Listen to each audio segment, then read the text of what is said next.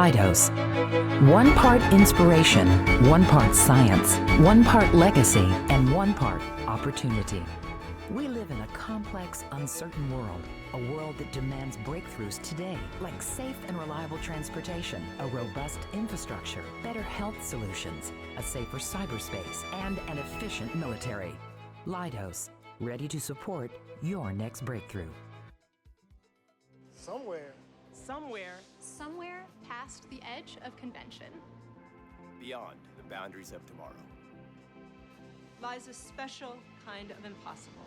A kind of impossible. Where pioneers forge ahead. Where no idea is too bold. And no challenge too great. Because making a 200-ton airplane disappear is impossible. Until it's not. Predicting cyber attacks before they happen is impossible. Until it's not.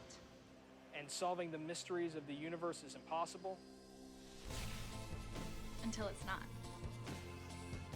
It's our job to break free from what is to what could be. Ready To leave the boundaries of what's known. To define possible. To define possible. to define possible. to define possible. To define possible. To define possible.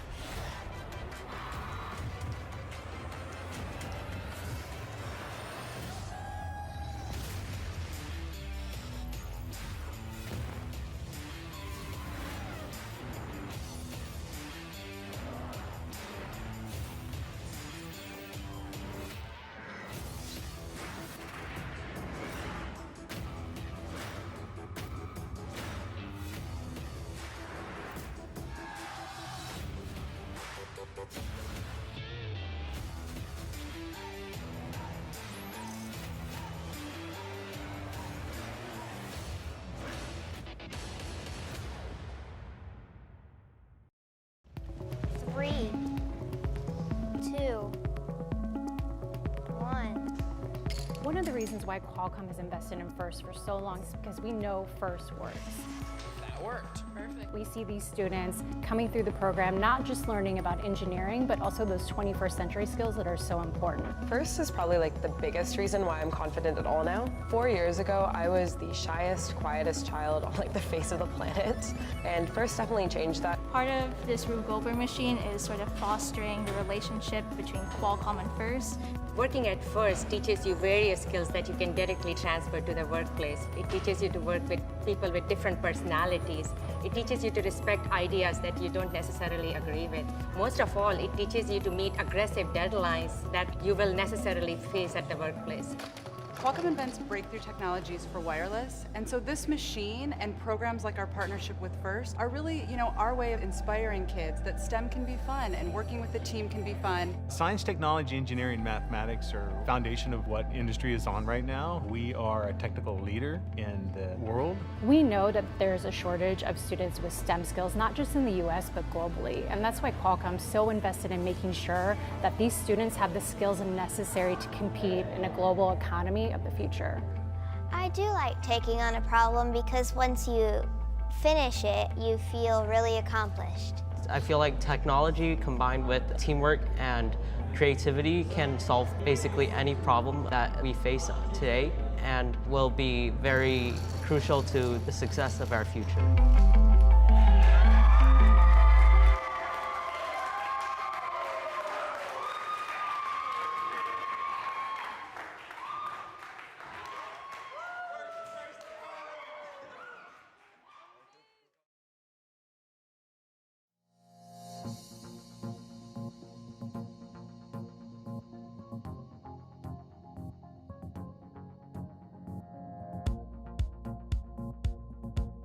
Here at Canon, Virginia, we take pride in the products we manufacture and the services we provide.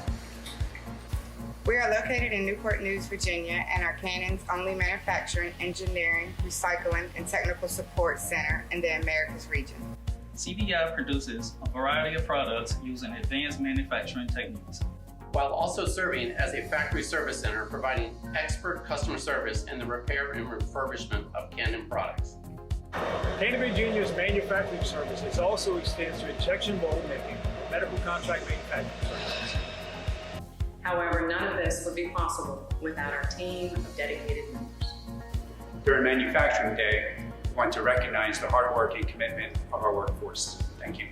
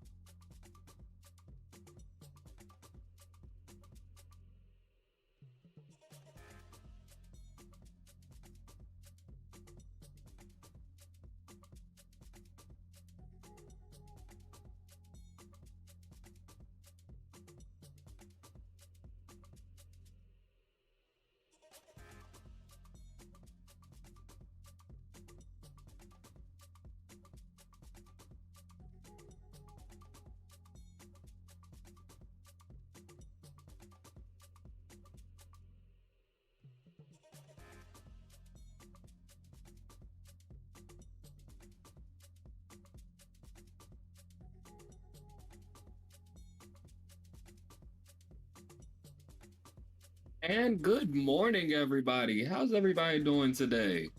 I hope we're ready for another wonderful round of robots this morning. We have the Sleepless Squirrels partnered along with the Gators. For the Red Alliance and for the Blue Alliance, we have the Squirrels partnered alongside the Dragon Wagon. Both teams have been set. These teams are getting ready to go, and let's see how this autonomous period starts this morning.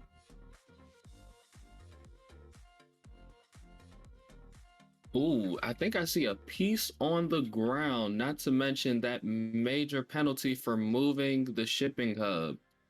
Let's hope the Blue Alliance can recover from this. I believe that penalty was put on the Squirrels. The Squirrels, this is their first competition. Remember, we saw Sleepless Squirrels and Dragon Wagon last week. I believe this might also be the Gators' first competition unless they performed late last week. But watching these robots take off in the teleop mode, all these robots are starting to wake up.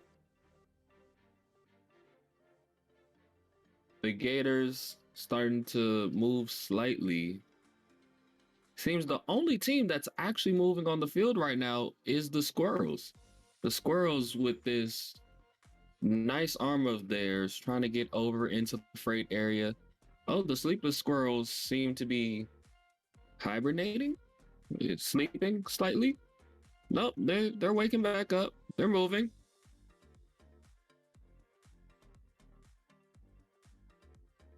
The Gators, unfortunately, have not moved all match. Both teams struggling to really get any points on the board. The Squirrels throwing freight. I don't know if that was their plan.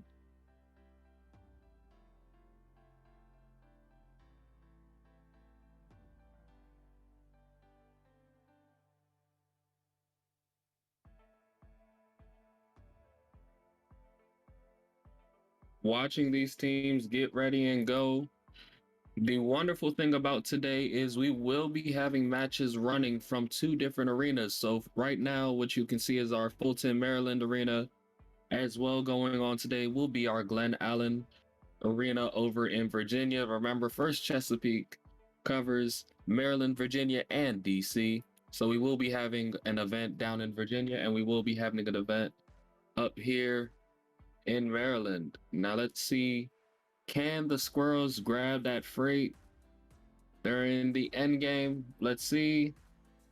And that is time. So with a current unofficial score of 10 to -30, the red team might have it.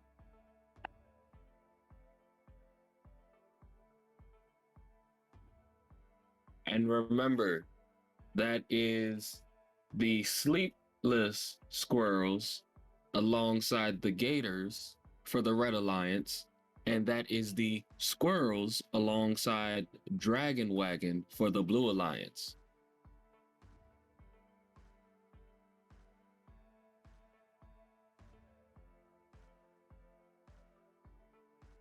But how's everybody doing today? Twitch, come alive. I see you all were alive this morning. Glen Allen will be starting soon. Once again, all of our teams were not scheduled to start until 9:30. Until 7:30. And so with it currently being 7:20, some of the teams started a little early. Glen Allen is currently moving right now. I can see their field. Teams are getting ready. They are getting prepped and ready to go. And as we watch the Fulton field exit, let's take a minute to thank all of our wonderful volunteers. If you all see, we have plenty of referees on the field. There are tons of people off the field. You have our backstage crew, our scorekeepers, our referees, our commentators, our facilitators, our sponsors. There are so many wonderful people to thank that help make these productions go. And not to mention thanking all the parents and mentors that help make this happen. Students, don't forget to thank your parents and mentors. You could not come to these events if it weren't for them. And it seems that over in Virginia, they are getting set to go.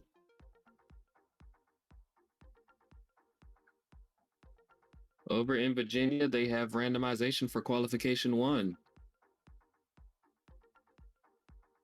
Looks like they're getting ready to put robots on the field over in Virginia. Over in Maryland, we are still awaiting a score.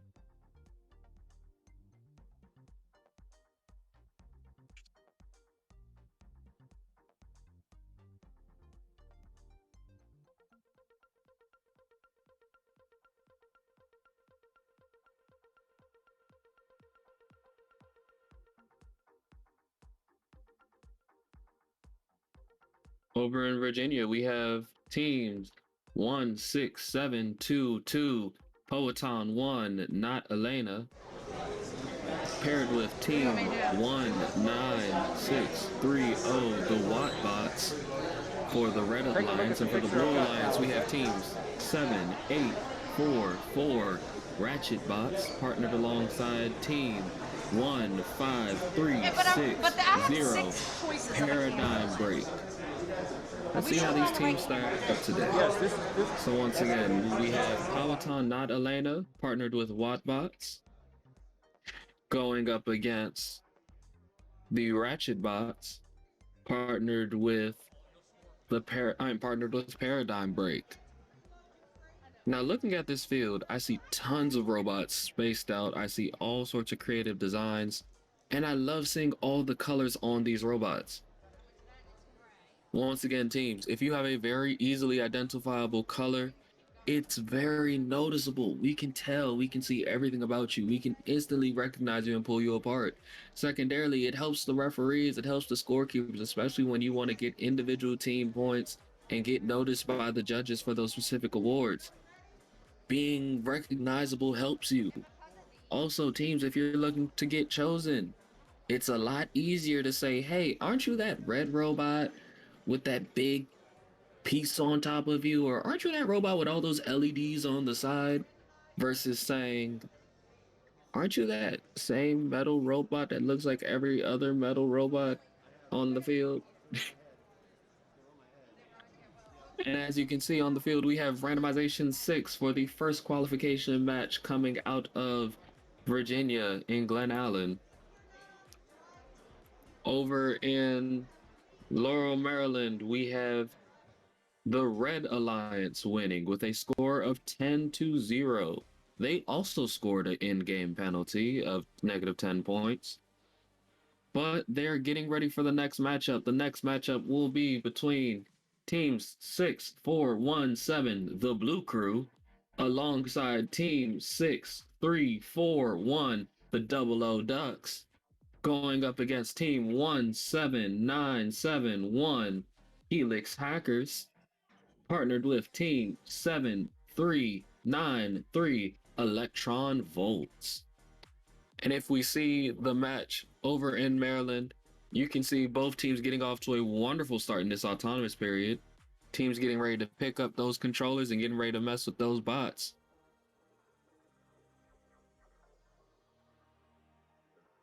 And look at these points coming out of the autonomous period. We have, wow, 27-40. Scores keep climbing as I'm watching. Teams rushing around the field. Robots going for those points. We already have people going after that shared shipping hub. Remember, that is a very big end game score. Doesn't do much in the middle of the game, so it's very hard to notice, very hard to see. But in the end game, that is a very big score.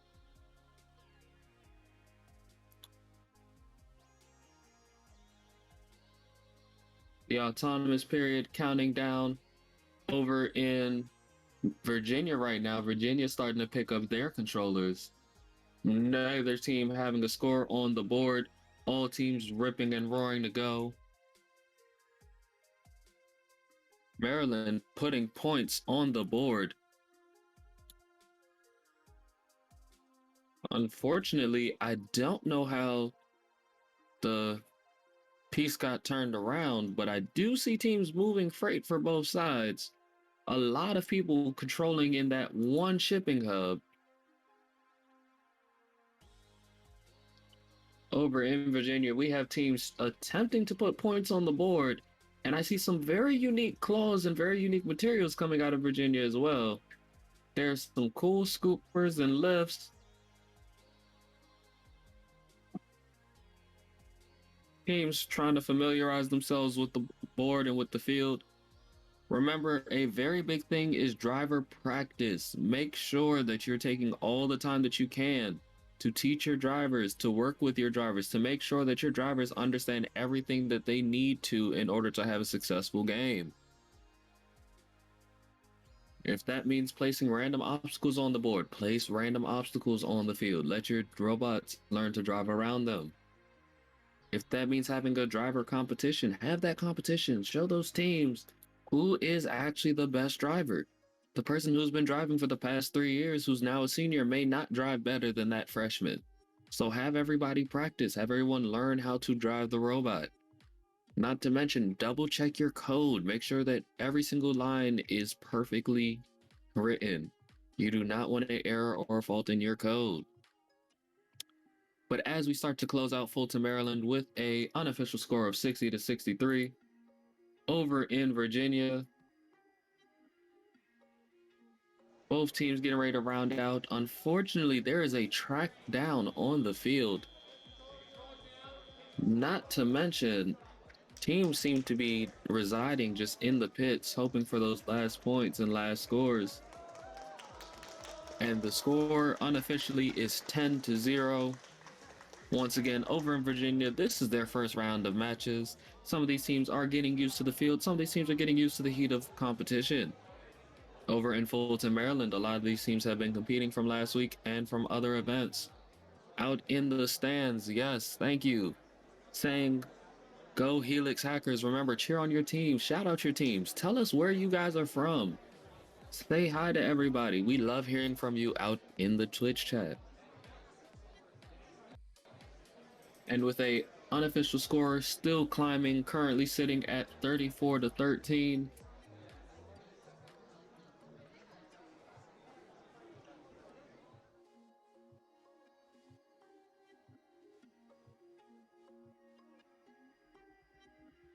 And over in Maryland, the Blue Alliance wins with a score of 87-76, a 21-point autonomous, a 36-point, 21 point to 36-point autonomous. Okay, we're just speeding through things today. Up next in Maryland, you have the QO Cougar Botics paired alongside Nitrix, going along with Peking Duck and the Termigators.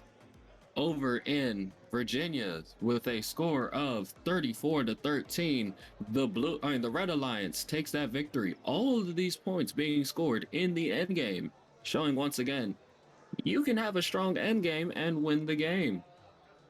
We hope to see all of these teams get these scores up in both their autonomous and their driver control, but once again, this is still very new to a lot of these teams. This is only the second week of full competition. As the fields are getting reset, this is a wonderful time to talk about teams. Teams, we would love to talk about you and we'd love to hear from you. Make sure to fill out those team surveys for Freight Frenzy.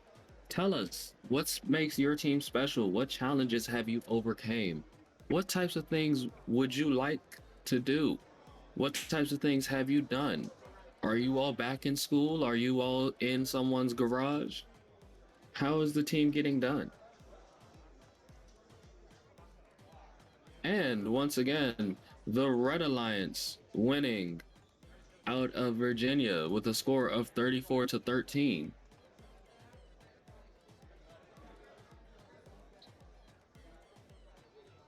We have both teams getting reset on the field. And I'm loving what I'm seeing out on this field. I see colorful robots and I see colorful teams. Once again, I love it when I can look at a team and see all their colors, when you can see teams rocking their team spirit, wearing their team hats, wearing those team shirts, making sure everyone keeps on their mask and eye protection at all times. Remember, first is safety.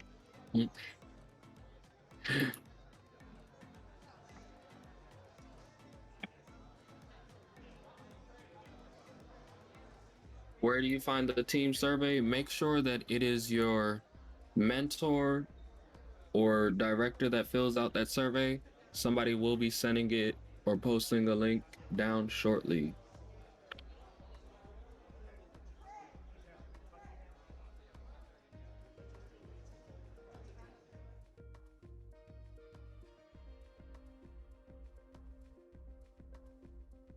Once again, over at Fulton, Maryland, we have Team 7519 QO Cougar Botics, partnered alongside Team 9073 Nitrix, going up against Team 5904 Peking Duck, alongside Team 10719, the Termigators.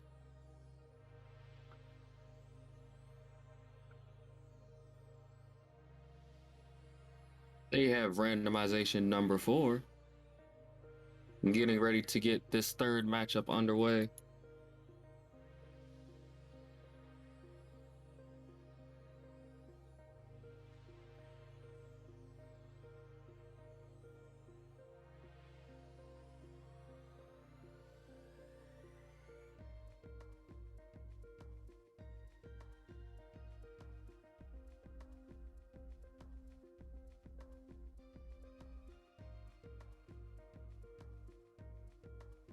And if you look at these fields, these teams are anxiously awaiting being able to start those robots, and they are off. Teams ripping and running.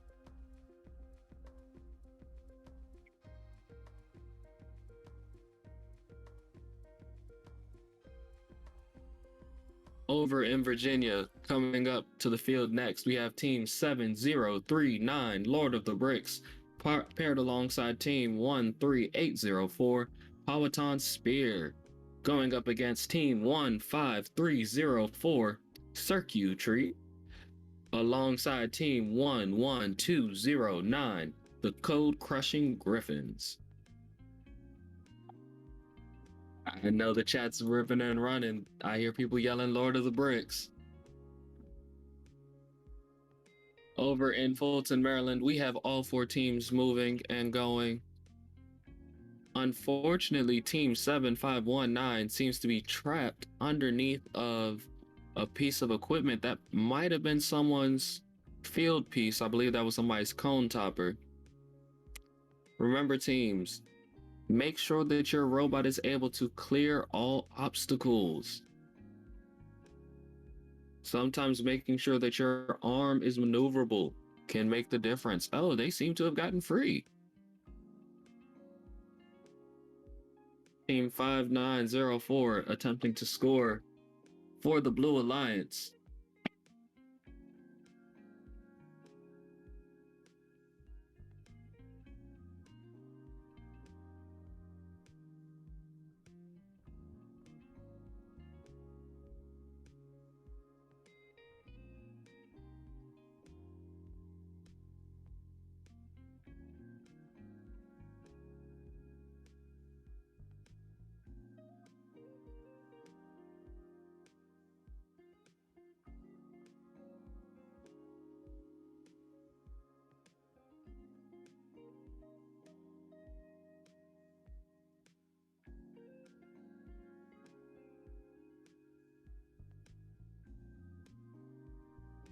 And as we come down to the last few seconds in the end game, the score 12 to -2 unofficially. Let's see, can they pull it out in these last 10 seconds?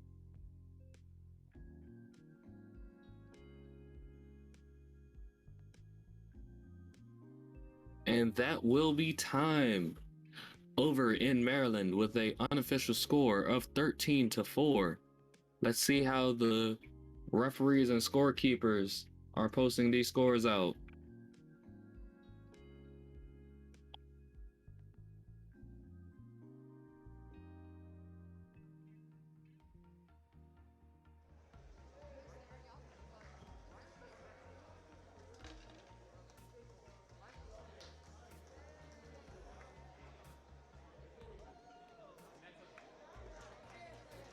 And as we get ready to look at Virginia, we see both teams getting up, gearing up, and moving as they're finishing their autonomous period.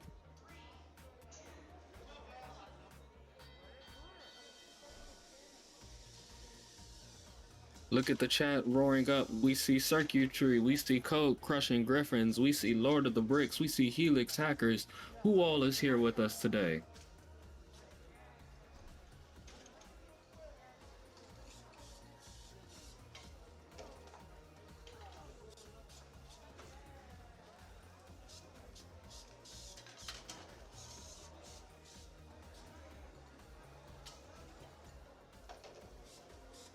Over in Maryland, the official score being for the red team, 12 points to 4 points.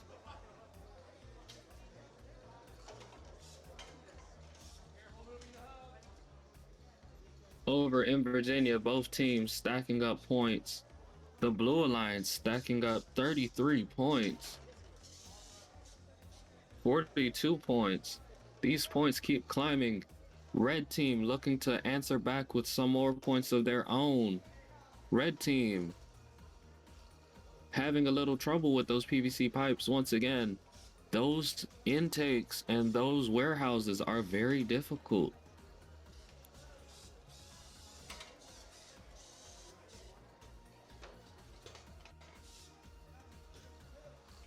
We have a Griffin Mama flying in saying go team. And attention all teams, if you look in the Twitch chat, that is the link for the survey once again.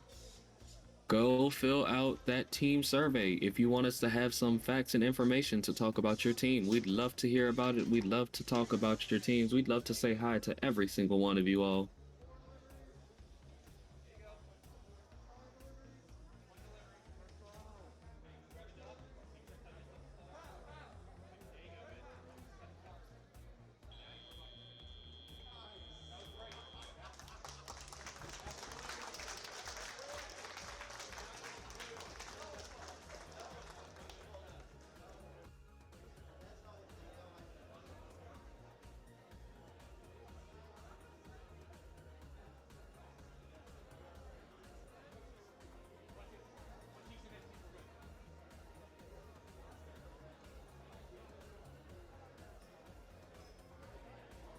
And with an unofficial score of 6-99. Let's see how our how our referees and scorekeepers tally up this match. Once again, this is only the second match over in Virginia. All of these teams getting used to the field, all these teams starting to stretch out their robotic limbs and wake up this morning. Speaking of people waking up this morning, back in Maryland, we have 6652 E Mushers partnered alongside 7518 QO Coup Gears, going up against 8194 the Digigators, partnered alongside 7265 the Gear Grinders. And remember teams, these matches will be flying back and forth very quickly. We also have tons of different information to look over.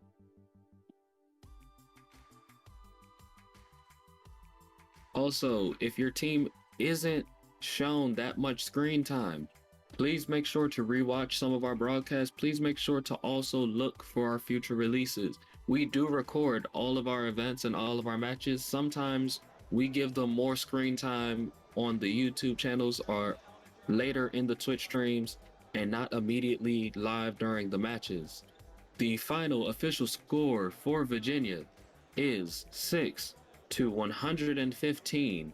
Blue team scoring a 10-point penalty, more than likely a warehouse violation. But look at how those points stacked up: a 32-point autonomous, a 42-point driver control, and a 51-point endgame. Up next in Virginia, we have 9064 Firefly going up against 20342 Bacon, going up against 7080 Bacon, alongside 7278 Library Bots. I don't know whether to be confused or hungry. I see bacon on both sides. Probably gonna be a little bit of both. Who's got the bacon? It's breakfast time. Let's see which team wants to bring home the bacon. Over in Maryland, we have randomization number 4 for match number 4. Once again, these are teams 6652 alongside team 7518, going up against team 8194, partnered alongside team 7265. And let's see that chat light up. I see Griffin, I see Circuitry, I see Cryptic, I see Lord of the Bricks. I see all these wonderful teams out here this morning. Remember, continue to cheer on your teams, continue to shout out everyone that you know and love.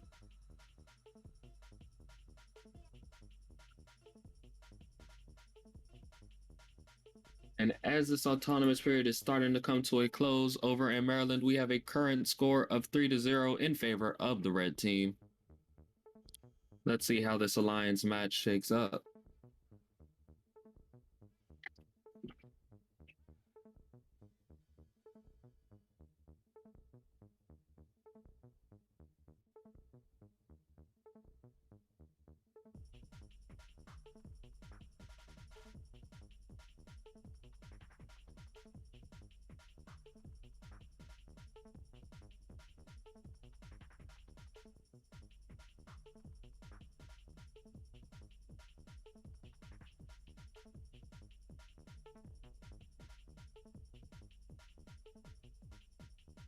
Look at these teams go. Both teams ripping and running across the field.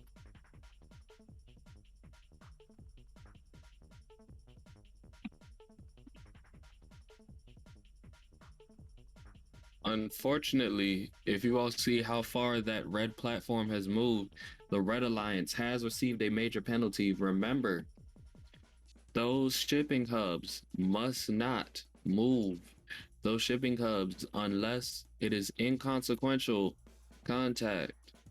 Meaning stuff like I was scoring and I just barely touched it a little bit. I was attempting to score and my arm extended and just barely made it wobble. That's inconsequential contact. That's also unavoidable contact. That was something that I was trying to do. Stuff like those major contacts that make it consequential, making it either easier or harder for a team to score, such as moving the entire shipping barrier, does count as a penalty. Both teams here having gotten penalties, Red Alliance having suffered slightly more than the Blue Alliance. The Blue Alliance more than likely receiving moving penalties, while the Red Alliance was receiving that major shipping penalty. This match is getting ready to come to a close, and as this match gets ready to come to a close, we have Virginia roaring up. Virginia just finishing their autonomous period as we finish over in Maryland with an unofficial score of 5 to -40. Over in Virginia, the score ticking up. It is currently 27-0. Both teams moving, both teams scoring. All of these teams ripping and running around the field.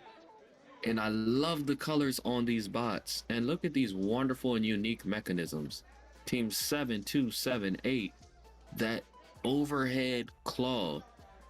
I think it has eyes on it. I think it's looking around. I think it might be seeing things.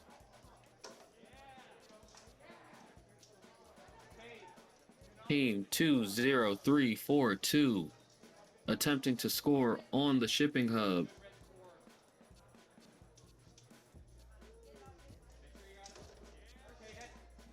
With a current unofficial score of 35-8. The official score just came in Maryland as 16-0.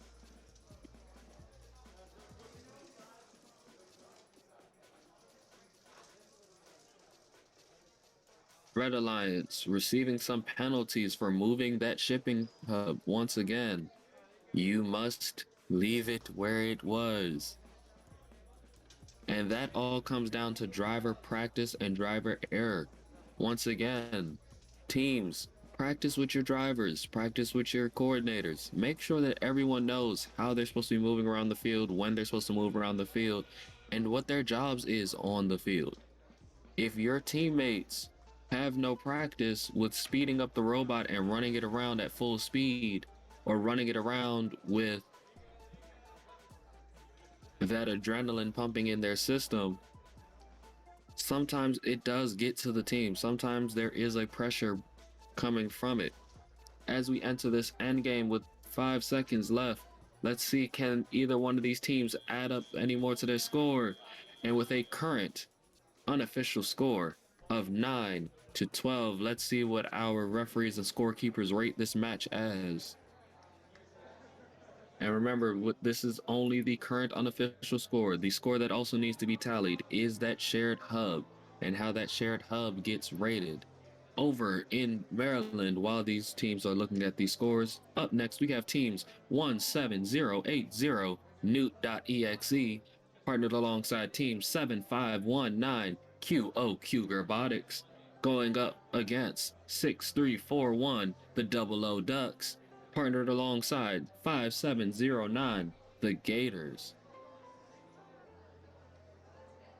Over in the chat, I'm loving to see it. We got Cryptic, we got Newt, we got Circuitry, we got Griffin, we got Lord of the Bricks, we got Helix Hackers, and remember teams, we are in both Maryland and Virginia going live. The official score coming back from Virginia being 9-12, with that 30-point penalty going against the Red Alliance. Once again, if we look at the scores, Red Alliance would have won with a 21-point autonomous and a 18-point driver control, compared to the Blue Alliance's only 12-point driver control. Once again, teams, these penalties do hurt. These penalties will come back to bite you.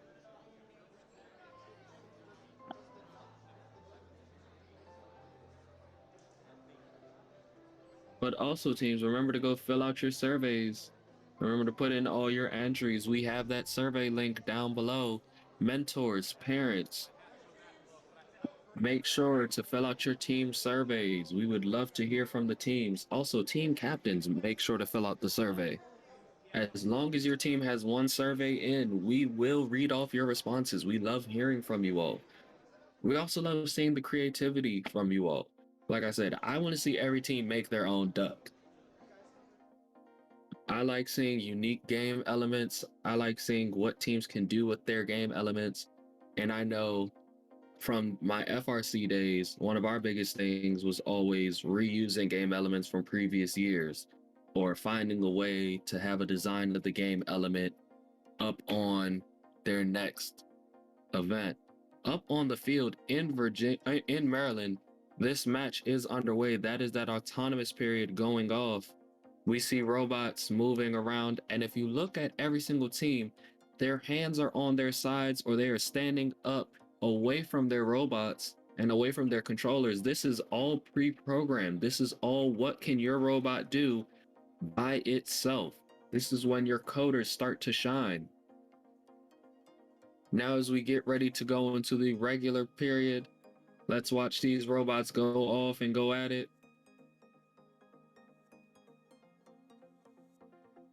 Straight out of the gate, we see a score of 37-0 for the Red Alliance.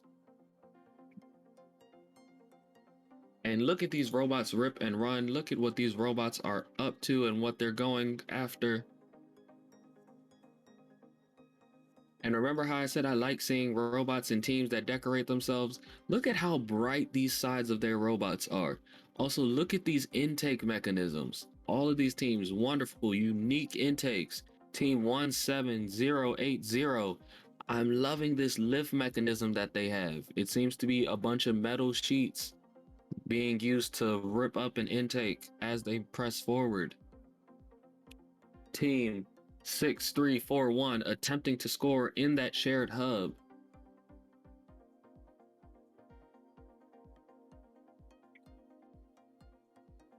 Unfortunately, the Blue Alliance seems to have incurred a 30-point penalty.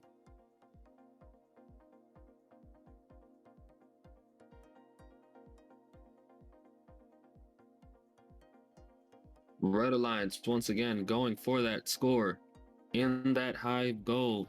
The score currently 51 to -22, 57 to -22.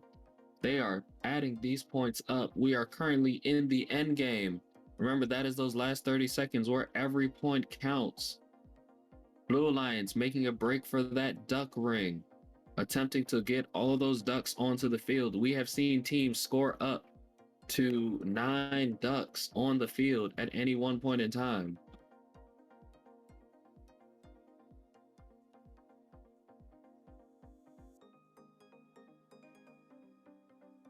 As we count down with these last few seconds, we see a current unofficial score of 99-2 over in Maryland. Over in Virginia, as they're getting ready to go, we have teams 6-1-5-8 Spartabots, and I know that camouflage anywhere, 1-6-5-3-7 Logie Coyote, alongside team 2-0-0-1-9 FCMS Pantherbots, along with 7-9-5-3 Vertigo.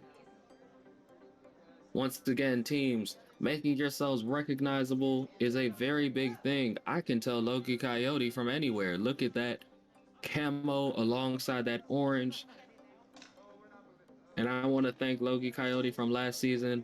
They happened to send me one of their hats. I love that hat. It sits on my wall all day. I have people ask me about it all the time. But over in Maryland, the Red Alliance takes the victory with a score of 75-12.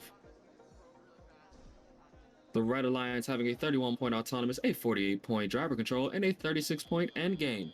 Even with that 40-point penalty. Remember, teams, let's get rid of these penalties. Over in Virginia, rounding out that autonomous period, we have a score of 11-0. Continuing into the main part of the match, we have a cluster of teams attempting to enter one warehouse. I don't know if that was defensive maneuvering or if a robot got stuck. And it seems that we have one of the smallest robots so far this season. Team 20019. Their little mouse of a robot. I almost missed it behind the barrier. Behind the shipping hub. That robot's so small, but it's dancing around the field. I'd love to see what that robot gets up to.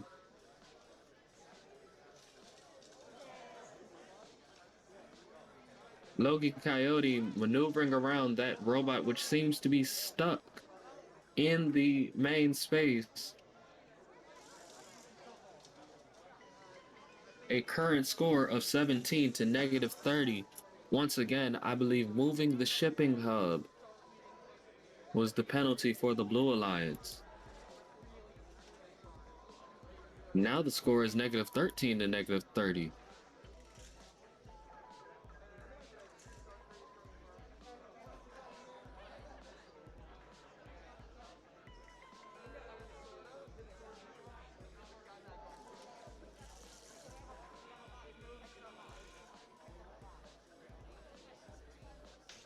And as we enter these last 30 seconds of endgame, let's see what these two teams get up to and get up.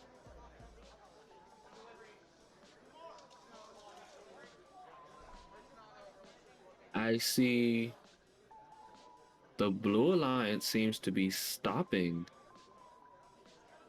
One of the robots stopping in a box, and one of the robots seems like it might be stuck on a pier. All teams having finished their run. It's up to our scorekeepers and referees with a current unofficial score of 5-10.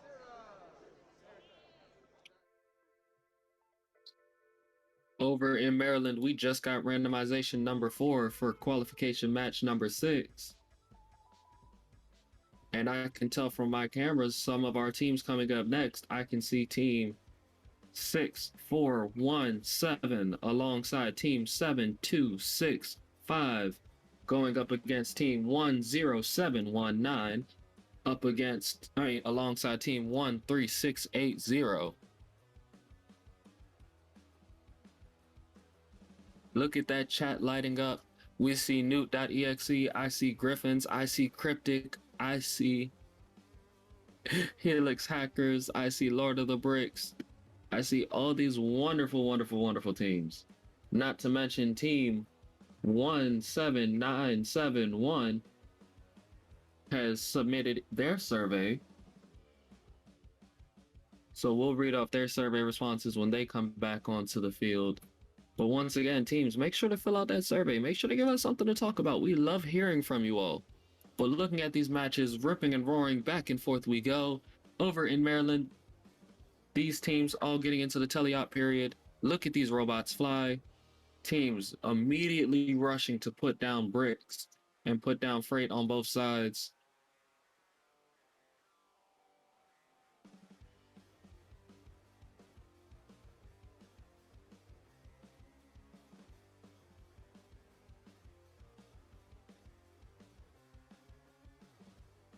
With a current unofficial score of 30-14, the official score coming back in Virginia was 10-0.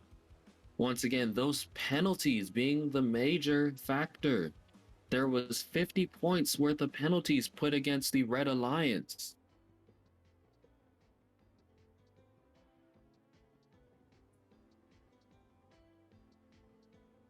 Over in Maryland, we see the scores climbing. It is currently 48-14.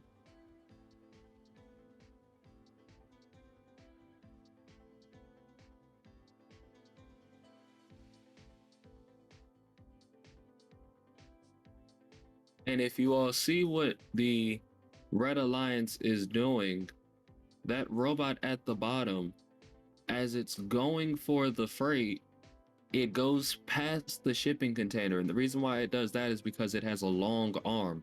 So that's something that their driver probably practiced, was driving past it and putting stuff behind it because of that long arm.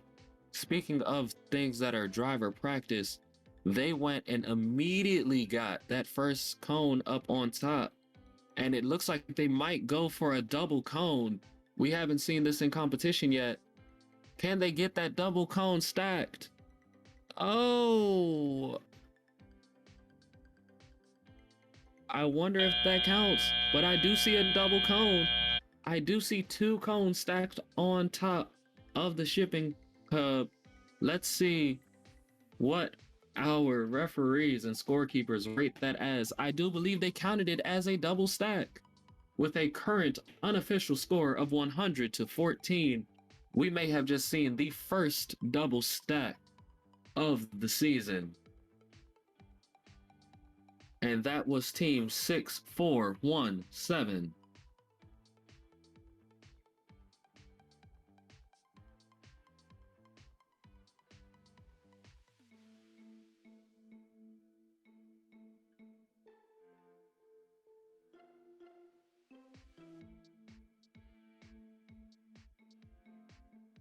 And our final score coming back with the Red Alliance taking it with a new high score of the day for 116-24.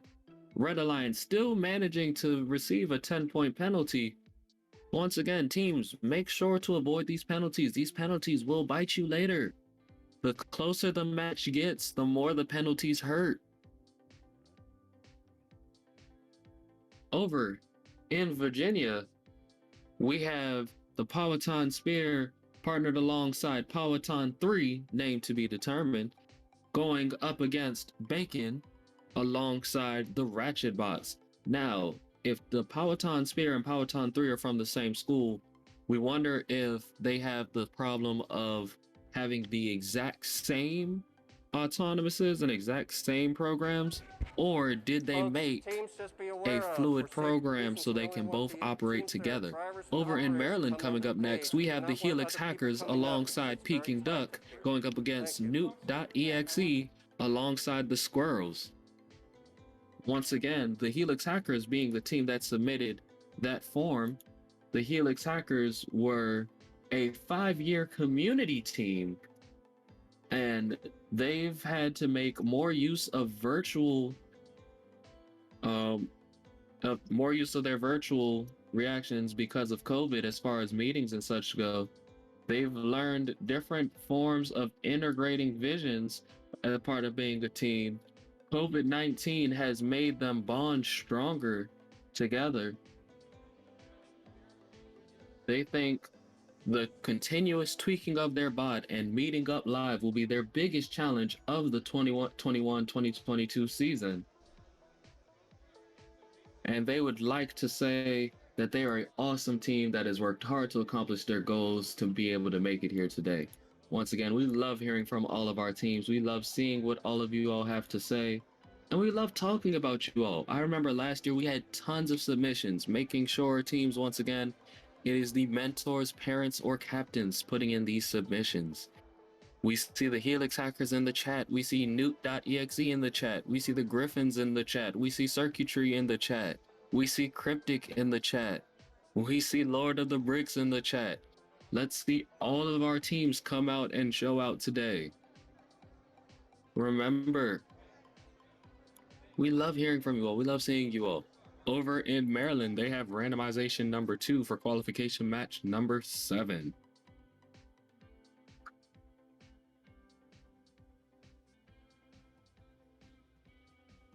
And with their match getting ready to get underway, once again, that autonomous period being the start of the game. And we have randomization number 2 in Virginia as well. Match number 7 getting underway in Maryland. Both teams autonomous modes, ripping and roaring, taking off in the beginning. Unfortunately, a penalty of 10 points going towards the Red Alliance with a 16-point scored for the Blue Alliance.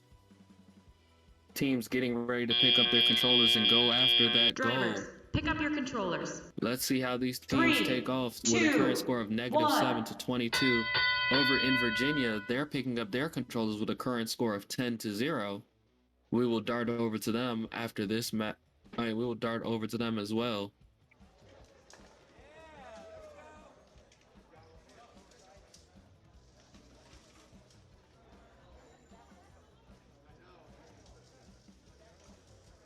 Once again, that is 10 to 4 over in Virginia right now.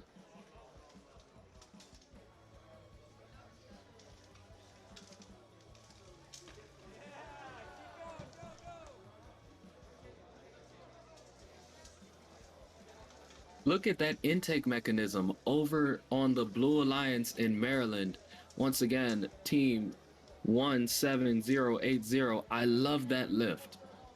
It's very visual. You can see it every time they move forward. It is moving as an intake. Over in the Virginia field, however, it seems one of the teams seems to have lost part of their tank tread. Now, the wonderful thing about tanks is they generally can keep moving on just one tread. However, I don't know how efficient that's going to be for team... What is that? 138... Oh, no. 7844. Don't know how efficient that's going to be for them. Both teams getting ready to enter the end game. Over on the Red Alliance for Maryland, they have -39 points. Remember, getting those ducks on the field, a very good way to increase those points back up. Going up against the 76 points of the Blue Alliance. Once again, look at that top goal, just filled to the brim with that freight. And as we approach these last final seconds, the unofficial score in Maryland being -45 to 88. Getting ready to close out in Glen Allen. The score coming in at 32 to 20 as the current unofficial score.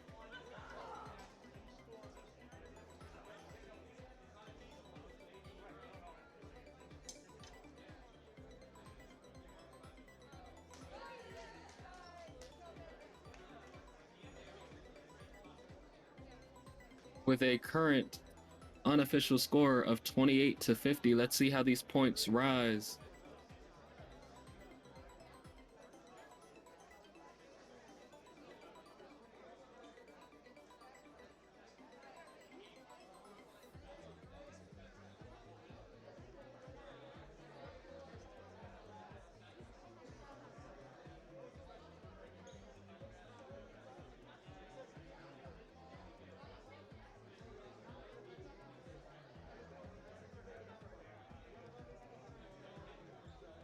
Both alliances on both fields putting out a very big show and a very good showing. Currently what we're looking at is the Virginia arena with our referees and scorekeepers analyzing the end of the game, making sure to tally up all those last-minute points, making sure that all robots have finished all movements before they clear the field and allow people to move around the field. If you all can see over on that referee's head, he's wearing one of our alumni ambassador hats. Remember, seniors, when you leave first, it doesn't have to be the end. Speaking of ends, however, the Blue Alliance taking that ending with a score of 97-3. But once again, speaking on the alumni ambassadors, that is a wonderful way to give back and support your community. Also, the scholarship is a wonderful way to give away $1,000 to any first team of your choice. Over in Virginia, speaking of first teams of choice, the Blue Alliance also taking that win with a score of 34-50. Look at these teams go. Look at these points start to climb. We are still seeing penalties, a 30-point penalty for the Blue Alliance. But once again, these points are showing out. Next, over in Maryland, we have the Digigators partnered alongside Electron Volts going up against Dragon Wagon alongside Nitrix. Now, I wonder if they spelled it that way because their school is a night, or if somebody just likes racing and drifting and so they wanted to have nitrous and they wanted a way to have it. I wonder. I also like seeing the team logos. Team shirts, team logos, team designs, those are all wonderful things to me. Like I said, first isn't just about the robot, it's also about how you present the robot. It's also about what your team does in the backstage. It's also about how your team is in the pits, in the stands. There are so many other elements to first. Once again, when you have these robots, when you have these teams, you don't have to be the electrical or mechanical person. You can be a programmer, you can be a designer, you can be an outreach and a community leader. There are so many different ways to be involved with FIRST. Speaking of teams involved with FIRST, let's look at the Virginia competition and see who's coming up next over there. We have the library bots checking in those books alongside Lord of the Bricks, and we have Sparta bots going up alongside Paradigm Break. And I know these teams are out in the chat. Where are you guys? If your team is out here, come say hi.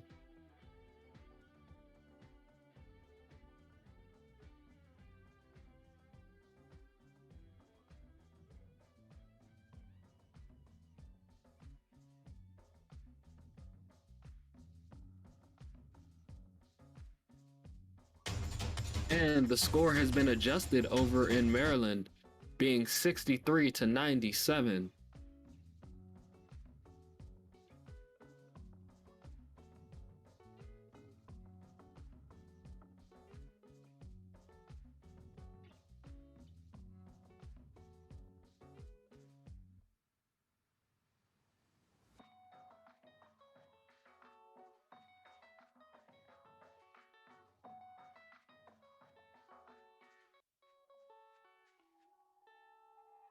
I see Sparta bots rearing up in the chat.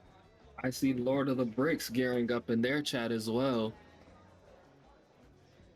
Once again, team, show that spirit, show that team pride. Not to mention, show off with your robots. If you have wonderful team shirts and wonderful team designs, show off those team designs. We love seeing it. Show us how and what makes you special.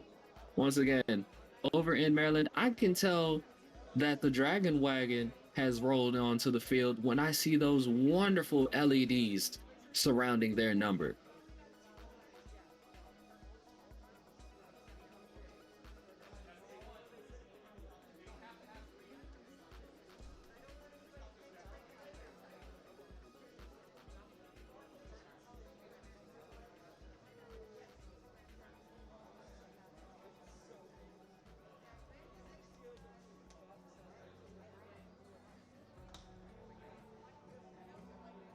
Over in Virginia, we have randomization number 5 for qualification match number 6.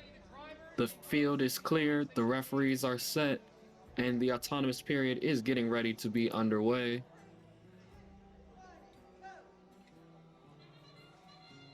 And these robots are off. Once again, being able to tell a lot of these robots apart by the way that they are dressed, by the way that they are marked. I can tell that the library bots are checking in books by that wonderful blue backpack that they have on their robot. Seems like a slight autonomous collision going on.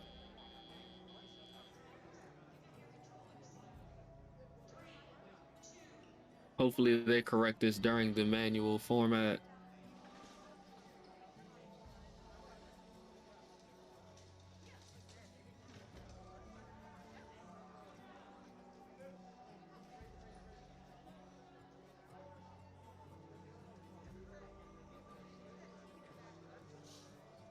Look at the library bots taking off with that duck. Let's see if they get that duck up there. Once again, that duck is a usable item. A lot of teams forgetting about the ducks and just throwing them onto the field, not actually putting them into play on top of a tower. Currently the score being set at 9-0, 13-0, waiting on the Blue Alliance to make a response to the points that the Red Alliance is putting up. Red Alliance not going for the highest goal, but actually settling for the middle goal. And that is the library bots that we see.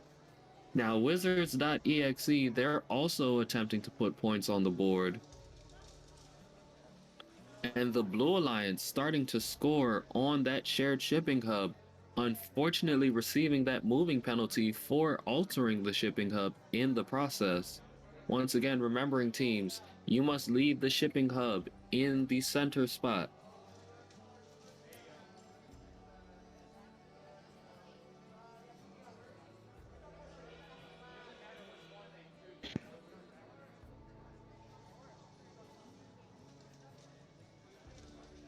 And as we proceed into these last 30 seconds of endgame, the Maryland teams are getting ready to gear up as they just received their randomization, being randomization number 6 for qualification match number 8.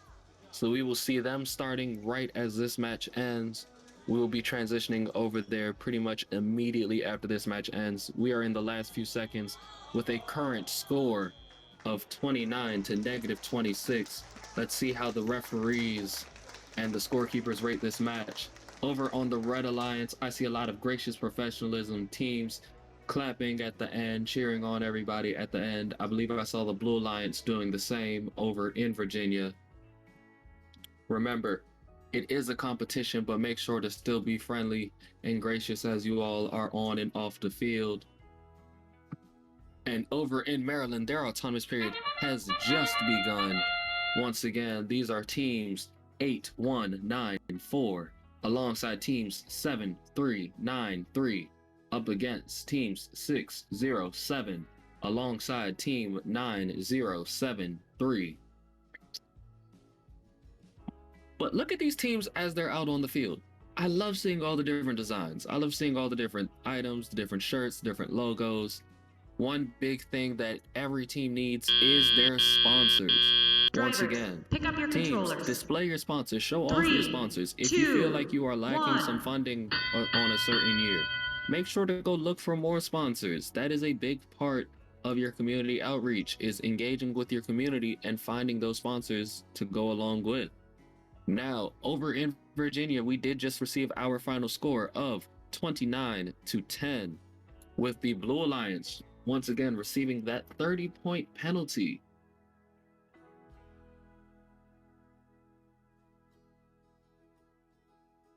Over in Maryland, the score is 28-4. I see robots flying across the field.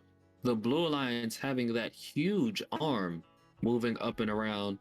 The Red Alliance showing a horizontal arm, which we haven't seen much of this year, almost resembling the key game from an arcade as it extended and then just pushed out the little bit at the end.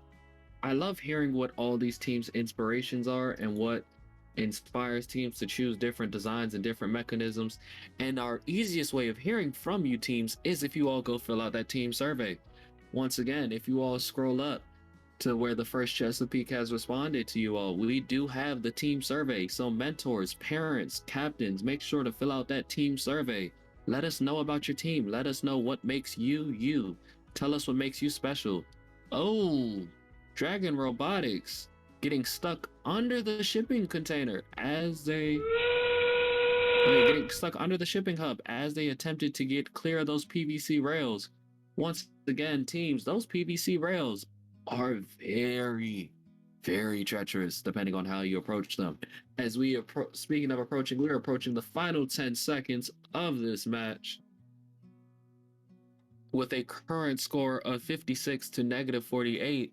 And once again, with major points for both sides as they were scoring everywhere across the field, but those penalties flying from moving the hub, those penalties flying from different disruptions to the field, once again, making sure to keep your robot safe, to keep the field safe.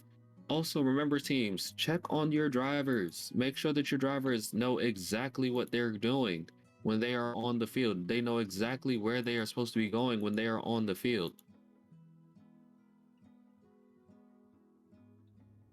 Over in Virginia, they are resetting and getting ready to go once again.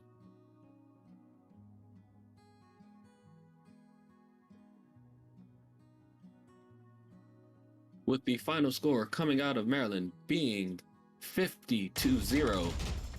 Once again, the Blue Alliance receiving 70 points in penalties, while the Red Alliance received 10 points in penalties. Those penalties, once again, canceling out any scores from those teams. I wonder what those 70 points worth of penalties were. More than likely, it was those shipping hub violations and probably a moving violation in the warehouse.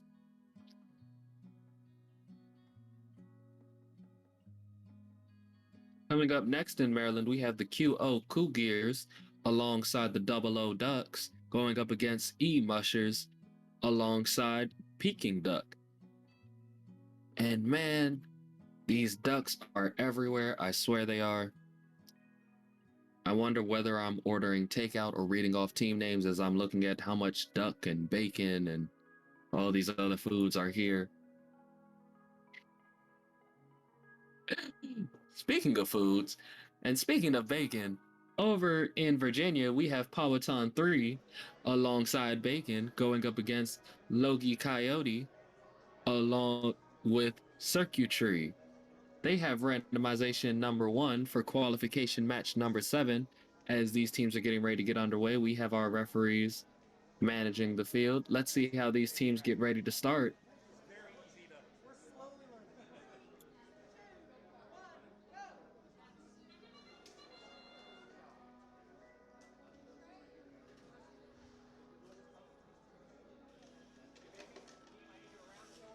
I see Circuitry being yelled out in the chat. Where are all my other teams at? There are 86 people watching this stream. I know some of you have your teams out here. Tell us your team. Shout out your teams. Come say hello.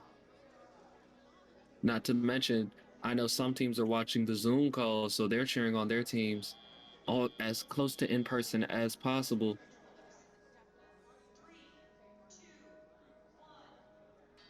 And with a current score of 5-28 coming out of that autonomous period, the Blue Alliance having a nice, healthy lead. Let's see what these two teams are going to do. And look at how easy it is to identify these two robots. Over in the Blue Alliance, you can tell Logie Coyote by that bright orange, and you can tell Circuitry by that bright black and green panel. It is very easy to tell these two robots apart. Speaking of robots that are easy to tell, look at Bacon with that big yellow siding for their intake mechanism alongside those big blue shields for their wall.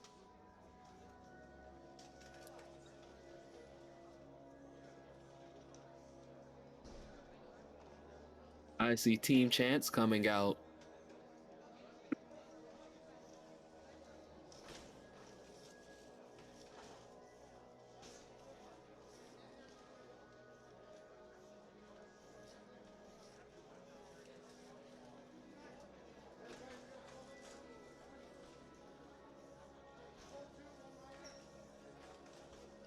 And with a current score of 13-22,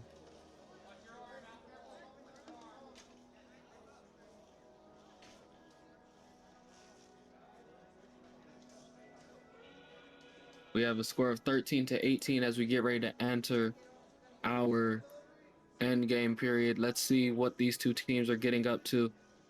We have Logic Coyote feeding those ducks.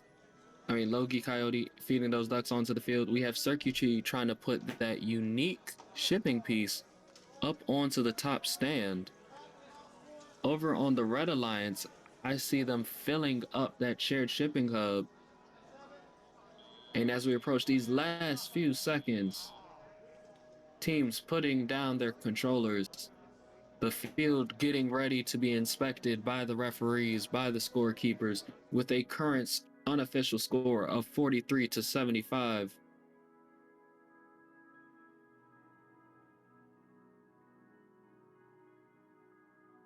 Over in Maryland, that match just now starting with its autonomous period as we await the score over in Virginia. Once again, red team putting up early points. We see 26-0. Unfortunately, 34-0. Unfortunately, I don't see any movement from the Blue Alliance yet. Let's see what happens when teams start to pick up those controls and start to get those robots moving.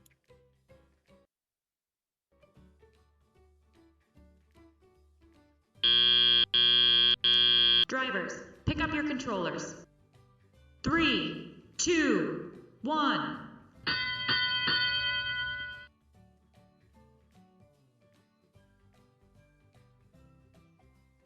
Blue Alliance starting to answer those points from the autonomous period, filling up that overhead goal.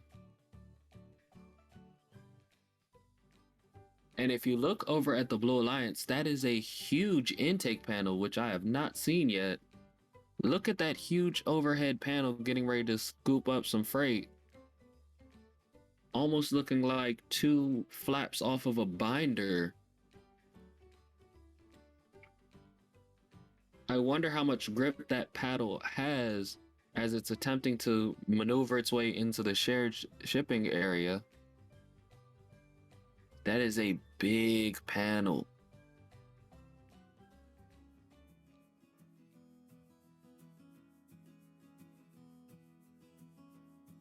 Red Alliance trying to disengage one of those pieces.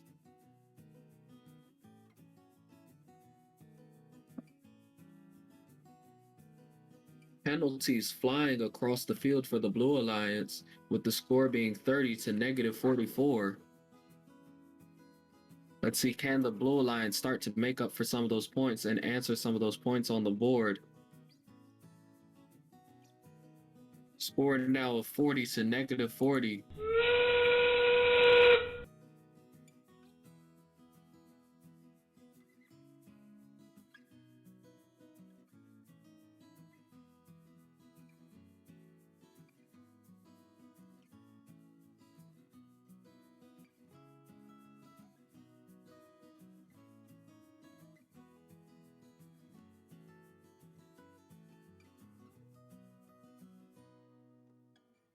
And with that being the end of this match, the current unofficial score being 91-2, we see a balanced point with that overhead goal being put onto it.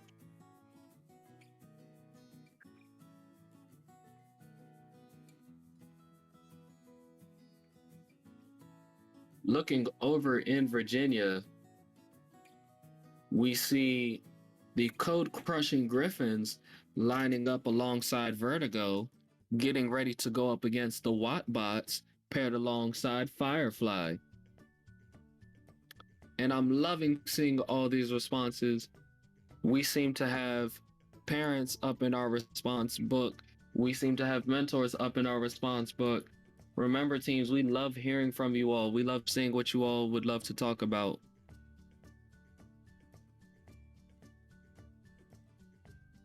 Over in Maryland, we have the final score being 109-4 Once again, both teams receiving heavy penalties. Red Alliance receiving 20 points worth of penalties. Blue Alliance receiving 50 points worth of penalties.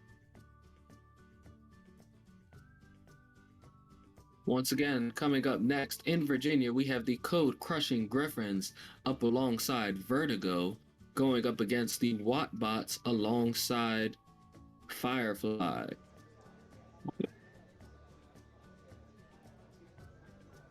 They have randomization 1 for qualification match number 8.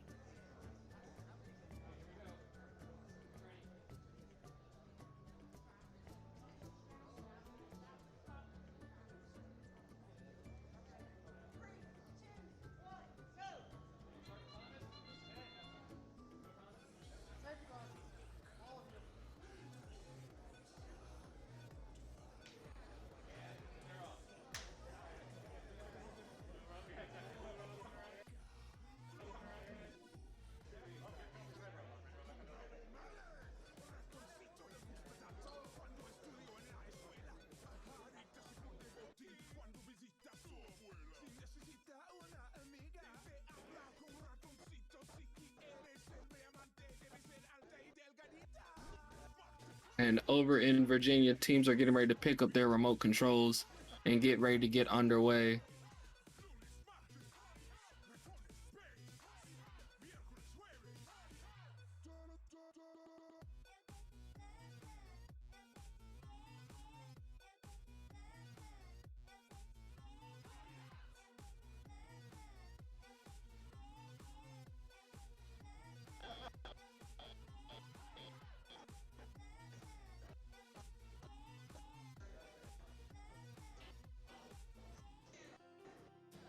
I seem to be losing vision of the field slightly. I'm sorry for that, folks. But we do have points ticking up on the board. We have a score of 12-6.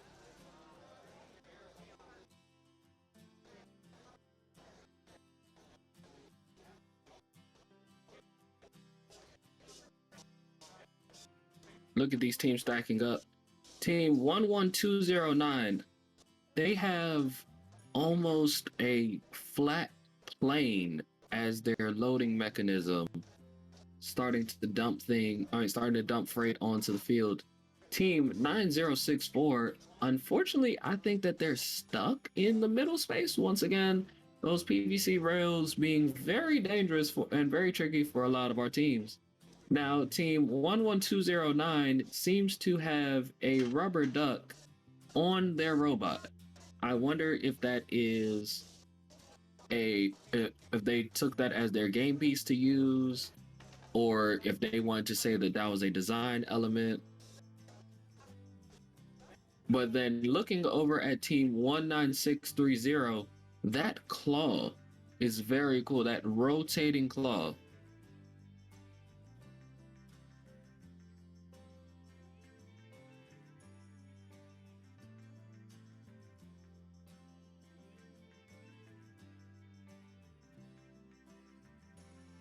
Over in Maryland, matches are getting ready to begin with randomization number 3 for qualification match number 10. But over in Virginia, we're closing out with a current unofficial score of 48 to -23.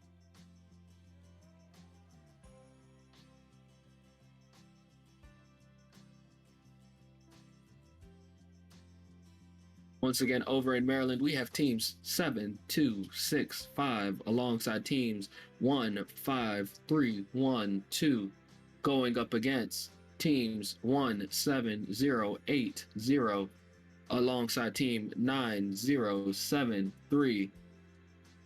And unlike how most teams have a lot of sponsors on their back, on the Red Alliance, I seem to see a ton of team names and a ton of player names on the back of their shirts. I'm loving these designs. I can see the capes over in the Blue Alliance.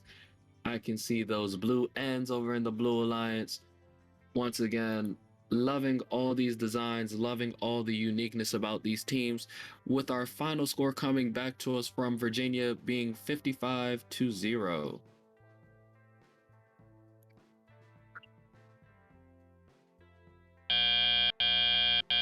Drivers, pick up your controllers. And 3, teams are getting 2, underway. 1. This is our tele-op mode. Teams are moving. Robots are flying all across the field. Once again, team 17080, that wonderful intake mechanism from Newt.exe. And like I said, I love seeing it roll up and intake.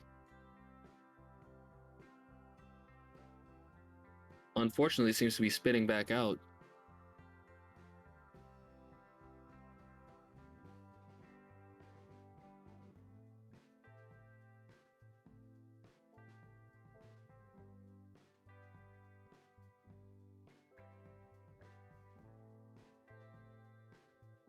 And these points are filling up the screen with a current score of 36-0. Red Alliance, we need you to answer back with some points.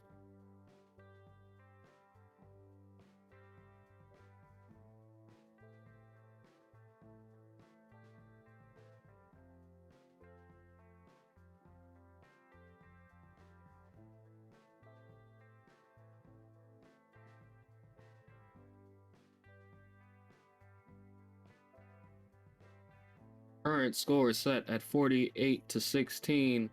Red Alliance trying to answer back with some points on the field. As we enter these last 30 seconds, Newt.exe rushes over to those ducks, trying to get all those ducks in a row back on their side of the field.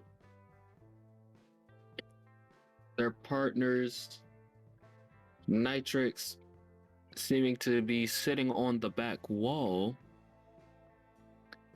Unfortunately for the Red Alliance, I can't clearly see the team. Actually, oh, no. The Gear Grinders were up in that top corner attempting to move ducks onto the field with that current unofficial score of 46-84 in favor of the Blue Alliance. We will see how these teams match up and how these teams finish out. Once again, loving all the team designs, loving all the robot designs, and loving all these team looks. Once again, teams, have your robots out. Have your different designs and different outlooks going on. Have your different colors on display. We love to see it. We love trying to figure out what makes you, you. And speaking of what makes you, you, don't forget to go fill out that survey so we can see when you are out on the field.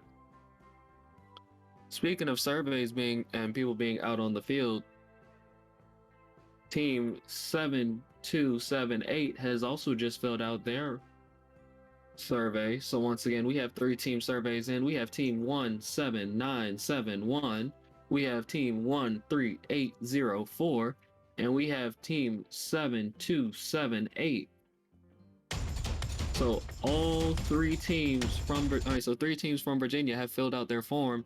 Maryland, what's going on? We need your form so we can talk about you guys. And speaking of things to talk about, the blue team takes that win with a score of 46-78. Now we're stopping to see these penalties, but look at how the scores came out. Red Alliance only scoring in the end game, scoring all 46 points in the end game. Blue team scoring points all throughout the game with a 12-point autonomous, a 42-point driver control, and a 24-point end game.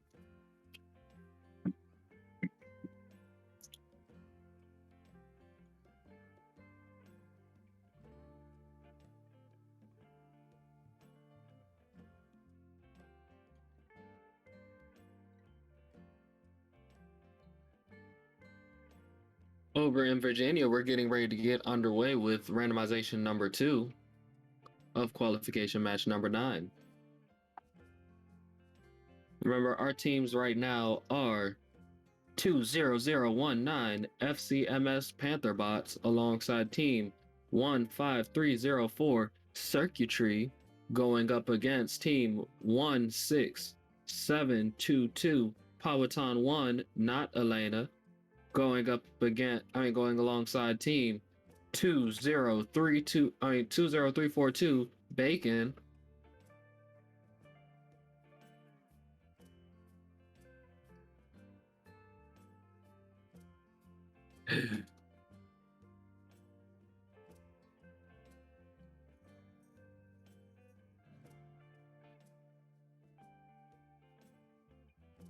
Once again, loving to see all our robots filling up the points on this board. as we are entering that fully operated period. Look at those scores going 11 to 45. Look at these teams flying back and forth across the field. Everyone using those warehouses, trying to get that freight out of the warehouse and into play. Remember, you must only be in control of one piece of freight as you move it around the field.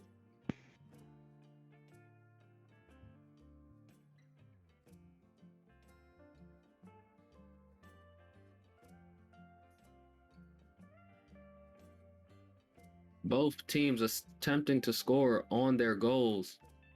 Both teams trying to move freight back and forth across the field as fast as possible. Currently, the score is ticking up to 17 to 45. We have a little over a minute left in play.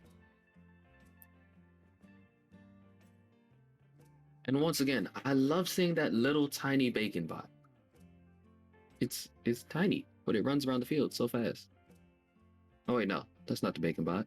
I'm sorry, that's the wrong little bot. That's the Panther bot. I'm sorry, Panther Robotics.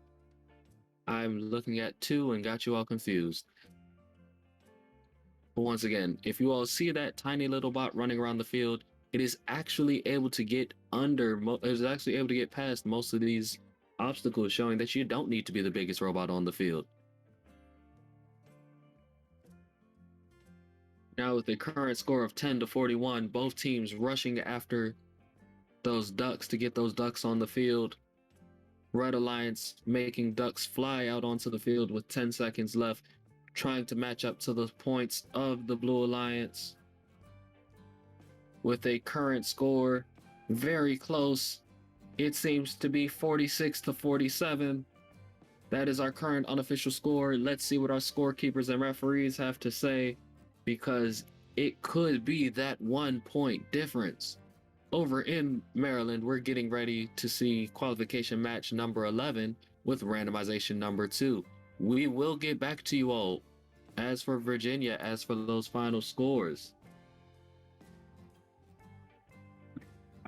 Looking at this match getting ready to get underway, we have team 13680, the Sleepless Squirrels, waking up alongside team 8194, the Digigators. They're going up against team 7519, QR Cougar Botics, going up along with team 17971, the Helix Hackers. Once again, I love those numbers. It's so fun because you can put it forward, you can put it backwards. There's so many ways that you can do these things. But do I love these numbers? So easy, so clean to look at. Humans love patterns. I love patterns. Wonderful numbers. And the score seems to be even currently at 10-10 going through this autonomous period. That score getting boosted to 20 to 30 to 10. Drivers, pick up your controllers. Let's see how these teams handle out and dish out these points.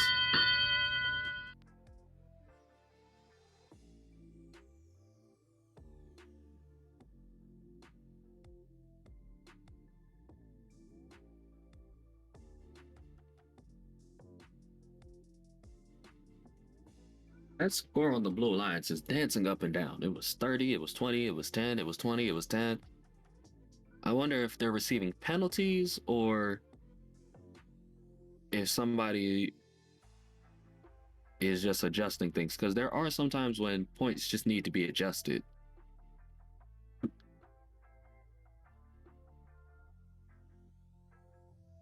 The Blue Alliance seems to be attempting to move freight out of that area. Unfortunately, I think it got trapped underneath their robot. The Red Alliance, team 13680, going for that shared shipping hub. The shared shipping hub being the only hub that you want to tilt, and you want it to tilt in your favor. Whereas the other hubs, you want them to stay perfectly balanced. You can fill it up as much as you want, but you get more points for it being balanced. And once again, I love these unique little claws on everybody's robot. Over in the Maryland region, they must love their claws because of those crab claws.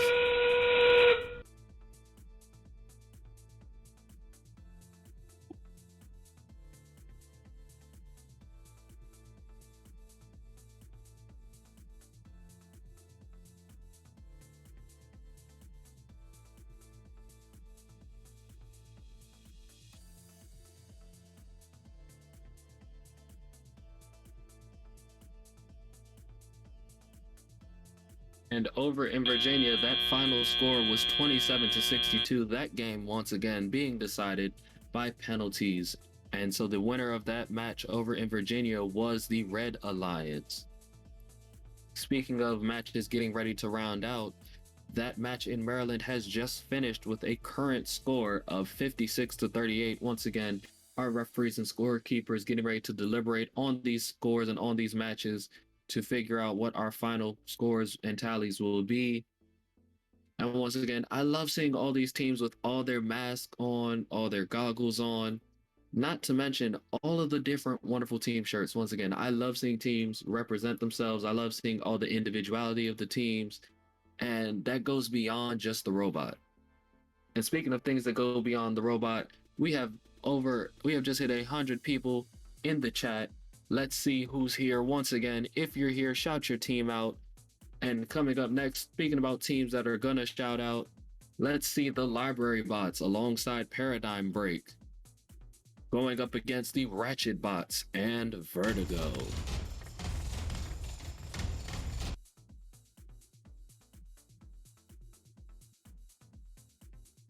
Over in Maryland, the winner being the Red Alliance with a score of 62-38. And as we're coming back, I have someone new joining me up in the box. We have Patrick Holder. Patrick, come Thank say you hi. now. Hello, First Chesapeake.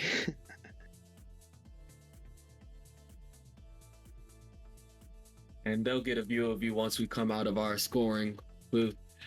Speaking of scores and scores getting ready to be put on the board, we have randomization number 2 for qualification match number 10 over in Virginia. So, Patrick, with you being new to the commentators booth, tell us a little bit about yourself so the fans have something to know you by. I'm a First alumni. I did First robotics competition for 3 years. Was on Team 401 from Christiansburg, Virginia.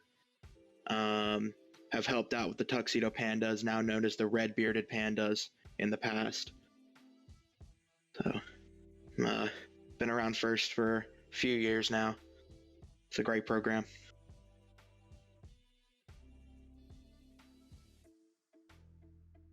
And once again, see how much our alumni help out with everything.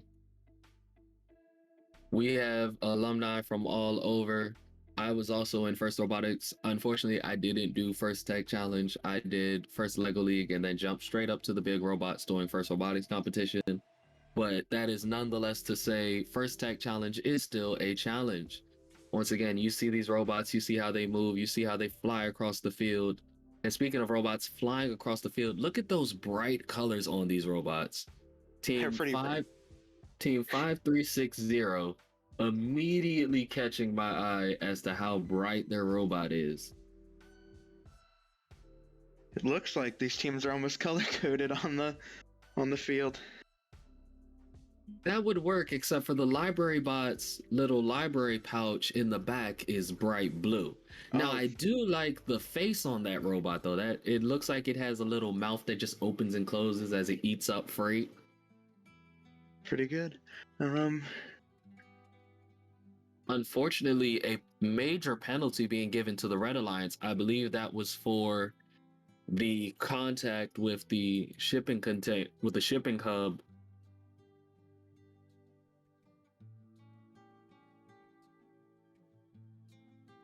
And once again, that bright orange or bright red was Paradigm Break, Team 15360.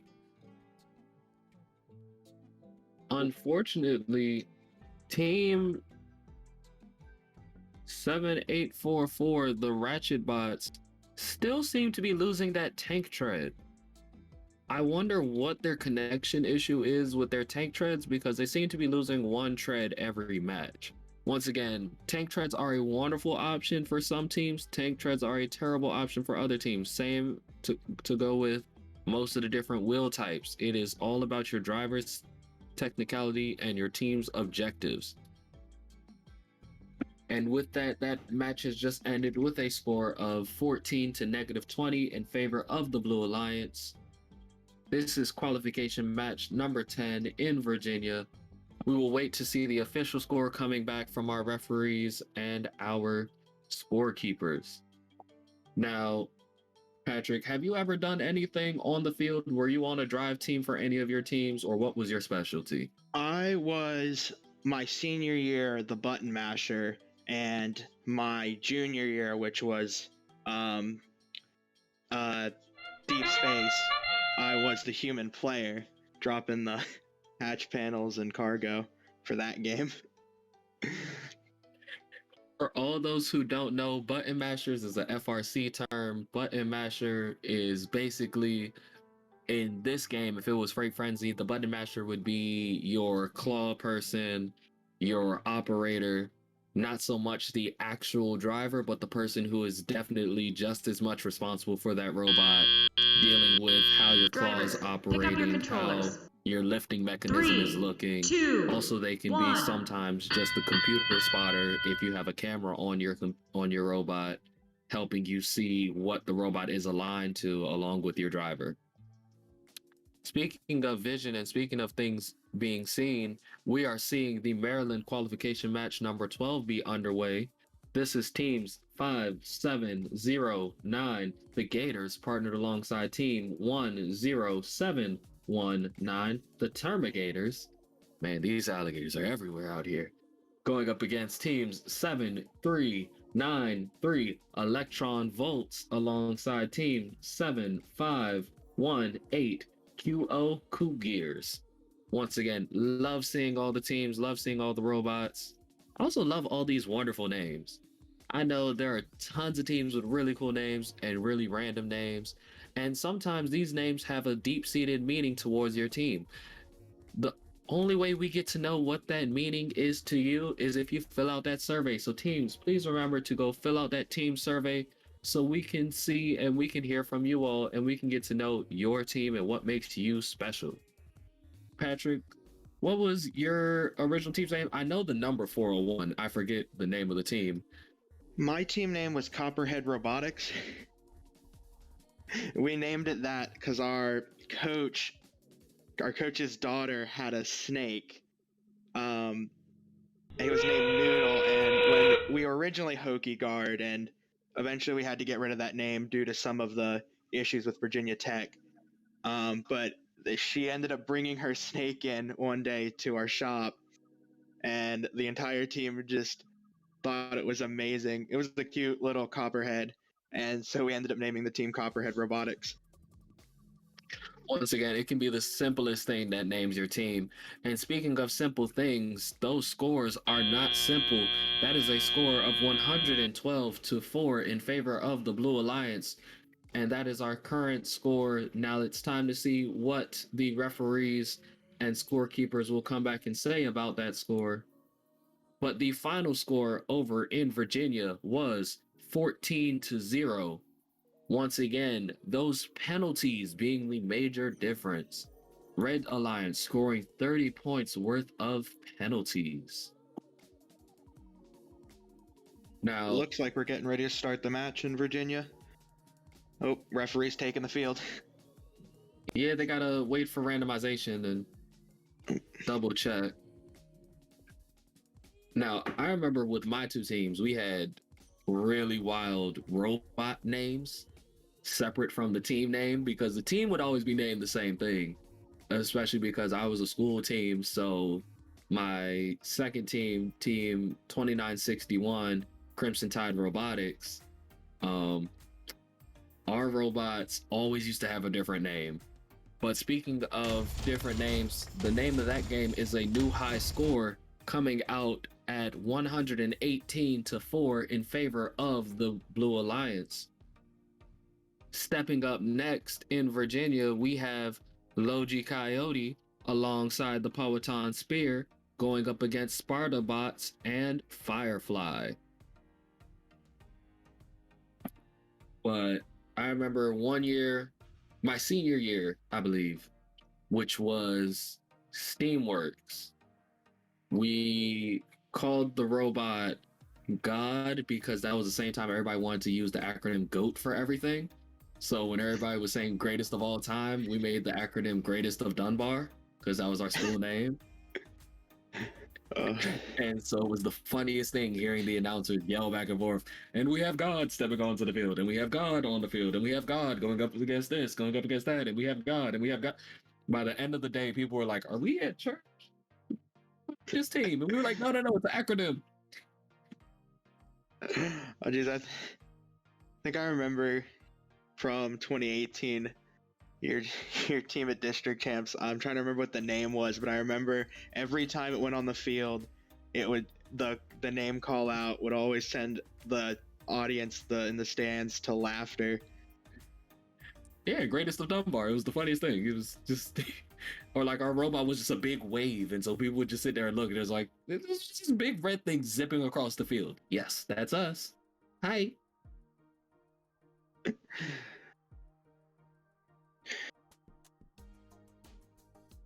In VA, we just began the teleop period. And what a teleop period it is. A current score of 12-0 in favor of the Red Alliance. Once again, those are teams 6, 1, 5, 8 Spartabots paired alongside team 9, 0, 6, 4 Firefly going up against teams 1, 6, 5, 3, 7 Logi Coyote paired up with team 1, 3, 8, 0, 4 the Powhatan Spear. And now one thing that I do like about FTC compared to FRC, it's a lot cheaper to have a team, and with the robots being smaller, it takes up a lot less space. So a lot of schools will buy 3 or 4 teams at one time and use them as different classrooms, each get their own team. And so it's a very cool field to be able to go to your school and compete with multiple robots all going for the same competition. I know at my school, we used to use Vex Robotics for the smaller robot competitions, and we had our one huge FRC team, and that was just for cost standards. Now that I've left my school, one of my old schools has one FRC team and also purchased 2 FTC teams to go along with their programming and training. So during the FRC off season, they do a lot of FTC work, and they train a lot of their younger kids on FTC, so that way their juniors and seniors and some of their select sophomore and freshmen can all be on the FRC team with all the knowledge from working with robots already. In my county, what we ended up doing, because it ended up working out because we're in rural Virginia, so what we ended up doing is we created one FRC team for our county and then started funding FTC teams for all the counties around us, because it ended up being a lot easier to help get other counties involved, and in some cases some of them joined our FRC team. Now let's see these points stacking up. The current unofficial score being 54-0. Oh, current unofficial score rising to 10-54 in favor of the Red Alliance. But once again, I'm just loving these scores and I'm loving these teams. Not to mention, looking over in Maryland, looking at the new teams that are coming back up, we have the Dragon Wagon rolling alongside E-Mushers. And then going on the other side, we have the Blue Crew in blue, partnered alongside Newt.exe. And they're getting randomization 3 for match 13. Now, once again, I love these names. You can play with them, you can talk about them. There's all sorts of things to do with these names. But the one thing that I miss that goes along with the names are the team chants. The other thing that I miss going along with the team chants is what happened to all the team spirit. I know all these teams have their flags. I know all these teams have their shirts, their hats, their buttons, and all their other creative and wonderful things over there. Let's hear it, guys. Let's hear it, Twitch chat. What are your team chants? What are your team mottos? We love hearing from you all. Once again, this is Team 607, the Dragon Wagon, paired up with Team 6652 E-Mushers, going up against Team 6417, the Blue Crew, alongside Team 17080 Newt.exe. And as we get out of the autonomous period, we have a score of Drivers, 23 to pick up your 0. controllers. 3, 2, 1.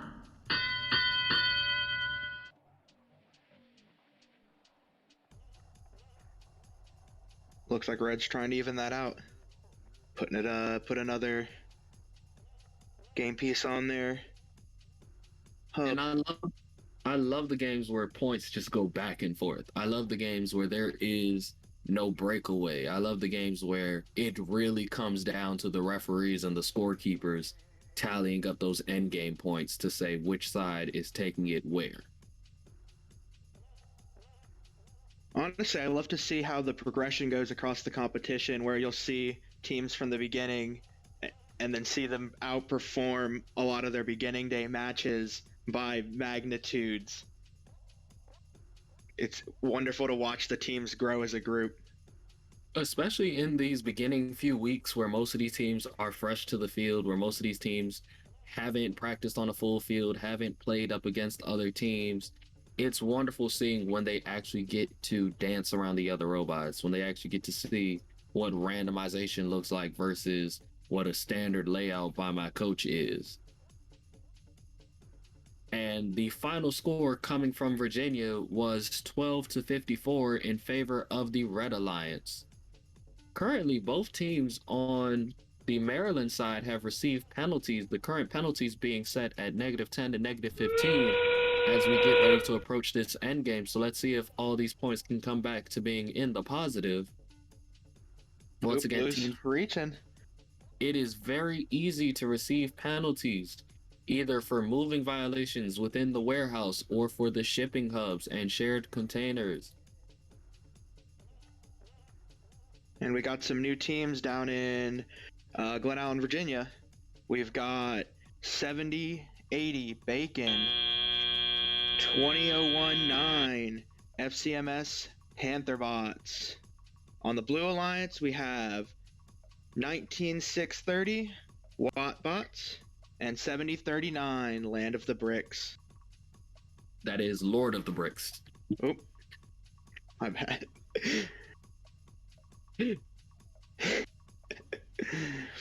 Trust me, looking at those names in small view is hard. I have my 3 different monitors up and I still miss some of these team names from time to time. Some of them are long. Teams, if you guys got to see what us commentators see, it is a ton to watch. I know personally I have both teams' qualifier rankings up. I have a different chat view up for our backstage and for our crew, which is why I thank all of our wonderful volunteers all the time. I get to see the Twitch chat running at all times. I get to see Patrick in 3 different views. I get to see myself in 2 different views. And speaking of views and seeing things, you aren't seeing things when you look at that score. That final score in Maryland being 10 to 57 in favor of the Blue Alliance, with both teams receiving heavy penalties. Once again, a 10-point penalty for the Red Alliance, but a 50-point penalty for the Blue Alliance. And now over in Virginia, these teams finishing out their autonomous period with a current score of -10 to 10, a rather mysterious 20-point gap. I wonder what those penalties were for in the autonomous period. Looks like Blue's coming to even the score there. And we got some new teams up in Maryland. We've got on the Red Alliance 9073 Nitrix, 7265 Gear Grinders. On the Blue Alliance, we have 5709 Gators and 17971 Helix Hackers. Over in Virginia, however, once again, these characteristic bots, it's so wonderful when I start to see a bot that I can recognize instantly. I can instantly recognize that little panther rolling across the field. I can instantly recognize that piece of bacon all across the screen by that big blue siding. Unfortunately, I can't fully see what numbers we have on those last 2 bots. Those cameras seem to be slightly out of focus for me. Also, teams, remember, make sure that your numbers are easily visible from any point on the field. Having big, easily recognizable numbers makes it so much better for both the referees, the commentators, the scorekeepers, the people in the back, and your fans back home. They are looking through a computer screen. They are not standing next to the field as previous years used to be. So, make sure that everything is easily visible and recognizable, or have a very recognizable feature. For example, that huge claw. Just massive intake. I'm loving seeing that massive intake.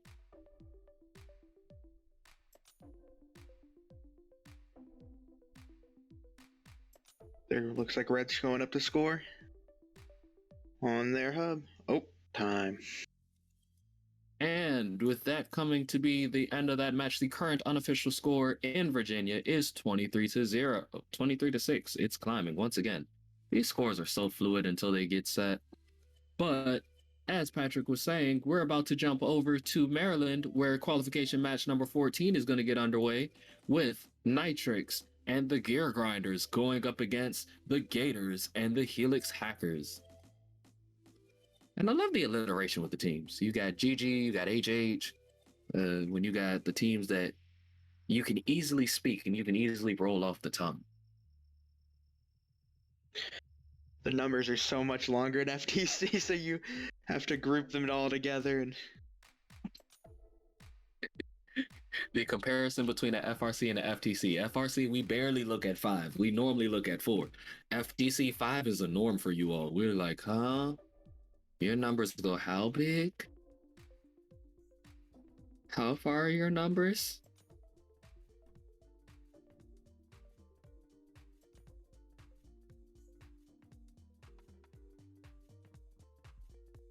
so, did you end up doing anything on your team's drive team, or? I was always either the driver or the human operator. Depending on which game it was, I chose to be human operator because I said I didn't want the pressure of actually driving, and there was more fun to be had as a human operator. So for example, one of my years was Recycle Rush. So Recycle Rush, I loved being a human operator because I was throwing those huge pool noodles 30 feet across the field, trying to hit the other alliance. There's always some positions all around the field. Speaking of which, volunteers. Volunteer at your local events if you are able to. A lot of roles are remote. Really does help. Speaking of remote, look at these remote control free robots going off in this autonomous period over in Maryland. We have a current score of 6-0 in favor of the Blue Alliance.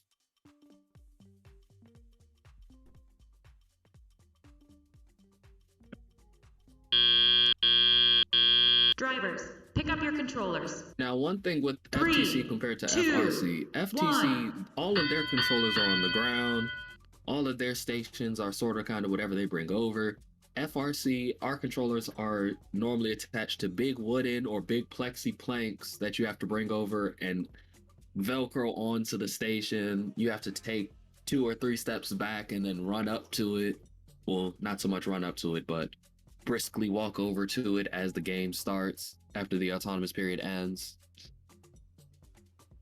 Also, their controller layouts are a lot different. A lot of them are controlling off of cell phones or controlling with little Xbox and PlayStation controllers, where most of us are, for the most part, still using aviation controls. I remember that was our big thing, was the aviator controls. I've seen some pretty wild control systems in FTC. I saw a team that took their phone and had a USB hub and were using joysticks to control. And speaking of control, look at the control that those points came up to from the Virginia event, being 29-6 in favor of the Blue Alliance. And speaking of things going in favor of the Blue Alliance, the current score being 46-2 in favor of the Blue Alliance over in Maryland as we approach our end game. Remember, when that clock goes yellow and it is those last 30 seconds, there are a lot more points available. This is when that shared shipping hub comes into play. This is when those ducks come into play.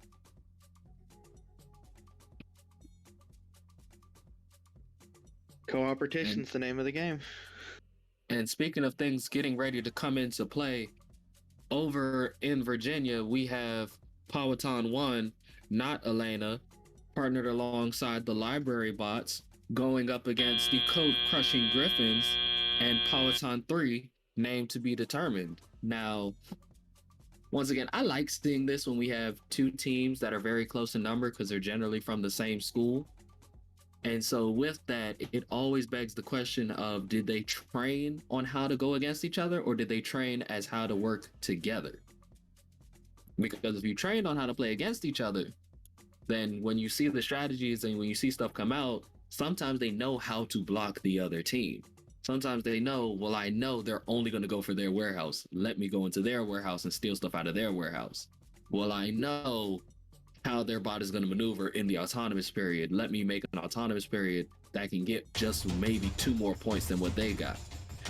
And the final score coming back from Maryland was 55-0. Unfortunately, both teams receiving heavy penalties, a 40-point penalty towards the Red Alliance and a 30-point penalty towards the Blue Alliance. Once again, teams, make sure that you are avoiding these penalties as best as you can. Take that time in between matches to do driver control. Take that time at home to do driver control and driver testing. Once again, one of my favorite exercises and drills for my FRC teams was being in our gym, putting up a couple of pads and mats at the one end of the gym, gearing up to full speed, and figuring out what my break time was to stop as close to the pad as possible without hitting it. A lot of times we had very fast robots, very high torque robots, and very high geared robots. And one of our biggest things was knowing how to stop and when to stop, especially with some of these robots that are using these different Canon wheels and Omni wheels. You want to learn where your stopping point is and how your stopping points are, because you have wheels that slide.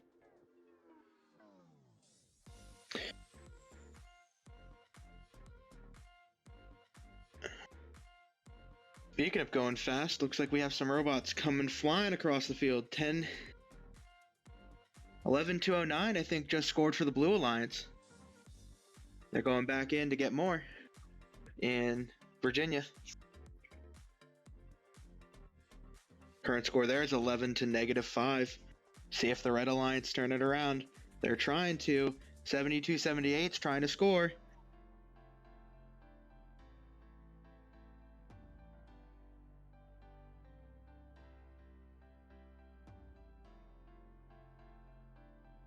Red Alliance focusing on that shared hub.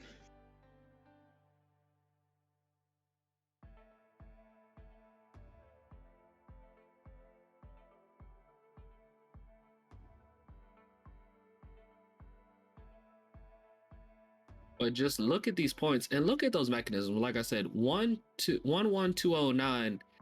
I like how they're different with that huge flat spatula. It's just a big flat panel getting dropped down, carrying out all those pieces of freight.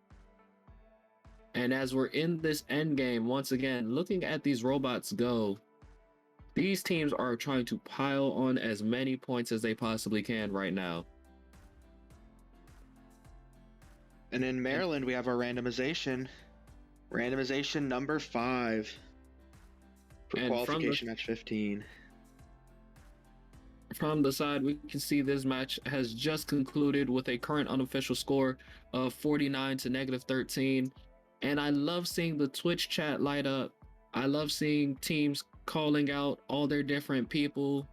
I like seeing all the teams calling out the different members, calling out the names of the robots, and talking about the different game pieces. Like I said earlier, one of my biggest and favorite things is to see how teams use the game piece, whether it be this year's game piece or previous year's game piece. Some teams added into their shirt design, some teams added onto their flags. I love seeing how you all manipulate each year and change each year. It's one thing to see some of the traditional teams which keep the same item year after year after year, but it's also another great thing seeing how you change, how you maneuvered, how you shape and make yourself and reinvent yourself.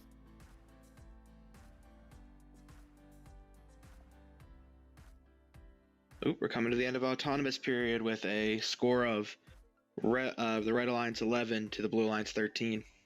And once again, for these alliances, Drivers, pick with up your those controllers. big, bright LED panels, 3, it is the 2, Dragon Wagon, 1. partnered alongside Team 6417, the Blue Crew, going up against Teams 7518, the QO Coup Gears, and their partner team 7519, QO Cougar Robotics.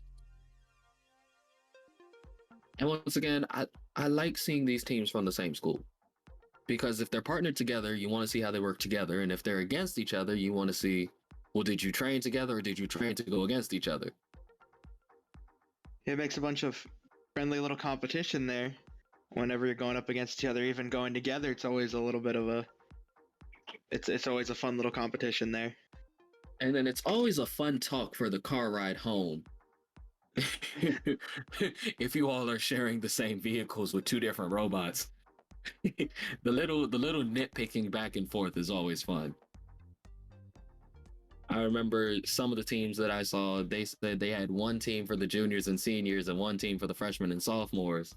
And so normally the juniors and seniors would always win, but if the freshmen and sophomores won, the seniors would never hear the end of it for the rest of that week. It was just, oh, remember how we beat you? I mean, we're all good. We both won, but remember how we were number 1 and y'all were number 3?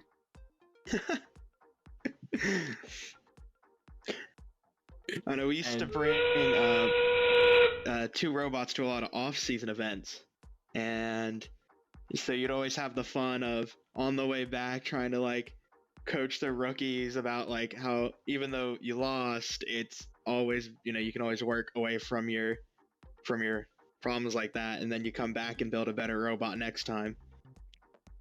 Speaking of building better bots and building up points, these teams have built up quite a score, with it currently sitting at 67-14. Let's see what our referees and our scorekeepers mark it off at. And once again, I love to see the cooperation. I love to see how teams talk to each other, share with each other. I love seeing when teams go and speak on the sideline, when they strategize, when they plan together. One of my biggest things that I remember was having our scouts. We used to have people on our team whose sole purpose was to watch a match, talk to each other on the phone, and have somebody running around the pits talking to that team either during the match or after the match, trying to figure out how they were doing, what was their score, how are your points looking, what's going on with your team, what could we improve on, what could you do, how does your autonomous work so we can build around it, how does your game strategy look compared to our game strategy. And speaking of strategies, the Red Alliance has just won with a score of 80-14 over in Maryland. And as we are rounding into this main period over in Virginia, we have a current score of 15-0 in favor of the Blue Alliance. Once again, over in the Blue Alliance, we have team 7039, Lord of the Bricks, alongside team 20019, FCMS Pantherbots, going up against team 7844, Ratchet Bots, alongside team 9064, Firefly. And now Lord of the Bricks seems to be having some mechanical issues. It seems that they only have one side of their wheels operating at this time. I do remember one of our commentators last year having worked with Lord of the Bricks. I believe it was Ishan, the numbers guy, if I'm not mistaken. Sean with Wizards.exe. Hello there, by the way.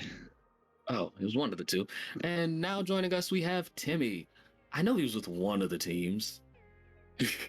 Well, Lord of the Bricks is from Virginia, and Wizards.exe is from Maryland. But yes, I know he had one of the two teams. He had something from him, or he might have had something from Lord of the Bricks, was what it was.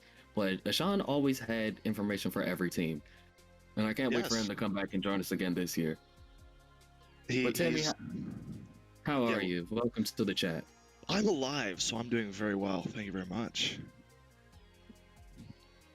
And speaking of things that are alive, that game clock is not. That game clock has just died out, with the score being 21-10 as our current unofficial score. We're going to wait on our referees and our scorekeepers. But while we're waiting on them, the next round of teams getting ready to appear over in Maryland are the Electron Volts alongside E Mushers going up against Peking Duck and those Sleepless Squirrels. I enjoy some good Peking duck, although I don't know if they mean eating it or something like that. Like I said, every time I read these team names, sitting in this chair wanting food. I'm reading duck and bacon and gator and all sorts of other food items back and forth. But is bacon here today? Oh, we have like 3 different types of bacon here. We have tons of bacon here today. We got bacon. We got bacon for days. Lovely.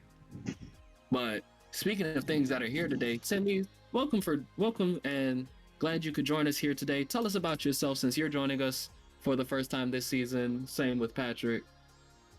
So hi, I'm Timmy, captain of 4634 Frogbutts. Unfortunately, we couldn't make it today, but I decided why not hop on and help commentate with y'all.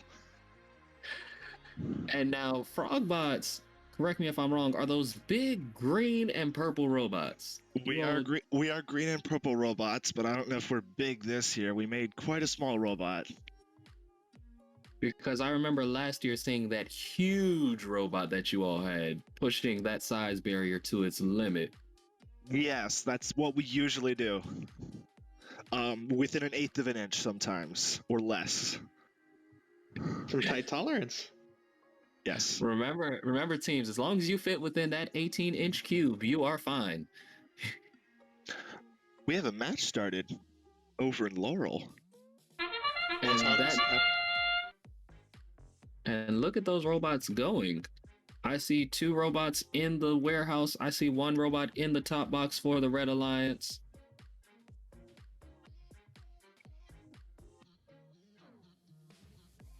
Teams getting ready to pick up their controllers. And once again, I like these little controllers. They get all the nice little game controllers. Yes. Are you from FRC? Yes, I'm from FRC. I'm from the big bots. I'm from... Yes, you got the joysticks. Pick up your controllers. I'm from the aviation days. 3, I'm from the aviators 2, control sticks. 1. I think the most unique control stick I've seen on one of our FRC bots was somebody had one of the Tekken game pads. And so they had both a joystick and about 8 buttons on one side. It was very fun to watch. And he's got to be smashing them all game long. Yep. Is there more things or less things to press in FTC versus FRC? A lot of it depends on how you code your robot. Because in terms of our robots, we had my first year, we had a robot that utilized an entire gamepad and 2 air joysticks. And my second year, we had everything contained to 5 buttons on the joypad. And then it also comes down to what you actually have to do for that competition year. So for example, a year like this one, if I was using a conveyor bot in comparison to a claw bot, I might have one button that says conveyor up and then another button that says conveyor out. Or I might have one button that says spin side wheel for 3 seconds and then stop. Or I might have a dial on it that says, okay, spin side wheel up spin it up as I dial it up, spin it down as I dial it down. There's tons of different controls and layouts depending on what the actual competition year is. I think the most problems that my team used to have was with our driving controls because our programmers used to change around our driving controls between matches sometimes. So what I thought was forward is now left during certain matches.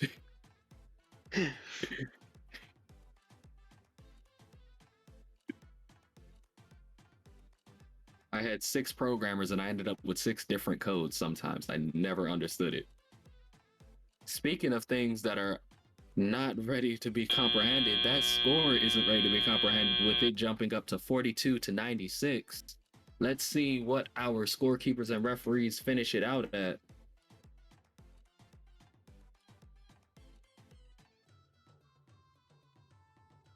In Virginia right now, we have the Blue Alliance at 23 and the Red Alliance at 0. But the Red Alliance looks like they're moving in on that central hub right there. It looks like they're fighting for control.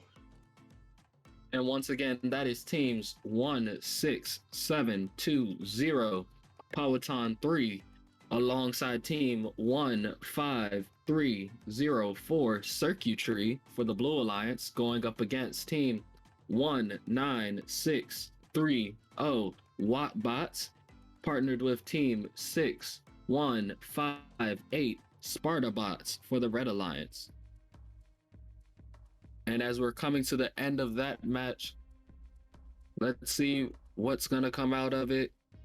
Those scores are climbing. That score just jumped for the Red Alliance. It is now 21 to 34. Last few seconds. What's the score going to be? And that is going to be a nail biter coming from the referees and the scorekeepers with a current unofficial score of 27 to 46.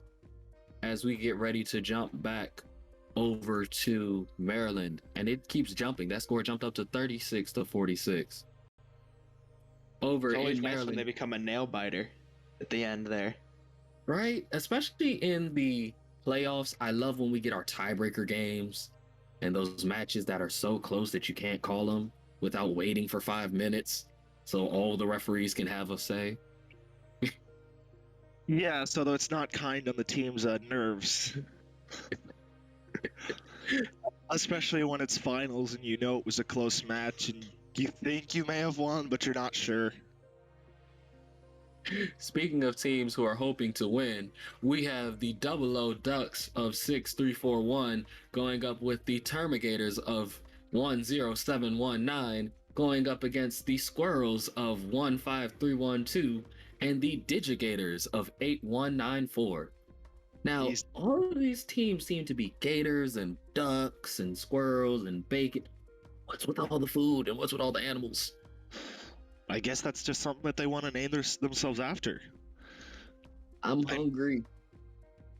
I mean, you'd also probably be able to find a bunch of them that are named after circuit boards, like the Blueberry Pie. I don't know, a name like that would be good. But that's also food. Oh boy.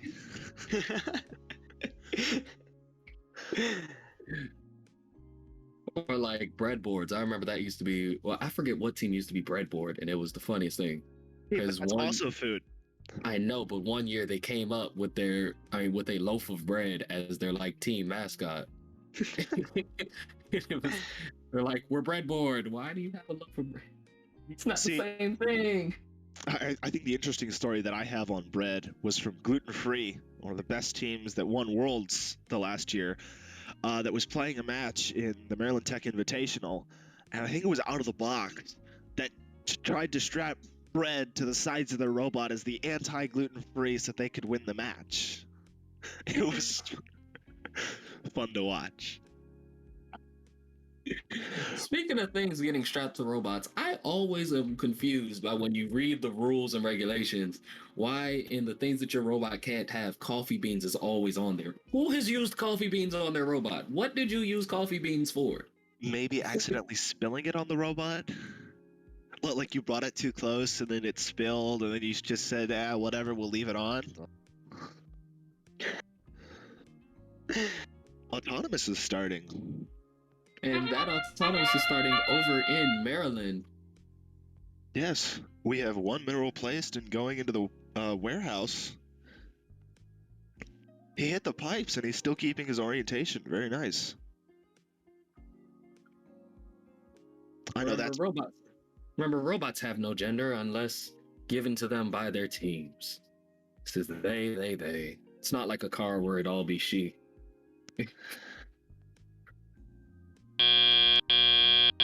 Drivers, pick up your controllers.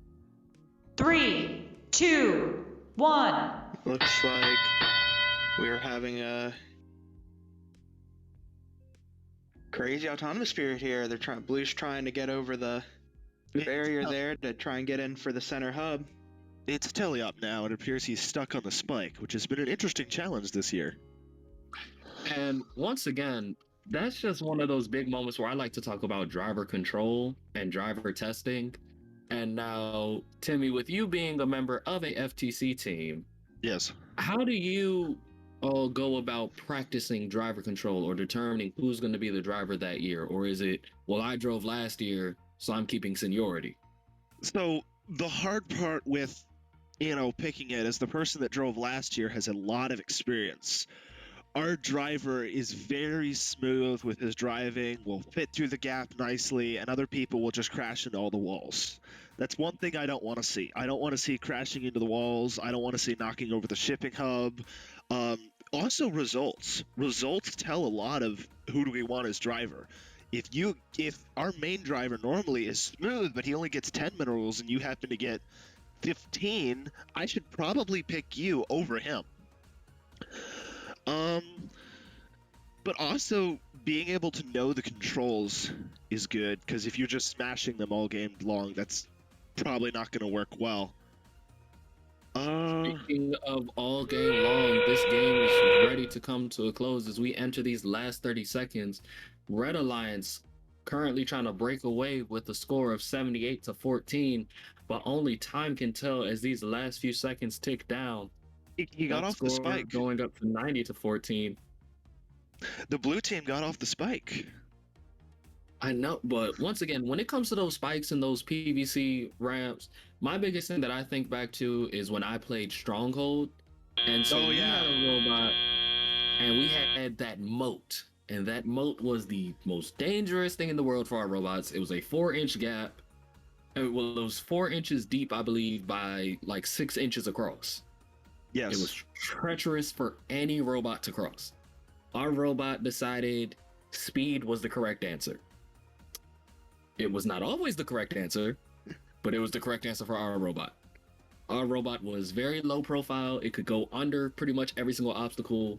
But when it came to that moat, we geared up, went at it at full speed, and people used to joke all the time saying our robot was like the cow jumping over the moon because we would jump about 6 feet across the field. And speaking of points and speaking of things jumping, look at those positions all jumping up as the Red Alliance takes that win with a score of 108-30. And while we're looking at those scores jumping up, we're going to jump over to the Virginia competition, looking at that score going over, watching it go over at 6-16 at this point. Once again,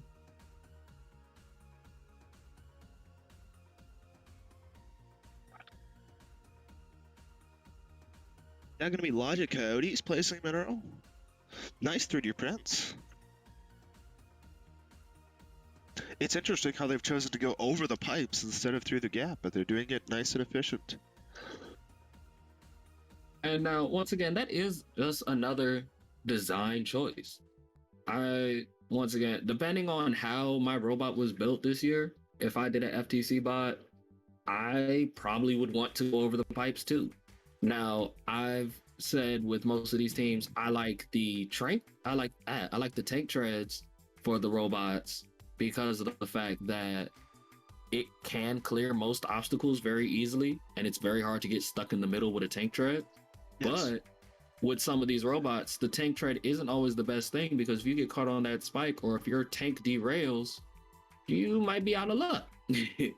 Now, other things to consider when doing drive bases or going over the pipes, a lot of teams are using odometry wheels or dead wheels, or there's a lot of different names for them, to track their current position on the field. And if you go over the pipe, it bounces those wheels, so you're no longer where you think you are on the field. So that comes into play when designing your drive base and makes it so that you want to go through the gap instead of over the pipes. And speaking of robots going over, none of these robots are going over time, with our score being currently set at 14-38. Once again, those were teams 1, 5, 3, 6, 0 Paradigm Break alongside teams 1, 1, 2, 0, 9 Code Crushing Griffins going up against teams 1, 6, 5, 3, 7 Logic Coyote alongside team 2, 0, 3, 4, 2 Bacon. Once again, so much food, so many wonderful things. And I remember Logic Coyote from last season because they managed to send me one of their hats. And it was wonderful. I love it. It stays up on my wall all the time. I've had friends ask about it. Yes, teams send me things, and I love seeing them. Once again, I love team spirit. I love seeing teams. And speaking of seeing teams, we are right back at it over in Maryland as we have more teams jumping onto the field for another autonomous period. We have teams 1, 3, 6, 8, 0, the Sleepless Squirrels waking up alongside team 17080 Newt.exe going up against 9073 Nitrix alongside team 7518 Drivers, Kilo pick up your Gears. controllers. And that autonomous period was a huge point differential, looking at the score being 31 to -1. You love to see penalties. This I game would seems much to be rather. very focused on penalties. It seems to be a lot of a game breaker in a lot of these. Yes, although I am excited that they changed it from adding to your opponent's score to taking away from your own score, so that you don't see scores like over 800 at some points, even though those were fun to see. Now, the one thing I will say about these penalties is some of these penalties, I like how they are shaped and structured, mostly because of the fact that, yes, you have a shipping hub. Yes, it can tip. Yes, if you touch it for a slight contact to try to drop your piece, that doesn't so much matter. But if you are fully ramming it out of the way, you're going to get that penalty. Yes, there's a shared shipping hub. Yes, it is in a very small space. That one, you pretty much can't touch at all. You move it just the slightest. That is your penalty. Now, the warehouse penalty, that's a very hard penalty to remember, mostly because of the fact that some of these pieces do get stuck under you. Sometimes it is hard to fully exit the box. But teams, remember, that's all that driver practice. That's all that training and control before matches, in between matches, going back home and testing it out. See, that's another thing we do with driver practice. If a mineral ever gets stuck in a robot, even if we're just testing something simple, we automatically try to get it out of our robot as fast as possible so that we don't get penalties, and so that we learn if that spot, will hold it forever, or if there's a way we can get it out. If it's just going to hold it for the rest of the match, then we really need to up the priority to fix that position so it'll never go in there again. And I love seeing some of those robots that do have ejection mechanisms, not to mention those robots that have self-righting or auto-adjusting mechanisms. I've seen some robots where the arm is strong enough to actually lift the robot if it gets stuck. I've seen robots where the tread goes around the entire perimeter of the robot, so that way no matter which side the robot faces, it can self-right. And there are some very unique robots when it comes to stuff like that. But that score dropping almost instantly, being 61 to 57 in favor of the Red Alliance over in Maryland. Over in Virginia, it seems one of the teams have already received a yellow card. Vertigo having received a yellow card. That is team 7953 for the Red Alliance. And their partner Bacon 7080 without a penalty. I wonder what that penalty was from. Once again, that yellow card could come back to bite them.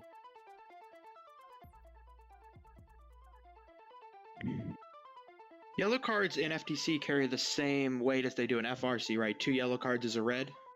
As far as I know, yes. So you got to be very careful to not make those same mistakes again. That can really, really hurt you. Yes. Now, I've seen multiple different yellow cards. I think there was one in a previous Chesapeake competition where an arm reached out of the field and hit a ref, but I only heard stories about that. Yes, that was last week. One of the robots, I believe, in the beginning of their teleop period, had a arm that was geared up way too fast. And so as the arm tried to raise, instead of raising straight, it raised straight back and managed to hit a referee. And it was in the warehouse zone. Lovely. That's why you test these things. And remember, team, safety first. Fortunately, Yes. it was in one of the first matches. Well, it was near the beginning of the day.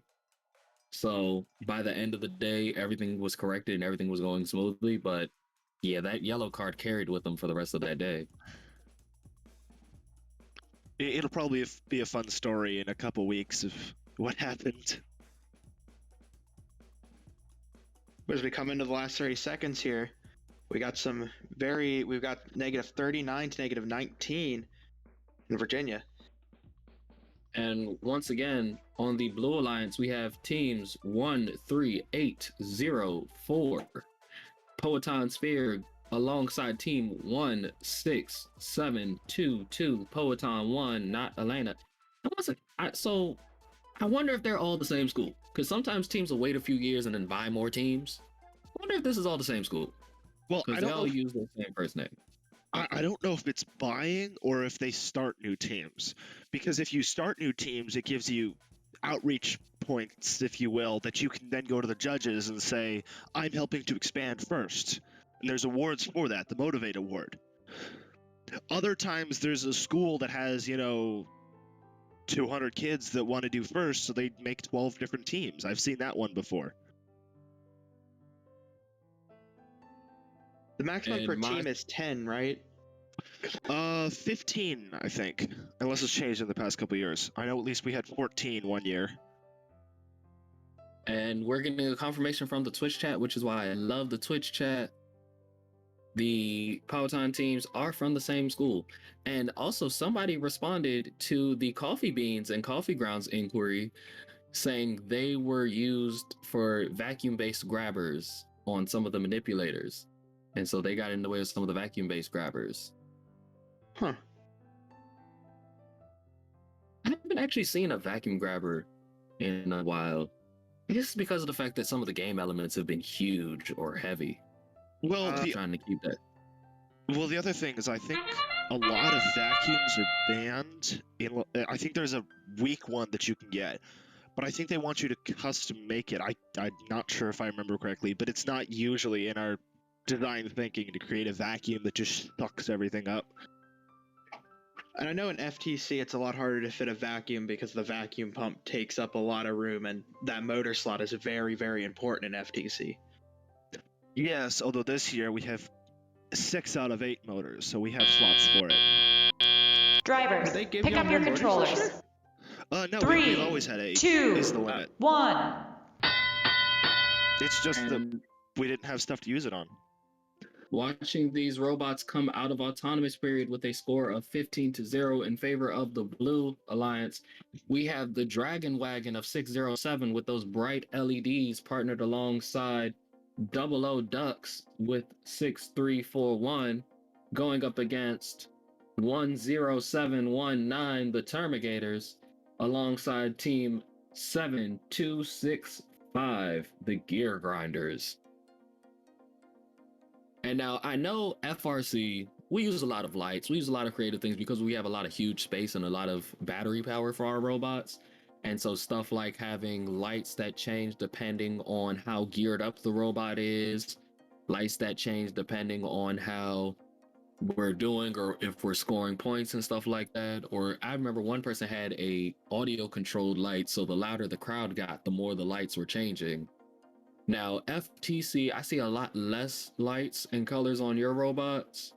Yes. Is that more so because of battery, or is that more so because of purpose and space?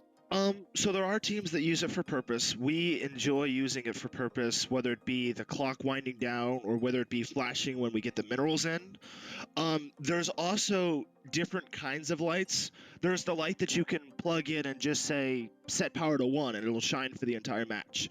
If you want an adjustable pair, especially the one that we have, you have to code every single LED on that entire strip. So it's a little bit harder depending on the LEDs. Now, there's probably set modes and set codes out there that you can just say, rainbow my LEDs. So, it depends.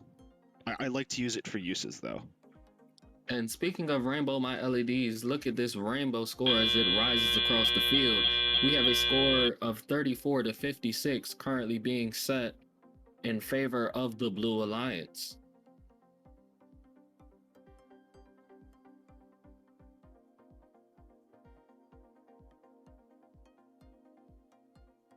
And I think one of the big ones is that they tip that neutral zone towards their side with only 2 minerals. Just a quick 2 minerals and you get 20 extra points. Once again, that shared alliance hub, I believe one of them is weighted. That might be the other thing. Remember, they do have different weighted boxes over there. So if you find that heavy box, it can tip that scale. Yes, almost instantly. And that will be a win for the Blue Alliance with a score of 56 to 34. Blue Alliance receiving a harsh 40-point penalty throughout that match. Once again, teams, watch your penalties. Those points could add up.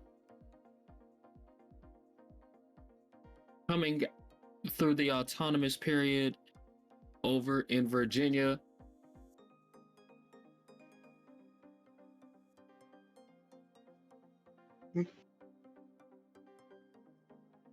Looks like we have one team in the warehouse over there. It's a partial park. I don't think they got fully in. Teleop is started, so let's see if these teams can score some points. There's one already up top. Speaking of tank tread from earlier, I think they have one. I can't see it clearly, but yes. Looks like it. Team 16720 does have a tank tread. And once again, looking at how that tank tread takes over the PVC pipes, as you can see, once they were finally on the pipe, they were over it. Yes. We did look at a tank tread, but instead of being our main drive wheels, it was just something on the robot that would whiz us across the pipes. It couldn't fit on the final design, but it worked well. And Team 15360 attempting to steal a rubber duck from the Blue Alliance and take it back to the Red Alliance. It's a valid scoring element. Why not? Once again, I want to see every team have a custom duck. I want to see it. I want to see ducks from every team. I want to see your team colors on a duck. If your team is like some different animal, I want to see you guys design that animal on a duck. I want to see something special about a rubber duck from every single team. Especially because I know from previous things used to be very big for those teams. And so I remember Well, the other thing you could do is you could take the duck that you've designed and strap it on top of your wheel that spins the ducky wheel, so that it can control the ducky wheel and watch its friends go falling to the floor. It seems kind of evil, but yes, you could do that. I like to say that we're watching the ducks waddle into the pond. You know, it's like ducks going for their first swim. Yes. Yeah. And with that being time, the current score set at 14 to 15 in favor of the Red Alliance. Unfortunately, I think one of the Blue Alliance robots either flipped or just threw an arm back at the very end. It's a nail biter at the very end. Oop, they're going up even, 24 to 25, unofficially. Still in favor of the Red Alliance. Once again, these points will climb. Over in Maryland, they are getting ready with randomization number 5 for qualification match 20 out of 22. Remember, teams will have a break for about an hour after alliance selection to allow teams to speak to each other, make their alliance preparations, do any final tweaks and adjustments before we go into the finals. Remember, there will be a separate finals for both qualification number 1 and qualification number 2 of today, as well as separate finals between Maryland and Virginia for today. So there will be 4 finals. And that time is important for scouting at least. I remember in one of the state competitions when I had like a line of 15 different teams that were trying to all talk to me at the same time. I'm like, is your autonomous doing this? That's what everybody else is doing. Yes. How many minerals can you score? X amount. Is your robot working? Yes. Okay, next. Drivers, pick up your controllers. 3, Speaking 2, of things that are coming 1. next, these points are about to start as this teleop period begins, with the current unofficial scores being set at 10-0 in favor of the Blue Alliance. And like another thing that I like about these FTC bots is just how unique the different grippers are and the different little sets are, because you don't think, especially coming from a person that works on FRC most times, you don't think of how much you can actually fit in an 18x18 cube when we're used to our 3x3s. Yes. We don't think about how much actually goes into those cubes, as well as when we deal with our 3x3s, normally we're told you have to start in a 3x3 or you have to get onto the field as a 3x3. But once you're on the field, you can expand and be huge within a certain parameter. It's the same with the 18-inch bots. Like you saw Skystone a couple years ago, where we were shooting lifts above 6 feet tall to place stones. Yeah. Or I remember seeing when we had mini bots and microbots, and everybody had robots coming out of robots. And I'm like, this is all being done on this huge scale. Wait, what do you mean they tried to copy us on the small scale? How do you put a small bot inside of a smaller bot? Wait, how did this work? I enjoyed seeing the mini bots a while ago. There was in Velocity Vortex, there was one robot that would sit still as the other two robots went around the field and collected balls, and then they would transfer it to the first bot, which would fire it. Since they were in a set position, they knew exactly where they were on the field, so everything stayed the same with shooting. It was a fun robot to see, but as far as I know, it's been banned in FTC. As far as shooting goes, I remember my year on both aerial assist, and I forget what the other one was. Ooh. But no, shooting large objects through the sky at high velocities. Very fun. Yes. We were shooting oversized yoga balls 10 feet in the air.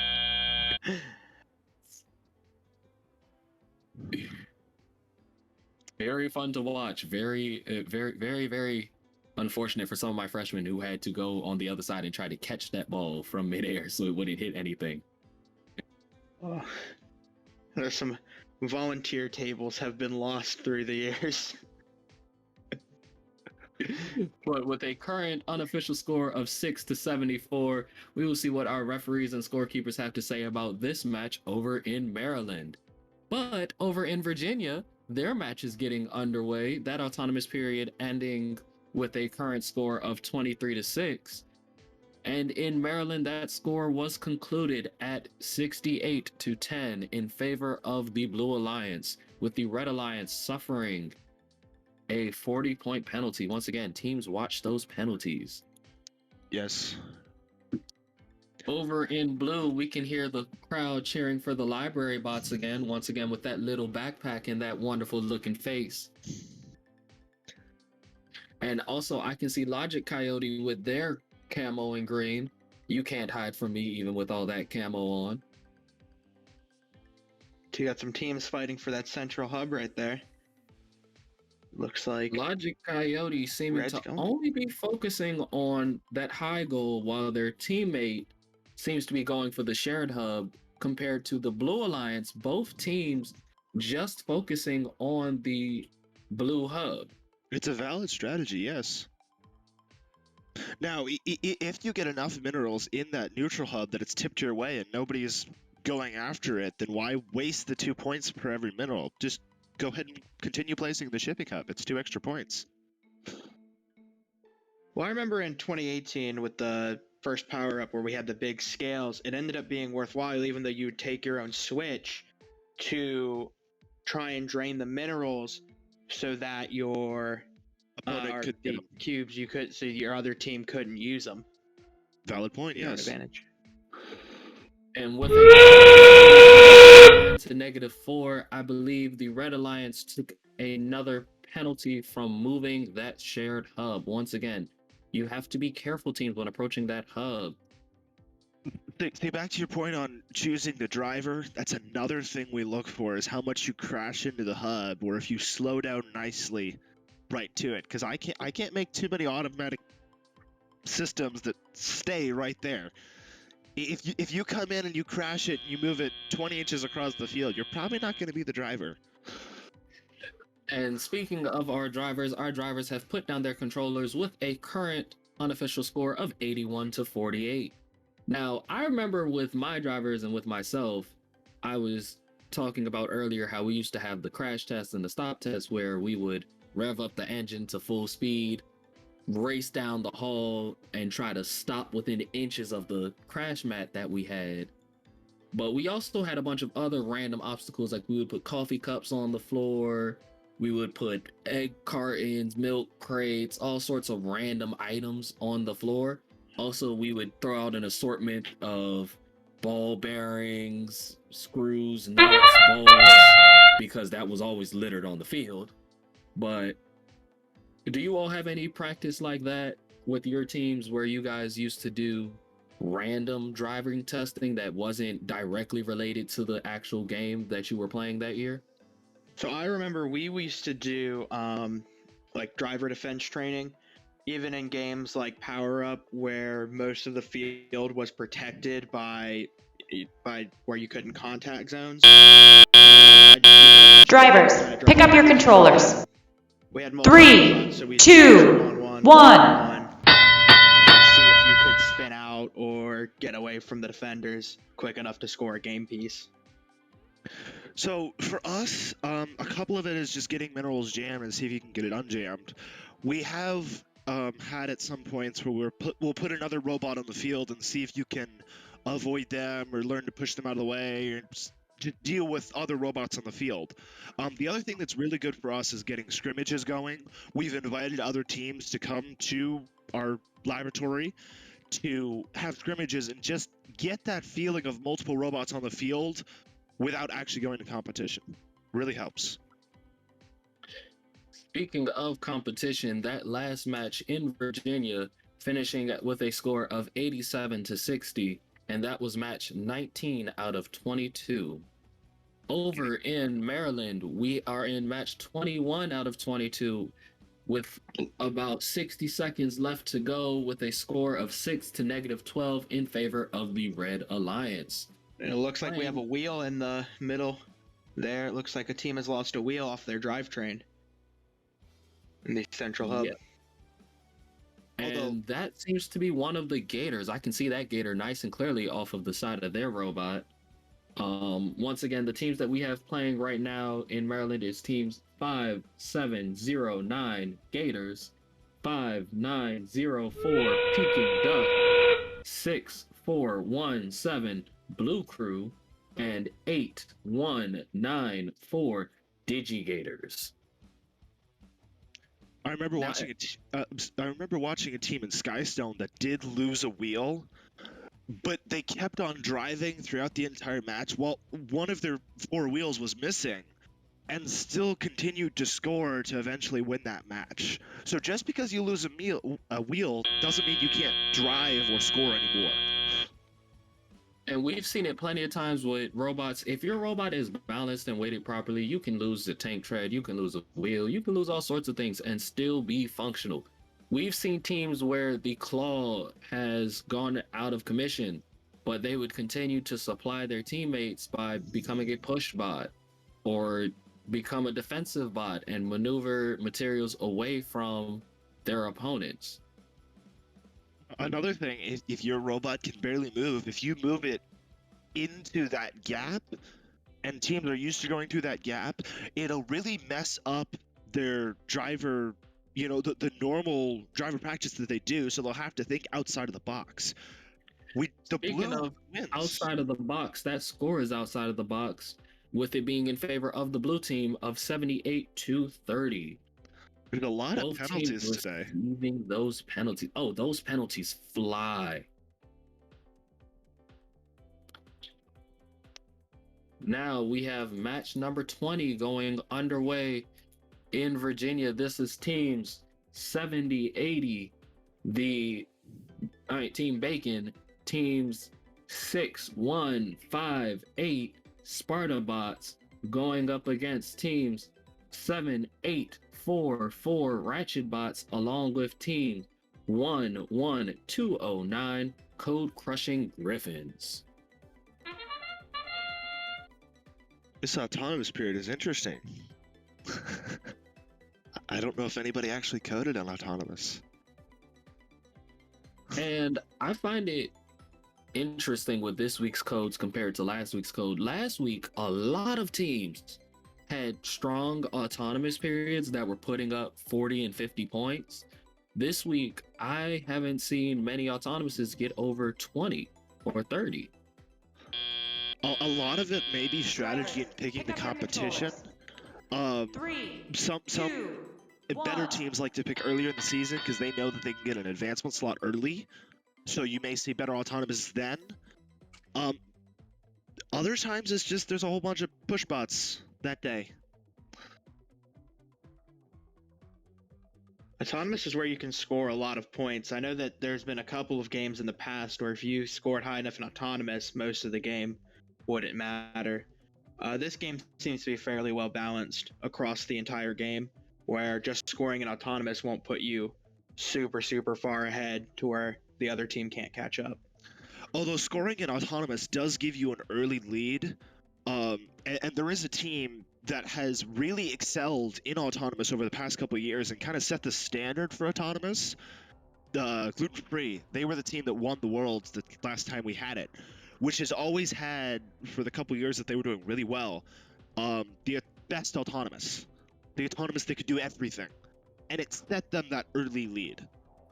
Now, I'm just loving looking at the mechanisms from all these bots once again. I like seeing the flywheel along with that big paddle from 11209. I like seeing the different claw grippers and the different intake designs. I like how Bacon has that yellow siding on it so you can see almost through it as it's picking stuff up. And as we get ready for these last 30 seconds, I believe that is the Sparta bots going after those ducks. But if you see over in these corners, we have a lot of people walking around with brown hats on. If you see somebody walking around with a brown khaki hat or a I'm Not a Robot shirt, those are a lot of our alumni ambassadors. Remember, teams, as you're a senior, your senior year does not have to be your ending with First. First and foremost, First has a lot of scholarship opportunities and internship opportunities for our juniors and seniors to take and to look forward to, as well as, once again, if you come back as an alumni ambassador, as a volunteer, you can give up to $1,000 to a team of your choice. Once again, that is a first team of your choice. That does not have to be the first team that you were on.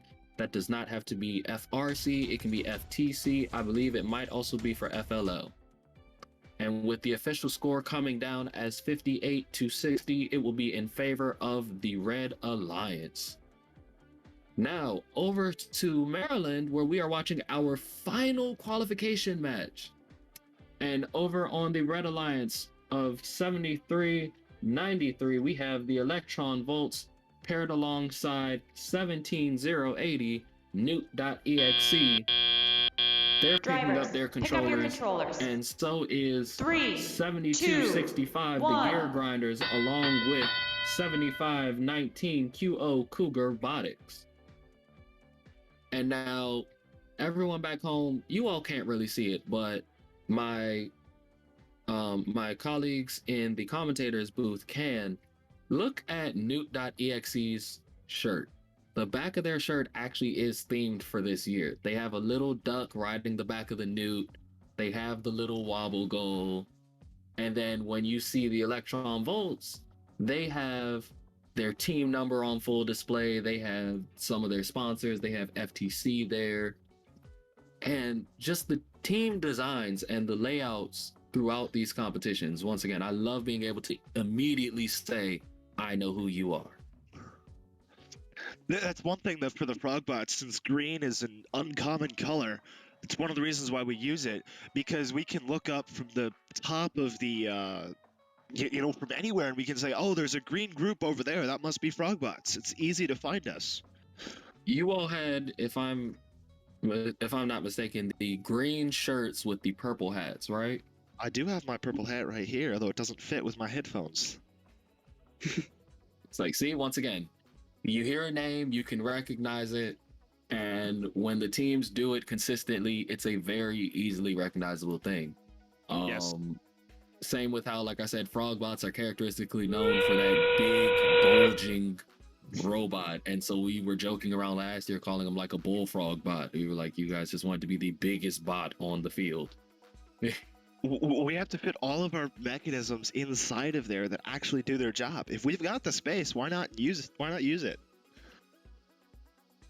And speaking of space and time to use it, Newt.exe throwing those ducks onto the field, pushing that score up as the clock counts down, and that will be a current unofficial score of 114-19 in favor of the Red Alliance.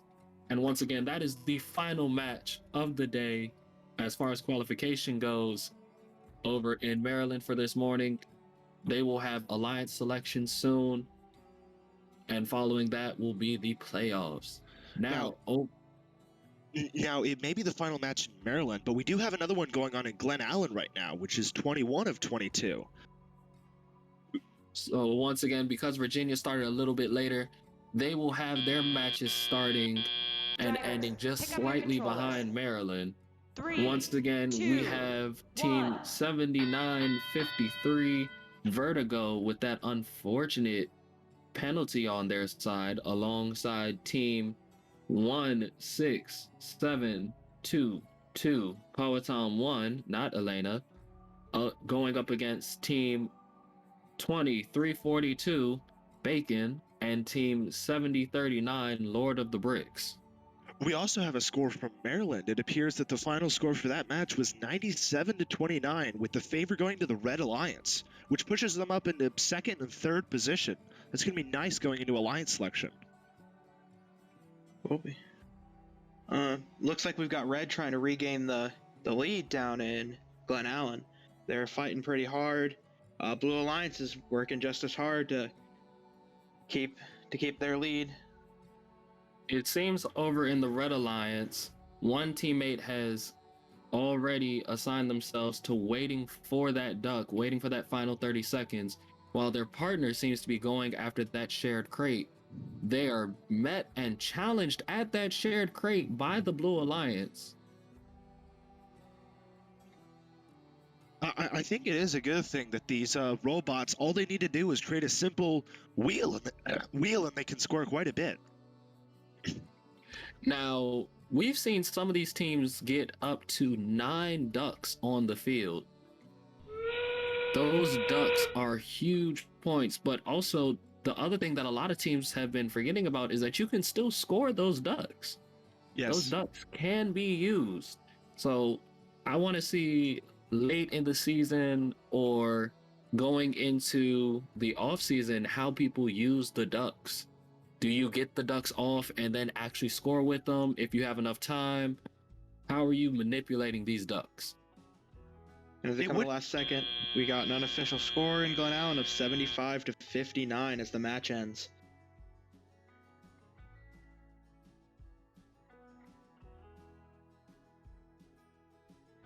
And as you were saying earlier about how robots in this game could be as simple as just a wheel, I remember in the 2021 we're going to have alliance kickoff for FRC, Line Dean up Kamen on was the- talking about to your left there's always side, a struggle all to the find that balance team between where captains. a brand new team can still be competitive at higher levels with teams that have been around for 20 years. And I think this game is a very good balance between the two. Yes.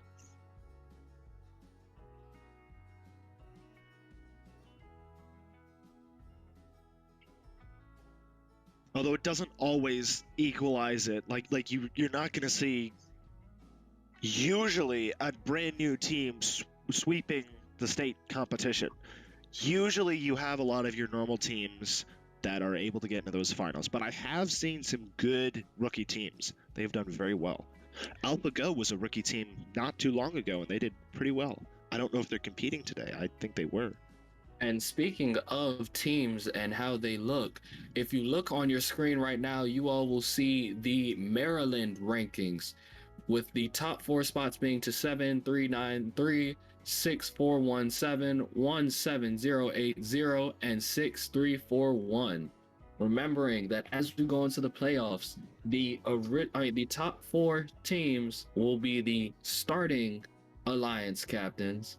Now, when alliance selection starts, if an alliance captain gets chosen by another team, they can choose to either abdicate their position and join that other alliance, or they can choose to decline in favor of staying an alliance captain. Now, the second alliance captain can refuse that, and it has been kind of interesting in competitions where you'll have the first alliance ask the second alliance, they say no, then the third alliance, they say no, and then the fourth alliance, just give me a partner, please. Oh, no, that's actually a strategy called Scorched Earth, so that teams can't pick their so that the second seed can't pick the third seed, and the third seed can't pick the fourth seed. It helps break up those alliances, and where the first seed, actually in FTC I might be wrong. Does first seed pick last for their second? Oh, wait, there's only 2 picks, I guess. There's only one. Yeah, no, they don't. So because of how few teams we have right now, because they are under, I believe, 24 teams, they're only picking the first 4, and they only pick once. Now, I believe if they had more than 24 teams, they would pick the first 2. I mean, they'd pick 2, and each of them would pick twice. But no, picking down is definitely something that definitely happens. Or when you know that you've seen somebody do their homework and you've seen somebody do their scouting properly, is when you see somebody pick way down in the field, diving down to somebody who might be ranked 12 or 15, but they know that they have a system that works really well and works very well with their system. And so you see somebody who's like the number 4th seed pick number 12 saying, well, they work with me, I want them.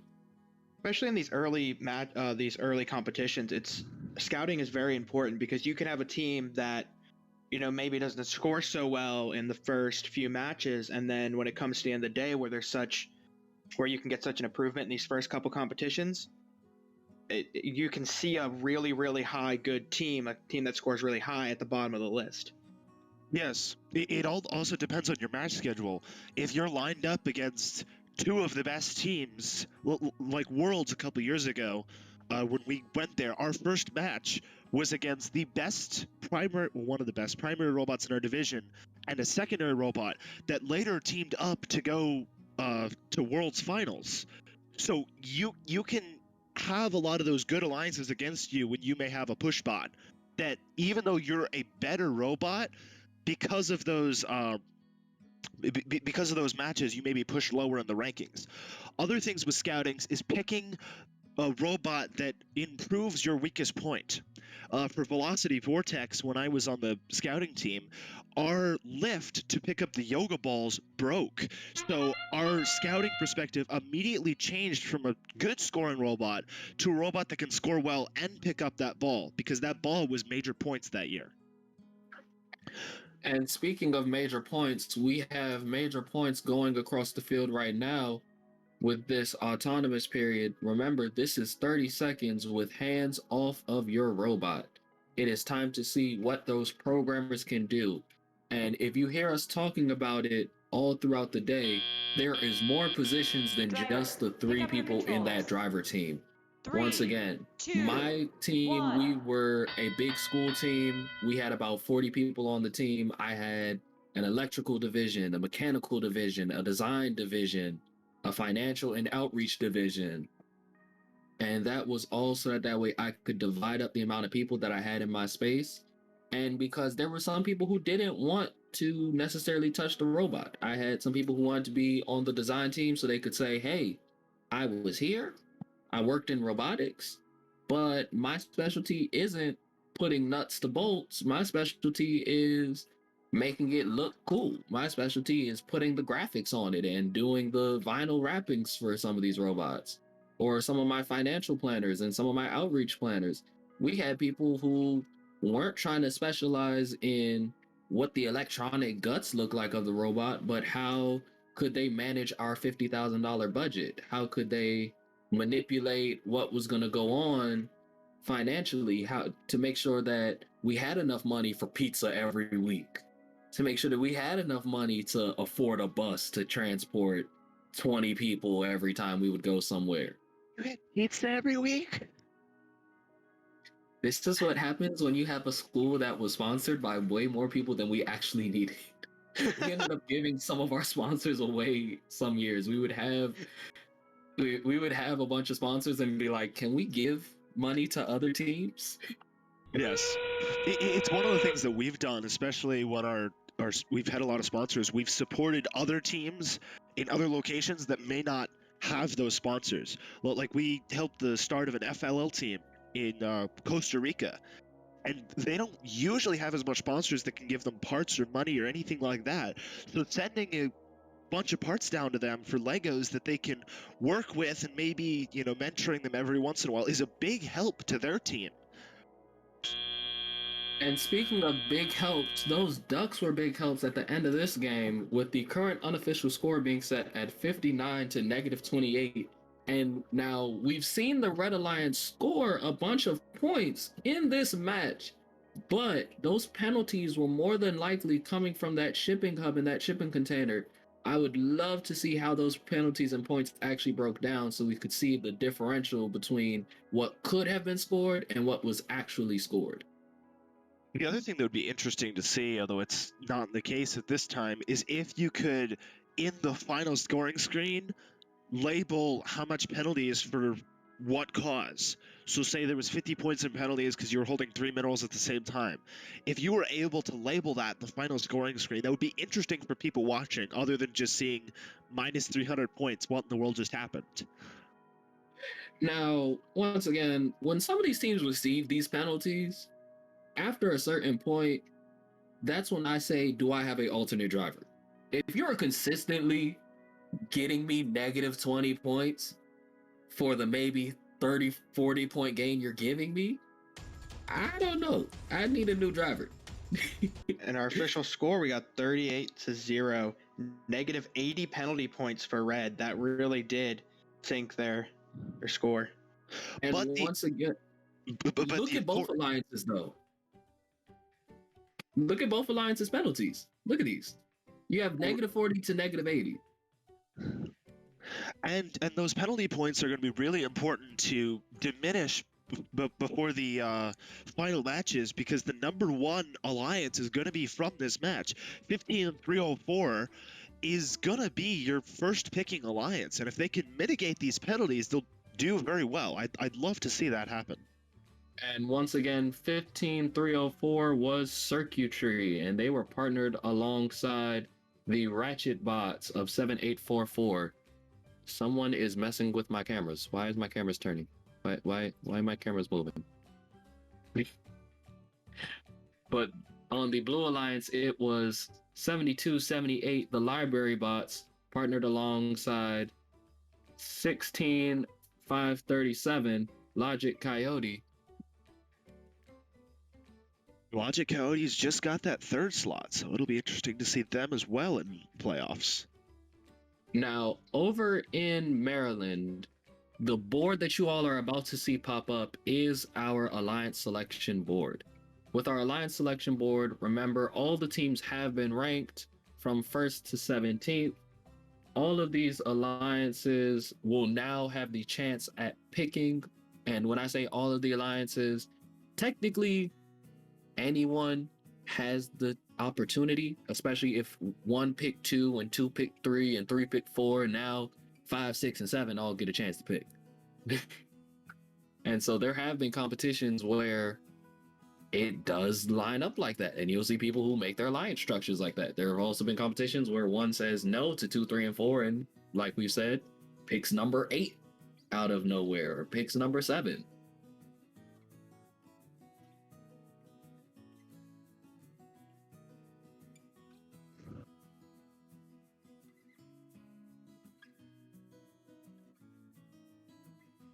Also, I believe we might be receiving audio from this event for you all to hear.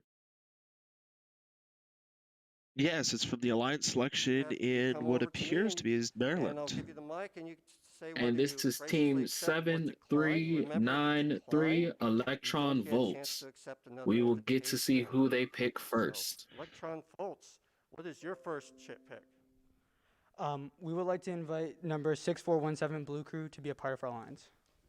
And they are trying to invite Come right the over second here. pick Let me know. of 6417, the Blue Crew. That's okay. He's already a captain. He And may it was a wanna decline. Drive his own thing. So once again, now So 7393 gets for to a make second a attempt, we second would like to pick. invite number 17080 Newt.exe. You were saying about that picking a 1, 2, and 3, and 4? Yeah, picking down the line. Right, They will try to pick down the line. And the feel third bad. team declined as well. They're all captains. So once again, we are seeing this lineup, as we stated, where one will try to pick down and everyone says, I'm better off alone. Folks, please help. Hang on here. So both Newt.exe and the for Blue our Crew pick have for our declined. alliance, we would like to invite number.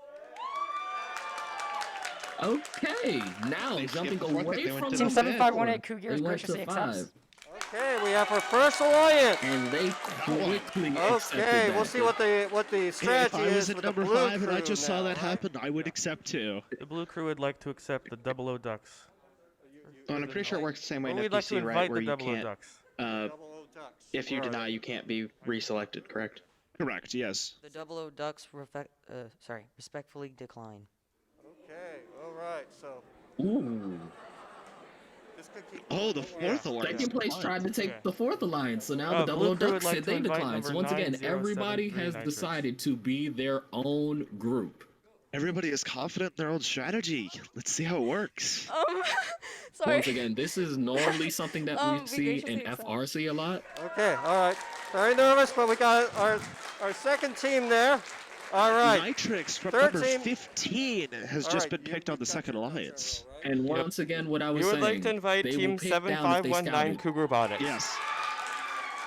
Okay, some excitement here. That man is very We happy. graciously accept. They picked down to the 9th seed. I'm glad to be hearing So acceptances. You know, third team picked the people start to 9th, first decline. team picked the 5th, second team picked the 15th. Team 6341 would like to ask Team 17971.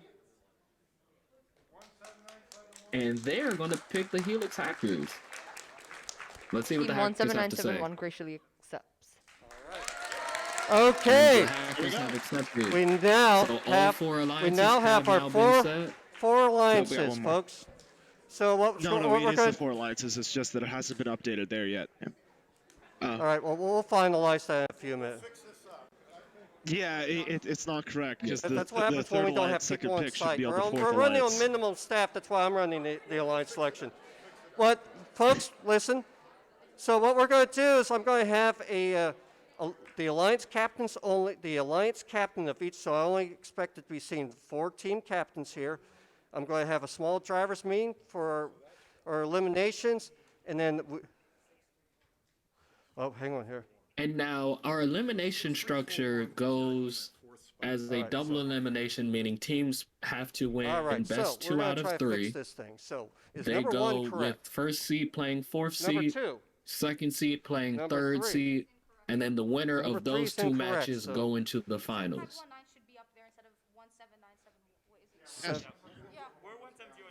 The ranking layouts are getting finalized and finished.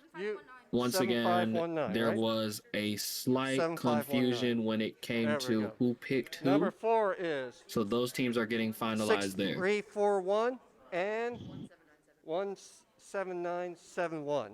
I'm reading that off his So shirt. once again, There we go. reading off Good shirt. all the teams that will be Alrighty, competing, so now we got it is that straight. Like I 7393 said, that's what with happens when there's nobody here. 7518. It is I just 6417 want the alliance alongside captains with me for 9073. the next 5-10 minutes. It is 17080 and, alongside what let's do 7519, is we're and it gonna is start. We're gonna get what? 6341 alongside 17971. And once again, these brackets are best We're out going to of start 3. at 10:35. we will be seeing the same bracket selection going over into the Virginia selection soon. Virginia should be selecting very shortly. I think I just heard that they're going to wait till 10:35 before they start, but we will see.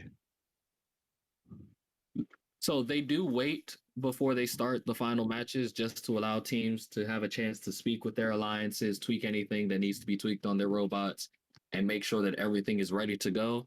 Now, what I want to see is how these strategies play out because as we just saw, teams picked from all over the board. It wasn't just one picking two, two picking three, three picking four. One actually got declined twice before jumping down to the number 5th seed. Yes. And number 2 picked number 15. Now, I have seen the 15 Nitrix before.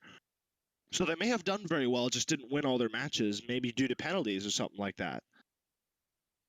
And once again, that could also just be sometimes when you pick a team that you know is a veteran team because you say, well, you might have caught a couple penalties, but I know that you know how to handle yourself and I know that you know what you're doing because you are a veteran team. And so I've seen it sometimes in FRC where the problem might have been the seniors from last year are gone. And so that was the drive team for the past 4 years. And now you're restarting with a new drive team. And so they've been slightly trained, but they're not as good as the drivers from before. And so they're still scoring points, but they're not scoring in the way that you had seen them from previous years.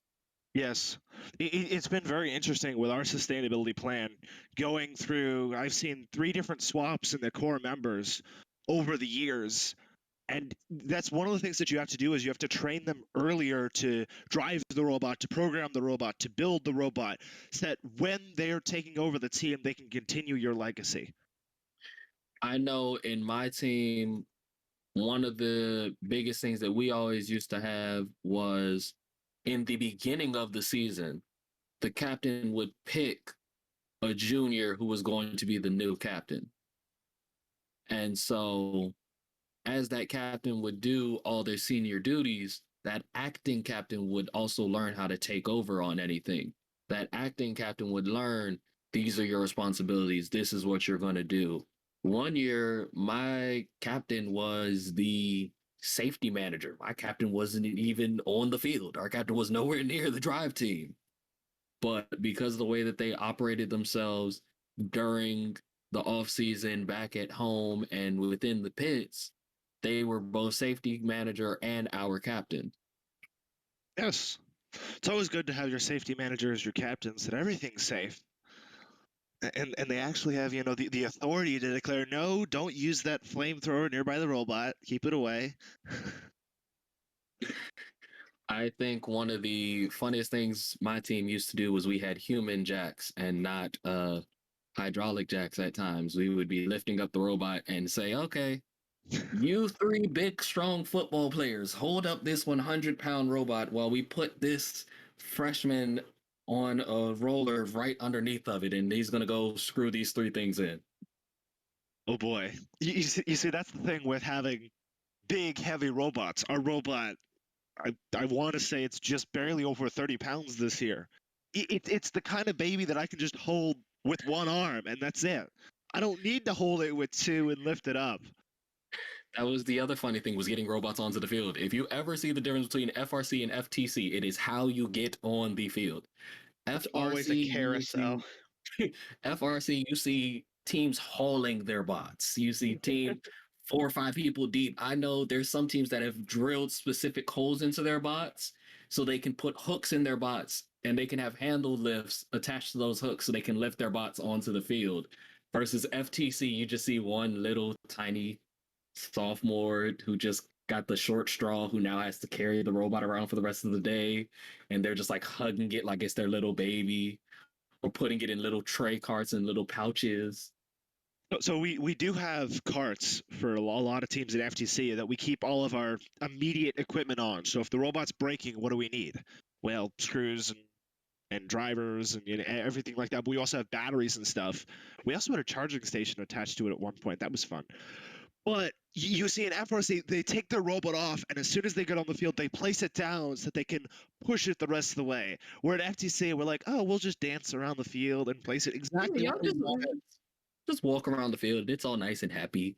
Yes. Or So our team, we couldn't roll a lot of our robots because it would mess with our autonomous, because it would sit and it would you could turn the accidentally with the circuit breaker off. You could turn the robot on if you rolled it fast enough, so it would mess the autonomous period up because the robot would flick on for a quick second if you rolled it too fast. That is something I would have never thought of. Now, I remember one of the craziest things about our bots was always the batteries, because with you talking about weights of robots, FRC robots have those nice big golf cart batteries, those nice big batteries that are oh so fun to carry, especially when you have to carry 4 of them or 5 of them at the same time. We used to sit there, and I remember one student was talking about he had to go to football practice and go do weight training. I said, forget doing weight training. I'm gonna just have you do your barbells and do your lifts with these batteries right here. You're just gonna work on these. So he spent the whole day assembling and disassembling the connectors for the 12 batteries that we had at this point, because it was a new season and we wanted to make sure all of our wiring was together and everything was ready to go. Yes. See, for us, the batteries just fit in your hand, and you can probably fit, 8 batteries and lift them anywhere you want. At some points, we've had somebody go run for a battery and run back with the battery in hand. You can't really do that with FRC. I do think we have alliance. Is that alliance selection going, or are they just putting in the teams? They are off the screen doing alliance selection. Unfortunately, we cannot see them right now while they are doing alliance selection. So what we are showing is our feed sponsors. We've been showing our thank you to all of our volunteers. We're showing the alumni ambassador program sponsors. We've been showing a lot of the different programs and a lot of the different companies that help with all of our different events. Once again, there's tons of different ways to get involved with First. There's tons of different things to do within First. What was just being shown on the screen, ladies, there are events and things specifically catered to you. We have the Women in STEM Scholarship. We have plenty of minority scholarships. Newport News Shipbuilding is hosting our championship. So a lot of us are getting sent down to Newport News Coliseum for that championship. What else has happened? I'm left-handed. I took a couple of left-handed scholarships. That was fun. There's a bunch of different little scholarships for all the different seniors and different members to take. There are scholarships dedicated to specific schools. There are scholarships dedicated to specific positions on teams. I believe there's the drive team scholarship, a captain scholarship, a co-captain scholarship, a safety manager scholarship. There's all sorts of scholarships for being on the team. In FTC, we don't have safety managers. We have 3 roles. We have captain, software lead, and hardware lead, and maybe a notebook lead. That's it. We don't have your safety manager, your mechanics manager, your printers manager. I don't know what other managers you may have. We don't have enough people to manage. You'd only manage yourself. Well, like I said, when I had a team of 40 people, I needed a couple of different managers. I used to tell people, because at the same time I was in ROTC, I was like, we're going to run this the same way we have an ROTC structure, okay? You got captain, co-captain, and there's different divisions. Each of those divisions have a captain and a co-captain. Each of those divisions have their different members. And each member, you have the different rankings of seniority. And I don't care. You can be a freshman and still be in charge of a senior if the senior didn't follow their procedures and the senior got a lower score on the test than you did. Those positions will change every year. And I told one person some of those positions can change every week if I felt like it, because some people would turn around and say, oh, well, this sport is more important than robotics. What? Robotics is 6 weeks. Your other sports are 8 to 10. You can spend 6 weeks. I'm sorry, those 6 weeks, we used to joke about the fact that we had a air mattress in one of our side rooms, in one of our spare rooms in my lab, because we were like, hey, we're here till midnight. You can go sleep in shifts. I don't think we've pulled too many all-nighters. Usually the ones are like the day before competition. Like last year before our first competition, on our intake, we rounded out a D-hub, which completely eliminated our entire intaking process. So the core of our team sat up all night trying to fix it and get like 30 minutes of driver practice in before the competition. And then maybe get, 30 minutes to an hour of sleep so that they could drive tomorrow. It was actually a plan that we sent one of our main drivers to bed early so that he could have enough energy to drive tomorrow. And to answer our Twitch chat, 6 weeks you go all year round. No, 6 weeks is our official build season. We have 6 weeks to go from a cardboard box with a bunch of metal scraps thrown into it to a plastic bag with a functioning robot stacked inside of it. Although I think that may have been changed recently for the new FRC rules. So I think that's what he's talking about. But after that, there is also, yes, the postseason and doing a whole lot of other things. And as far as Glenn Allen, we'll be showing that bracket shortly. They did their alliance selection off camera, so we didn't have anything to show you. Now, we will have plenty to show you soon. Also, Timmy, I believe one of your teammates is calling you out from the chat as well. Oh boy. No, that wouldn't be one of my teammates. But yes, somebody is calling me out. Now we have the alliance selection coming out from Virginia. Once again, this is going to be in our first seat, teams 15304, choosing teams 16537. In our second seat, we have team 11209, choosing team 20342. In our third seat, we have team 16720, choosing team 13804. And in our fourth and final seat, we have team 7953, choosing team 15360. Good alliances.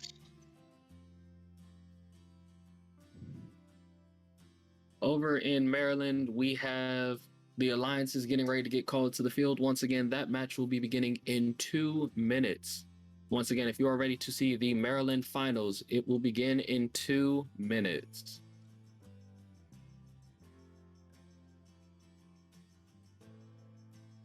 Reading off the actual team names from the number 1 seed, with that being team 15304, that is Circuitry, and they chose to take 16537 Logic Coyote, and so they were actually partnered in the very end. So yes. It'll be interesting to see how they play. Now, it's 2 teams I know. I know multiple members from those teams. I'll be excited to see them in finals. Now, the second seat was team 11209, the Code Crushing Griffins, partnered along with their choice, team 20342, Bacon.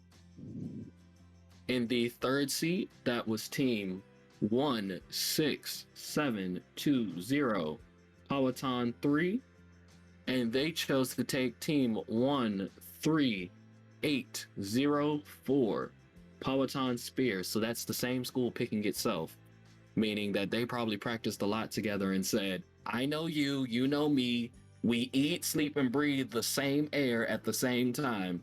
You're my partner. It was a valid strategy that we did back in Skystone when we had a lot of members. We actually split into 2 different teams. I was the captain of the younger one, even though I was a senior member, so that we could have 2 good robots to put on the field. One's entire goal was to be the best primary that it could possibly be, and the other one was be a good primary, but also have a good enough robot that you can complement our main robot. And the fourth and final grouping was team 7953, Vertigo, partnered with 15360, Paradigm Break. So that'll be interesting to see. I want to see how these teams work out. But coming up first, in Maryland, we have the Electron Volts partnered with the QO Cougars, going up against the 00 Ducks and the Helix Hackers. Now, I want to see if the 00 Ducks can put up some numbers with a 00 behind it. I would love to see that kind of score. And hopefully they don't need the hackers to hack our computer systems to do it. I mean, it's a pretty good strategy, but I would do it. Has a score that says 500 points, gets an immediate red card and ejection from all future events. I have seen teams get ejected for trying to use that strategy, unfortunately. It's been a while, though, so I'm glad. I'm glad that this stuff is upgraded as far as I know. But no, now specifically a FRC thing, because I remember having to, once again, like I said, put my robot in a bag after the build season had ended. Because we were a veteran team, we always had multiple drivetrains. So we used to build a duplicate drivetrain and not assemble a full robot. We would have a top half of our robot and then the bottom half our drivetrain for our robot. And we would test those two separate halves of our robot after we had already bagged our bot, or in between building the bot, so that way we couldn't crash and damage the bot, as a way to test our code or test our programming. Have any other teams done something similar to that, where you all don't build the entire bot, but instead you all build different parts of a bot so you all can test those separate parts? So for FTC in the beginning of the season, we'll build prototypes just to test the concept, but everything usually just, once it's good enough, it stays on the main bot, because that's where we use it. We don't have to package it up. Although I have heard of FRC teams that will create an exact duplicate of their bot that they keep after the 6 weeks, and then they'll keep on working at it, and as soon as they get to competition, they'll take off a system and attach it to the main, because they've improved it in the weeks from that 6 weeks to competition. And once again, it is always the funniest thing, because we'll go and they'll be like, wait, how did you build another? Don't you only got one? But what about the... And you're like, no, you just test the whole other bot. Don't worry. You built 2 bots at the time it took you to build one. I remember our world championship in 2019. So my team builds a robot and a practice bot. And 2019 was the last year of BAG. And our robot got lost on the way to Detroit. And lucky enough, we had our practice bot with us. So we brought our practice bot with us to comp, because we had talked to the organizers of the world event. And they're like, yeah, we don't know where it is. Just bring your practice bot. And if it shows up, you'll just pull your comp bot out of the crate and put that one in. And there you go. Our robot ended up showing up like an hour before pits opened. So you lost your competition. Oh, the shipping lost your competition robot? Yeah, FedEx lost the competition robot. Now, no. I think another funny one that a lot of FRCs model after is Robot in 3 days. And so when you see Robot in 3 days, they're wonderful to watch. They work around the clock for 3 straight days building a competition-worthy bot and spend the rest of the time just testing. The entire rest of the time. That's all they do. I have wanted to do a Robot in 3 days challenge. It seems so fun, although I can't really do the Sunday because I have a lot of things. But maybe like a robot in a week. It'd be fun to see how fast our team can come up with a good robot for a robot in a week. Now, see, I do drivetrain in 3 days. I never get full robot in 3 days. I get drivetrain in 3 days, and then after that, I have a bunch of students arguing. And I'm like, can you figure out what needs to go on top of the drivetrain? We have one of our semifinal matches starting in Maryland between our number 1 alliance and our number 4 alliance. Autonomous period has just started. And with that autonomous, we already see the Blue Alliance trying to take off with a score of 36-16. That dropping down to 6-16 with the bumper penalty, I believe. Yes, they tapped the pick up your shipping controllers. hub that moved a couple inches, so they got a penalty. 2, 1. Gotta watch those. Especially on autonomous, because it's pre-programmed instructions, so you have to make sure before the match, or before even competition, that you don't get close. You want to be at a safe distance and stretch over. I know it's not a thing in FTC. We used to use limelights in our autonomous on almost every game, even when there wasn't the reflective tape, because the limelights, you can do vision processing even off of field elements and the way that they're shaped.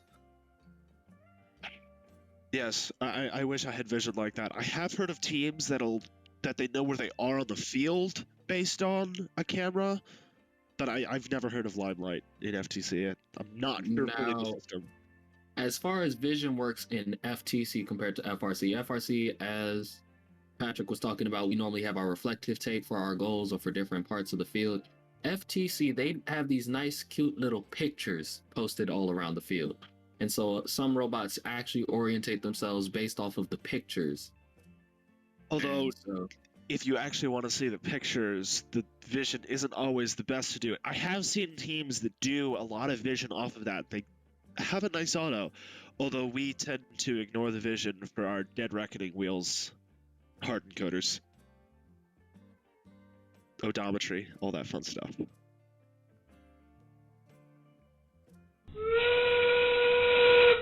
And as we approach these last 30 seconds, once again, a match that is neck and neck, 57-54, points going back and forth, left and right.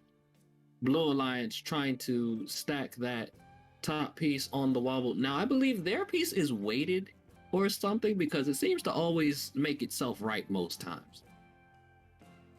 And it lands perfectly and seems to push the balance back most times. And now this score is going to be so close, with a score of 87-101 being the current unofficial score. That's the nail biter You here. see teammates jumping up and down. Remember, it all comes down to those referees and scorekeepers. Sometimes those last-minute penalties is all it takes. And it can change the game really fast.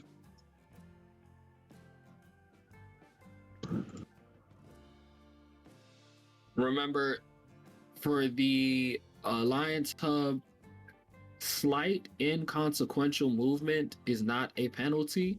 Major disruption to the hub is a penalty. So moving it more than the inconsequential of attempting to put a piece on it, or moving it beyond where it was originally placed, will definitely result in a penalty. But look at the end of this game, a score of 107-87 in favor of the Blue Alliance. Which is our number 4. Even with the Blue Alliance receiving a 60-point penalty. So the 00 Ducks living up to their name with that 00 score. You asked for it, you got it. Even with the 60-point penalty, that's huge. Imagine what they're going to be scoring without that 60 points. That'll be fun to see. And so once again, this is when David comes to upset Goliath, that huge differential of points between a number 1 and a number 4 seed. The and score just sometimes jumped. it can... They received one of their penalties being taken back. It is now 137-87. High score. It's a high score for the day. Making it a new high score for the day. And next that we have coming up is the Blue Crew alongside Nitrix, going up against Newt.exe alongside QO Cougar Botics. And remember, all 4 of the starting teams, I believe, declined to join someone. Yep. Everyone went with their own crew this in this alliance selection.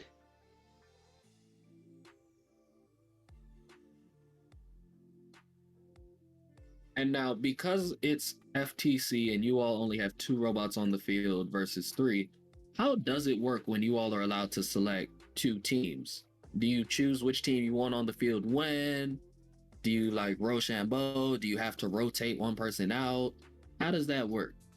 So, if we have 3 teams, usually it depends on the strategy. Usually you have your overpowered team that you are combined with, which is your first pick, and your second pick is an but they'll work with you. There's 2 different strategies. One of them is you play your overpowered team first, and then you play your secondary team. But if you know that the alliance that you're going up against is going to play their overpowered team first, you may want to wait on that So that, yes, you guarantee that they'll win that first match, but then you win the second match, and it leaves it down to that third match where you place all of your best teams in. So it's a gamble. It's a different play depending on how you want to win or what win style you want to go with. But both teams have to play. I can't just say, yes, yeah, I picked you, don't mean I'm going to use you. Yes. You sit there and be some spare parts for me. In semifinals, you have to play all three of your robots at least once, and in finals, you also have to play all three of your robots once. Now, it is interesting with only having two. Another thing that you have to worry about with three is if one of your robots breaks, then you can put in, you know, your secondary robot just in case. With only two teams, you really have to make sure your robot is consistent and can play one match right after the other.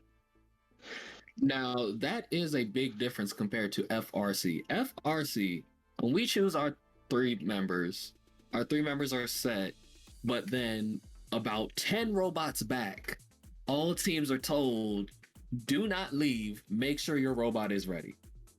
Yes.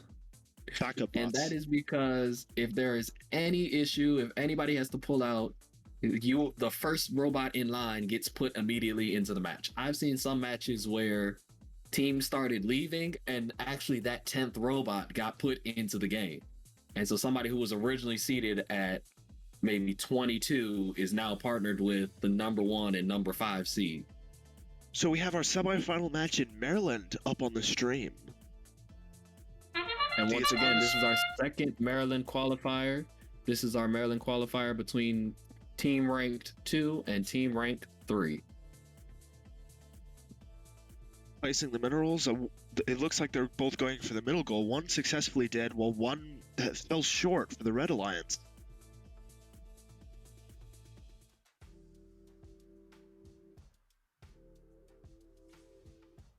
And they go to park and sleep for the rest of its autonomous period. Drivers, pick up your And once again, controllers. loving all the different 3, designs 2, of these robots, loving all the 1. different designs with the teams. And I like when you can easily tell apart a team. Or when they have something that's easily recognizable. Yes. Like Newt.exe. Love that intake. Instantly recognizable. Huge intake. Now, the one thing that you do have to worry about with the huge intake is accidentally picking up 2 minerals. If your intake can pick up more, you also have to have some kind of quick ejection system to make sure that you don't hold 2 minerals for more than a small period of time. And with what you just said, I believe that is exactly what we saw with Newt.exe.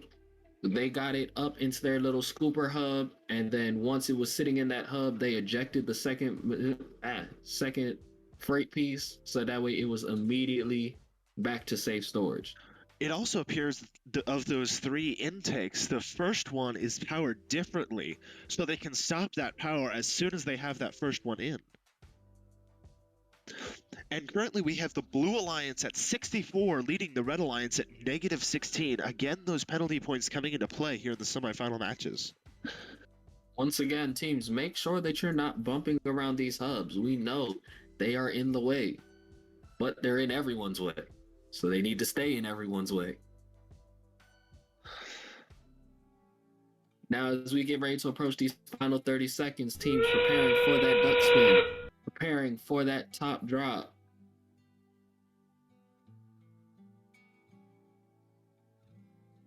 It looks like a team is going for the cap. They're trying to get exactly where it is. I don't know if their arm can reach the other side, but they did manage to place it.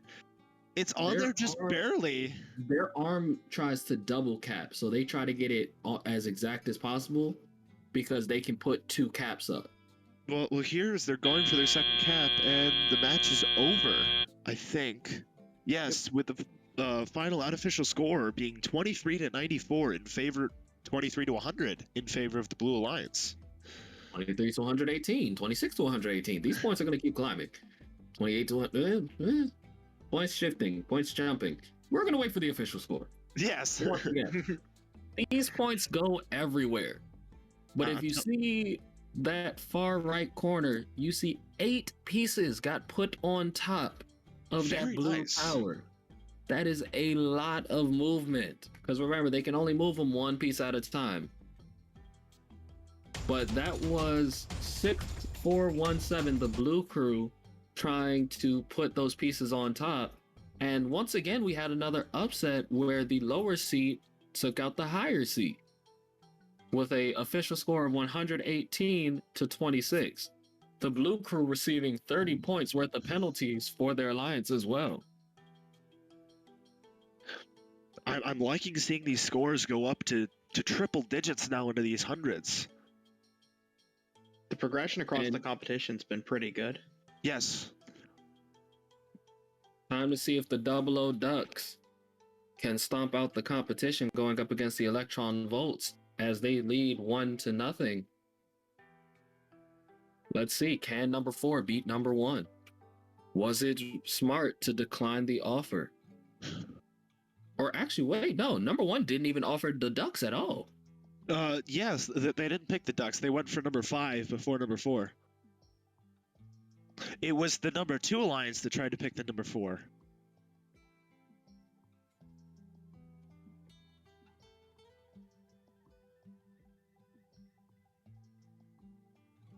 Now, I've also seen it where a team gets into the top 6 or 7 by being just on favorable alliances and not actually being a good, strong leader of their alliance. And so that result in a team not getting picked.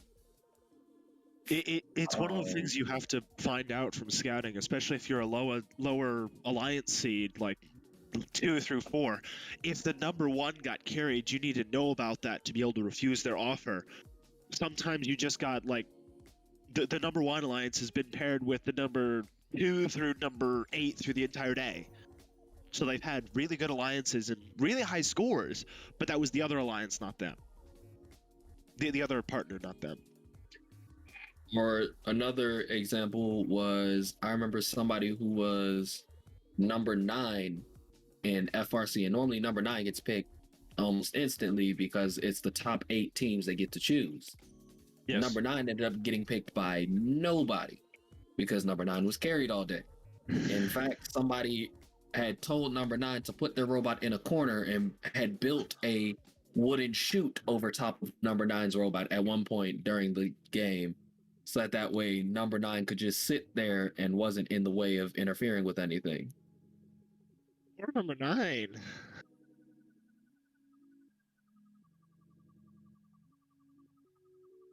Number 9 ended up getting into the competition as a damage bot, as a secondary bot. Are you able to pick who your damage bot is, or is it randomly selected for you? It's top of the list down. Which means the only one in which you get to select your backup bot is in the Worlds. So in your division, you get to select your backup bot. And you do that during alliance selection. So it goes 1 through 8, 8 through 1, and then back 1 through 8. Okay. You also probably need that in world competition, especially since how many divisions are there? 8 or something like that? You have to compete against your division versus another division. No, is it your division versus your division first, and then you go to a different division? Yes. And then after you win that, you have to go to another division, which has been through all that process. So you win your division, and then it's a round robin between all 8 divisions, and then the winner of the round robin, who's won the most matches, goes into the finals. Okay. It's a lot of matches to put your robot through, so a backup is really important.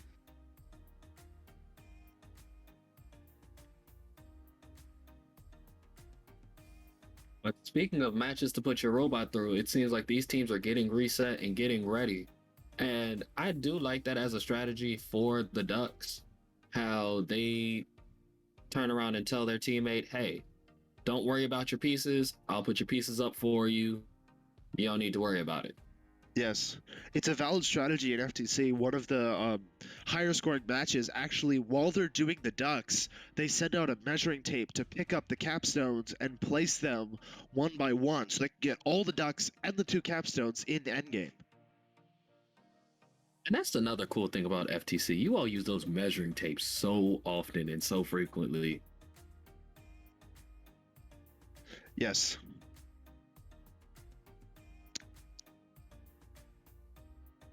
Now, there's been a couple teams in at least the past 3 or 4 years in FRC that I've seen use tape measures, but mainly for climbers because you can send them up as they spool up really well, and you can send them up and retract them due to the spring steel. The first one that the first season I was a part of, a junior member, first rescue, we had to climb up a mountain, so we'd send up a measuring tape that would put our hook on, and then we'd pull up using that hook, which was attached to a string. So the measuring tape was only just to place it because it's really firm, holds its position very well. I remember what most of the years that involved climbing, our robots generally stayed on the ground because there was enough things to do on the ground that we didn't care about climbing. Well, in the past 3 years, climbing could decide entire matches. In 2020, the one competition we got, it ended up being climbing that decided the finals in Richmond. Yes. And like the biggest reason why we would stop doing climbing bots was mostly because we stopped trying to both program the bot and both design mechanisms for climbing, because most times when we had climbing bots, our programmers weren't always helping us, and so they would make a program that said roll forward and don't stop. And so we would have a robot that's sitting there jamming itself and grinding itself up against that top rope as it's supposed to just be hanging. Yes.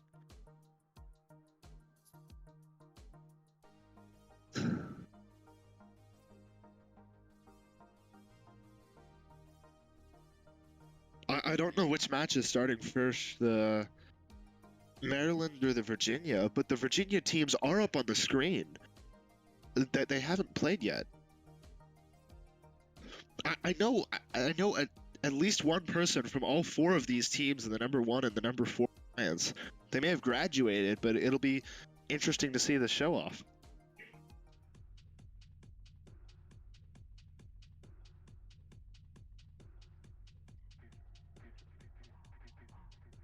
I believe we're about to hear who's starting first. I believe this is Virginia who's going to start first, with Circuitry and Logic Coyote going up against Vertigo and Paradigm Break. Yes.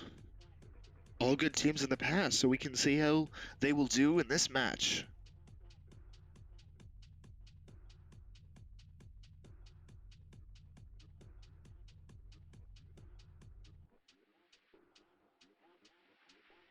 Like I said, I just have to say thank you to Logic Coyote again.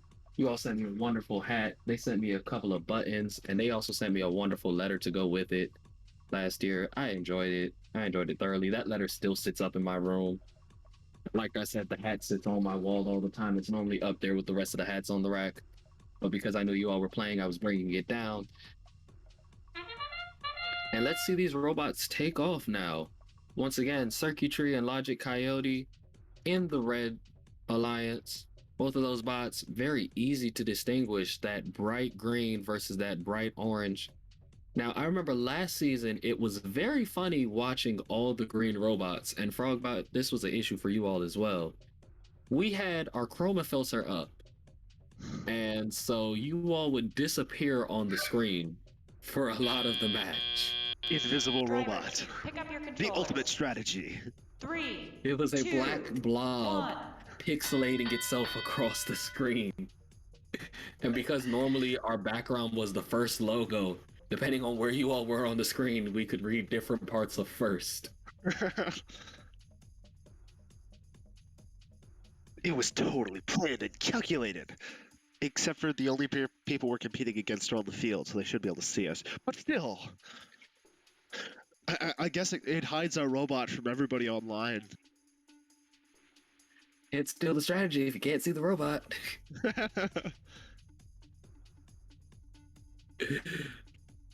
But it also became funny because of my lights changing and fading in the background. When my lights would go chroma green, my whole background would completely black out for the most part. And so it used to be funny. My name disappearing into darkness, my whole background disappearing into darkness, and then coming back 2 seconds later, and people are like, "What happened?" Or it would flash and jump, and so it would really mess with the chroma settings because it used to flash with loud noises, and so it would go green. Oh wait, no, can't go there. Flash red, flash blue, flash all these other things. Our current match is 13-44 with 47 seconds left. But look at Logic Coyote with that wonderful intake of theirs, piling up that top goal. Yes, and now they're going to sit at the ducky wheel for the rest of the match so that they can secure this win. Hopefully. Unless they accidentally bump the shipping hub. Unfortunately, I think circuitry has been frozen in place. Circuitry might have some circuiting issues. It could be because they hit the wall. They're very close to that. And ESD is an issue when you touch the wall. Also, Vertigo seeming to be having some issues as well. I don't believe they've moved at all this match. Match is over with the unofficial score still stacking up. Red has the advantage at the moment. And so once again, that was Vertigo and Paradigm Break going up against Logic Coyote and Circuitry. In Virginia, the #1 alliance has prevailed so far compared to Maryland, where it's always been upsets. Speaking of Maryland, are we getting those matches started? It looks like we are. Autonomous is It started. should be starting right now, so that way we can receive a score during the middle of their match. I see teams dancing while their robots are moving. That's another thing I miss, us not being actually in person. We used to have all the wonderful songs. We used to have all the Cotton Eye Joe moments and the Cupid shuffles and all the other things that would go on depending on how the events were Drivers, running. pick up your It also would controllers. tell you how long of a break you had, 3, depending on which 2, songs you would hear. 1. See, in my team, I would never dance to those songs. I'd just sit in the stands, and it was always a goal for people to try to get me to dance. I did dance once at Worlds, and it may be on the Worlds live stream. Just please don't search for that. But other than that, I just sat in the stage and stands and watched people dance. See, my team had cheerleaders. We would actually get the school's cheerleaders to come to some of our events. So we always had somebody dancing in the stands, and they were always confused as to like, wait, why is the Macarena playing? Why is Cotton Eye Joe playing? What is going on? This is not what we're used to dancing to.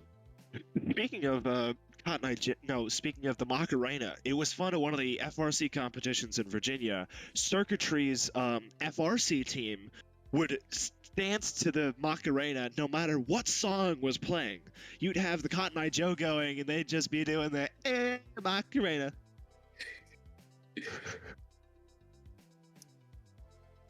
And one of the fun things that I remember doing at FTC events when we were in person. I think your mic just cut out. I can no longer hear you. The chat is yelling songs, the entire conga line. Conga lines are fun, yes. Or another very, very interesting one would be when you would go and they would finally let like the captains dance on the field because they had people putting their robots on the field. So they're like, all right, team, you're already here. Just dance while you're here. Well, the other thing on Autonomous, your robot's doing all the work for you, so why not dance and cheer it on? Oh, that was flag time. Well, that was full flag time and beat on the glass. There is one thing they hated in FRC. It is the amount that we would beat on that glass. I remember the introductions. You'd pan over to the team. This is Team XO13. And you'd be sitting there, can I read your number first? No. And it appears in the Maryland, this match is close. The unofficial score is swapping between the two with a 2-point difference at the moment. And that shared hub isn't going to be any help either. I don't believe it's tipped, but it is full with 4 pieces to both sides. This might come down to a race of the ducks. Imagine one duck deciding the match, just sitting on the edge and like, you know what, I'll tip over. Hey, that could be all it takes. if one of those if one of those if one of those hubs tip, that's a big one there too. Is it balanced? Is it not? Yes, Does it tilt one way and not the other? That's a very big thing. Even the shared shipping hubs actually are actually have 10 points if you give them final score, taking the upset, will be the 4th seed with a score of 99 to 93. All right, everybody, as you can see, the Blue Alliance receiving those penalties, but both moves teams to the prevailing. finals, so they will Once play again, the whoever wins the the next Double O set. Ducks and the Helix Hackers taking out that win.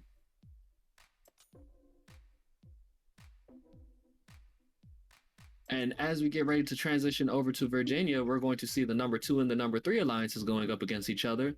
This is the Code Crushing Griffins going up against the Powhatan 3. We got randomization number 1 in Virginia. This is for the lowest goal. Although it still has the same amount of points for that first girl. No, if you get it during autonomous, I believe it is more points than it would be normal. So the first one that you place, if it's on the right level, even if it's the lowest level, it's the same amount of points as on the highest. But other minerals, if you place it on the low, medium, or high, it is a higher amount of than autonomous.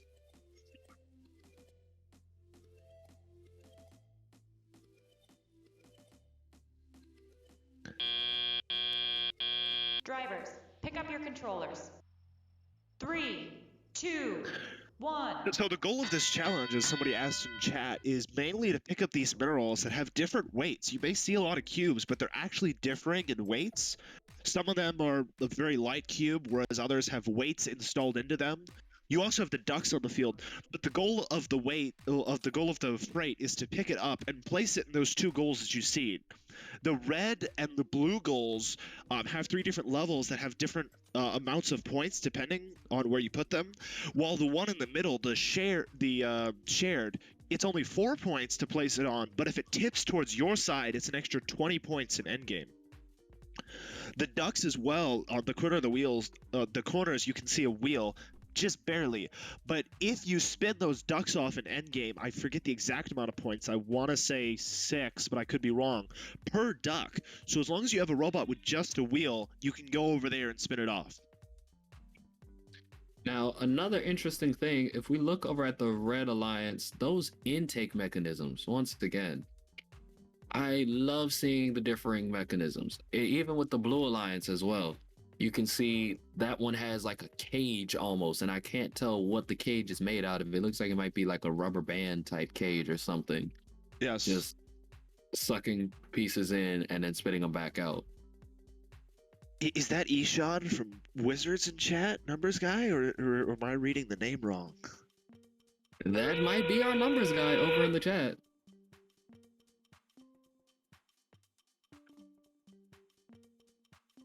I believe that is our numbers guy. Numbers guy might join us up in the box later. You know, when you guys want the numbers guy here, y'all got to call him out.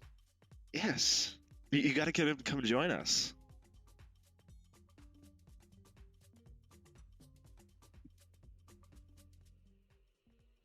Now, I believe what's trying to happen was they tried to even it out at the end, with a current score sitting at 66 to 46. I do believe that that shared hub is tipping in favor of red. That's going to be a nice amount of points for them. Chat is calling out numbers guy. You know who they want to see. It went from a question to a statement to an exclamation. Numbers guy? Numbers guy! Numbers guy! Like, they're just calling.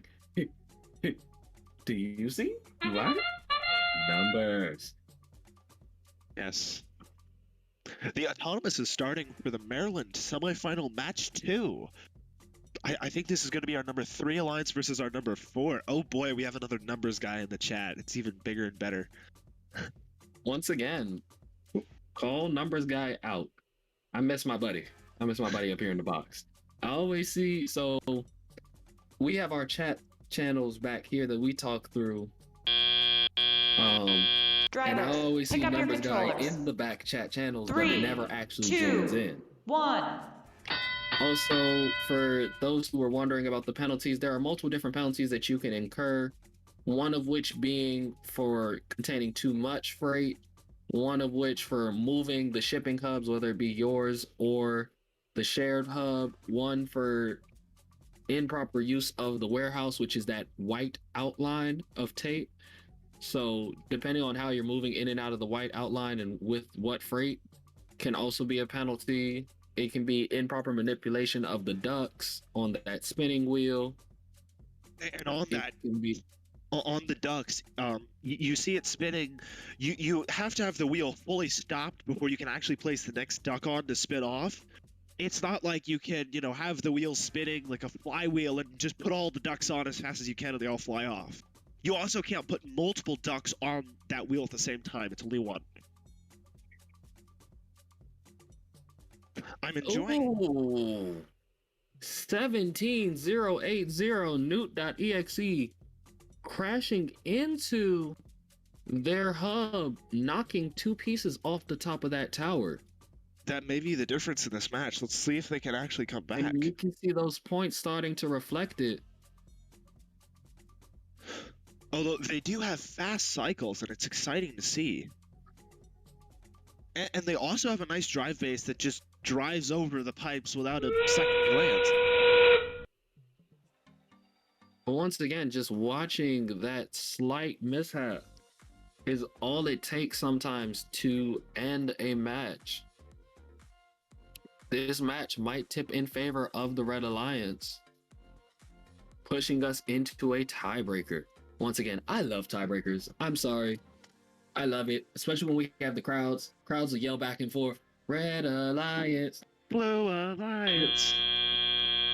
And it goes forever. It literally can go for the entire match. As the match finished, we got an unofficial score of 80-30. And I would love to see how these penalties stack up, because that could have been the difference, was knocking off those pieces as well as these penalties. Well, I do think that the Red Alliance is celebrating like they have the win. We'll see if once the final score comes up.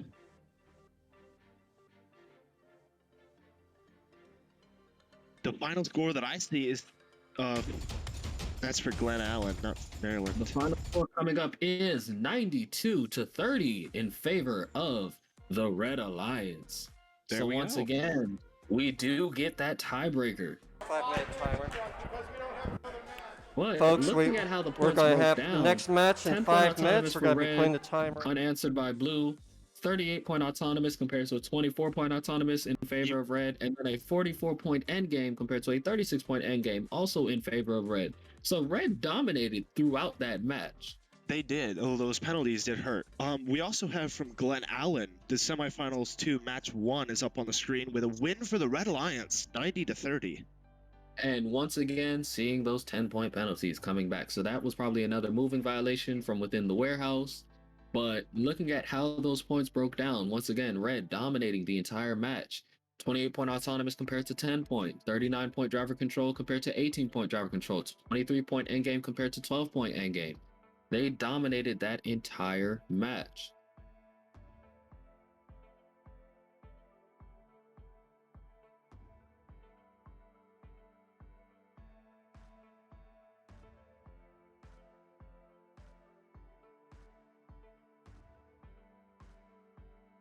I'm hoping to see more double-digit scores as we continue on. I want to see. We'll have to see what happens when the 00 hackers come back. Yes, a double-digit score. Last time they were only 1 point off.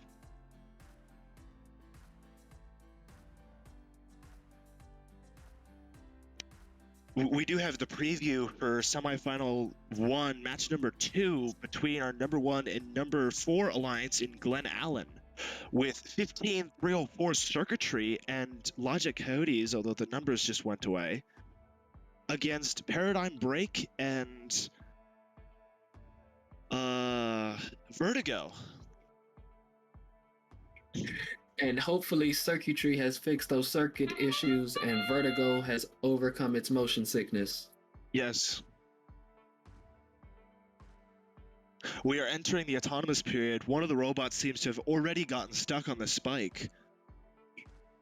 One of the robots is moving to the red. Getting stuck was Paradigm Break, unfortunately breaking up on that rail. Logic Cody's has placed on the shipping hub, the shared shipping hub, Pick up your controllers. and we have 2 parks. 3, 2. That wasn't the shared shipping hub. That was the Alliance shipping hub. I'm sorry, that was my bad. Circuitry, hopefully getting their circuits realigned over in the far corner, not moving as of yet. Oh boy, But Vertigo overcoming its motion sickness, roaring back to life, moving across the field. Now, for the teams that choose to put an alternate piece on the field rather than a duck, can I take my opponent's alternate piece and put it on top of my tower? You know, that's an interesting question. I don't know if I've checked the rules thoroughly enough. I believe it's yours, but that would be something interesting to look into. Paradigm Break seeming to be breaking up their robot on the interior. I see something dangling behind the robot, and that arm does not look like it is hanging properly. Oh boy. That may unfortunately be a wrap for that alliance, because the red team, both robots are moving. Circuitry has finally figured out their circuit issues, and they are placing in the shared. And we might have just seen a major penalty for the Blue Alliance. I saw a foot cross onto the field. Uh-oh. Remember, teams, you must remain behind that safety barrier. It's there for a reason. The score going into endgame is -24 for the Blue Alliance and 61 for the Red Alliance. Those robots may be knee scrapers, but you still need those knees. I'm sorry, I always used to call FTC robots knee scrapers because of how short they were.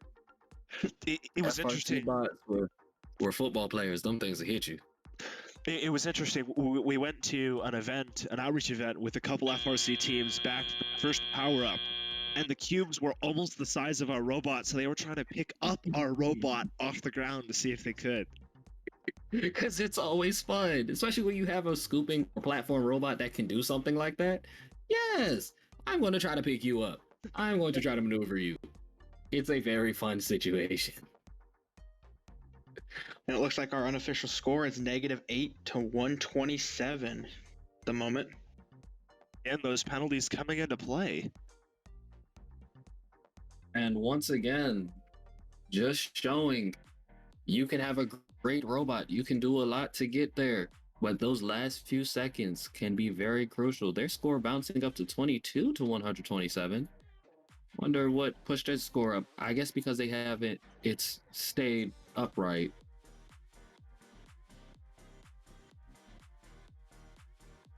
The match is over, and hopefully we can get our final scores soon from there. The chat having put in their deliberation saying it's going to the Red Alliance. We have people discussing with the referees over from the Blue Alliance. You really don't want to step on the field. I know you're able to do that in practice, but you should really practice against it and play an entire match without stepping on the field till the end, because you practice like you play. Will be Red Alliance taking it 127 for a high score in Virginia to 22 points. With Red dominating that entire match, a 37-point autonomous compared to 5-point autonomous, a 28-point driver control compared to a 1-point driver control, and a 62-point endgame compared to a 16-point endgame. It seems they removed that penalty in favor of discussing with the teams. With Red Alliance their 2 wins, they are moving on. So that is the number 1 knocking out the number 4 seat. Over in Maryland, we are getting ready to watch that tiebreaker between the number 2 and the number 3 seed. Teams are 6-4-1-7 Blue Crew versus 9073 Nitrix on the Red Alliance versus 17080 Newt.exe and 7519 QO Kruger Robotics. And so once again, moving on from the Red Alliance over in Virginia, that was Logic, Coyote, and Circuitry. Yes.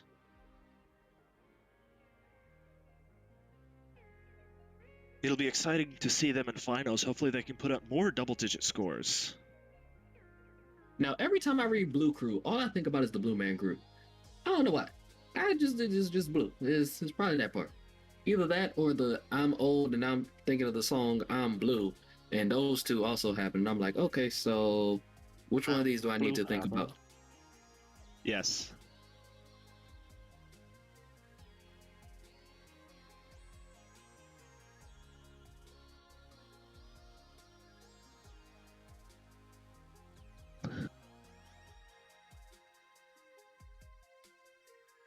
I think this match coming up is going to be a very exciting match, and should see some pretty good scores.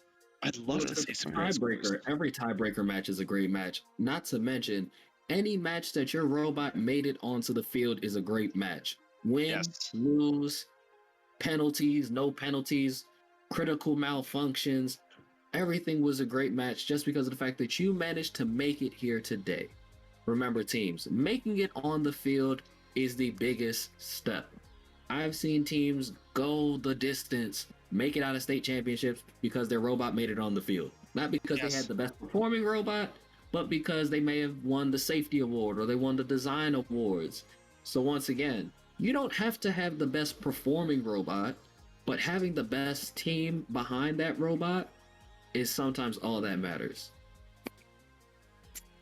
And for some years, it is, if you just put a robot on the field, even if it doesn't do anything, even if it's just metal parts, it can sit there and score 10 points, which could be the difference between winning and losing in a match. You can help your team by just being on the field.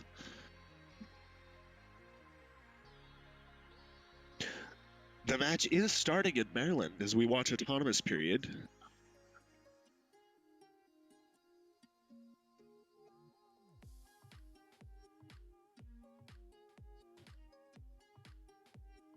And every team just putting in a sleep code until the end. Drivers, pick up your controllers. But what a sleep that will be. 36 to 10 coming out the gate. 42 to 10 in favor of Red coming out the gate. Newt.exe trying to change that narrative. Going for their top goal, which they're known for. And I'm excited to see how fast they are, especially going over the pipes. Now the Blue Crew with their low robot, they keep incurring that penalty or dancing with that penalty of the shared shipping hub. I know the shared shipping hub is one of their strategies, but they get close to it and then they just barely knock it when they go under it every single time.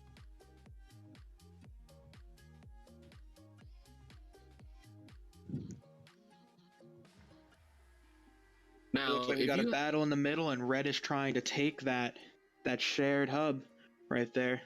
Now it also appears that it's turned, so the Blue Alliance will have to stretch farther to put minerals on to turn it towards their side.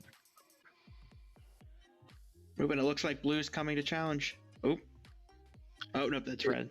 That's Red. It seems as if Blue has decided on ducks and the top tower. Red has decided on splitting up and going one for one and one for the other. But with about 10 seconds before the end game is when you see that split where people start to decide, what am I going to finish with? And we can see the Blue Crew trying to use that high claw to drop onto the top of the tower. And we can see their alliance partner spinning out ducks as fast as it can. Blue Crew attempting to get that double cup that we saw in the beginning of this morning. Double caps are rare and far between, but they're amazing to see. And it looks like they were just using red solo cups to get that double cup. Why not? It's pretty much like our design, except for they didn't custom make it. You can just buy it. I mean, you paint it if you want.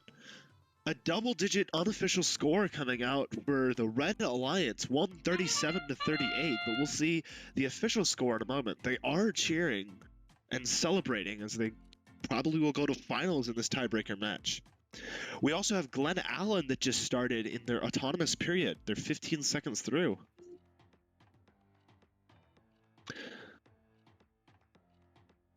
I don't have the name for these teams, but do you want to introduce them?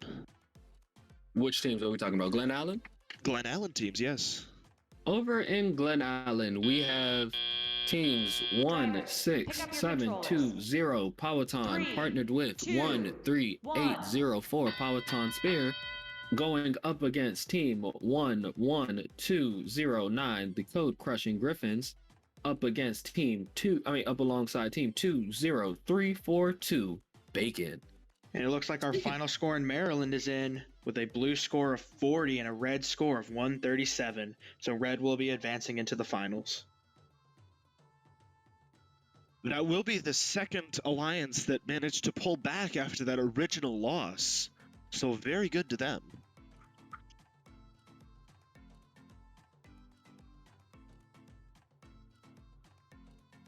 Now, with 80 seconds left in this match, the Blue Alliance has 16, and the Red has the advantage with 41 points. One of the robots appears to be stuck on the pipes. Hopefully they can get off to continue scoring. And also, one of the robots in the Blue Alliance is not moving. That was a wonderful recovery coming from the Red Alliance. If you saw that piece, I did, which got flipped off that flipper and just managed to land and clip itself onto that top bumper. But it seems they had a wiffle ball stuck underneath them, so we'll see what they do. They seem to have sucked up a duck, and they launched it right back out. Don't know if that was intentional or not. They may have their gears sped up a little too much. Now, one of the things in our driver practice before competition, because we're expecting to go here, we did have a problem with our dumper that wasn't quite reaching high enough. So we actually practiced doing that flip with exact timing to get the mineral up top, and we got pretty consistent with it. So, go ahead. Sorry, you go ahead.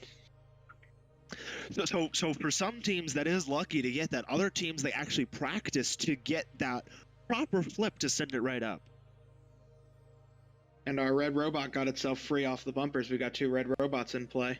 There we go. We're back in the action. But the match is over. That's it. The score seems to be ticking up around 40 to 69. We will see what our referees and our scorekeepers have to say about the end of this match.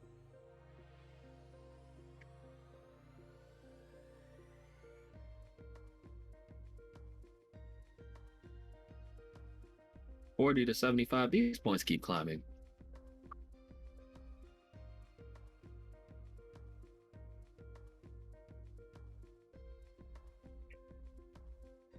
So let's see. Did the Griffins make enough code to crush the Powhatan?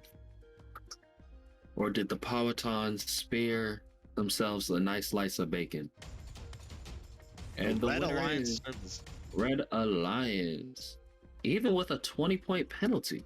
Very nice. So once again, looking at the scores, we had Red Alliance taking it throughout the entire match. A 29-point autonomous compared to a 10-point autonomous, a 30-point driver control compared to a 24-point driver control, and a 36-point endgame compared to the 6-point endgame, with the 20-point penalty facing the Red Alliance. So unfortunately, this is the end for the Powhatan crew, but we will hopefully see them at another event. Now we have a break for field reset and for them to prepare for the finals. Over on the Maryland match, they are almost done with their break. They have about 2 minutes left in their break.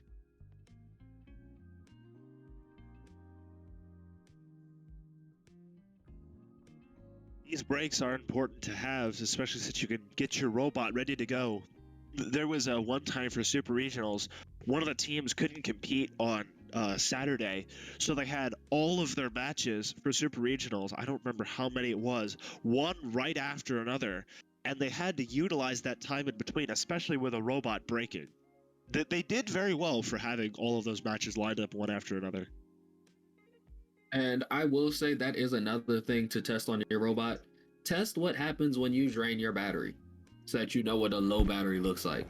Test what happens James, when you start to push your robot to the extreme, so you know what your extreme go ahead, looks start like. making your way onto the field. It's one of the things we had to do last year, especially with our intake being one motor was driving a whole lot of different axles, so thus it was drawing a lot of power. So when we got to a lower power towards the end of the match, we couldn't intake as well.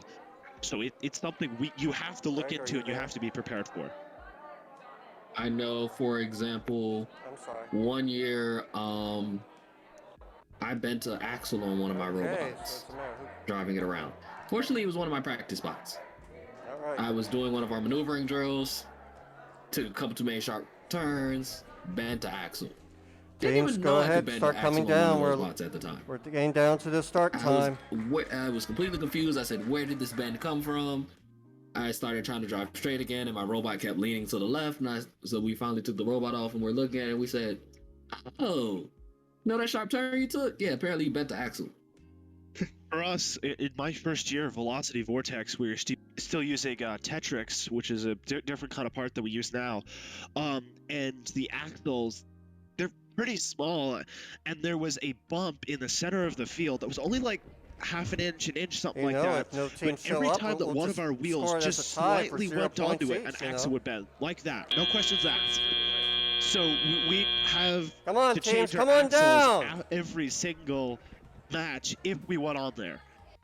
Now remember, I'm talking about an FRC axle, which was about a quarter to a half inch thick. I'm like, this thunder should not be bending. You can't bend this with your hands. Why are we bending? And so I had to put it back in the vise because, once again, that was our practice spot. Putting it in the vise, taking the rubber mallet, straightening out the axle, going deep into the kits to find replacement parts. I talked about this last week when we made people practice putting together gearboxes quickly and one after the other, because one year somebody forgot the square key that went into one of the gearboxes. And so we were like, so how did you forget the gear lock in the gearbox? Because I see the gearbox spinning, but it's not engaging. So what's going on? Speaking of engaging, these teams are about to engage in the next match for finals number 1. Since the number 4 alliance upset the number 1 alliance, they're going to be on the red side of the field with a double O Ducks and Helix Hackers against the blue side, which is going to be Blue Crew and Nitrix. So we'll see how they can score in these final matches. How fitting when you have the Blue Crew on the blue side. Yes, that has to be. Me personally, I would have manipulated the system to purposely put the Blue Crew on the red side. I don't care. I'd have been over there. Oh, computer? Yes, switch sides. If I was the Blue Crew, I could also gone to the rest and said, can you please send us on the blue side? Or gone over to the Red Alliance and, talk to them and organize an entire deal so we could swap sides of the field. Or maybe what you should do is in the middle of the match, you have the Autonomous run for the other side, so you completely swap and you start scoring for the blue side, even though you're on the red, and you'll see how the match turns out in the end. Yeah, I don't know about that last one. That sounds like a still way to lose if you win. You lose if you win, you win if you lose. Yes. But I know personally from my school and from my teams, especially with FRC, we have bumpers. There are 2 different ways to do your bumpers. You either make 2 sets of bumpers, or you make bumpers with Velcro, so you rip off one color and put the other color back on. Yes. We used to have our base bumpers always as the red bumpers. We were like, if we're putting bumpers on additionally, we're just going to make a blue cover. So we always used to hope for the red side, because occasionally the Velcro would slip off of the blue bumper and you'd watch us going down the field with red bumpers that have a blue skirt flailing in the wind. Yes. The other thing differing from the red to blue side, sometimes practicing on one side at the start of the year, like for us, we're currently practicing on the red side of the field. So in competition, we will always be better on the red side of the field versus the blue. Or maybe you're practicing your Autonomous on the red side, so your red side will be more consistent because you've tested it more. Little things like that you don't quite think of matter in actual competition. So for us, it was always, if we could, we'd try for the Red Alliance because that's who we'd practice with first. So try to get that number 1 or number 2 seed for the first semifinals. It gives us an advantage that you don't think of. And it can be those little things that matter. Same with like these randomizations. A lot of teams have one standard randomization that they go for, And so something like that can really affect a robot, especially when you have a robot that's programmed, okay, we're always going to go for 3. Doesn't matter whether it's there or not, we're always going to aim for 3. And so you'll see robots that are grabbing phantom pieces because it's not set up for that layout. And then after the autonomous is over, you see them, okay, well, we're back. Time to go this way, time to go that way. Stop grabbing phantom pieces. Speaking of autonomous, we did just start in Maryland for our autonomous period, and we have placement coming from the Blue Alliance. The Reds sitting there with their device up there, but it doesn't... Oh, they placed it on the low goal. There we go.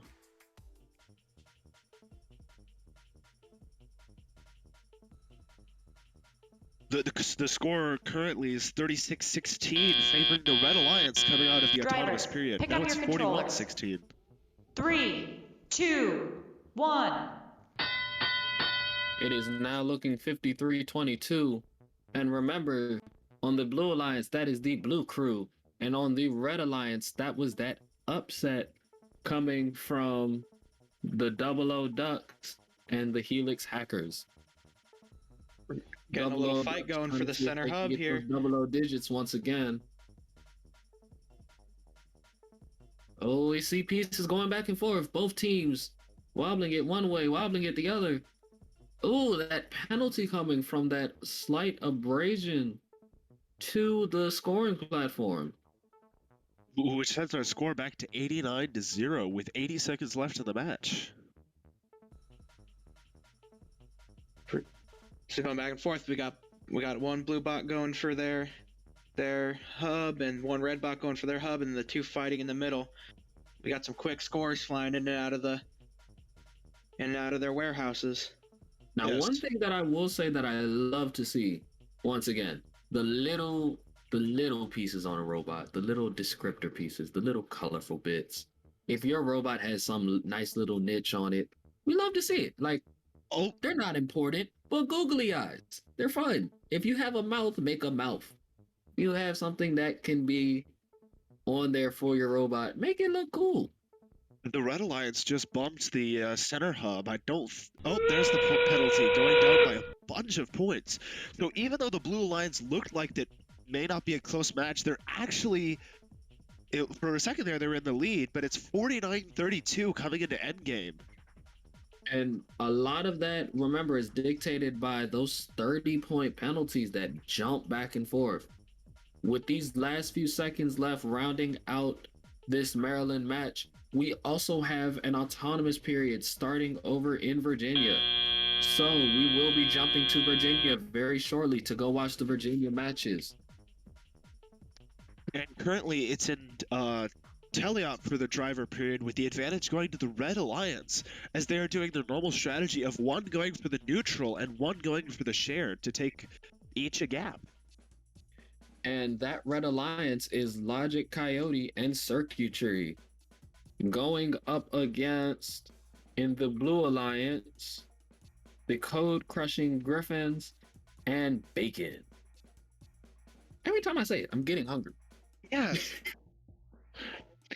I didn't even have breakfast yet, so hopefully I can go downstairs and maybe get some bacon. Like, it would... I'm sorry, if Bacon had a pit and they were just grilling bacon in their pit the entire time, I'd never want to leave their pit. I don't think that's allowed, but that would be very lovely. Just having bacon sense just going through the entire pit. Just, well, I know where I'm going. If I make you an alliance partner, do I get free bacon? Okay, you're my partner. Don't care what seat you're in, you're my partner.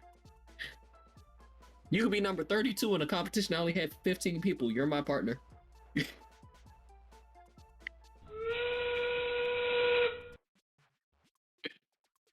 So for our match in Maryland, the final score is Red wins 77-44, with the advantage going to the number 4 Alliance. Once again, major penalties coming out of that match. Red Alliance receiving 60-point penalties and Blue Alliance receiving 30 points worth of penalties. That alone can swing a match. And in Glen Allen... Speaking of things swinging, that shared hub swung. And I think it swung red. which is going to be a nice addition to the final score of this match, which currently unofficially is 65 to 103. 71 to 103. It seems to be climbing consistently. Now, the referees seem to be having a wonderful discussion over with the Blue Alliance, which is blocked by us over here. But if you were able to see him, he has his wonderful brown alumni ambassador hat on.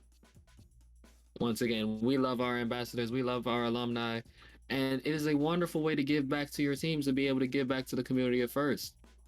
Now, as an alumni ambassador, we've talked about it multiple times. You can have $1,000 to give away to any first team of your choice. If only all of my alumni had come back and donated that, we'd be set for like another 3 years.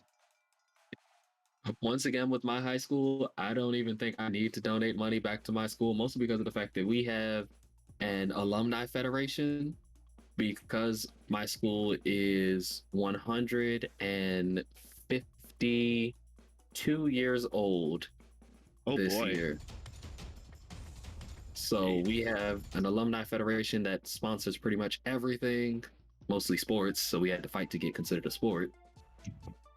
But that final score will be 71 to 101 in favor of the Red Alliance. So Logic, Coyote, and Circuitry taking that first win over the code-crushing Griffins and Bacon. Is that Bacon 2 or is it actual Bacon? It's Bacon 20342. Their numbers just repeat in their name. Oh, okay. So you have Bacon. You have Bacon with no numbers after it, and then Bacon with their team numbers after it.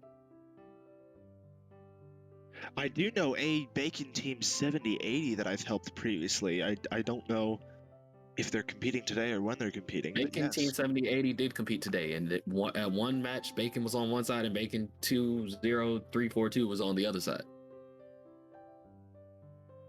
But once again, while we have another wonderful break, we're going around thanking our sponsors, thanking our volunteers, and thanking everyone that helps make this program happen.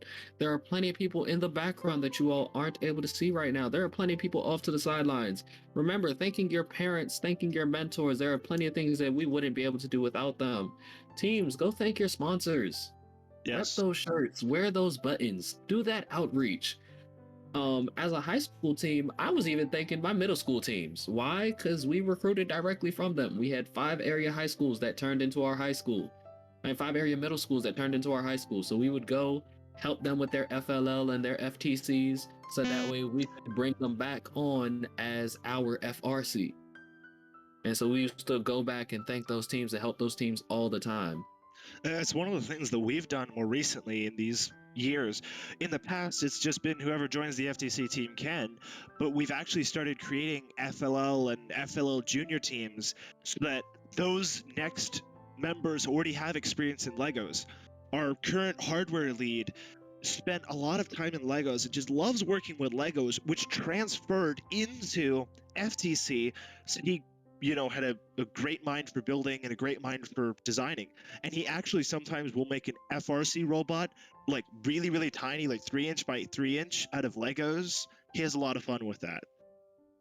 Now, I know personally with a lot of our teams, like I said, we used to host a workshop for the middle school students where we would bring them up to the high school and teach them the tools and teach them how to work with a lot of the different pieces. So we had middle school students learning how to use a drill, middle school students learning how to use a table saw and a band saw, middle school students learning how to use the different types of belt sanders, showing middle school students the proper ways to set up a drill press, the proper ways to set up the different equipment, how to know when you need to ask for help, how to know when you need to get something changed. One of my teachers used to love showing off the fact that our table saw had a saw stop. And so he would scare one of the kids with a fresh hot dog and putting it over the saw stop. He would make a point of taking someone's hot dog off of their plate. Just, hey buddy, let me see this real quick. Don't worry. Here you go, you can have your hot dog back. That's the other difference between FRC and FTC. You guys have all this fancy equipment and all these different machines that you use. If we want metal plates, usually we have to go to another location to get our plates cut. I think the only real power tool that we have in our workshop is a drill press. That's it. So you see all the hair that I have on top of my head? Yes. I was wearing a hoodie with a shower cap with like a bunch of tape wrapped around my hair just to make sure that when I went into the saw room, I didn't come out with brown hair and silver hair and everything else.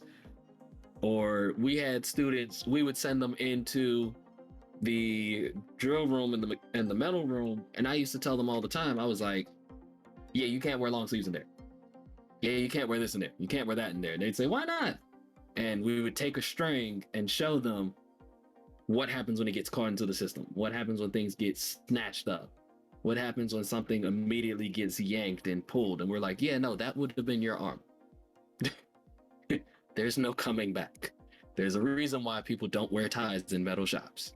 There's a reason why you can't do all these things. Or some of the girls used to get mad because I would tell them if they were wearing a skirt or a dress that day, can't come in the shop.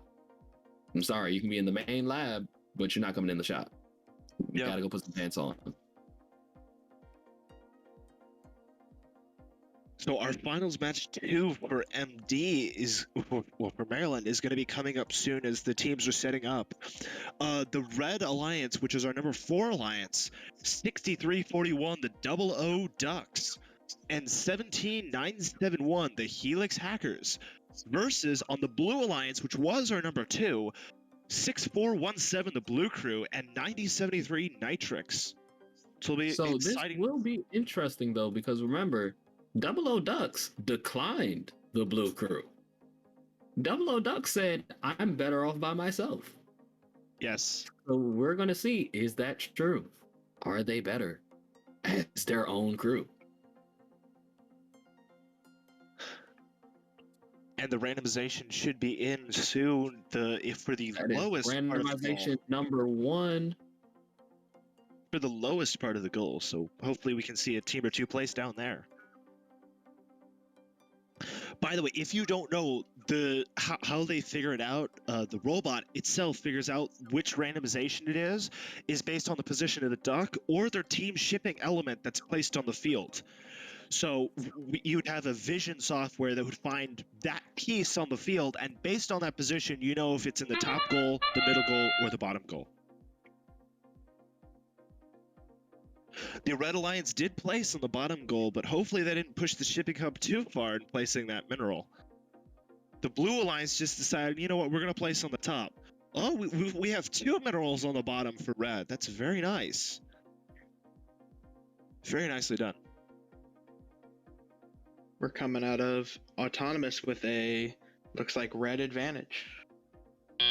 Current advantage being set at 57-16 as players pick up their controllers and start this match. 1. Again, that's a huge lead coming out of Autonomous and will probably affect the match as we continue further.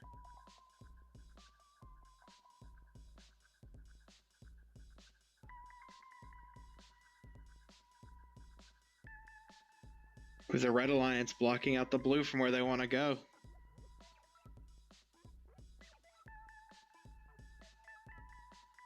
Unfortunately, I see a robot pushing around that shipping hub. Once again, both teams like bullying this shared shipping hub. But I will say, 6341, the Double O Ducks. If you see how their numbers are placed, I do like it. They have actual cut out acrylic for their numbers. So it actually does stand out. It's something that we've been considering this year as we're trying to figure out our numbers. You know, just the printing it out has been done before, so we're trying, you know, spray painting or different things like that. One of the things that we've been trying, although I don't think we have a valid solution for that, maybe you guys have ideas, we want to try to like mist our Lexan plates with green, and we're not sure exactly how we can do that. So I mean, if y'all have any ideas, you're welcome to shout them out. Ooh, when it came to coloring things, half the time we sandblasted stuff, and then we're able to spray paint things. I remember trying to paint. I had students asking how to paint aluminum. I said, "Did you scrape it, or is it perfectly smooth?" Because sometimes they'd be like, "Oh, well, we had this mirrored polished aluminum that we wanted to start painting on," and I was like, "You gotta make it dirty first." Yes. The final seconds of the match with the advantage still with the Red Alliance. So hopefully, unless the Blue Alliance, they hit the hub too many times, they're good. 153. I think that's going to be a high score for the day. They did get the cap I on also top. see that. No, they got the double stack once again. Oh, they got the double cap. Double O ducks doing that double O stack, trying to push those points as high as possible with those. Like I said, it looks like they're using red solo cups. Very nice. In regards to what you're talking about, the only thing I can think of would be using like weld on number 3 on polycarb and putting something in between the two sheets. Okay. And using weld on. Now, as we've been talking, there has been a autonomous period underway over in Virginia. So while we await the final score, let's start looking at Virginia because these robots are up and moving. Currently, Red Alliance has the advantage coming out of autonomous 33-13. We'll see how that continues throughout the match as we still have 100 seconds left. It can swing in any way. And the Red Alliance has been confirmed the winners over in Fulton, Maryland, with a final score, the high score standing at 154 compared to 60 points. We will do a full breakdown for that later over in Maryland. Once again, we will come back to Maryland after we finish looking at Virginia.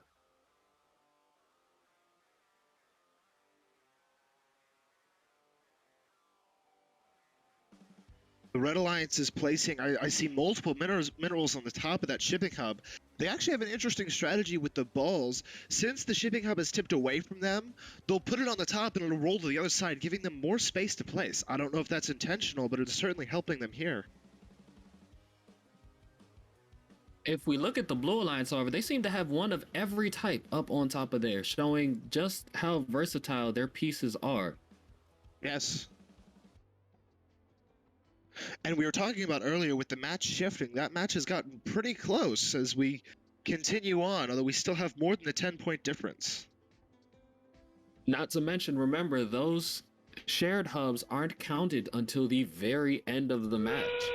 So those can come and swing a game very late in the game. But right now we have the race of the ducks. They're waddling onto the field. We have circuitry pushing on one side, and I believe that is Paradigm Break pushing on the other side. Or let me double check my numbers. Oh no, Bacon. I forget, this is Bacon and the Griffin bots. Ooh, thinking about previous matches. Sorry. The match is over currently with the red having the advantage, but this is still the unofficial score. And it is finals match 2, so this could decide it, because as far as I know, the number 1 alliance did win a previous match. So if they win again, they will win the entire tournament. Speaking of winning the entire tournament, on the Maryland side of things, the Red Alliance did win and will win the entire tournament. So congratulations to them. But if we look at how they won, this was the number 4 seeded team.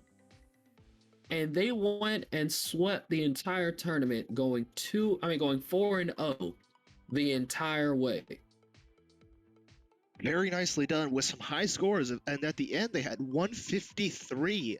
That is the highest score we've seen over in Maryland for today. And speaking of final scores, the Red Alliance taking it with another high score of the day, 139 compared to 79, both teams receiving no penalties. But the Logic Coyotes and Circuitry crushing the Code Crushing Griffins and Bacon. As we look at the point breakdown, they swept the entire game, 26-point autonomous to a 3-point autonomous, a 51-point driver control to a 40-point driver control, and a 62-point endgame to a 36-point endgame. Yes, and congratulations to the number 1 alliance. That is going to be at least a guaranteed advancement slot for our number 1 seed coming out of out of regular matches. So 15-304 should be advancing to the next levels. Also, teams, we talk about submitting all of your documents and all of your things to us, but don't forget, you also need to submit all of your information for the judges. You must see the judges tomorrow, so make sure that everything has been turned in already. It is a lot easier to approach the judges with all your materials already submitted than it is to try to crunch things in at the last second. Absolutely, although I do think the deadline for tomorrow is sometime tonight, and I may have pushed it to the last second at one point. But yes, do turn in early if you have it.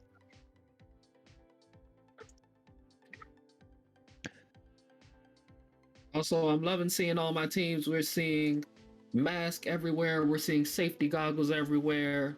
We're seeing robots moving. We're seeing nice high efficiency with all of our teams.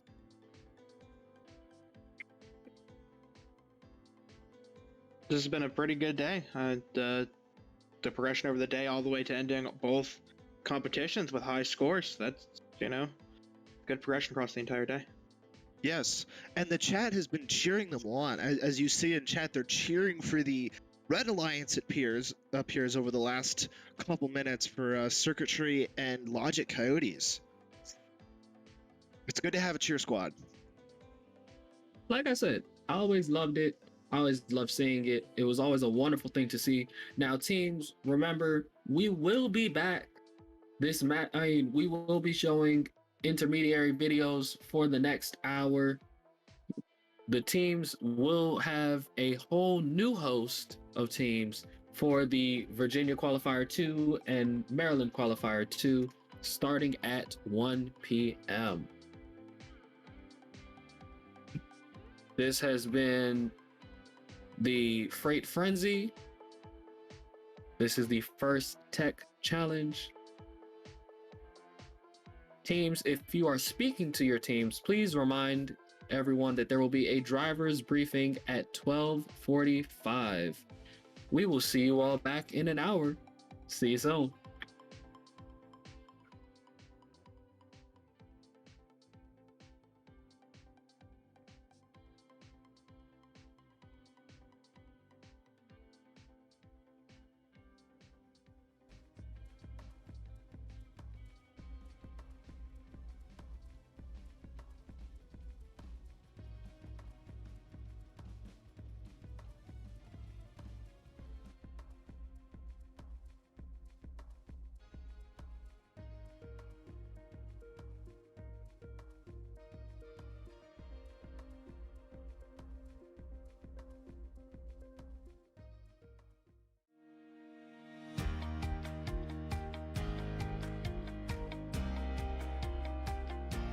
One of the things that's most rewarding about seeing a first Chesapeake competition is the energy. This is not a science fair. It is loud, there is cheering, there are mascots. It is something that you have to see to believe.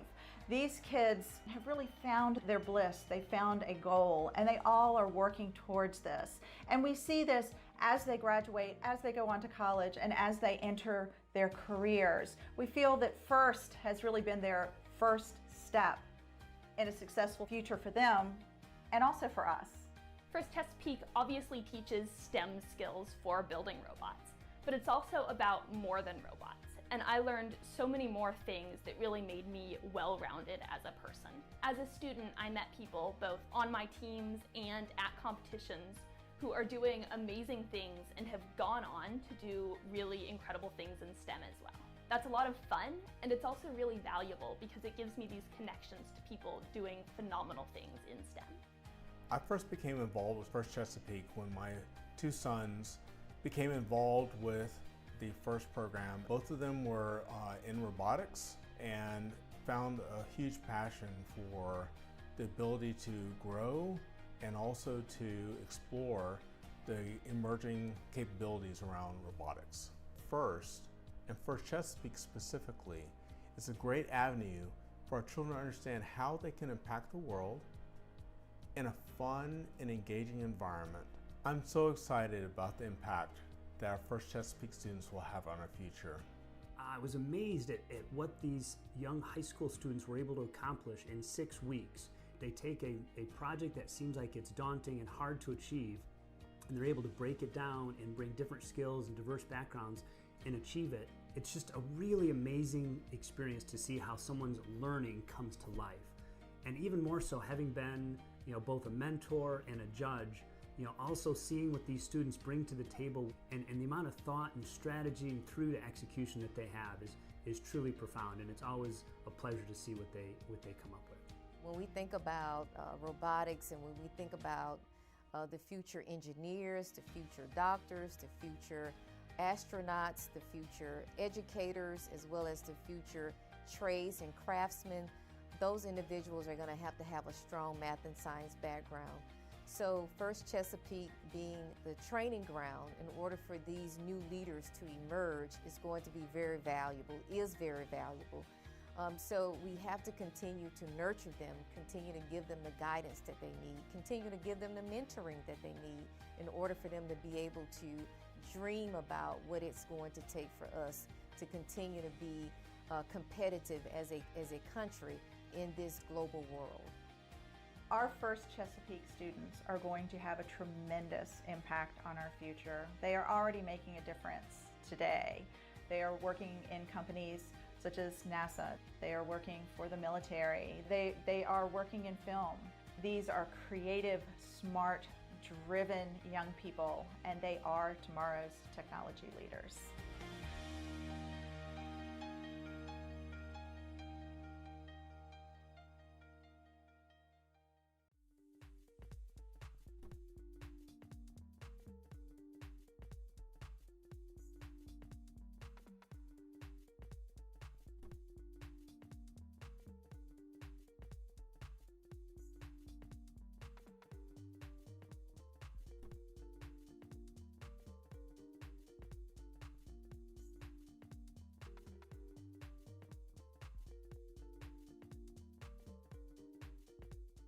Four eager 7th graders ready to explore what participating in STEM activities had to offer. From unboxing their first kit of parts and learning how to program Hello World using Java, to building their first drivetrain and qualifying for states, this like-minded group of students learned far more in 4 years than they could have ever imagined. We are Team 12847, and this is our story. The FIRST community is unlike any other we have ever been a part of. Never have I seen so many individuals in one room, all driven by the same goal: to innovate, engineer, and lead. Participating in FTC taught me to be a gracious professional and work hard while giving back to my community. I apply the knowledge I have acquired from being a part of FIRST in my daily life, and it continues to shape who I am as a person. Even amidst a global pandemic, FIRST Tech Challenge inspires and motivates so many individuals around the world. FTC provides students with the skills necessary to become the leaders of tomorrow.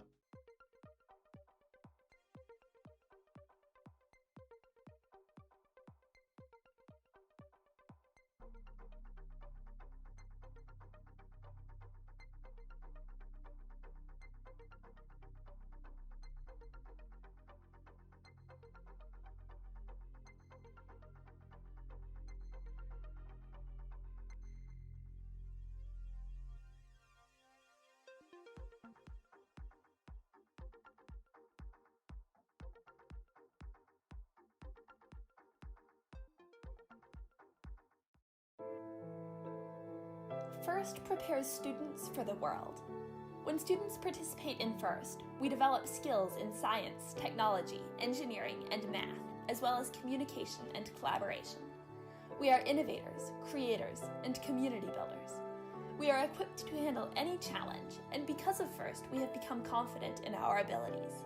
We know that we can work together to solve the world's problems.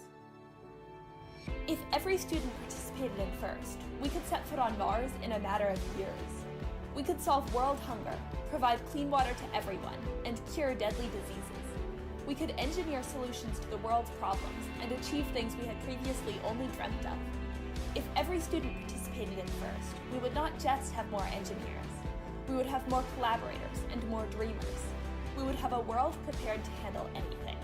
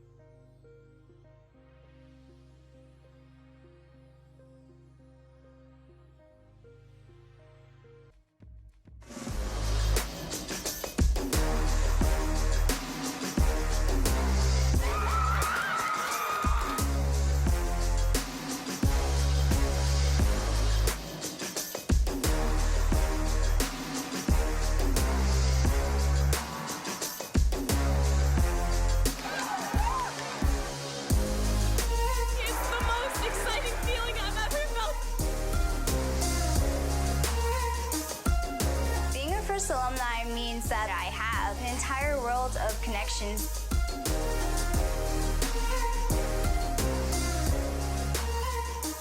It allows me to volunteer and give back to the community.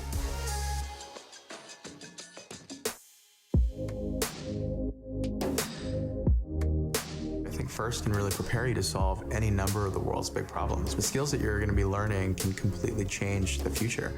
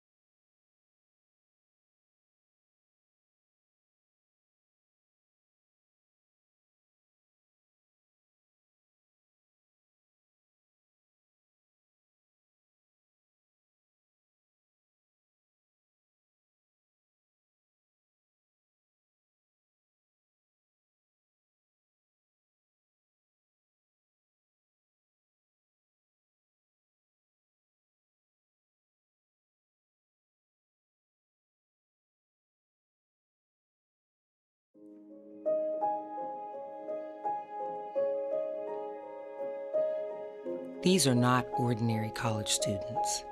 They're extraordinary students. Capital Tech students. People who'd rather stay up all night coding instead of partying. People who build their own computers. Who construct clean rooms out of sheets and duct tape. Who fly drones with their brain waves. Who build experimental CubeSats to explore suborbital space. Who thwart cyber criminals at the speed of light. Who find big insights hiding in big data. Who have the tech savvy that our nation's critical infrastructure demands. Whose mantra in the face of any challenges, find a way or make one. You don't find Capital Tech students struggling to find gainful employment. You find them at NASA, the Department of Defense, and the National Security Agency. Our undergrad, grad, and doctoral students are a pipeline who fuel America's most tech-driven government agencies and private sector supply chains. It's here that they learn to work the levers of advanced technologies, to not only further their lives and livelihoods, but to ensure the future of America's prosperity. Capital Technology University, the talent to shape tomorrow.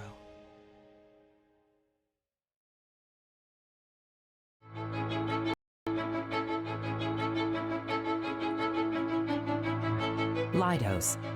1 part inspiration, 1 part science, 1 part legacy, and 1 part opportunity. We live in a complex, uncertain world, a world that demands breakthroughs today, like safe and reliable transportation, a robust infrastructure, better health solutions, a safer cyberspace, and an efficient military. Leidos, ready to support your next breakthrough.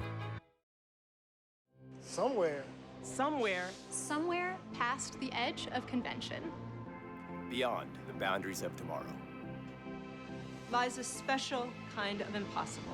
A kind of impossible where pioneers forge ahead. Where no idea is too bold. and no challenge too great. Because making a 200-ton airplane disappear is impossible. Until it's not. Predicting cyber attacks before they happen is impossible. Until it's not. And solving the mysteries of the universe is impossible. Until it's not. It's our job to break free from what is to what could be. Ready to leave the boundaries of what's known? To define possible. To define possible. To define possible. To define possible. To define possible. To define possible.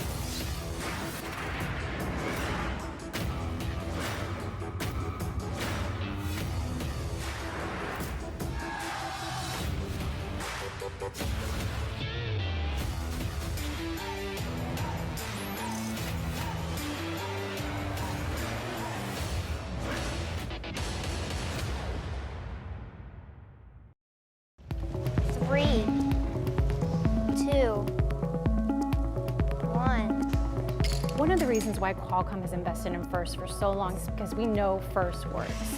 That worked. Perfect. We see these students coming through the program not just learning about engineering, but also those 21st century skills that are so important. FIRST is probably like the biggest reason why I'm confident at all now. 4 years ago, I was the shyest, quietest child on like the face of the planet, and FIRST definitely changed that. Part of this Rube Goldberg machine is sort of fostering the relationship between Qualcomm and FIRST. Working at FIRST teaches you various skills that you can directly transfer to the workplace. It teaches you to work with people with different personalities. It teaches you to respect ideas that you don't necessarily agree with. Most of all, it teaches you to meet aggressive deadlines that you will necessarily face at the workplace. Qualcomm invents breakthrough technologies for wireless, and so this machine and programs like our partnership with FIRST are really, our way of inspiring kids that STEM can be fun and working with the team can be fun. Science, technology, engineering, mathematics are the foundation of what industry is on right now. We are a technical leader in the world. We know that there's a shortage of students with STEM skills, not just in the US, but globally. And that's why Qualcomm's so invested in making sure that these students have the skills necessary to compete in a global economy of the future. I do like taking on a problem because once you finish it, you feel really accomplished. I feel like technology combined with teamwork and creativity can solve basically any problem that we face today and will be very crucial to the success of our future.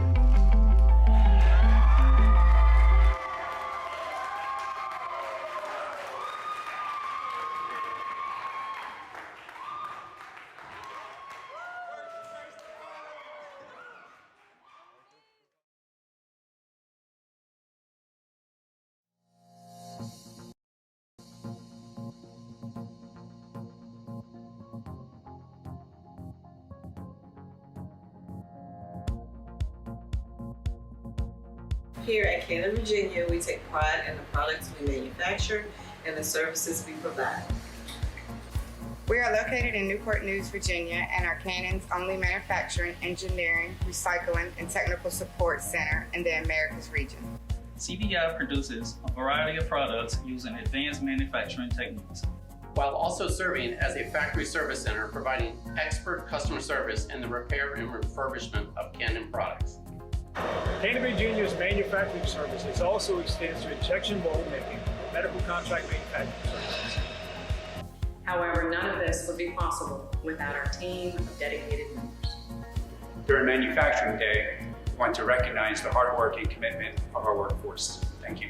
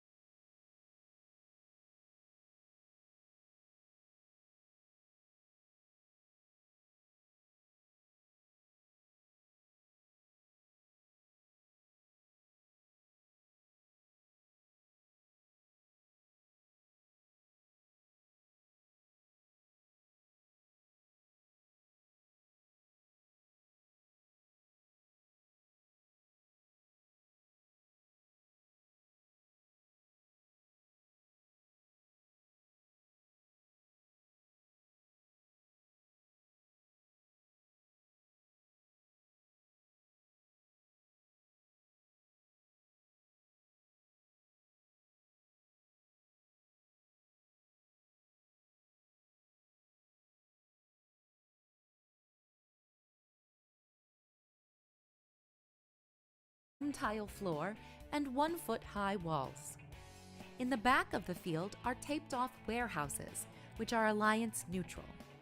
Obstructing the warehouses are barriers that robots must drive over or around. At the front of the field are Alliance-specific storage units. Alliance-specific carousels are mounted on the front corners of the field walls. Alliance-specific barcode tape is located between the warehouses and the storage units. 4 unique navigation images are located around the field perimeter. 2 Alliance-specific shipping hubs and a 3rd shared shipping hub are positioned as shown. Outside of the field walls are the red and blue Alliance stations.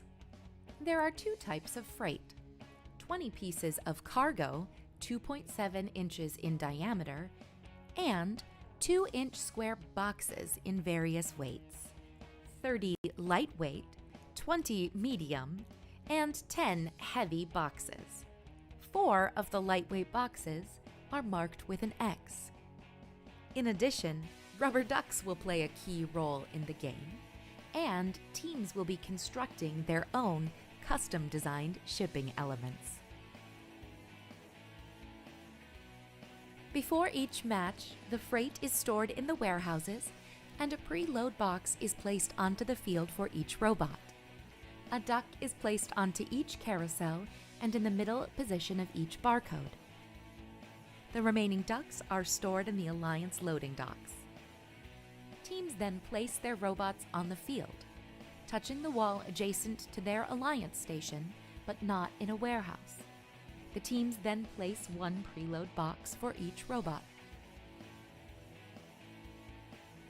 A team may then decide to use their own shipping element in place of a duck on the barcode, or store their shipping element in the loading dock.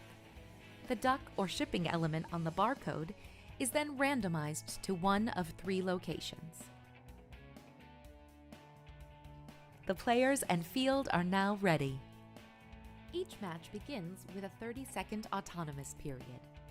During this period, there are a number of ways for teams to score, using only pre-programmed instructions and sensor inputs. Delivering the duck from the carousel earns 10 points. Each piece of freight delivered to the Alliance's storage unit will earn 2 points. Each preloaded box placed on an Alliance's shipping hub earns 6 points. But there are ways to earn bonus points. If the box is placed on the correct level as indicated by the duck's location on the barcode, the Alliance earns a 10-point bonus. If a robot places its preload box on the level shown by its Alliance's shipping element position on the barcode, it will earn a 20-point bonus. A robot parked on its Alliance's storage unit earns 3 points. However, if the robot is parked completely in the storage unit, it will earn 6 points. A robot parked in the warehouse closest to its Alliance station earns 5 points. If the robot is completely inside the warehouse, it will earn 10 points. Following the autonomous period is the 2-minute driver-controlled period. During this time, Alliances score points by delivering freight to storage units and shipping hubs. For example, each piece of freight delivered to an Alliance's storage unit will earn 1 point. Freight scored on an Alliance's shipping hub will earn 2 points on a level 1, 4 points on a level 2, and 6 points on level 3. Each freight scored on the Alliance's side of the shared shipping hub will score 4 points for their Alliance. The last 30 seconds of the driver control period is the end game. Robots may continue scoring freight, and there are also ways to earn bonus points. Delivering a duck or shipping element to the floor earns the Alliance 6 points. A balanced shipping hub at the end of the match earns 10 points. If an Alliance's section of the shared shipping hub is in contact with the tile floor, that Alliance earns 20 points. Robots parked in a warehouse earn 3 points. However, if the robot is parked completely in the warehouse, it earns 6 points. Each team's shipping element, fully supported by a shipping hub center pole or another team's capped shipping element, will earn 15 points. There are many ways to score in Freight Frenzy, but there are also rules that, if not followed, will deduct points from your alliance. For example, robots cannot interfere or interact with the opposing alliance shipping hub. Scoring elements may not be launched. Robots may not interfere with their opposing alliance's capping attempts. Only one duck or team shipping element is allowed on the carousel at a time. A robot may not cause an opposing alliance robot to become pinned, trapped, or blocked. This is just a brief summary of the Freight Frenzy game. For complete rules, please read the game manual and check the Q&A forum. And always remember the most important rule of First Tech Challenge: gracious professionalism. Good luck, teams, and have a great season.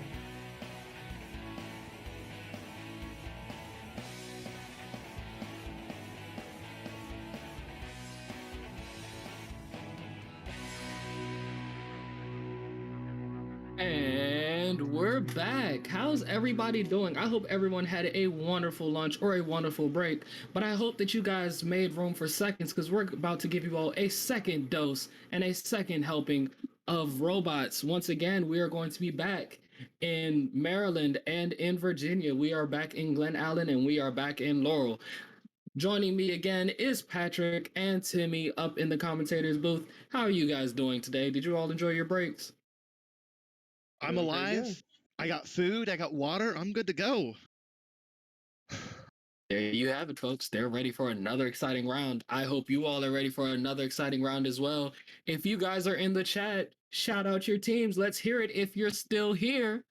If you guys have been with us since 7 o'clock in the morning, let us know. If you guys are just tuning in for the second half and your teams are about to come up, tell us who you are. Let's all say hi. Let's all see what's going on. But first and foremost, let's do another introduction. So I'm Niall Smith, also known as Slick Smith. I have been in First Robotics for almost a decade now, as far as being on and off teams. I have been a First alumni ambassador for the past 3 years.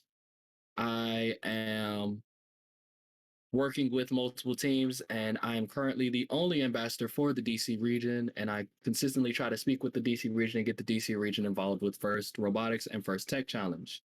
Patrick, want to speak on yourself? Hey, I'm Patrick. I'm a alumni. I did First Robotics competition for 3 years. I've also helped volunteer with the Tuxedo Pandas, now known as the Red Bearded Pandas. I've been part of First in the community for a long time. Really about it. So if you're working with the Red Bearded Pandas, how come you don't dye that big, huge beard of yours red? That'd be funny to see you just out there with the pandas and you're like, yeah, red beard. We're actually doing it this time. And Timmy, hopping on over from the Frogbots. How you doing, Timmy? Tell us about yourself. I've been on robotics. I think this is my 6th year. I'm captain of 4634 Frogbots at the moment. I have been on another team, but that was technically still Frogbots as well. Our team was unable to make it today, so I just thought I'd hop on and help commentate for these teams that we'll be playing today. It'll be exciting to see the matchups. I don't know exactly all the teams that are going to be playing today, but it will be fun to see their different designs for their robots.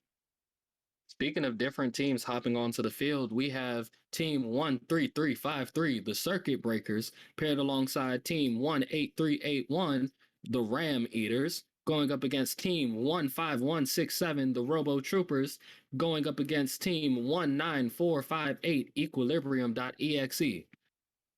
Once again, this is going to be our first matchup of the second heat of our Maryland qualifiers. As you can see, these teams are ripping and roaring. They are ready to go. Their robots are right up against that line, and our referees are raring to go. Our referees making sure that everything has been set and organized. Once again, each team will play 5 different matches, all randomly assigned with other teams and other alliances. Because we are able to have every team here, every team must stay with their mask and goggles on at all times. And this is a big change from last year, but getting closer back to previous years, where last year there was only 2 teams and you had to stay with your alliance partner the entire time you were there. Yes. I do know some of these teams. I think we allianced with Robo Troopers, or at least played with them. So it'll be fun to see them, and hopefully they do well in this match. I hope y'all learned exactly how the match works from the previous video and explaining the match. We'll probably do it a couple times during the stream as we continue, but I'm excited to see a lot of these different intakes picking up those freight, especially with different weights. We do have the randomization coming in for the Laurel event being the top one. So the top part of that shipping hub is extra points if you place your first mineral there. Now, looking at these teams and looking at these robots, I think I might be seeing a triangle wheel on the Blue Alliance. I think I might be seeing one of those triangle wheel setups on 19458. And by triangle wheels, what I mean is it is a wheel. Well, it is a central axle that has 3 separate wheels attached to it. So that way it is free to rotate as it works. Either that or it is just I think it's just 2. 2 separate tanks. It might be 2, it might be 3.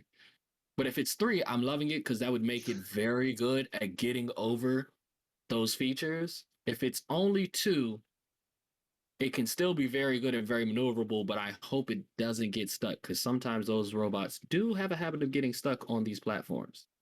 Those appear to be only 2, and it should be a good design to get over. Some teams have gone with that. Other teams still stay with Mechnum wheels. Drivers, pick up your controllers. Coming straight out of the gate, 3, we have a score of 2, 8 to 38. 1. In favor of the Blue Alliance. Look at that intake on it, though.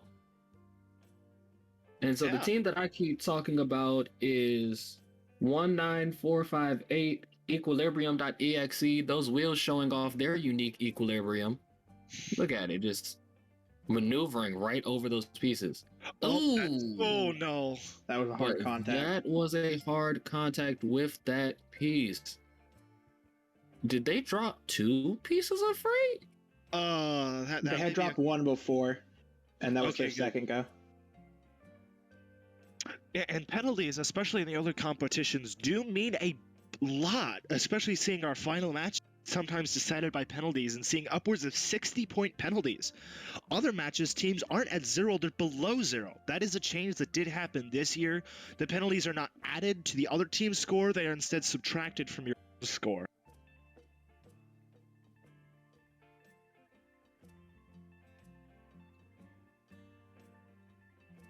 As we continue this match, we're nearing endgame. I think we're about 60 seconds. No, we're less than that. Blue team still has the advantage. I don't know if they score the penalty, and we'll have to wait till the final scoring part. We're about 15 seconds away, but I feel like one of those red robots looks jammed or dead in the water up against that wall. Yes, and they're flashing. I think that's a blue light, so maybe their phone is disconnected. But and that is team 13353. The circuit breakers. I believe they're having some broken circuits over there. At least it's in the first couple matches, so they should be able to fix it before these final matches. But then Blue Alliance is going ham with all these minerals. They already have 10 on the top.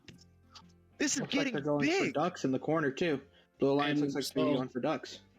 An unofficial score of 96 to 140. This is big. Our last score of the previous competition was 153, and we just topped that in our unofficial score. Oh boy. Once again, not to mention, these are first matches for all of these teams. None of these teams have been on this field. This is the first matchup for all of these teams. We could be seeing a alliance starting right now. And in our first competition, they were making mistakes earlier on in the day, but as it continued, they were solving those mistakes and eventually played really well in finals. So if this is just the start, what are the scores going to look like after today? Well, I know one thing. As long as we keep hitting these triple digits, I'm loving it.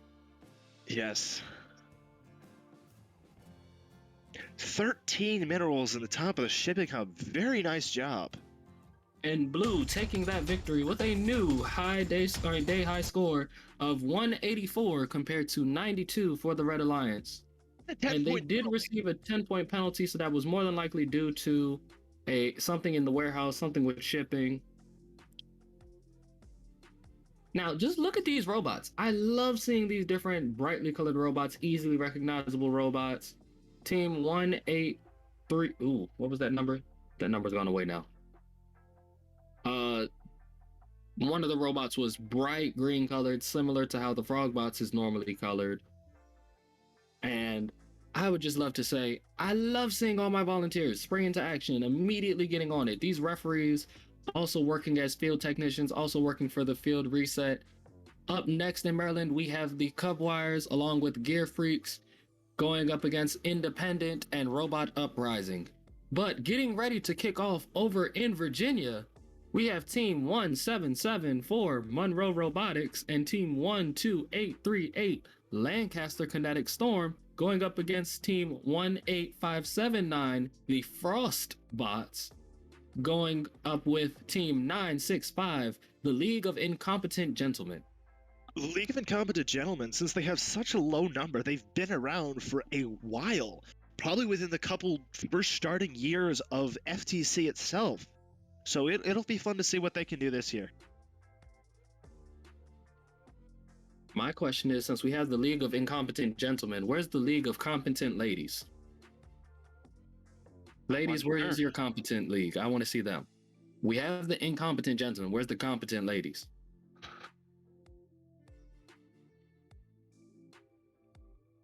But the Frostbots, I hope they don't get confused with the Frogbots too many times. Hopefully you all aren't always in the same matchups.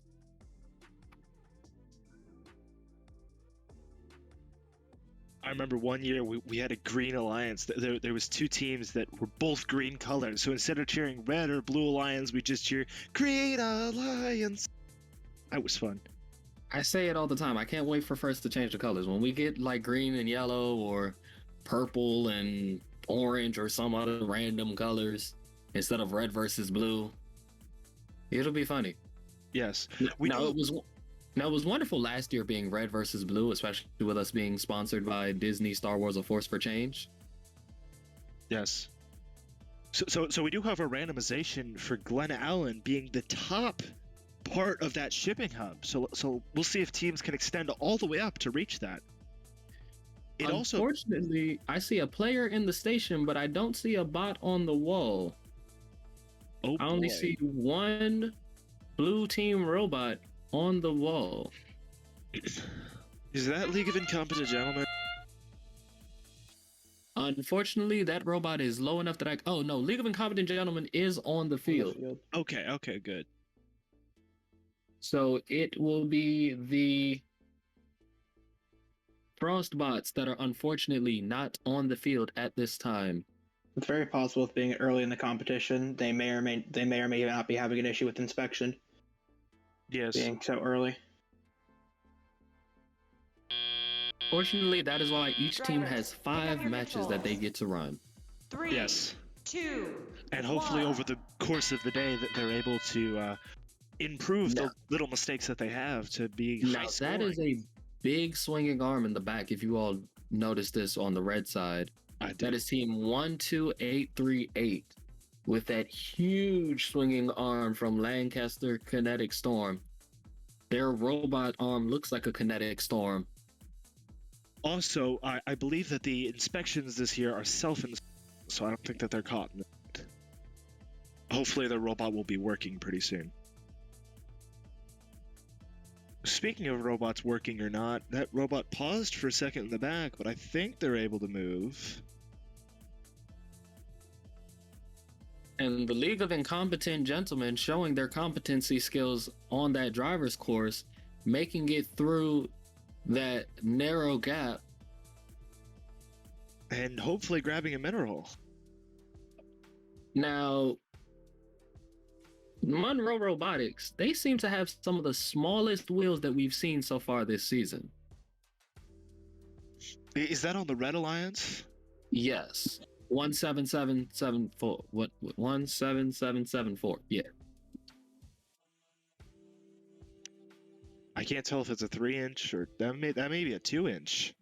So like I said, those wheels are tiny. Yes. Usually on a lot of wheels we have our 4-inch, but we are going into the end game period with red having the advantage, 67-13. Once again, this Blue Alliance robot still holding its own. The League of Incompetent Gentlemen showing some competency with these ducks.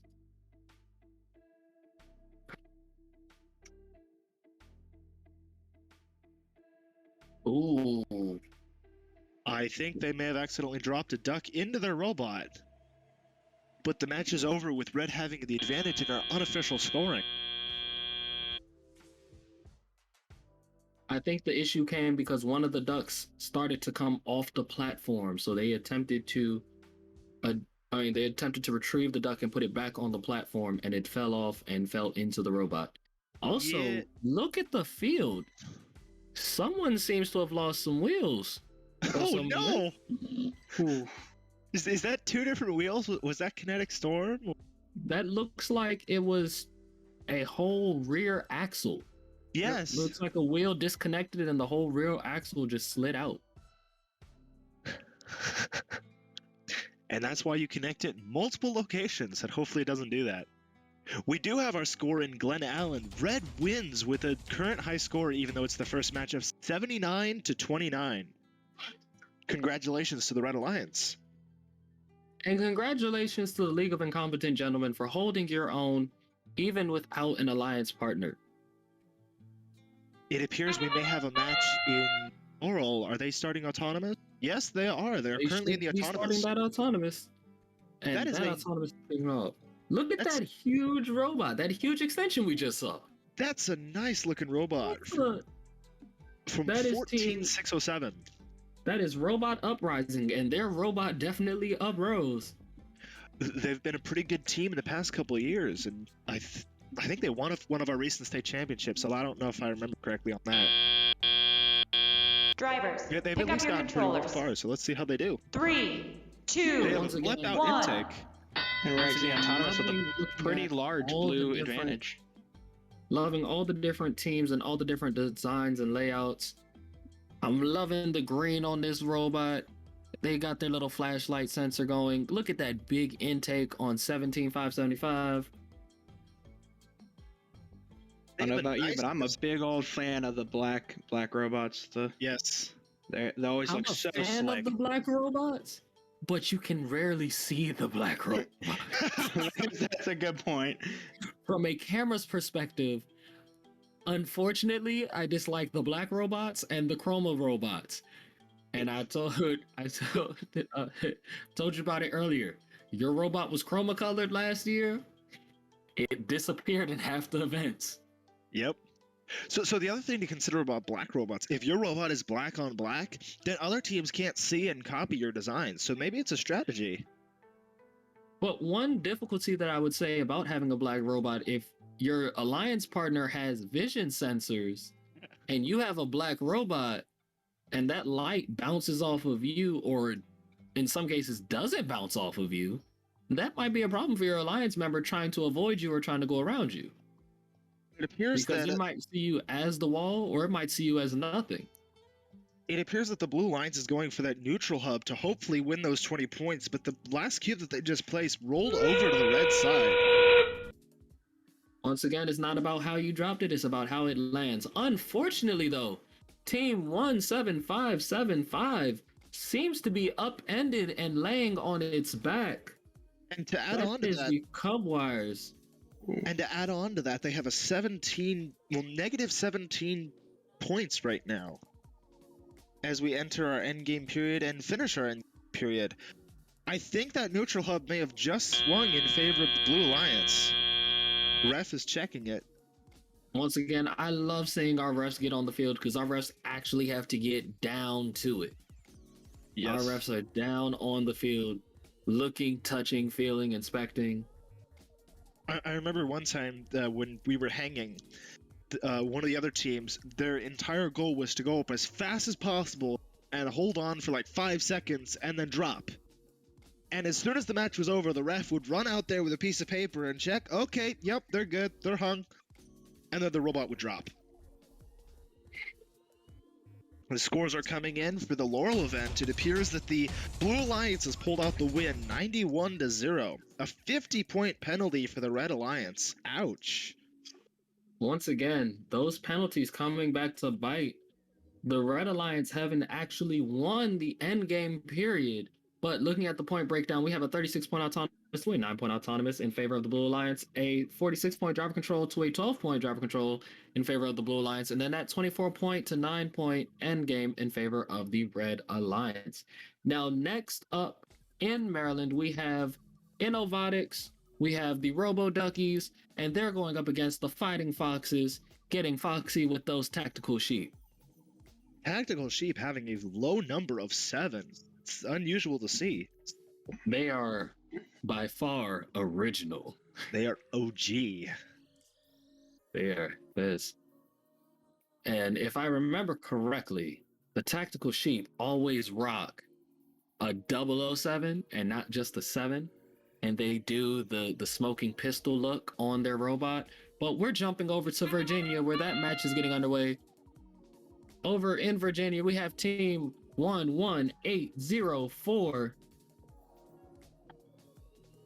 Wait a minute. Yeah, 11804 Stick Shift and team 9830 Robo Litz going up against team 8535 Supernova, paired off with team 16809 the Tech Tigers. Drivers, pick up your controllers. Going into the teleop period with a 2-point lead for the Blue Alliance. Very tight. Let's see how that expands in one way or the other for each alliance.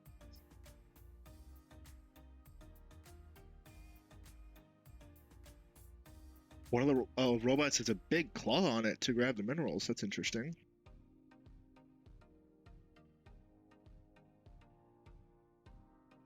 Score hasn't gone up yet. Teams haven't scored a mineral, but they're trying. I like seeing how the teams move around. I like seeing all the different mechanisms. Once again, even when you don't score, it's fun watching the robots dance across the field and jump around and move all over. You made it to the field, so as you said before, that's a win in and of itself. And while we didn't see the score go up, we just saw it go down to 3 points for the Red Alliance. That was more than likely a moving violation within the warehouse district. Oh, there's another that looks big like bump. a major bump coming from that shipping tower from the Red Alliance. They attempted to move away from it, ended up pushing it severely. Negative 21 points, so we'll see if they can come back. We've seen some pretty big scoring sessions here. The Blue Alliance seems to be parking itself in that blue box. I'm unsure why, but maybe they're waiting for endgame to spin those duckies, because that's a common strategy. And as game approaches, looks like they might be. Is that wheel gonna move? Is that wheel gonna move? It's moving, but it's spinning in the wrong direction, so the programming is a little bit off there. Their programming might be set for the red side then, instead of bi-directional. Uh-oh. And their alliance partner's coming in. And they spun it right off. Communication is a little bit low, but the score unofficially finishing off at 15 to -9 in favor of the Blue Alliance. Once again, teams, driver practice, practicing on both sides of the field, practicing on every element on the field, practicing with each of the levels on the field. Making sure that you can play for both sides is a very big and very important part of the game. Something Frogbots has learned over the years. Sometimes we only practice red and then realize, wait a minute, we didn't practice blue at all, and it's a whole different movement. I remember probably the biggest difference in one of our years was playing Stronghold. And in Stronghold, the field layout, there were 6 different variables that would be on the field, but they would be in reverse order from one side of the field compared to the other side of the field. And you could cross the entire field. So we had to practice crossing through each and every piece and each and every maneuverability, because if not, we didn't know how we were supposed to go. So jumping over to Maryland, they do have their match starter. They're 15 seconds through the autonomous period. I do see a full park and a partial park. We have 2 parks for the Blue Alliance as well. And I see players dancing on the field during this autonomous period. Well, in the box. If they were on the field, it would be a penalty. Yes. Drivers, pick up your controllers. The 3, field area. 2, yes. 1. The general space. And coming into tally up, the advantage goes to Blue Alliance with a 48-15 lead. 52 to negative. Negative no. 15. Did somebody move a major penalty already? Now, one thing looks like we have a topper being placed. One thing I am slightly confused about is the cable mechanism on that big bot on the red side. I was always taught, and I always tried to make sure that all of our cables were tucked and dressed and tight. And so especially when it came to any extendable arms or anything like that, our wires would always be attached to the mechanism or as close to the mechanism as possible. So whenever we extended or contracted, there was no excess cable anywhere. It depends on the wiring that you do. A couple of years ago for Skystone, we actually had a kind of like a bungee cable that would go up, and it's something that a lot of teams used. You also have to realize that something like that is expensive.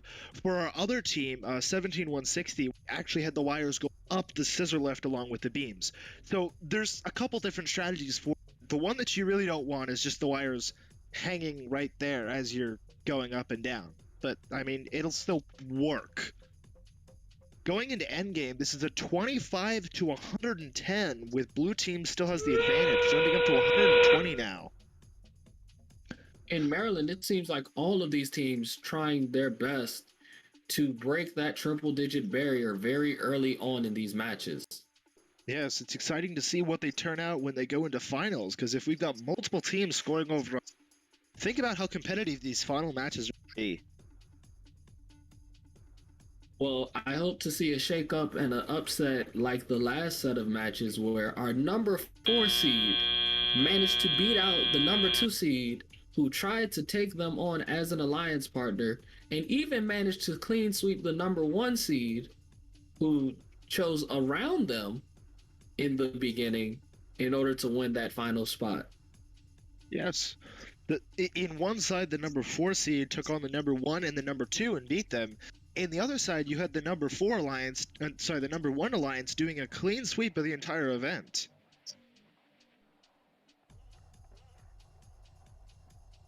The unofficial score just went down by 20 points, but here's the official score. Is coming up at 79 to 178.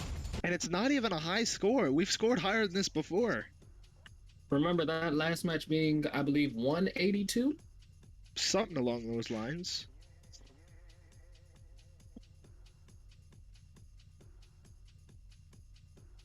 But getting ready to look up and see these new robots coming onto the field, on the Red Alliance, I see AlphaGo and Good Enough. On the blue side, I see Say What, along with High Ground. This is always fun. I'm sorry, if your team has wonderful names, we're going to use it every single time. Doesn't matter. Yes. I'm going to use it. AlphaGo has done very well in the past couple of years. They were, as far as I know, had the highest scoring remote matches in Virginia. The Wizards may have beaten them on that. So we'll see how high scoring they are this year. Now, I believe AlphaGo is in the black and red. Am I correct? They are in the black and red. That's their style of robot. And that's my style of robot too. My FRC bots were always black and red. We used to have the biggest, boldest robots. Yes. There were sometimes people were like, "Oh, that red blur that went across the field? Oh yes, that's me." Yes. It is the randomization 3 for the top. So we're going to see how that one goes. It'll be exciting to see the team extend as we're doing that right now. AlphaGo placing on top. AlphaGo shredding up those PVC pipes, however. They may have that messed up their odometry, so they're no longer going to be placing right the rest of the match. If they have odometry, I think they do. Yeah, their tracking is definitely off. But they did get a park in the final moments of the match. They are down 9 points. Drivers, pick up your That might have been controllers. because of the 3, contact with 2, it as they continue 1. to shift around. Yes. But look at how fast and how clean that mechanism is. Yes. They go, they hit it, it immediately drops. They really thought about their cycles and the design of the mechanism with the flip over on the intake. Yes. On the other side, team 20337 already setting up for it. They're trying to get stuff up into that goal. Now, we've seen people do single stacking and double stacking before, and something that we just saw being done by 20337 was they chose to double stack while it was still on the ground. Yes. Is that a smart idea? Double stack while it's on the ground and then put it up on the top of the tower? Well, later on in the match, you can just grab the double stack instead of having to put one on and then the other. AlphaGo also has an interesting design. I think it bobbles so it stays up, but they're on top of it right now. Oh, where is it? AlphaGo, unfortunately, I think something fell out of their robot. If you look at the bottom of their robot, something seems to be dangling and trailing along. That could be their capstone, because I don't see it anywhere else on the field, and they ran over it. They missed that last placement. The current score is 29-11. Those autonomous penalties may come back to haunt them as we head into endgame. Heading over for the ducky wheel to spin it. AlphaGo rushing for that wheel. Team 20337 say what? Also going after the wheel. This is a race of the ducks. It's who can get the most ducks in. It's going back and forth. It is 41-39, 47-39. 5 seconds left. What will it be? This is going to be a very close game. Ooh. This game may have been decided by the penalties. It is currently 59-45. It is too close to call. We will see what the referees and our scorekeepers have to say. Over in Maryland, it looks like we're getting ready for another auto. Referee's doing one little last check over. I think the randomization is going to be for the top. If it's not, then I have to go recode my auto.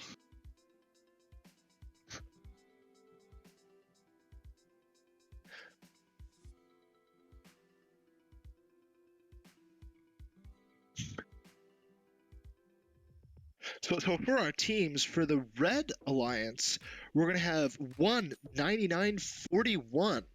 That's going to be M&M, MetalMasterminds.exe, along with 15310. That is FCHS FTC. And for the Blue Alliance, we're going to have 369, which is Oakton Cougar Robotics 369. And our final team is going to be 14923 Aces.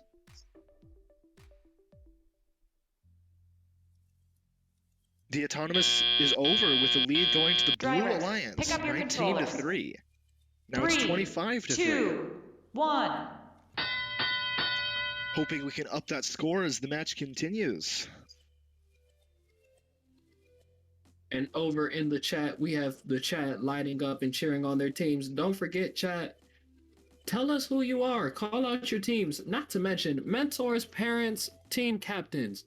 Please make sure that you all fill out the team surveys so that way we have wonderful information and facts to talk about your teams. We would love to hear about you and love to talk about you all. So please send that survey in. Looks like we got a fight for the center hub. They're trying to see who can get to their side. Unfortunately, 369 continues to dump pieces onto the wrong side.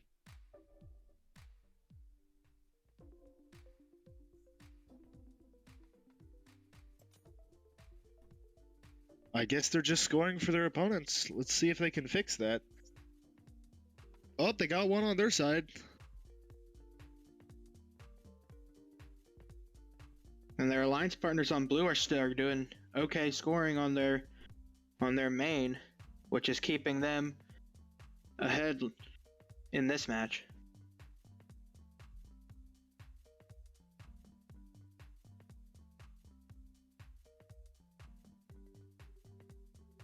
As we approach these last 30 seconds.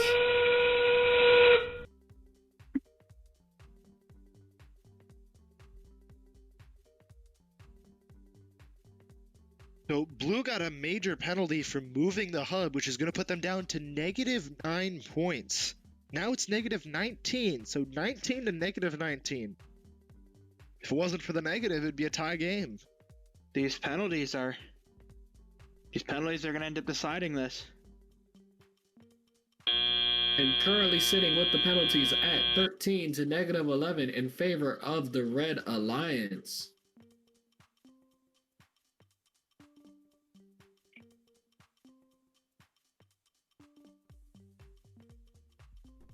That is the unofficial score, so hopefully after the refs deliberate, we will see the final.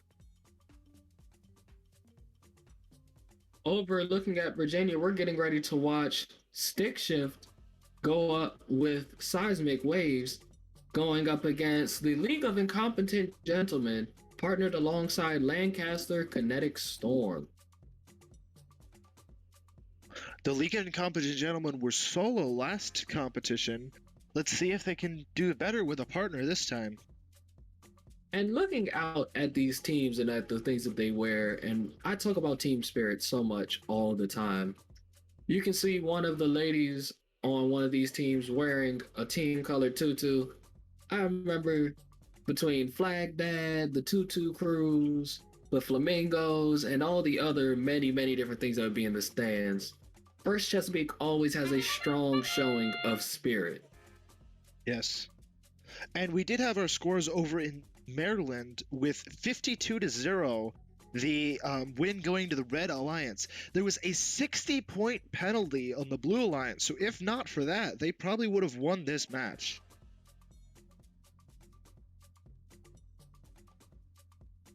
Looks like we're coming to the end of Autonomous in Glen Allen with one robot parked. Drivers, pick up your controllers. Oh, and it looks like the Blue Alliance only has one robot. Looks like they're down an Alliance member. So with a current score of 15-0, the Red Alliance slowly starting to come off the walls, slowly starting to wake up those sleepy robots. That is 1-7-4-3-0 Seismic Waves, hoping to make some waves out in this competition. And it appears that the other robot on the wall there for the Red Alliance, I think the team may have given up hope that that will not be on for the remainder of this match. Hopefully they flip the power switch on. That should be something on your robot checklist. And that is Stick Shift. Unfortunately, most people don't know how to drive stick. Most people only know how to drive automatic. That is something you might want to check out. You might have to switch to automatic gear instead of a stick shift. Yes. Sadly, it looks like they're blocking their Alliance partner from getting into the warehouse. But unfortunately, I do think that the Seismic Waves has a duck stuck inside of their robot, so I don't know how much work they'll be able to do this round. It looks like the Red Alliance is employing a strategy to try and block the entrances to the out to the red and blue hubs. Now, that is actually a good strategy for defense, because if your robot's only designed to go through the gap and can't go over the poles, you block out a route. Going into endgame, they appear to go towards the ducks. Hopefully they can get a couple on the field to get this score back. It's only 13-0, so the Red Alliance still could take this win. Now, with these teams trying to get this win, my biggest thing is where these ducks are on the field. Once again, trying to make sure that you don't incur a penalty for having that duck inside of you definitely costs Seismic Waves a lot of energy and time. They weren't able to go pick up any more freight due to the fact that they had that duck lodged inside of them. Otherwise, they would have incurred I think it's a 5-point penalty for every 5 seconds that they're holding 2 minerals. And if they score, they get a major penalty. And we were just talking about that earlier, talking about how to clear ourselves out and driver tricks and driver problems and Buttermaster tricks and solutions for getting pieces out. Over in Laurel, Maryland, we do appear to have our next match set up, but we did get our scores from Glen Allen up, which is 23-10, the Blue Alliance winning.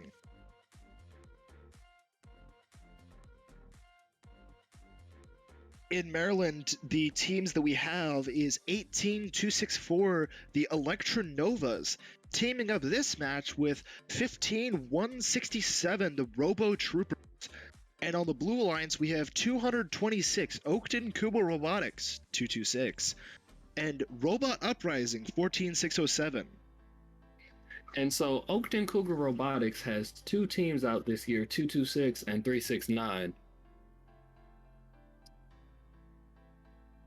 Yes, I've seen them in previous years. They're an older team considering that their number is lower. Now, I also like seeing some of the teams when they get revived after many years.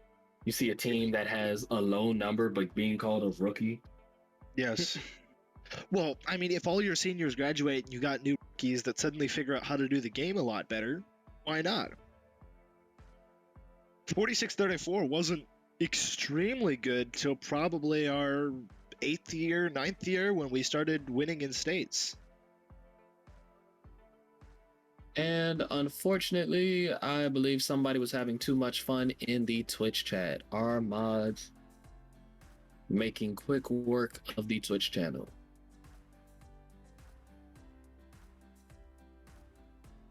That is another thank you that we should do to the staff working behind the scenes, all the different... Some of them you're seeing like the refs on the field. Some of them are just stream and they don't get to be seen on camera. So thank you to all of them. But speaking of ways to say thank you, backstage, can we get that survey drop so that way we can have more ways to say thank you to our teams? We would love to say hi to our teams and see what makes your team so special.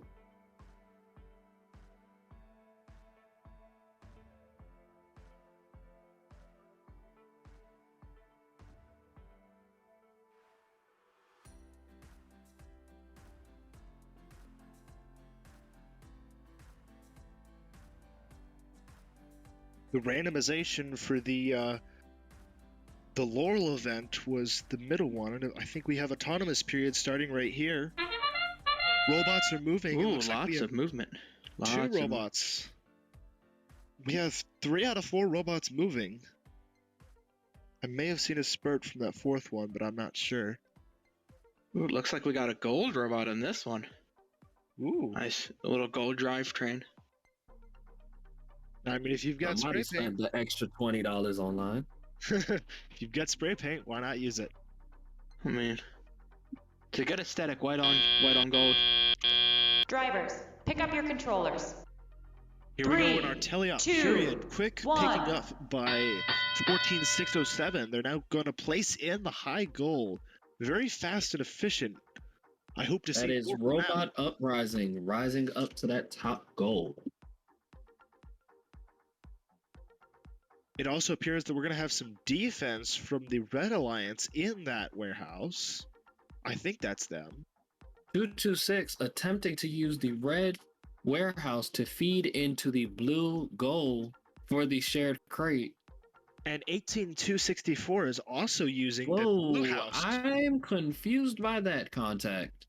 I think the Red Alliance messed up the Blue Alliance's contact on the shipping container, making them knock it over.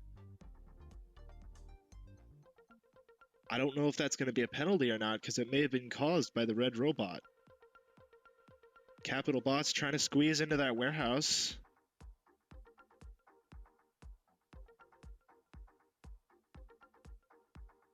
The current score being 46, with the Red Alliance having the lead. But the Blue Alliance has not stopped, and they're continuing to place minerals as we continue in this match with 5 seconds till endgame. That score on the Red Alliance having jumped down from 54 to 24. now to 30, so that penalty may have been the difference in this match. Once again, teams, watch those penalties. Rewatch these videos. Learn and look at the game footage. I know when I used to play sports, game footage was a very big thing. Yes. You sit in the locker room, you watch your film, you see what you did right, you see what you did wrong, you see what the other team did right, and how you can improve to counter what the other team did. Yes. And that is a part of first as well. Go back to your labs, go back to your robot rooms. Watch those footage. I remember when our team used to take breaks and we would have our quote unquote eat time and food time, we would sit there and watch videos from robots. So as the previous match concludes, we can go over to Glen Allen, where they're almost halfway through their period.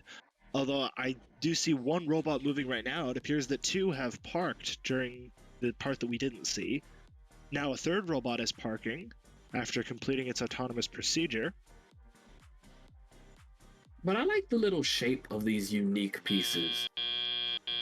Driver, yes. It looks like a very easy to grip shape. 3, 2, It honestly looks like there's a intelligent design on the Blue Alliance where they've made a square that they can hang on any side and just drop it on the top. That is something that we've seen. We saw that also earlier today with Logic, Coyote, and Circuitry. So it is a strategy, because your capstone is probably going to be flipped around the entire match, to have it so that whichever way it goes, you can still grab it. Whether it be a triangle or a square or whatever, if you can still grab it on any side, you can place it.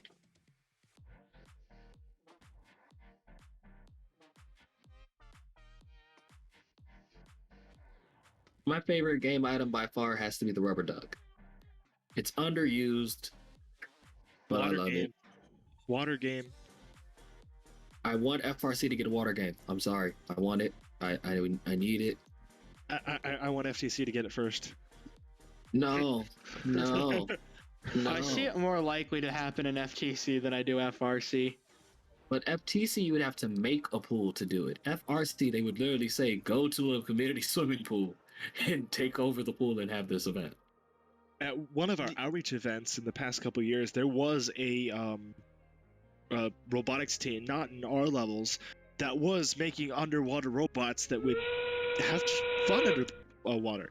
Now, you do also have to realize there's problems with going underwater, especially, phones and circuit boards, but it's also problems you can accomplish, but you may spend a couple $1,000s on it. I don't want to see people go underwater. I want to see boats over the water. I want to see them skipping and racing across the water. I want to see different people's mechanisms for turning and steering while on the water. Because there's also different paddle structures and different methods.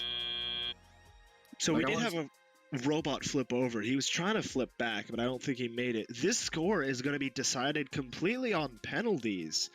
And while the score does look like 21-17, there is negative signs both of them. So right now the win unofficially goes to the Red Alliance. Well, that also still, both scores get cleared out as 0-0. Yes. In Maryland, our previous match had a score of 40-143 to the advantage going to 14-607, which has moved up to first place in our rankings. The next match... Go ahead. Judging by the current arrangement of pieces in this match, it's very likely to go to the Red Alliance for 2-1, as those are the only numbers on the board. They're coming out as a tie. 0-0. Because the points get cleared, if they're negative, they rounded it out as a tie.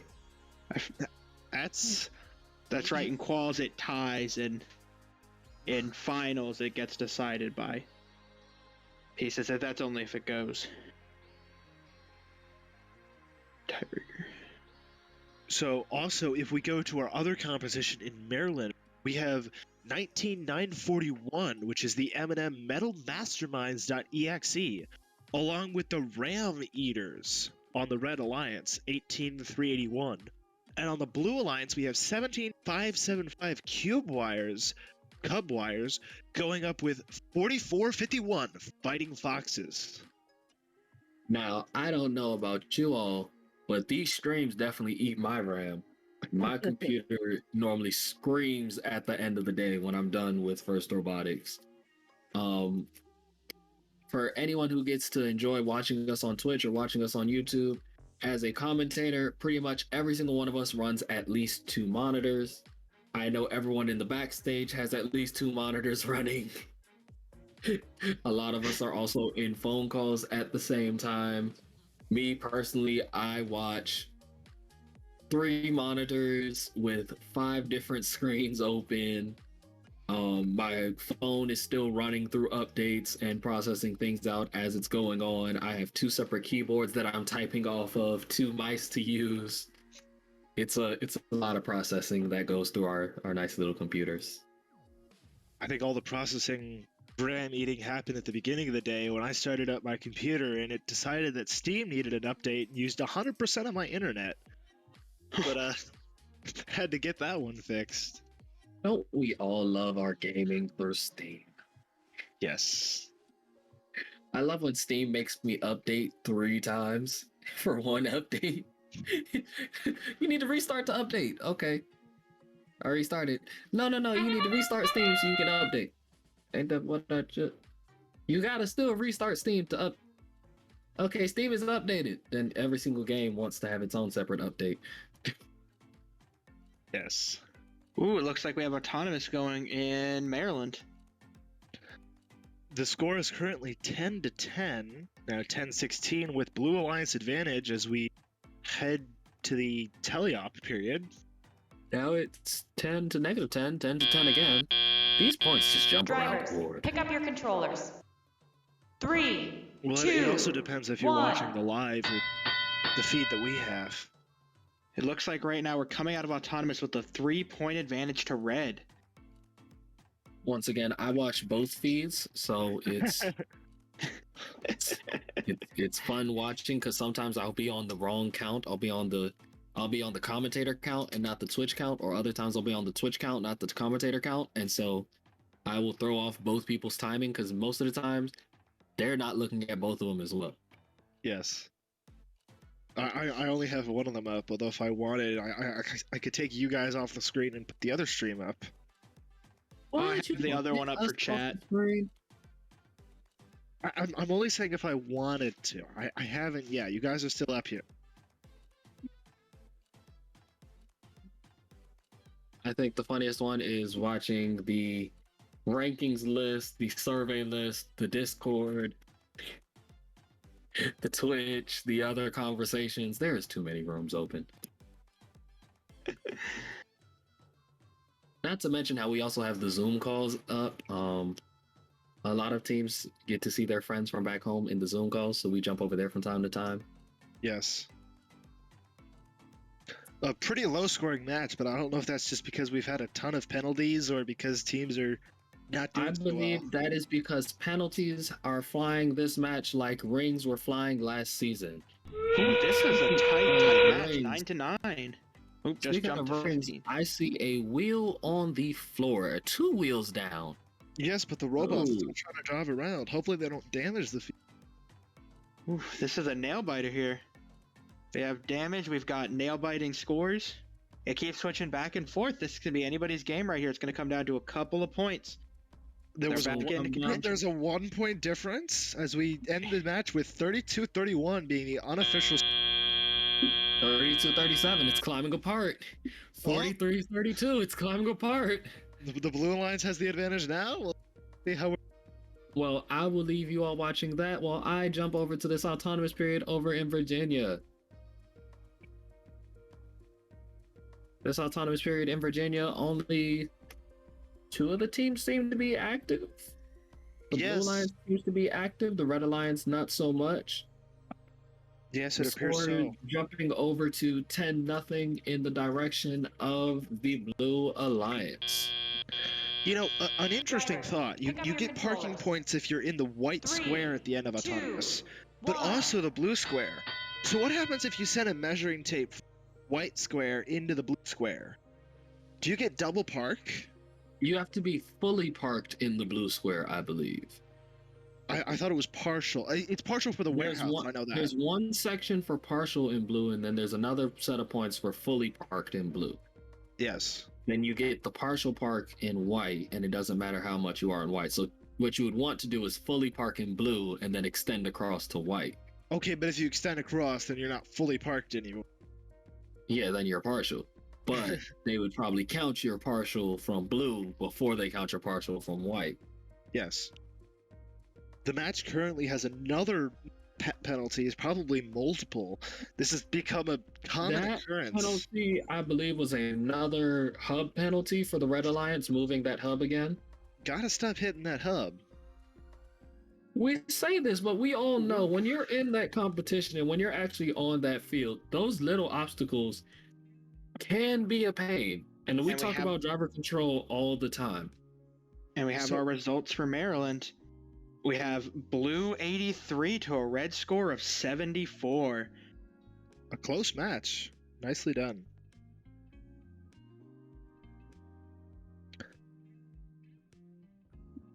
And speaking of a nice match, the one going over in VA. There's a 22 to -17. It looks like Red's trying to come back. They're doing a hard push.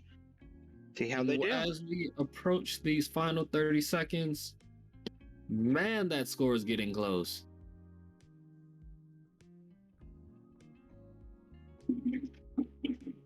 Over in Virginia, they will be finishing a lot earlier than over in Maryland. If you look at the round count, right now we are in round 6 out of 17 over in Virginia.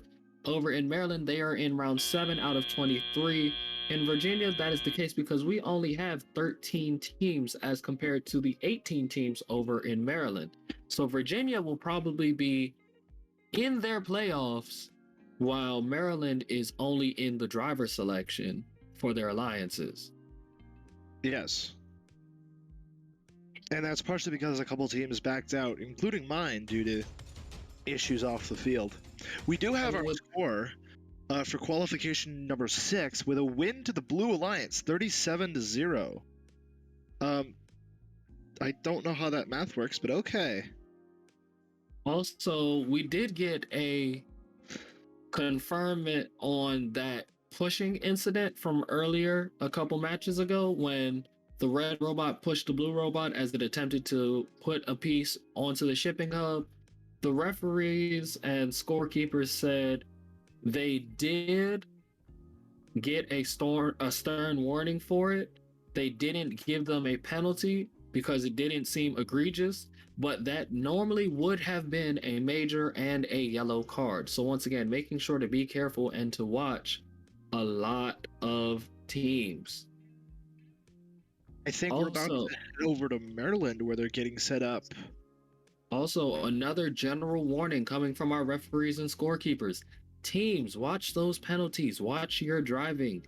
Referees are having to have a lot of discussions about robot penalties and about robot infractions on the field. I would love to see your full score instead of just partial score because of penalties. But we do have a couple teams that are going up to compete next. 50-14, the Robo Duckies. We've had multiple duck teams today, including one that won the earlier, so we'll see how they do. When it's a duck season, you expect to go duck hunting, you know? It's duck season, it's not rabbit season. True, it is. Although I think we could argue about that for a bit. Yes, and then we would have to worry about the copyrights coming back at us. I'm not fighting Warner Brothers. You can go fight Warner Brothers. I will join you in not fighting. So I will continue with saying that it's duck season, not rabbit season. Correct. The randomization will be for the top part of the shipping hub, so hopefully teams can extend all the way up to place up there. And once again, the teams that we have coming out is 5014, the Robo Duckies, partnered alongside 19458 Equilibrium.exe, going up against 15310 FCHS FTC, going alongside 4991 the Gear Freaks. And once again, I love Equilibrium's wheels. Like, look at those rover style wheels. Those are space age there. Yes.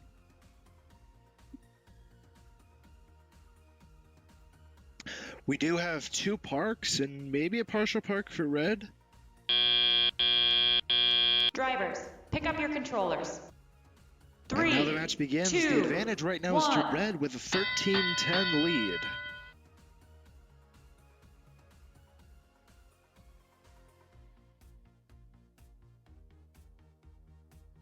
So, and while we have this MD qualifier going, there's also the one in Glen Allen going on, which just started their autonomous period. They have about 10 seconds left. And AlphaGo is going to be playing there. The nice red and black robot that they have. And we got a robot on the Red Alliance, sadly, who flipped over on its back during the autonomous period. Hopefully they can unflip themselves.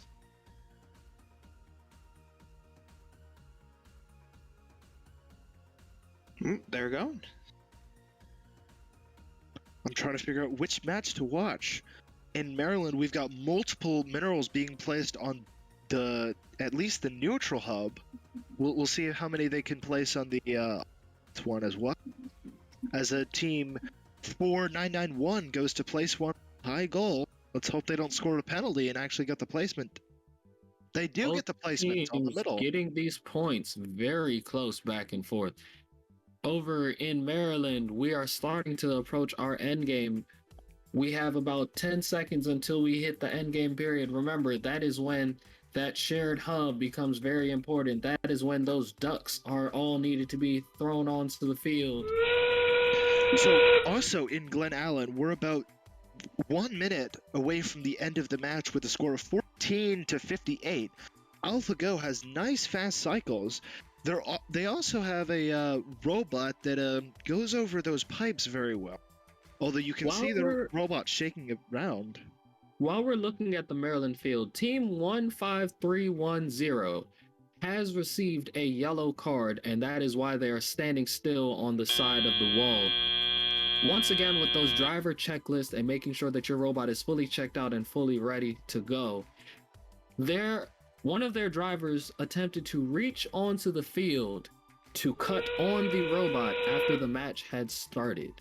Once again, making sure that your robot is fully on and fully set before the match starts, making sure to go through all of your driver checklists. So that is going to be a yellow card coming from the referees, and that is going to be a general warning out to all other teams. Make sure to do your driver checklist. We have 128 of you all watching us here at this moment, so I know at least 1 or 2 of you all should be able to get in contact with your teams to send out that general warning. Yes, you should have a checklist. A checklist is a very good thing to have. So between matches, you make sure you have a new battery. You make sure your phones are powered on and they're plugged into the robot, and that your power switch is on. That's a big one that I've seen teams that power off their robots between match. Just make sure you flip that little switch. We do have our scores in Maryland. Red wins 37-34, a tight match. But that will be a win for the Red Alliance, even with a 60-point penalty.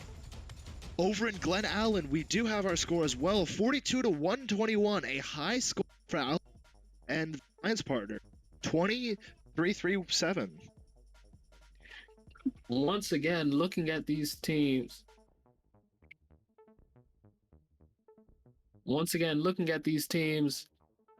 that yellow card being stated as before.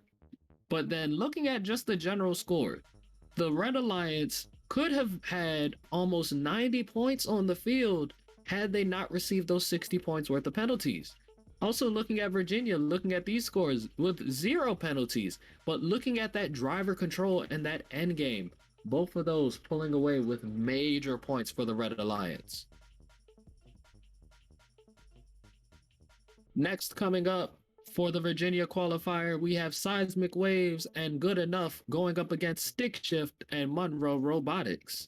Over in Maryland, we also have gearing up and getting ready to go Innovotics alongside the Oakton Cougar Robotics 369. Not to mention, they're going up against the Electronovas and Circuit Breakers. Hopefully the Circuit Breakers have got their circuits reconnected from that last match.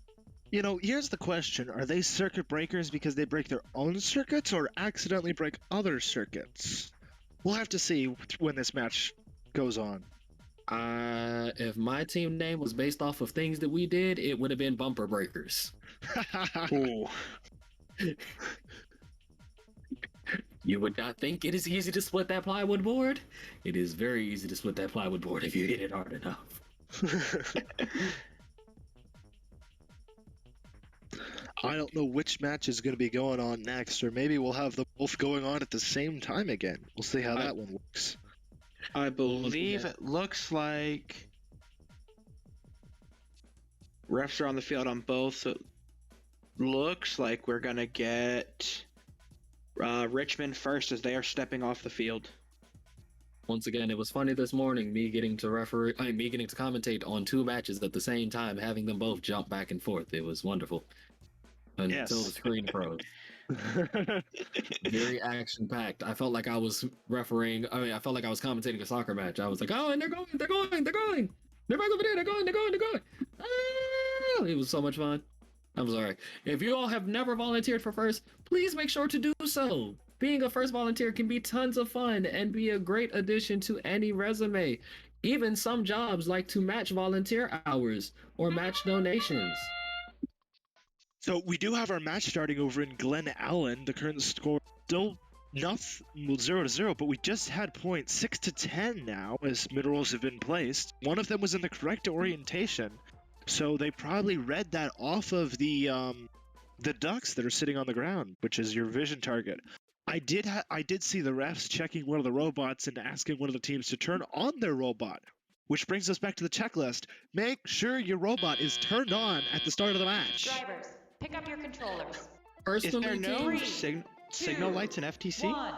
Well, there is signal lights in FTC. Now, it's like a small green or blue light. It just depends on whether or not you see them or not. Personally, I remember with my robots, we used to write everything on our arms with a Sharpie. So we had kill switch check, battery check, spare battery check,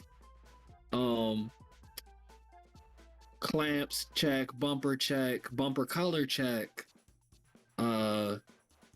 making sure when we were loading and offloading that we were grabbing stuff in the right places. We used to put either electrical tape or some black paint or some other marker that made it easily recognizable as to where to grab the robot from.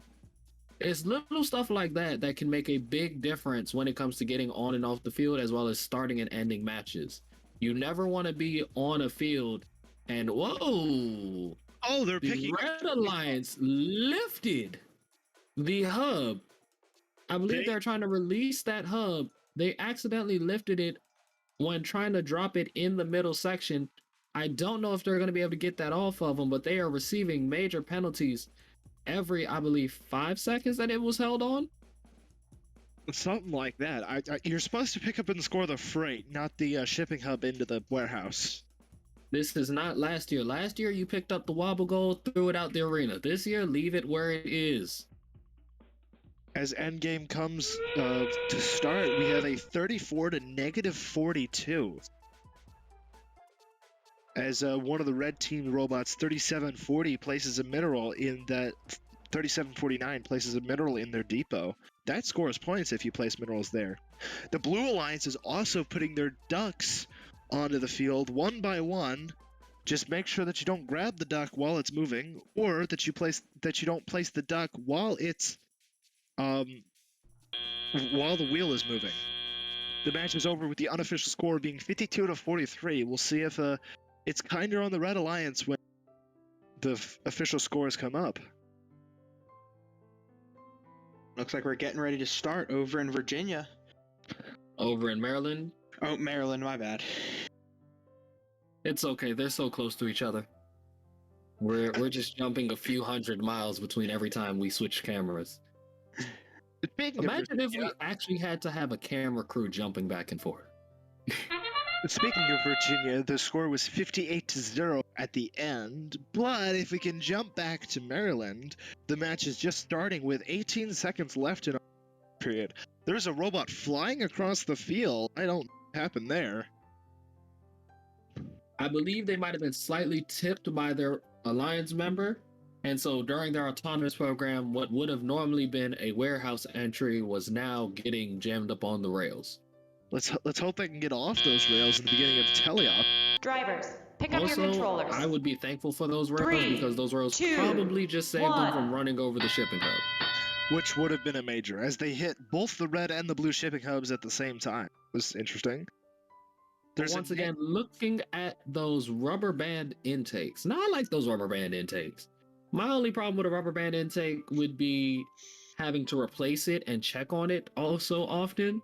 That's one of the... Because I would want to check that rubber band every match. As soon as the match ends, I would want to have multiple rubber bands. I'd want to have them preset so I can unclip them and reclip them. So that is one of the things. While Frogbots has tried that that kind of intake before, we usually break at least 30 rubber bands on the first day of testing, so we decide not to use it going on in the season. But they have chosen to use it for this, so let's... Now, I do like the rubber band intake because of the fact that you can use it on any of the different materials. Usually, yes. It just shifts. It appears that 369 has fixed their placing device that they're no longer placing on the opposite side of the neutral hub. And while there is a cube underneath the blue side, which will help them a little bit, they do have 3 minerals on their red side, so that should be a good score going into endgame, which is 20 extra points if it's leaning towards your side. Blue Alliance is doing I didn't even see that cube until I looked at the shadows. I saw it fly under there earlier in the match. Now, 369 has missed 2 of their cube placements, falling just short, so hopefully they can maybe get another one as we end this match. But currently, there are penalties flying all over that match as it sits at 62 to negative 33 as the current unofficial score, with it rising to 74 to negative 27, 80 to negative 21. Once again, these points continue to rise. We always have to wait for the final official score coming back from our referees and our scorekeepers. Once again, messages from the referees. Teams, watch your checklist. Look over your bots. Make sure you are fully prepared. Make sure your team has everything and is ready to go. And a message from a lot of our field coordinators, teams, make sure that you have on your mask and goggles at all times. Due to the fact that we have everyone in one environment and one space, you must fully exit the space and building if you are going to eat or drink. There is no food or drinks permitted inside the space due to social distancing. So we do have a match going on in Glen Allen. It appears that AlphaGo is playing again. I don't know if they played the last match, but it was a pretty quick turnaround. 965 is also playing for the Red Alliance and moving. They managed to place their mineral on the bottom. I don't think is the correct level, but hey, they placed it. Well, remember, in Virginia, they only have 13 teams, so we will see a lot of teams cycling back very quickly. Yes, we will. Drivers, pick up your controllers.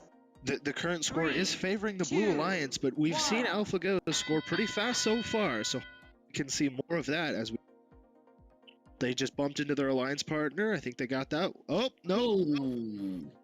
The refs are pointing at it. That's probably from under that piece. AlphaGo trying to dump as high as they can. I don't think they made it.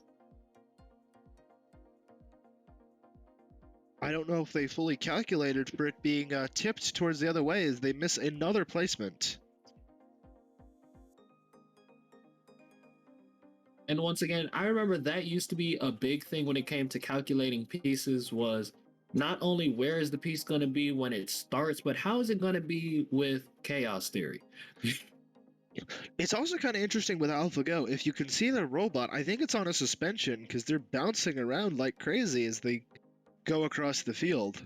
I think that suspension is mostly to help with going over that ramp wall, just so that way they bounce over it instead of getting stuck and settled on it. Yes. If we could bounce over to Maryland quickly, we do have our final scores of 80-9 with a win for the Red Alliance. So congratulations on that, and now back to Glen Allen. where AlphaGo can...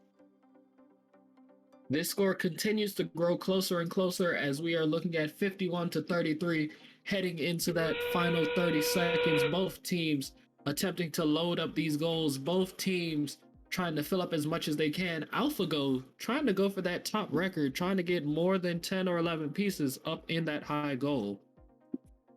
They also have to fight back. I think they may have gotten a penalty, although I'm not sure. I didn't see the negative.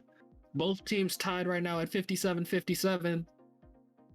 2-1. There was almost a park that may have changed the game. That score looks to be set at 63-57 currently. Once again, our scorekeepers and referees are always the final say in these matches.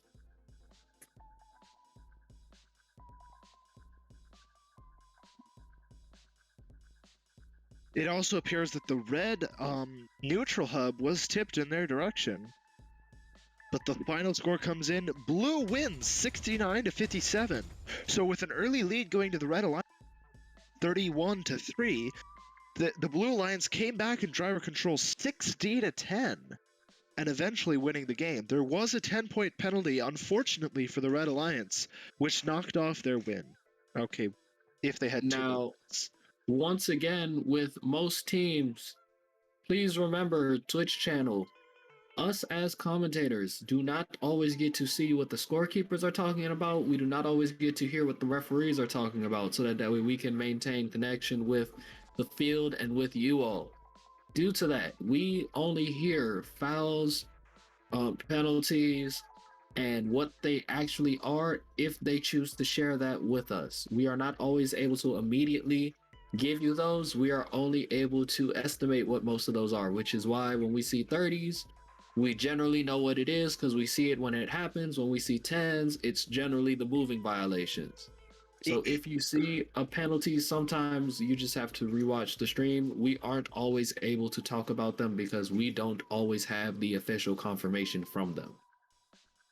Yes, and there's a lot of different penalties, whether it be from pushing one of these shipping hubs, which is pretty obvious to see, or maybe a mineral two minerals get stuck in a robot, so it's counting up, 5 points per second. Sorry, 5 points per 5 seconds.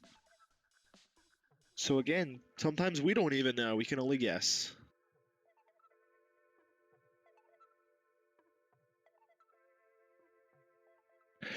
Our next team's coming up in Maryland is 14-9-23 Aces with their partner, who hopefully will be more than independent coming into this match, 2-0-3-3-9. Hopefully they can make a good alliance.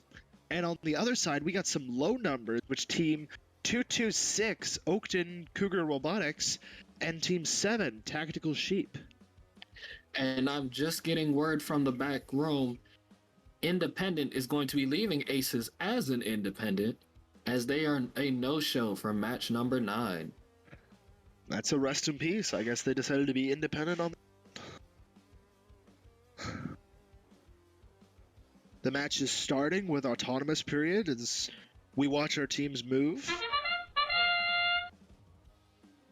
Now, we have seen some teams excel doing a solo run, mostly due to the fact that there isn't anyone there to get in your way.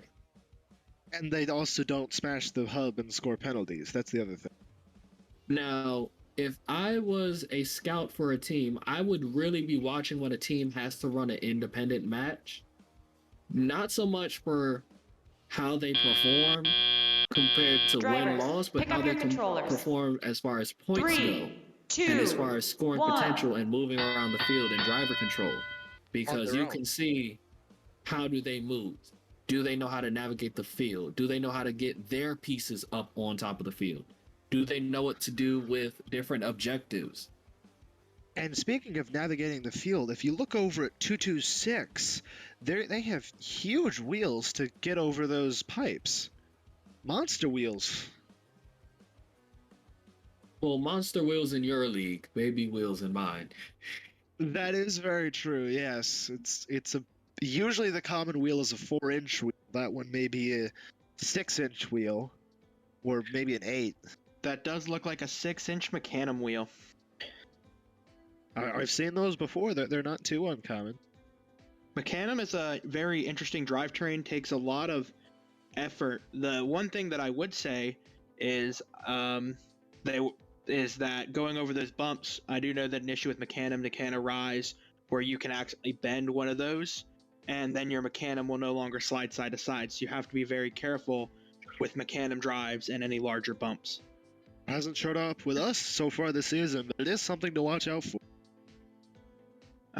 But that's also coming from an FRC's perspective, where your robot will straight crush a Mecanum wheel. Yes. It's also coming from FRC, where all of our obstacles are metal and not necessarily PVC. Well, a couple years ago, we had a nice metal structure for first rescue that you had to climb up the mountain. We will have very hard metal surfaces to always ram into. So we do have a lot of ducks falling to the field as this score has reached double digits in the final seconds of the match. The unofficial score. You mean triple digits. Sorry, I do mean triple digits. Are high up there. That looks like 144 to 23 unofficially in favor of the Blue Alliance, and it just keeps climbing as I'm speaking. So we're going to wait for it to finalize and for it to settle, and we will get back to you with that final score. But in Virginia, they want to do it once more, so let's see what Virginia is getting ready to do for qualification match number 10. We are already halfway through with our Glen Allen events. That and final score. Blue Alliance taking that final score, 180 to 23. Now, it's not the highest score of the day, because we've had that, I think it was 183 in one of our first matches. And once again, with Aces getting those 23 points, it may not push them up in the pole position at all, but what it definitely will do is give them more visibility towards other teams. Yes. So the Red Alliance is actually choosing not to place their minerals inside their robot at the beginning of the match. We'll see how that one turns out. As long as you're in contact with your material and in contact with the wall, you're fine. Correct. But if you load it into your mechanism, you know where it is a lot better than just somewhere on the wall. This could be a auto kind of like they did in Aerial Assist, where you put your mineral outside so that your alliance partner can cycle. I haven't seen that. I guess we kind of had it last year for the Wobble Goals, but it is a good idea for that, not always used. And speaking of Aerial Assist, man, those were some years ago. I remember those days. I don't remember which one Aerial Assist was. The big yoga balls. Yoga balls. Oh. Those huge, oversized yoga balls covered in colored first felt, and the felt used to get shredded, the rubber used to get popped and pierced. Everyone had those pneumatic pistons that would pump at them. There was one team that I specifically remember that won one of the design awards. It was like the Red Hot Chili Peppers or something like that. They used a chair and put a pneumatic piston inside of a chair. So the chair legs would come down on the outside of the ball, and as it would lift up, the piston just pushed out from the seat and would push out the chair and would push the chair out. Again, creative solutions that you would never think of. We are heading over to Maryland at this time. You see Cubwires partnered alongside M&M Masterminds.exe going up against the Electronovas and the Roboduckies. It must be the year of the Roboducks. The Ducks are on the field, so hopefully they can have the advantage from their partners on both sides of the field. And on the field, there's a couple Ducks that we use as visual targets. I don't remember Chinese year of the Roboduck on my calendars. You might have to correct that. I know there was the year of the pig. I don't know which year it is now. Is it the year of the wolf or something?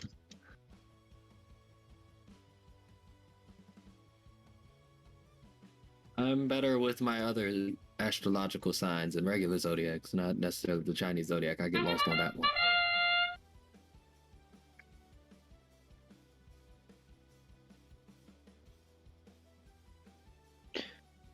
Looks like in Maryland we have an autonomous. We've got, looks like one of the alliance partners blocked the autonomous of their alliance partner on blue. As far as I can tell, it is the year of the tiger. Once again, making sure that you check your autonomous spirit. Sometimes, especially as we get towards Drivers, the pick up your finals controllers. matches, taking the time to run an autonomous cycle with your partner so that you can change any last-minute codes that you need to. Yes, it's something you had a lot more time to do in traditional events, so something you may want to do, especially now that you only see your teammate for maybe an hour, is coordinated it beforehand. You can communicate teams before the competition, especially if you know that your teams will do very well. Now, personally, I remember when it came to autonomous programming, we used to have about 3 to 4 different autonomous programs that we could preload before a match would start and before we would take the field, such as that if we loaded one program that was our stay still, do nothing, our partners want to take over everything, and we would talk to our alliances. We had our we're going to do everything, you do nothing program, and then we had our we'll both do something, so let's figure out how to dance around each other. Usually in FTC, you have a primary and a secondary auto. This year, it appears that your primary is going to be the one that goes into the warehouse and picks up minerals and places, while your secondary can get up to 2 minerals with the one that you have preloaded and the ducky that you take off the wheel, because you can score that in autonomous for extra points. That way you separate both robots to either side of the field. But we have seen back in Skystone where you'd have one robot score everything, and that would be the end of autonomous. Now, unfortunately, I'm seeing major penalties flying for the blue team. Oh my. As we see them down 74 points compared to 48 points. As both teams start to climb in these last 30 seconds, it is slowly closing the gap, but the red team pushing ever closer to that triple-digit number. And we got 3 major penalties for blue for pushing the hubs. That is where our main penalties are coming from. Confirmed. Ouch. Once again, watch your hub. Speaking of penalties, we also have penalties as they finish the autonomous period over in Glen Allen with a score of 10 to -20. Let's see if the red team can overcome those penalties as both robots are moving. Although one We will come back to you all in Maryland when we have that final score. Once again, the current unofficial score in Maryland is 92 to 26.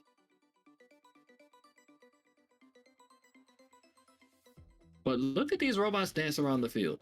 Now, in a year like this, I really do love seeing the more than 2 wheel setups and the tank tread setups. This is a year where I say more wheels, the better, mostly because of those obstacles.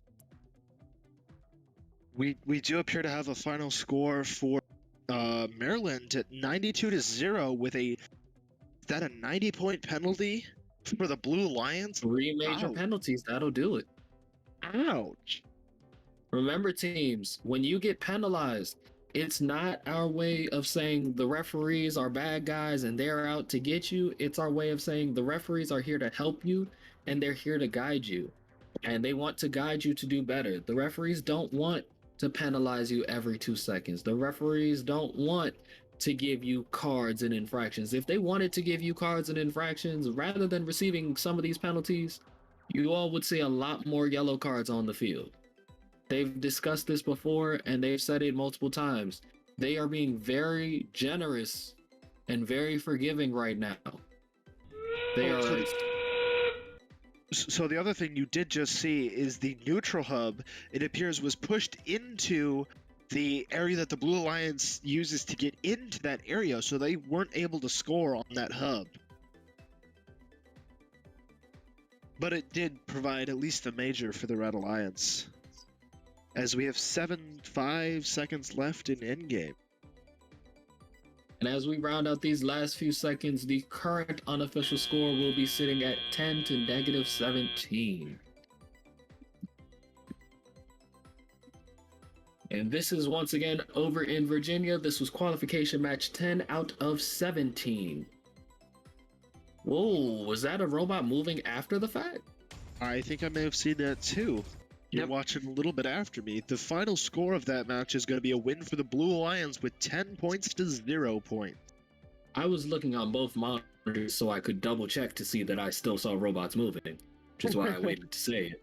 I was like, wait, do I see movement? Okay, but it's a couple seconds ahead. No, it's clearly after 0. Did I see movement?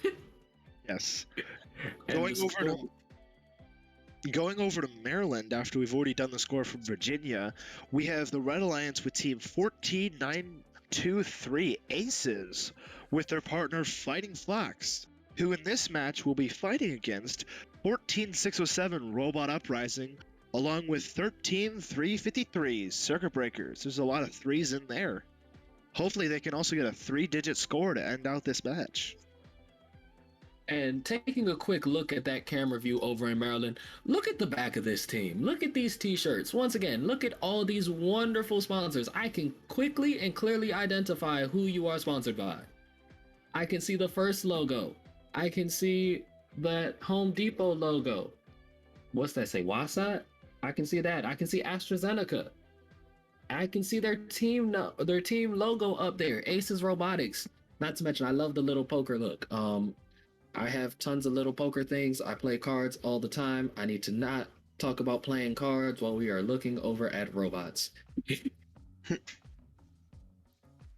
Now, I would love to see Aces spray paint an ace on their robot or have like a royal flush going across their robot. That would be fun to see. The randomization is in for Maryland. I believe it's going to be on the middle. It's interesting how big that team shipping element is for the Red Alliance. It's a big square. They're pushing it to the limits. Well, when you think about grips and how you would want to approach something, I would want something that's close to the limit. I would want something that's big enough to not be able to miss. Well, for your vision, yes, but for actually placing it on top, sometimes smaller is better. Back in Skystone, there was a couple teams that all they'd had is a duct tape and a zip tie, and they'd smack it onto the stone at the top of the tower, and that's it.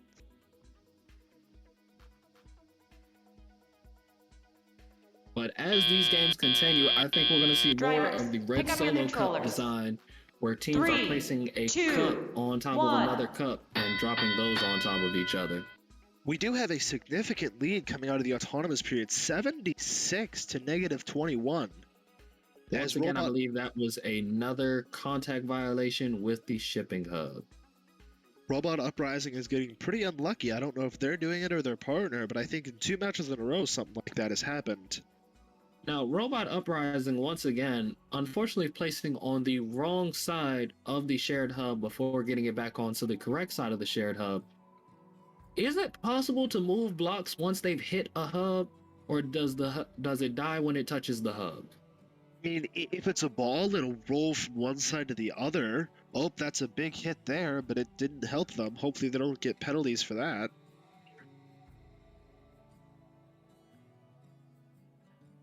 As the score already reaching triple digits, as we still have 60 seconds left in this match.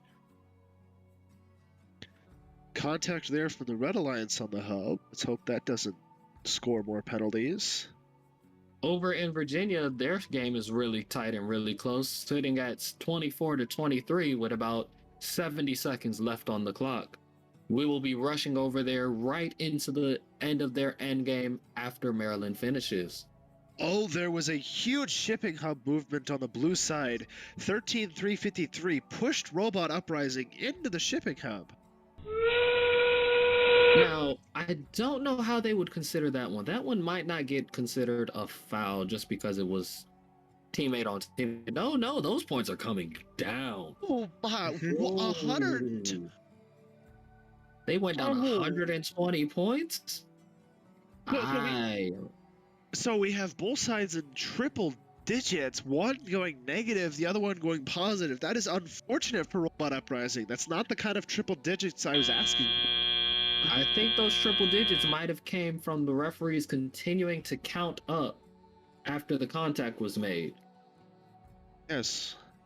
Very nicely done by the Red Alliance to get 168 points. I see a bunch of duckies on the ground.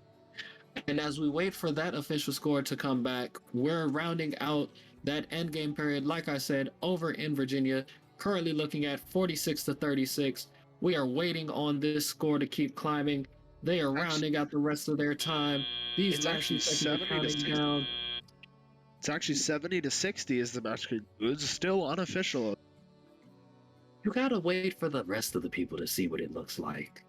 Yes, but if you say it now, then by the time that the rest of the people see it, they see it as it's... We see it now. Stream delay. Stream delay is actually, for us speaking, a little bit less than a second. For them visually, it's that full 4 or 5 seconds. I think both are going out at the same time, but okay. But the referees and scorekeepers have confirmed it was 5 major penalties for pushing that hub. That is a unfortunate bar to set, is hitting 5 majors in one match. Ouch. Let's hope they can do better in the next couple matches. And the Blue Alliance taking the victory over in Virginia with a score of 70 to 66. The Red Alliance this time taking a major penalty of 30 points. But look at that endgame score, 72 points alone in the endgame. Both teams were pretty close in the autonomous and in driver control. That endgame almost swept the entire match. I mean, the endgame alone was more than the other team. Those duckies do a lot of points. That's really what helps a lot of them. 8 or 9 of them up. If you're getting 8 or 9 ducks off, that's a ton of points.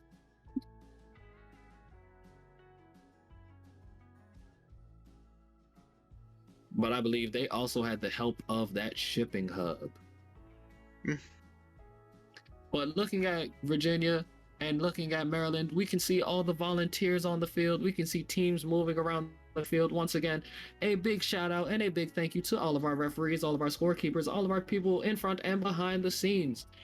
Not to mention, thank you to all of our mentors. Thank you to all of our parents. There are so many things that would not be able to be done without you all helping us.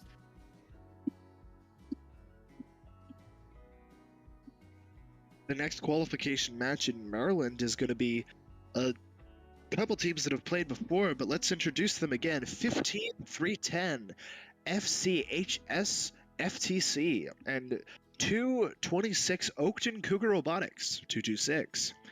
We also have 18-381 for the Blue Alliance Ram Eaters, along with 8702 Innovotics.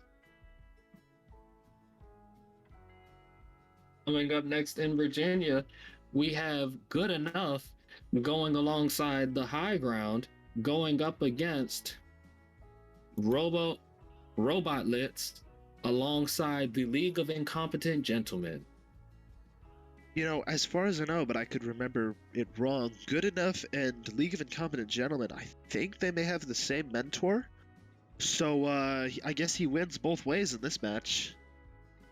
Once again, when you have the same school or the same mentor, it's who gets bragging rights on the ride home.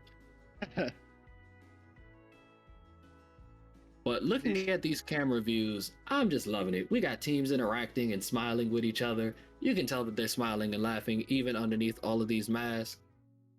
Occasionally, us as commentators are able to hear what's actually going on the field, and so those back home may not always be able to hear what's going on. Normally during alliance selection, we allow you all to hear what's going on the field. But these teams are always laughing, giggling, talking, saying hi to each other.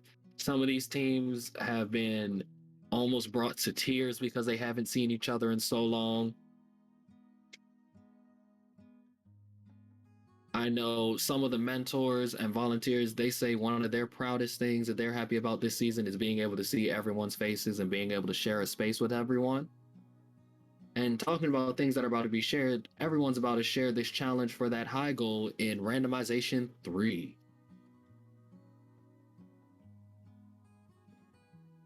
And these are some fairly well-matched alliances if you're looking at rank alone. This should shape up to be a pretty good qualification match. And while we have randomization number 3 going on in Maryland, we have randomization number 6 going on in Virginia. Remember, we will be bouncing back and forth between both of these matches, generally sticking to one until it's over and then closing out at the other. If we do not get your match at that time, please make sure to look back at the YouTube channel. We will be broadcasting most of our footage over to our YouTube channel so that way everyone can see what's going on over there. Now we do have the MD match, which is just coming out of autonomous period in the moment, of 34-0 with an advantage going to red, which does currently have a yellow card, so probably Drivers, pick up your controllers. 3, Remember, that 2, yellow card came from 1. reaching onto the field in that last match. That is not something you should try to do as we go into teleop period, and hopefully teams can score into those, everyone neutral or the shared. We also happen to have another match going on Glen Allen at the same time coming out of autonomous period with a 25-15 lead for the Blue Alliance. It appears that they may have parked both their robots and may have gotten that duck off. I'm not sure quite where the duck is, but it's probably cracking somewhere around there.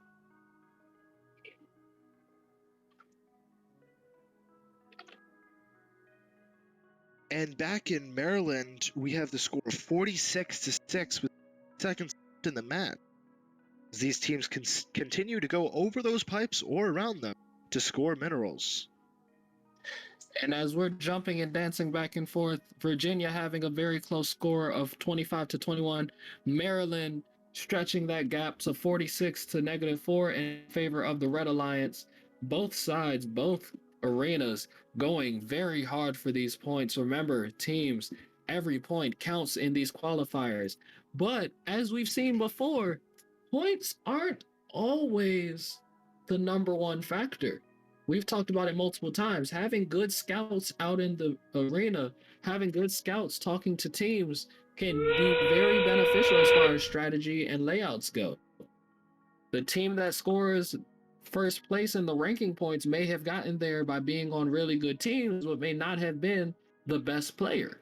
As we saw in the last matchup coming out of Maryland, the number 1 team was quickly upset by the number 4 team, and the number 4 team went on to do a clean sweep of the entire tournament. And here we have the ending in MD unofficially being at 64-30 to end, but we'll have to wait and see those scores. And we have 40 over to the ending of Virginia, their last 10 seconds getting ready to close out. Remember, these points will rise very quickly. They're jumping up to 68-21 right as this buzzer gets ready to go off. These teams were flying all over the field. Our current score jumping up to 74-21 unofficially. We're waiting on the official scores to come back from both of these arenas. I can't wait till we get to have an in-person correspondent. Who wants to go jump in person? Which field do you guys want to take? I mean, if one of you goes to Glen Allen, I mean, one of us could go to MD and we'll just have a mic talking up to you, in the booth. Yeah, I'll definitely have to stay in the booth. Unfortunately, I'm in DC. I'm not traveling all the way out to Glen Allen, and I'm probably not going to want to travel to Laurel either. I was going to be at Glen Allen today, but unfortunately that wouldn't happen. And so the official score coming back from Virginia, leaning towards the blue team, it is 74-21. A clean sweep as far as points are concerned, 25-5, 0-0, 49-16 with 0 penalties. Once again, this is just a showing of how important that autonomous and that end game is. Now, unfortunately, with 0 points in the driver control, I guess that means nobody went for the alliance hubs, and instead both teams were attempting the shared shipping hub and the ducks during the end of that game.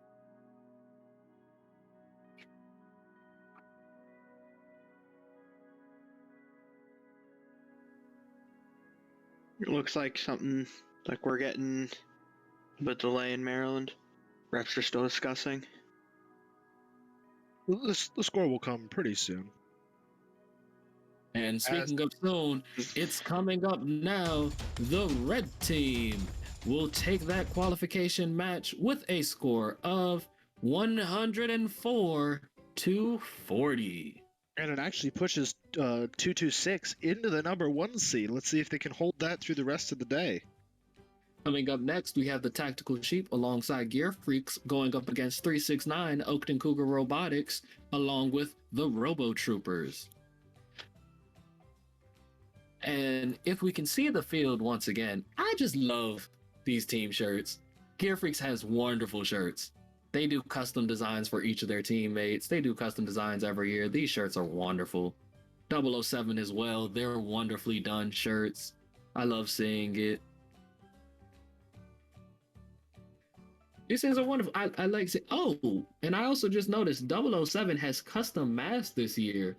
Their mask even read 007. That's a fun thing that we also did last year, though I don't know if it looked as cool as theirs. I don't think we were fully able to see it last year because most of the time when we were looking at you all last year, we saw purple, purple, green. Yes. We would look and be like, okay, their mask matched their hat. And then they got on the green shirt, so we see purple, purple, green. Cool, sparkles. Mardi Gras. Speaking of that hat, I wish I could fit it on a little bit better with these headphones. See, I am slightly mad at myself for having headphones on today. My earbuds decided they want to die and have connection issues. Normally, I'm doing my double hat game, rocking both my Alumni Ambassador hat and my DC Alliance hat. Yes, DC wanted to make its own specific alliance when it came to robotics. Especially in the FRC League, because in DC, we own about 10 out of the 30 teams that generally compete in the FRC competition. So us having our own alliance and being able to send parts to each other and work on each other's teams and stuff like that is normally very easy for us.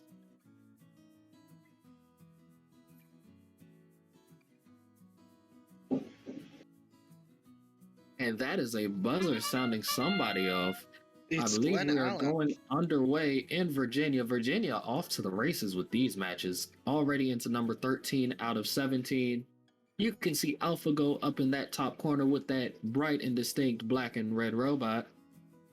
Over on the side, team 18579, the Frostbots. I like that little hat or whatever that is sitting on top of their robot. Drivers, pick up your controllers. But it seems like they had to MacGyver one of their wheels, as there's a ton of red tape on the top of their wheels. That might be a purposeful design to help them get over the rail.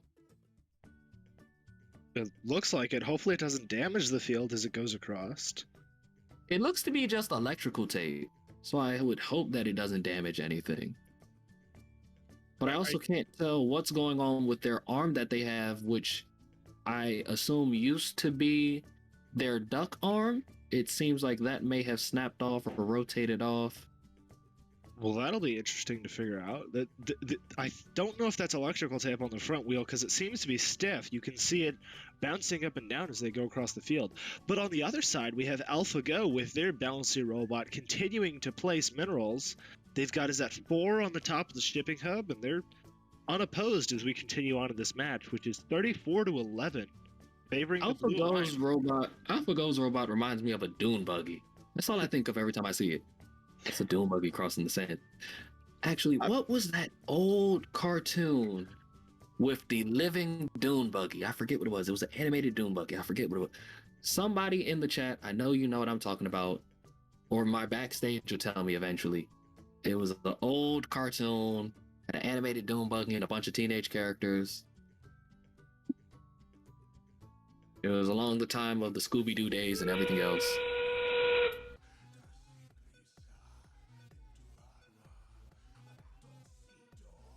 Somebody in my backstage will say it eventually, because I never remember. Well, there's also Google if you can pull that up on one of your mini monitors. You see what had happened was I'm trying not to crash my computers. 5 screens is already enough. Speedy Buggy, apparently. Speedy Buggy. The unofficial score in that match is 101-17. Now it's 107-17 in favor of the Blue Alliance. It keeps jumping. It does. I have 2 different answers. I have Speedy Buggy and Wonderbug. I'm pretty sure it was Speedy Buggy. Well, I mean, if we Google Speedy it. Buggy.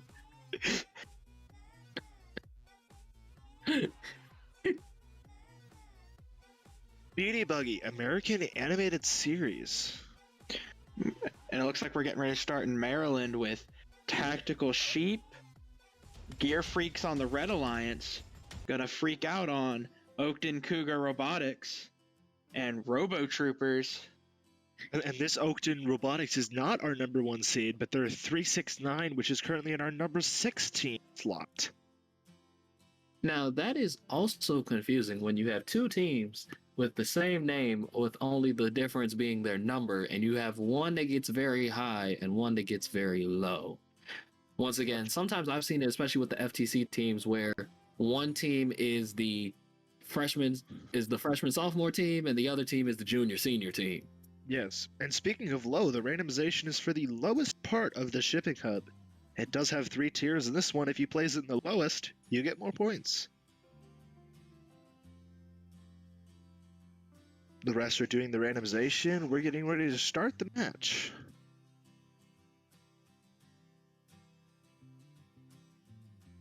But see, I knew somebody would come through for me when it comes to my outlandish and far confused references, my very obscure references when I try to remember things.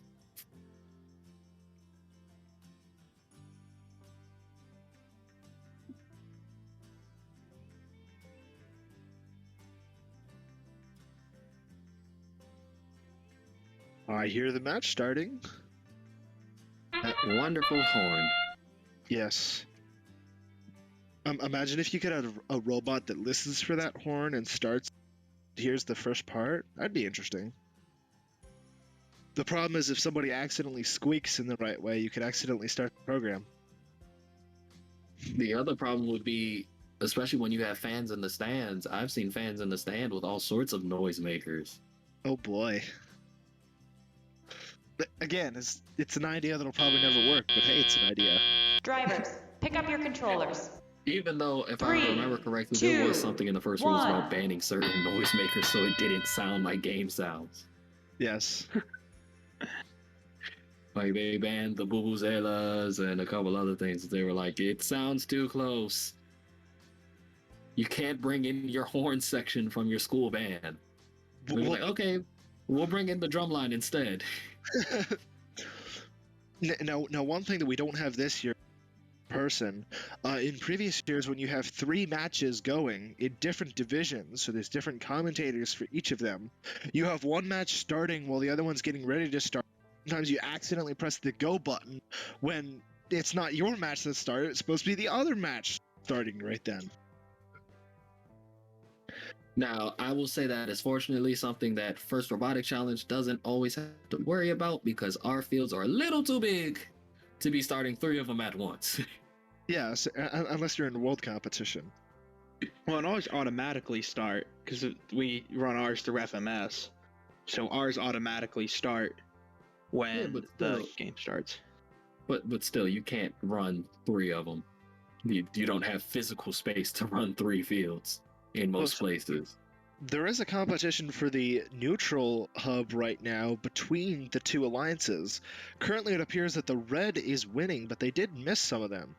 Unfortunately, I think that is going to stay that way because it seems like there was a block that got wedged under the blue side.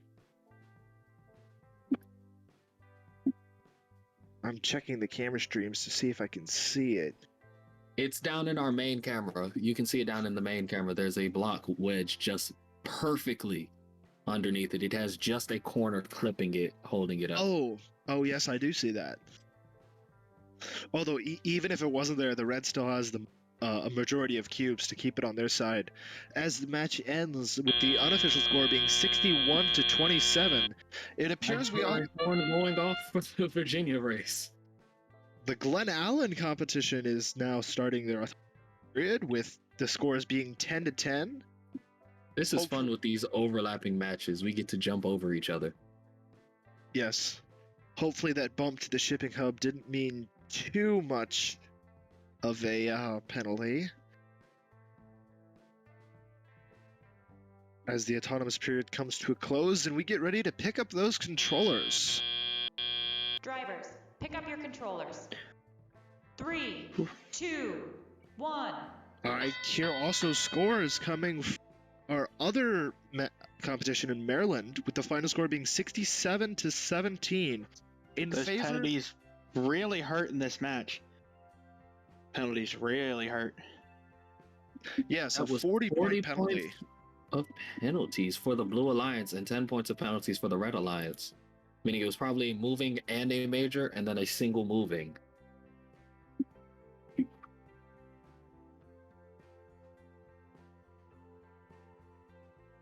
Now, over in Glen Allen, these teams are still scoring 13-52 as we continue, with the advantage going to Red Alliance.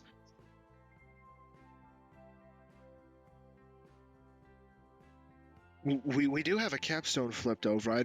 Both of them are flipped over, so they didn't place them on top of each other like they've done previously to try and double cap. It may have been that in that attempt it got knocked over. True, but they are pretty separated. We also appear to have a lot of long arms going in and out of everywhere, flipping to one side or the other. We have a claw on blue. Their claw is actually blue, so that's fitting. As we near our autonomous period, teams get set up to go for those ducky wheels. These ducky wheels are a lot of points and can decide the final parts of the match. Once again, with this being our qualifications and us having an actual elimination round after this, the eliminations during our playoffs will determine what our final rankings are going into the judging scoring, to then be finally announced on Tuesday what the official scores and official achievements will be for each team. Well, the official scores will be announced today, but the official advancement slots towards the next competition will happen. The way that you do advance from these original qualifiers, there's 3 slots, if I remember correctly, that go to the Inspire Award winner, which we'll have judging tomorrow. Unfortunately, that won't be live streamed. And then we're going to have deliberation to decide who wins the top award, the Inspire Award. But the Alliance selection scouting should be going on out the day to figure out which partner complements your ability the best. Then your top 4 seeds will pick a partner to compete with them for the rest of the semifinals and final matches. Hopefully, if you... It's not always the top 4 seeds. We saw that surprise with the last time with everyone declining, and so it became the top 4 seeds. But we have seen other matches where number 5 or number 6 actually gets to make the selection.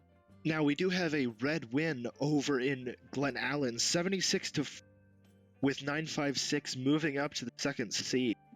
So good job there.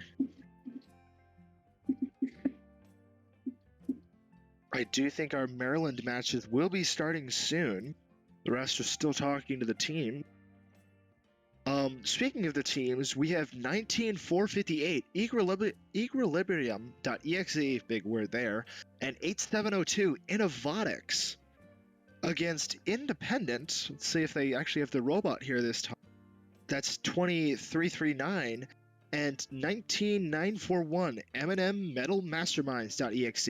It's kind of interesting that we have 2 EXE teams, which, as far as I know, are offspring of Wizards.exe.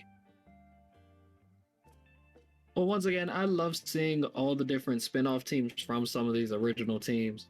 Like I said, when I came out of high school, my high school FRC team spawned off 2 FTC teams, so they use our same colors and they take some of our same themes when they go around and do things. My other FRC team has spawned multiple FLL teams, and so each of those FLL teams have their little phrases that go along with everything. At one point, we had teams that had names like son of this, daughter of that, spawn of this, and it was very clear who you came from. Other times they had very obscure names like Red Team or Player Red or something like that. It was they were trying to be Pokemon themed.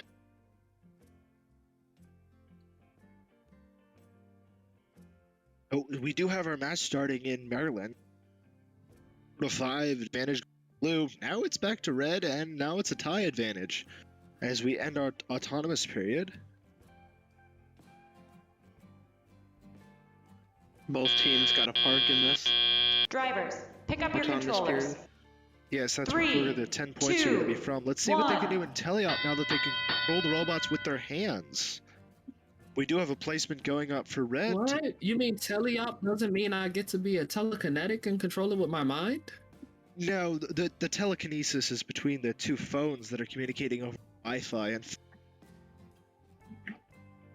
man, I thought I got to be Dr. Charles Xavier for a minute, you know?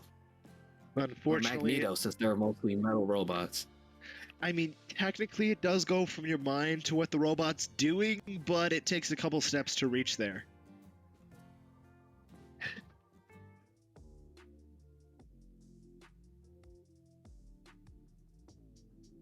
The amount of references that we use in these shows and commentators are very funny.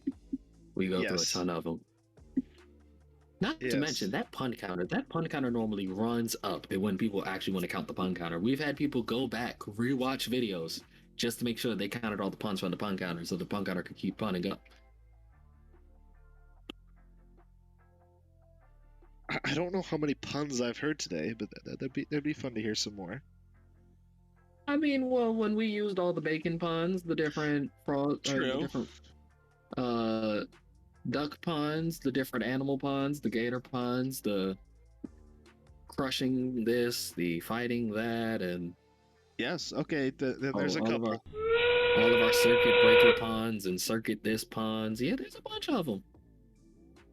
And it appears Speaking of a bunch of them, there's a bunch of those points on the board. For the Red Alliance, the blue they just got a few on the board at the end. They're getting more. These scores still climbing with these last few seconds. Both teams in the positive, both teams making that push. And that final score currently sitting at 78-28. We will see what our referees have to say. We will see how these scores get added, changed, or slightly modified, and we will get back to you with that full final tally. The advantage right now is to the Red Alliance with a 50-point difference. Speaking of advantage, the advantage in Virginia is going to 3 as they are in randomization number 6, so they are going for that high goal. We do have AlphaGo back on the field, but it appears they're lining up for their secondary primary. Placing a mineral and going for the ducky wheel as they spin it and successfully do so. Once again, I want AlphaGo to go watch and look up who Speed Buggy is to realize where I'm getting that reference from, because once again, they're just bouncing and their way across the field. It's the funniest thing. We'll see if this is match 15 out of 17 Pick up your controllers. for Virginia. 3, 2, 1. So AlphaGo goes to the creators and they completely ignore the duck that's sitting there on the field. Remember, you can score ducks, even in the autonomous period. I also think we have a score Maryland. That final match, that last match that you just saw was 87-58. The advantage going to the Red Alliance in the end. And back in Glen Allen, this current score is 35-71. And still got 90 seconds left. Going to be able to reach triple digits for the Red Alliance. Let's see as we continue. As you can see, AlphaGo flying across the field, pushing that goal as quickly as they can. Unfortunately, I do believe I see parts on the field. Oh, I can't tell whose part that is or if that is a stationary part, but that little black circle on the field, I do believe somebody lost something on the field. It also could be a capstone because it's in about the position for that. But I don't think we've seen a capstone like that yet. AlphaGo's could be like that. That they ran out. Yes, it does look like a capstone in the lower camera. Yeah.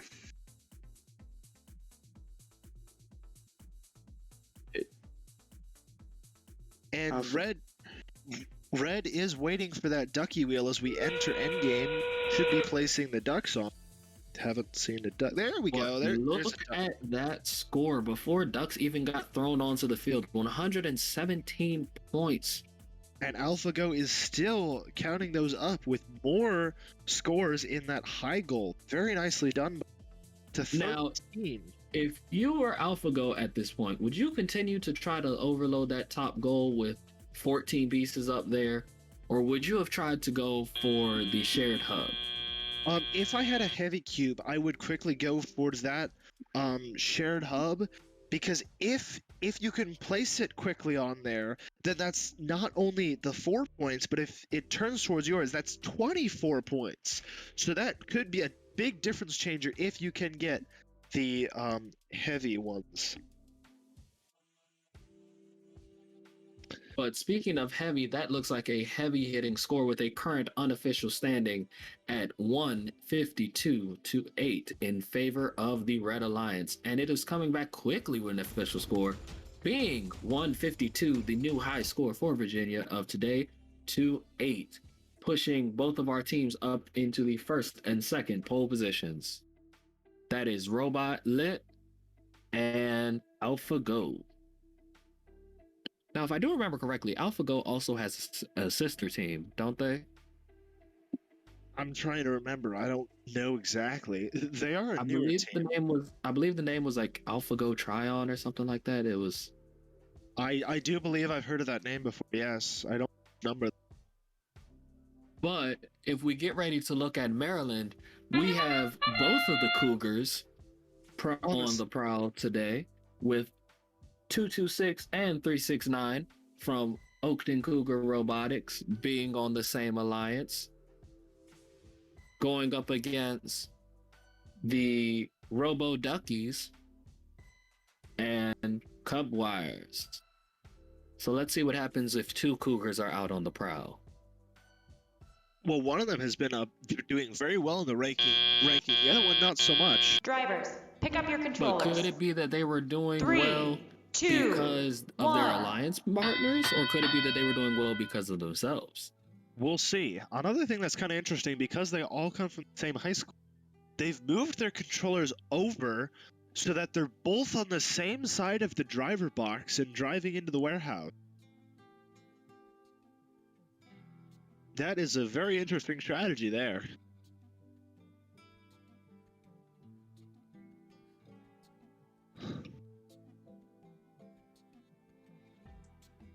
The score is currently 25-6 in favor of the Red Alliance as we continue on this match. Now, one thing I will have to say, Twitch, for there being 132 people here, y'all are awfully quiet. I know you all are here supporting your favorite teams. I know you all are saying hi from home. So say hi from your teams. Which teams do we have here? If you are here, if your team has been taking the field, if you have seen a wonderful or awesome play, don't forget to shout them out and give them a notice. We love hearing from everybody. We love seeing everybody. We know that not everybody gets to come join us on the field. So we want to hear from you all. We want to see you all.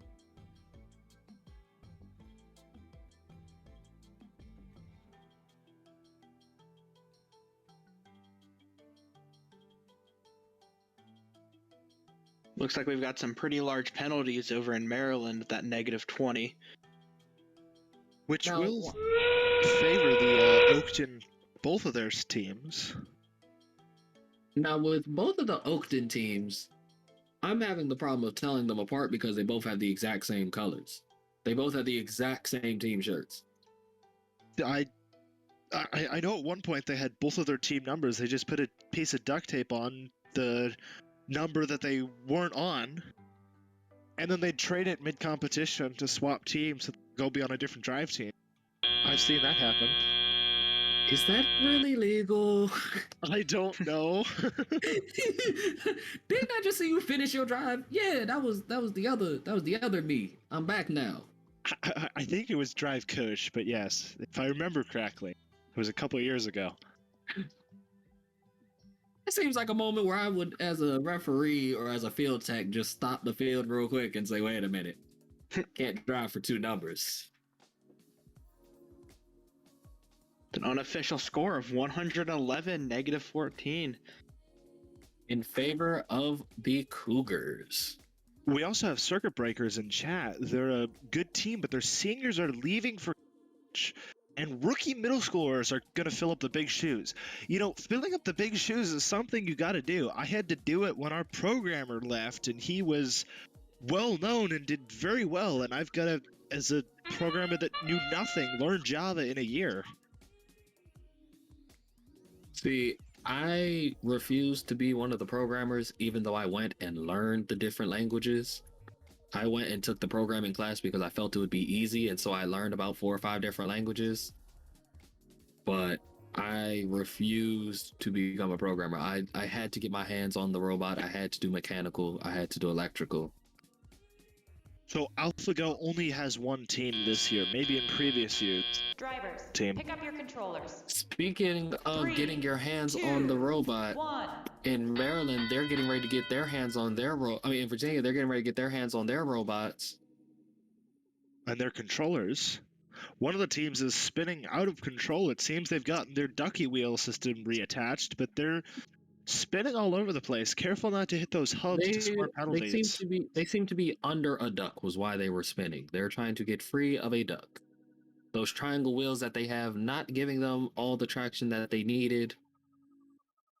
Once again, sometimes these low body wheels are not the most efficient.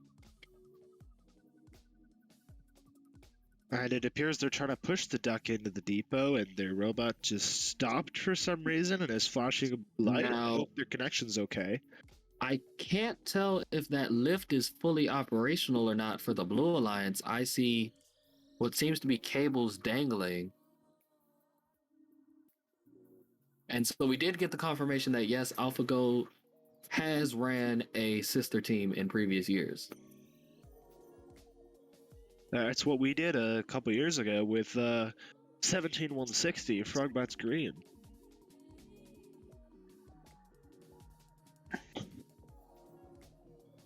But for the Circuit Breakers team, remember to tell those former students of yours to go sign up for the Alumni Ambassador Program, as well as to sign up to be volunteers, as a great way to give back to First and to give back to a team of their choice. Not to mention to go look out for all of those many First scholarships, as plenty of different ways to earn money for themselves or for their programs. We do have a capstone being picked up. Let's see if they place it for the Blue Alliance as it goes up, and are they going to let go? Release! Let it go! This is not frozen, but you need to let it go. No, they're not actually on, and they missed the placement. They didn't actually fully get it on, as you other side they camera. Placed it on. They just removed it right back off. Their gripper did not release. Unfortunately, I would have probably rather left my gripper down and said, I'm not able to release, than having lifted it up completely. Yes, the final scores for the Red is the Red Alliance winning 26-10 in Glen Allen. Now, if we look at these scores are funny. The Red Alliance won the autonomous and the end game, but the Blue Alliance won the driver control, but both teams failed to score where the other team did score. So we have 10 points to 0 in favor of the Red Alliance, then 10 points to 0 in favor of the Blue Alliance, and 16 points to 0 in favor of the Red Alliance, with both teams managing to score 0 penalties. At least they didn't score penalties, because that has been a big game changer as we've gone on days. and through these matches. Qualifier Speaking of- starting in Maryland.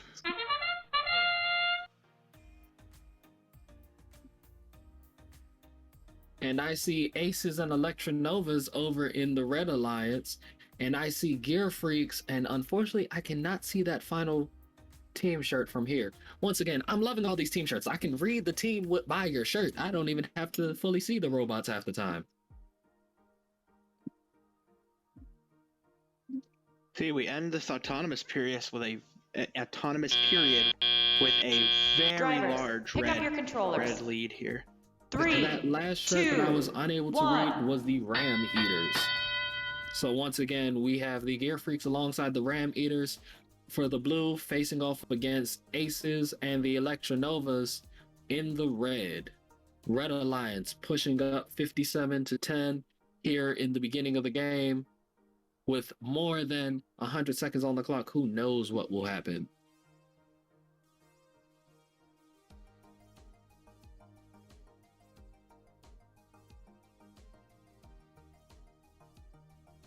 They haven't gone up as much. They may have gone down points. Nope, they have gone down points. Someone incurred a major penalty. Going back up to 61 points. This is jumping all over the place as we have 70 seconds left in the match. I think referees might have been trying to figure out exactly which team had incurred the penalties. And so they gave it to both teams at first. As far as I know, there's one ref doing penalties for either side, so the blue ref accidentally sees the penalties on the red side. I don't know how that works. That would be kind of interesting and unfortunate for the Blue Alliance. But when you have when you have all robots in one warehouse on one color, you sort of kind of give out fouls and then go back and say, "Wait a minute, that's the wrong number." Yes. The score hasn't gone up much in Telia, but as we enter into endgame, hopefully these scores can go up with these ducks that are being placed and spun off. Current score being 73-40 in favor of Red Alliance. Ooh, our referees and scorekeepers are talking about some of the robots on the field. Team 4991. The referees want to say, you all have a wonderful little feature of an external power button which faces outwards. So other teams were able to hit your button. Specifically, I think it was the Alliance partner was able to hit that button. The match is starting over in Glen Allen, but yes, make sure that your power button is in a safe location. That's one of the things that's a current concern for ours, is it's on the top of our robot, and our driver may have accidentally a mineral off of the shipping hub and landed on the power switch to kill us for the rest of the practice match. Now, and we have our last match in Glen Allen. This will be our last qualifier. 3, 2, and Red received a major penalty for that shipping hub back in that last match over in Maryland. But as we have heard, this is the final qualifier for Virginia. And soon Alliance selection will happen, so we'll see how that one goes. As the score coming teleop and continuing is 23-12 in favor of the Blue Alliance, as they continue to place on those high goals. Now, I know I can't physically hear the chat, but I should be seeing this chat light up with both Red Alliance chants, Blue Alliance chants. I should see teams throwing up their flags, their numbers. I should see people shouting and going off. There should be all sorts of things going on in this chat right now. There are 126 people sitting here watching from home or from various different locations. I want to see you all go off. Speaking of things going off, that score went off in the Maryland Arena at 123-40 in favor of the Red Alliance. And back in Glen Allen, the score is 35-48 as we have 45 seconds left in the 8. Sorry, 20. Red Alliance, that may have gone down to penalties, or I read it wrong. We'll see how this goes. Also in the other match, the Blue Alliance got a major penalty, so that was one of the things that shifted that score. And I love being able to hear from our scorekeepers and our referees when things happen, because that way we're not just speculating. We know, well, that's why that robot died in the middle of nowhere. They have a button in the open. It actually happened in World's Finals between Brainstem and Mechanical Paradox Cubed. They had a power switch that was a little inside their robot, but Brainstem managed to go on the right angle just to tick that power button, and MP Cube was out for the rest of the match in World Finals. Make sure you protect your power button. I know personally, all of our power buttons were consistently inward facing. We would put a LED near the power button so people knew where to reach, but all of our power buttons were inward facing. There was no such thing as an external facing button. Yes. We do have a score that's swapping back and forth between the Blue and Red Alliance unofficially. Let's see how those official scores come in for the final match in a moment. Currently, I think the funniest thing that my team might have got in trouble for was having 2 kill switches on one robot. That final score, Blue wins with a score of 60-50 for the final match of the day. That would have been tied had it not been for that 10-point penalty towards the Red Alliance. That is unfortunate. There was an interesting story with a team in, I think it was Washington, that accidentally had 2 batteries on the same robot just because they forgot to take one out. They just put the other one on top. So they had their battery hanging out of the back of their robot for the rest of the match. One of the crazier things we got in trouble for was we powder coated a pneumatic cylinder. Did not know that was against the rules. The Maryland... Did you powder coat it so they weren't able to read the cylinder? Was that your problem? You are not allowed to make any modifications to pneumatic components, which powder coating or painting includes. Yeah, I was about to say they weren't able to immediately. So we do have our Maryland matches coming. It's 17 out of 20, so we still got 6 watch there, as Alliance selection is prepared for the other one. A team ran into the warehouse and immediately flipped over on minerals freight, so we'll see if they can flip back after the autonomous period. Careful not to go too fast, you may ramp it. And remember, as far as Virginia's Alliance selection goes, we may cut over to that to show you all the Virginia Alliance selection. If not, you all will see on your feed the full section with the choices. We may not show the actual audio with teams running up and saying whether they graciously accept or whether they would like to respectfully decline. But we will definitely show who our matchups are, who the rankings came out from, so that way everyone can view those final standings from the qualifications. See, for us, it wasn't graciously accept or decline, it was happily accept or decline. It works with our style. See, with us, it was we graciously accept. Folks, or in the last match, somebody took away one of the Xbox cubes. So if you happen to have it stuck in your robot, please bring it back. Also, how do you graciously decline? Like, it wasn't graciously declining, it was respectfully declining. But it was always funny to deal with other DC teams, especially because we all had that DC coalition stuff. And so other DC teams would be like, well, we want to choose this DC team. And you'd see the other DC teams, no. So you could go through all the DC teams, and if the DC school didn't like you, they'd say, no. And it'd be purely based off of politics and not even off of robot performance. Rest in peace. There's a lot of minerals being placed by this Blue Alliance with a very fast system, flipping it up into the right position. I like how that one works. But Red is still managing to hold their lead. Oh, ball fell off. What is Red doing to keep their lead? What are they placing so much of? It may not be so much that they're placing so much of, it might be the fact that things were placed better or at first. So here's, speaking of at first, the first mineral just went on to the neutral hub, is a good strategy for the Blue Alliance because that's 20 extra points. If there's no placing on there, 1 or 2 minerals can change it as they just did, which should fling them into the lead going into the final seconds of the match. 3, 2, and 1. With the score being 132 to 133 unofficially, both being a triple-digit score. And as we are watching that time finally rounding out, these matches very close, that 1 point difference. We will see what the official score comes out to be. Over in Virginia, we do have Alliance selection starting right now, so we might just jump over there to watch the first few teams start to select.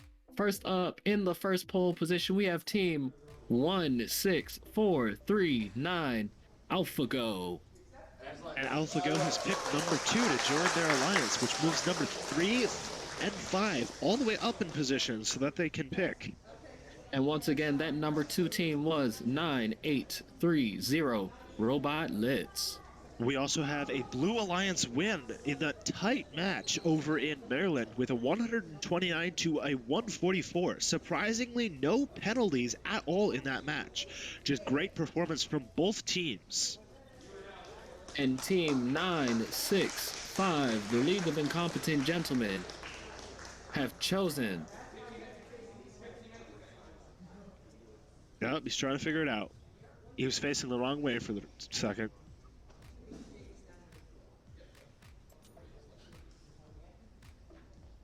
Have they chosen? They have chosen team 12838. And that is Lancaster Kinetic Storm. Which have accepted their offer. That's kind of rare. Team 20337 Say What is getting to choose. And they will choose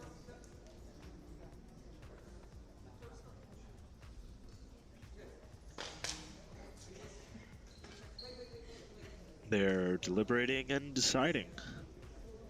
This is what happens when you're number 5 and you didn't immediately think that you were going to have a choice, which is why we still tell every team, go make a plan, go make an alliance plan, continue to scout, even if you're down in number 8. Especially if you're 5 through 7 going into alliance selection. Have a plan of who are your top, say, 4 picks, something like that.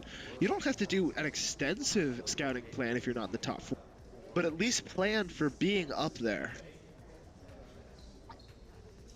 Now, something happened with our board. The picks got reset.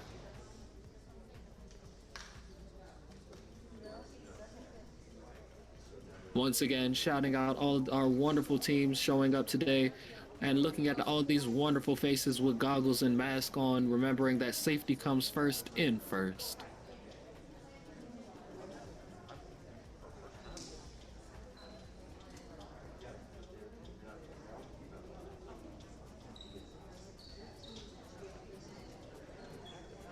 So team 965, the League of Incompetent Gentlemen, picked up Say What. And then team 12838, Lancaster Kinetic Storm.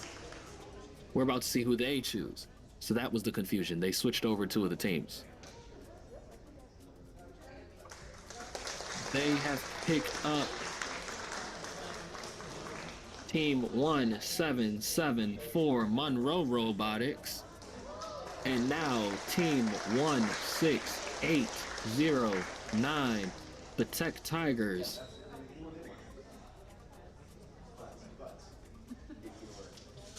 We'll see who they pick in a moment.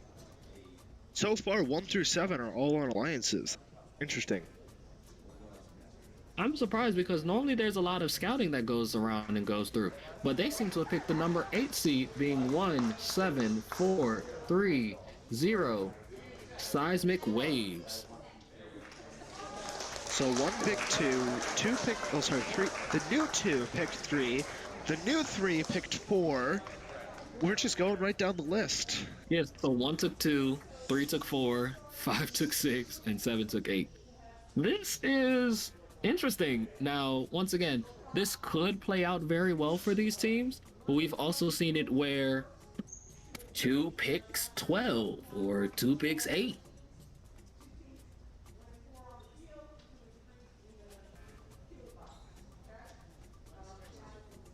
Our referee is giving out our final rules and instructions before we take a quick team break.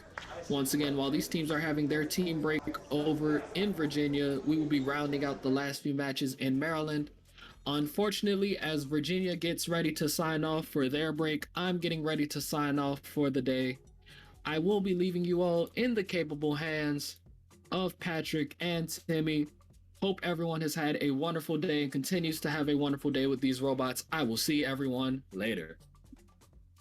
And as this pieces out, we're going to miss him, but we can go over to the Maryland qualifier, which will be starting their match soon as they're setting up.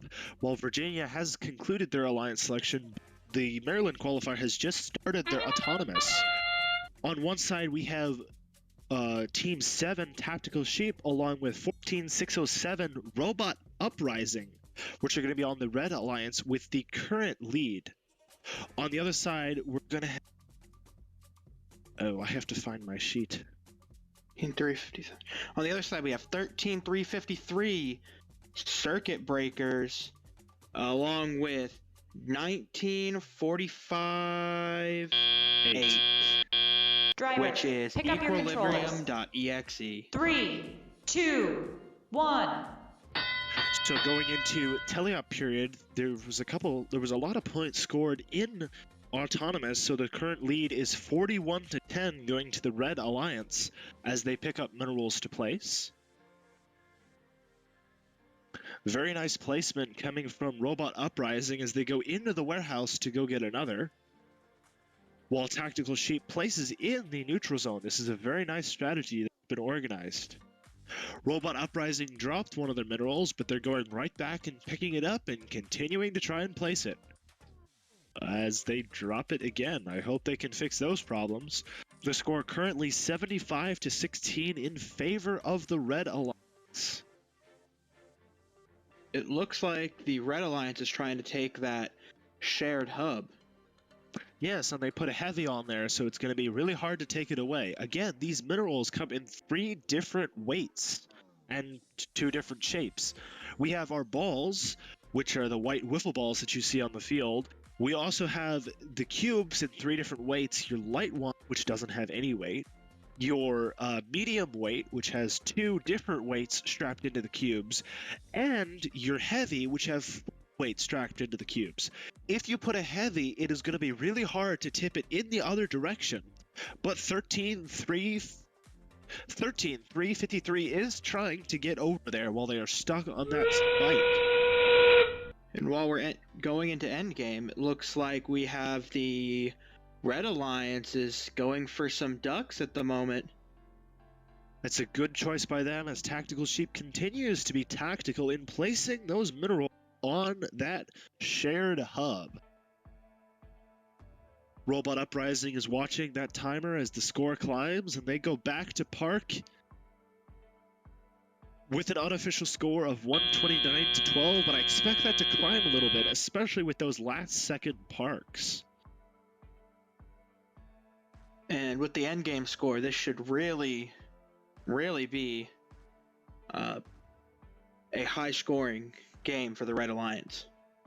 And these 2 teams may want to continue to talk coming into alliance selection soon so that they can alliance up. That would be a good plan, especially seeing the scores so far. We have seen 180, so I'd hope to see that again going into finals.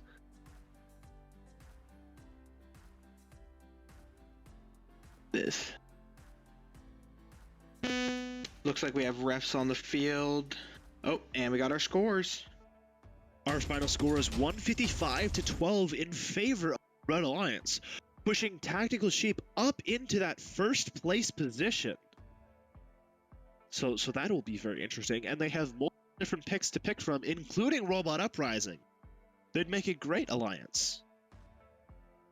And speaking of alliances, we have our next alliances on the screen here.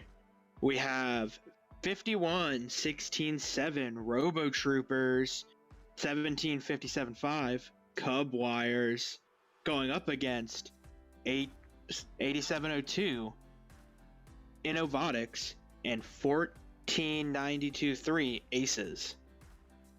We do have our 4th seed currently playing in this match. We'll see how they do as they continue to push for those final alliance selection seed.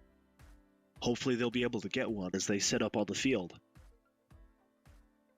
Again, a huge thank you to our refs, our volunteers, and everybody else that you don't see. Our producers, everybody else that is managing all these different things that you can get a nice stream to look at. Thank you so much, volunteers.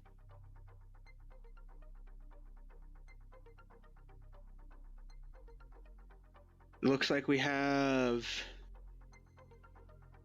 all 4 teams are on the field.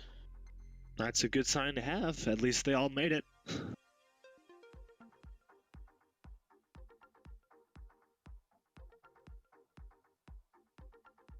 And we'll...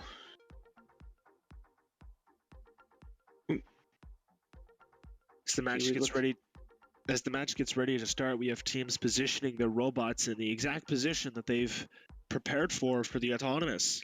Sometimes even if you get it a half an inch off, your sensors can't calculate for that during the match. Your entire match can depend on this 1 inch, depending on how you set them up.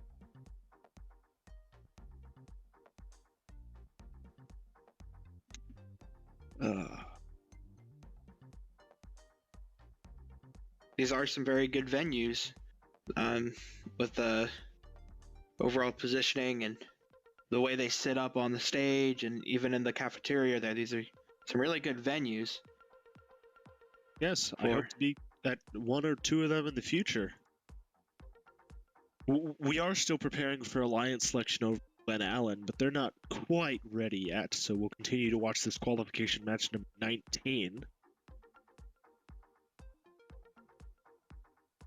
I know I've been to Glen Allen before. That was where the Richmond qualifier was for FRC. I don't know how they could fit an FRC field on that small stage, so I'm guessing they have a gym somewhere. Yeah, it's on the other side of the wall. It's right there. This is actually where the pit's set up for FRC.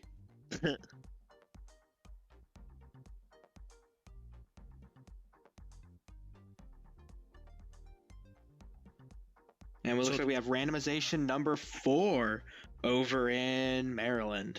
So this is going to be the bottom level. Usually teams like that top level because, you know, everything's the same. If you can go for the highest one, why not? But this one, if you can place all the way on the bottom, closest to the ground, just make sure that you don't accidentally fit your claw in there and pick up the shipping hub. We have seen that already happen today.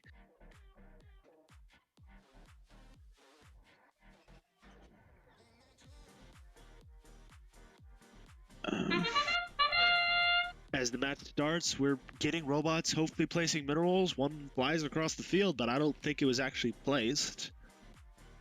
We do have a park successful on the Red Alliance. As teams get ready for autonomous. As they put in a sleep code for the next 5 seconds. That's the one thing my coach always said to me about my autonomous code. It sleeps way too much. Drivers, pick up your controllers. Well, as we get later in 3, the season, the autonomous 2, will pick up. 1. We'll see full autonomous as they maximize their efficiency.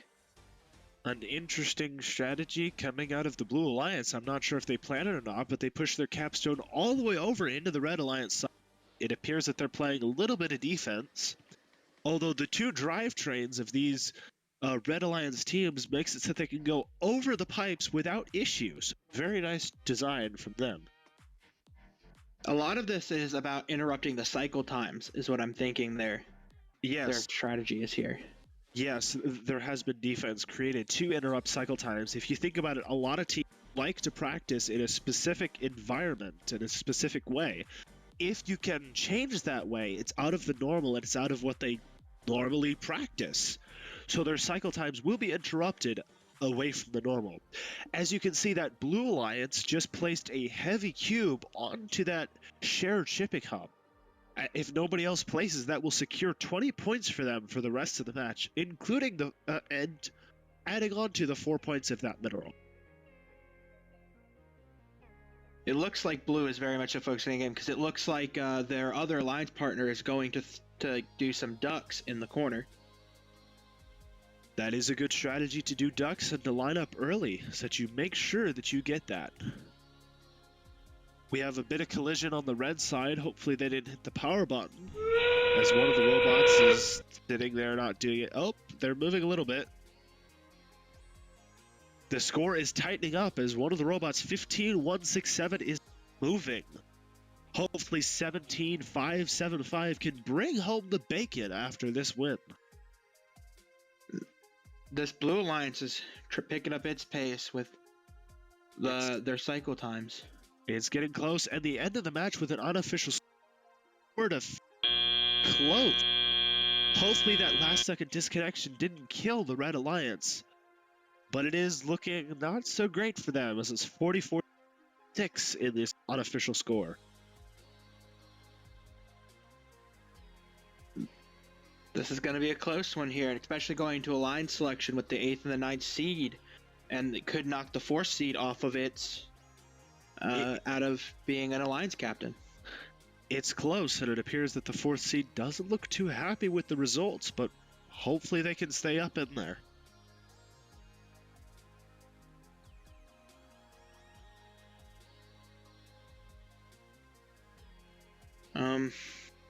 Still don't have our official scores yet, but we'll see them when they come. The finals matches still haven't quite started. We'll see when exactly that they start. That'll be a fun match to see. Back to Maryland, the scores are coming in with a win for the Blue Alliance, pushing them up. Now, the Red Alliance Robo Troopers didn't actually get knocked out of the top 4, so hopefully they can keep that position going for the rest of the matches. Seems like the amount of ranking points they got managed to even move up the Red Alliance's alliance partner to the 16th seed.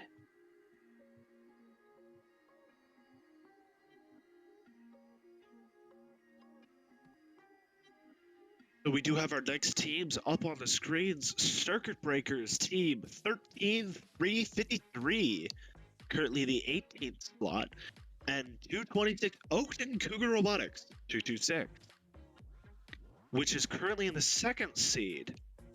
On the other side of the field, we have 4991 Gear Freaks going up against 19941 M&M Metal Masterminds.exe.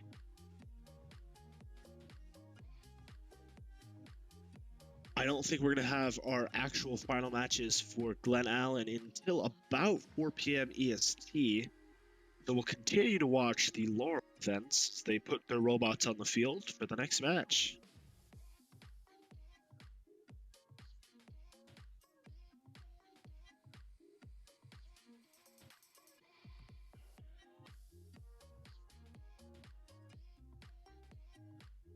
And if you all want to communicate to us, we are looking at the chat. There's 125 of you guys. If you want your questions answered about first, usually we can be pretty knowledgeable, but it depends.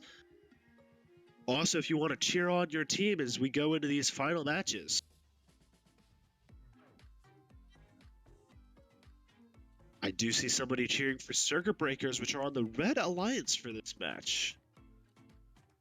And since their partner is the 2nd seed, if they can show a good enough performance, maybe they can get picked. You never know. Sometimes we pick our alliance partners from qualification matches just because they did a great performance with us and worked well. And that's a lot of the synergy, especially synergy in auto. Yes. That's another thing that's better as you go on during the season. At the first part of the season, everybody's got their different autos that may collide. During the end, especially going into state competitions for Virginia, usually everybody's narrowed it down to 1 or 2 main autos that keep out of the way of the others. So your main auto and your secondary. And looks like we got somebody cheering on the Blue Alliance for M&M in our Twitch chat. That would be Metal Masterminds. .exe. The randomization has just coming in, which is randomization 1, going in the lowest part of the shipping hub. They're switching all of those team shipping elements around so they can get going.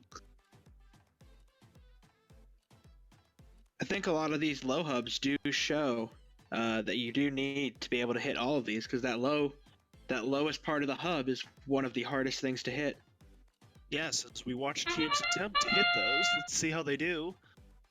Some teams that have arms specifically designed for high have to flip all the way around, and he pushed the goal there, so hopefully that doesn't score too many penalties. As he goes for the park, and Cougar Robotics goes to spin that duck off the wheel. Hopefully into the pond, although this is the water game. The end of autonomous period, the advantage goes to the Red Alliance with a 1-point Drivers, lead. pick up your controllers. Now it's a couple more as we go into teleop period where drivers now can pick up their controllers. We also have Blue going straight for that shared hub. Very nicely done. That should confirm it for the next while, especially since they put a heavy cube in there. That could swing this match pretty fast.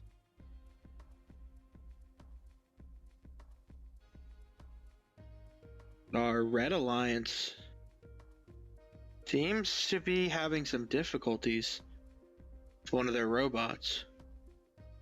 Oh, but they're going for 226 is going for that shared hub. They have some big Magnum wheels. They do have a mineral that they place in the shared shipping hub as they try to maneuver the pipes going back. They don't even care about that little spike there. A lot of teams get stuck. They just roll right over it.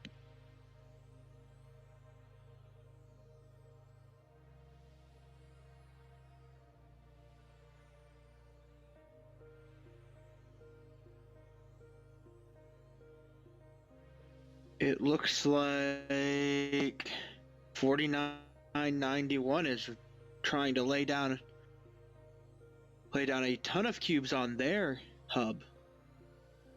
Yes, we have a couple minerals placed on the high part of the shipping hub. Remember that there is different scores depending on which part of the shipping hub you do. As I remember, 2 for the bottom, 4 for the middle, and 6 for the top.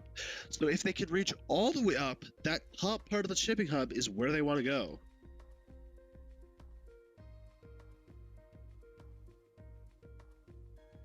This is getting close. Ooh, 74-75. We're entering the last few seconds here.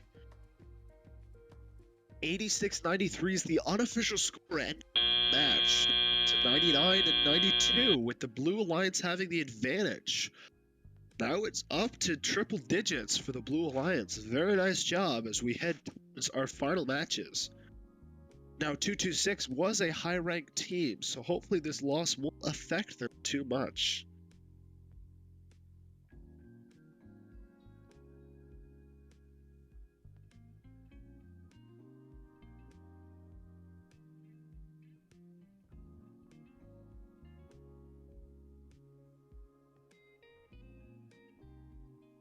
I haven't seen too many caps done today. We'll see if we can get a couple going into finals.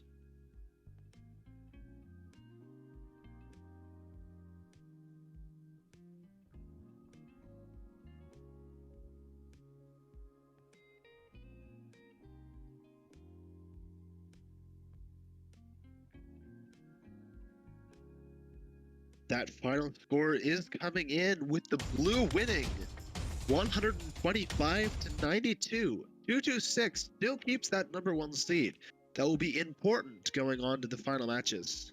I'm noticing as we get later here in the day, we're getting a lot less penalties. From the people leaving from this match, you need to leave a person behind for Alliance selection. That is we got Alliance good. sections coming up Alliance after match 23. For the Maryland as they conclude their matches, while Virginia still has time to communicate and to refine their robots for these final elimination matches.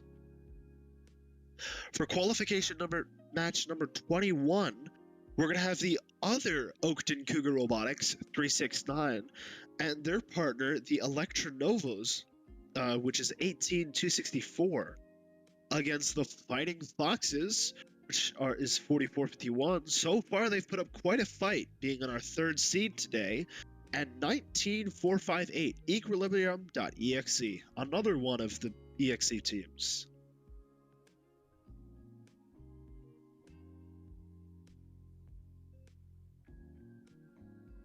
Does appear we have all 4 robots on the field. Looks like we'll be starting here pretty soon. That's a good way to start a match. I do see people in chat that are cheering on the Gear Freaks as of the last match. Support is always needed, even if you're not there.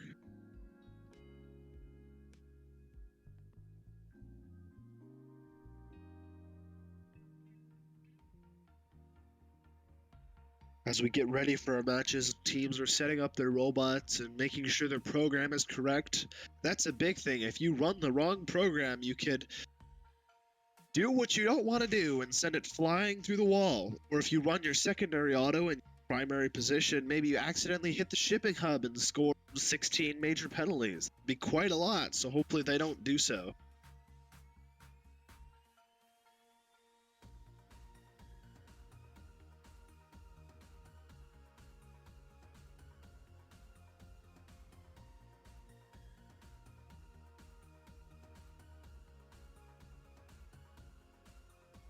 Yes, that was a good performance, as pointed out by somebody in chat, from Eminem placing 10 ducks. Well, not placing, but getting 10 ducks from the off the field to in.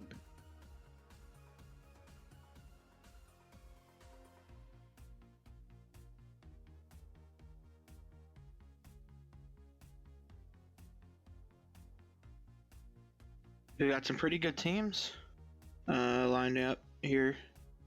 So we'll... Yes, we do, and let's see if they can put on a fight for this match.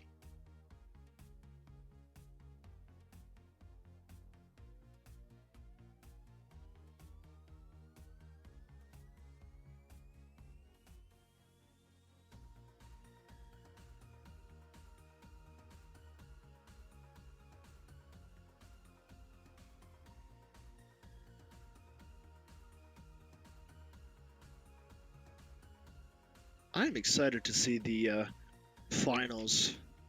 Excited to see these teams excel after they've picked their partner. I think we'll see a really high score out of our finals matches. I hope so. This competition. Well, on the one side for the Maryland teams, we saw 183 in the first matches. Haven't seen quite as high since, although we did see a 180. So maybe if those teams come back together, we could see maybe a 190, because they did have a 10-point penalty that made it so it wasn't as high. We'll see if we can break the 200 mark today. That would be great. Although I think the world record still stands at about 296.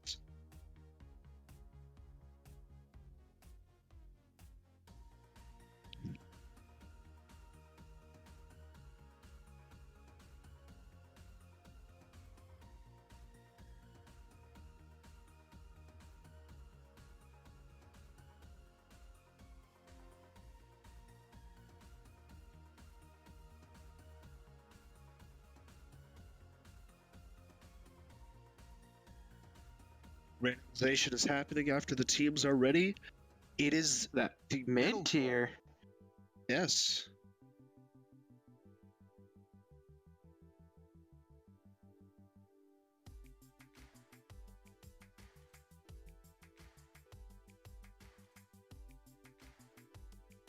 As the match starts with Autonomous, they're going for that middle goal. Let's see if they can make it. One team places on the bottom. Another team places on the middle. A successful read and place. Very nice.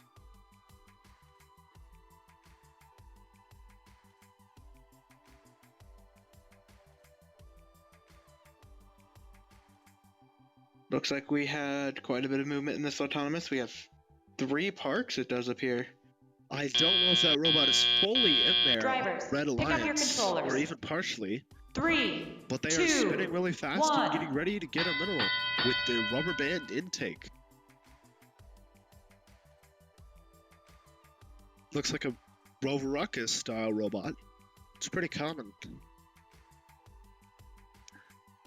19458 on the Blue Alliance is trying to place a middle. If they can get it, there they go.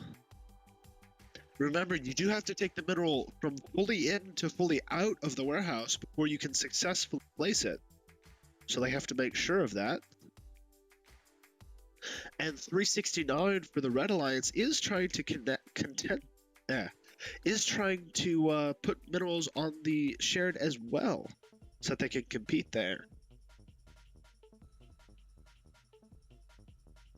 Right now, it's looking. Blue is currently cycling real fast. It's looking like we got some robots ripping around the field. Oop, getting stuck on the spike. Those spikes are a killer. Yes, they are.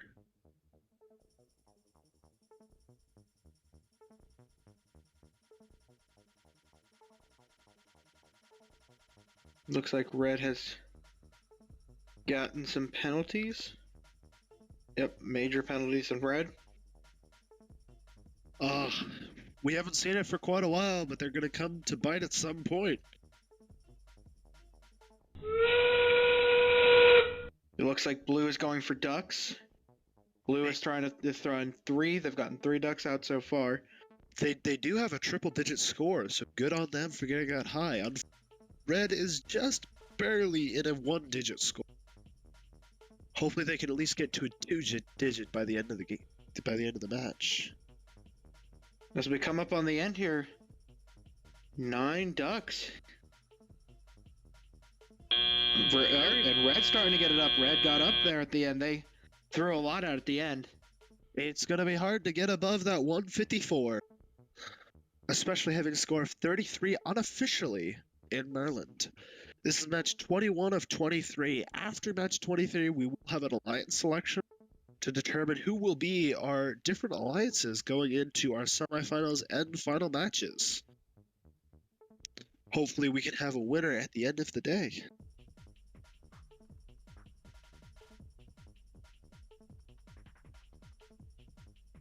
I have seen final matches go to at least 4 matches, maybe 5, after they tied the match. I think it was in state finals a couple years ago, they went to 4 matches because they tied one. That was fun to see. We do have a 187 unofficial. That would be the high score of the day. I just commented about it. So, let's see how it goes.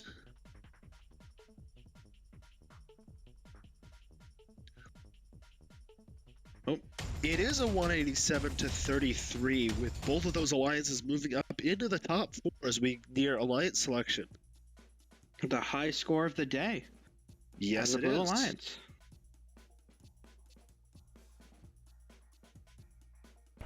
Teams, be aware that if you're leaving from the match now, please leave one person back behind for the alliance but our selection. Second Thank to you. last match, we have 18 381 Ram Eaters and 14 607 Robot Uprising on the Red Alliance. And against them on the other side of the field is 5014 Robo Duckies and 2339 Independent.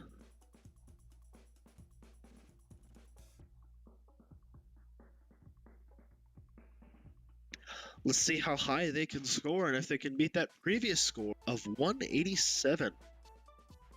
Current high score of the day.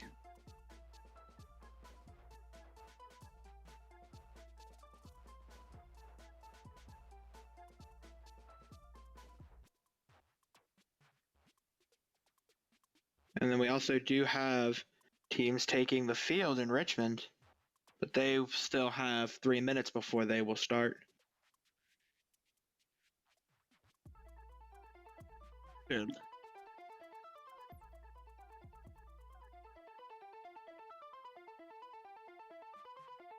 And teams are also getting set up in Maryland. We have all the Red Alliance, but the Blue is still coming in to set up their robots on the field.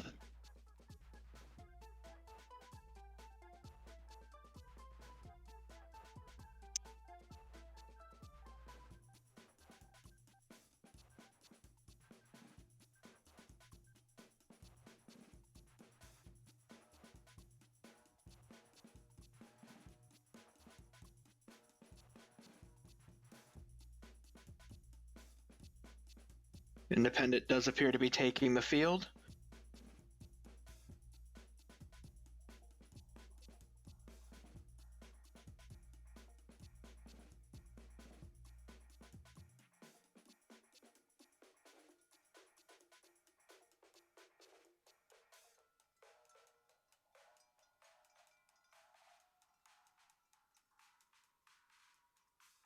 We do have our final matches, or semi-final matches, in Glen Allen that are setting up as well. With our number 1 alliance, 1639 AlphaGo, along with 9830 Robolitz. They're going to be also on that alliance. And then 16809 Tech Taggers, which is our 4th seed alliance, with 17430 Seismic Waves. This should be a good match over in Richmond, as these are some pretty solid alliances. Yes. I hope to see a triple-digit score, but we'll see if we can get up that high.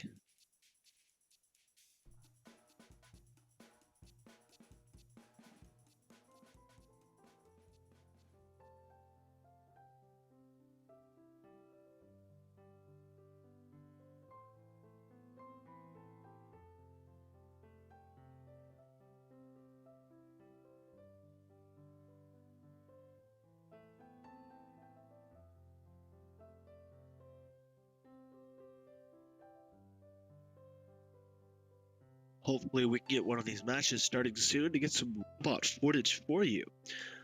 And if you are here to watch the Glen Allen event, which alliance are you cheering for?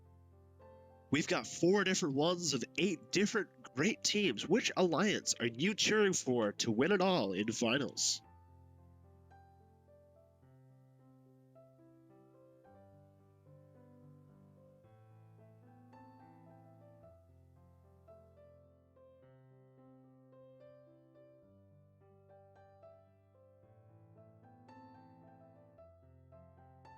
The finals match in Virginia has just done the randomization being the middle one if we want to swap over there.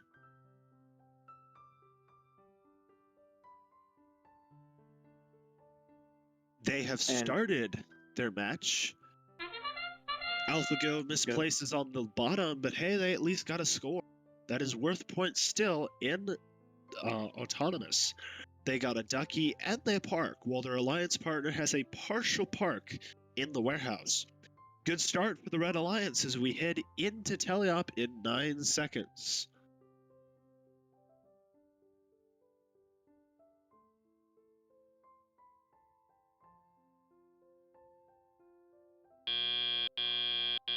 Drivers, pick up your controllers.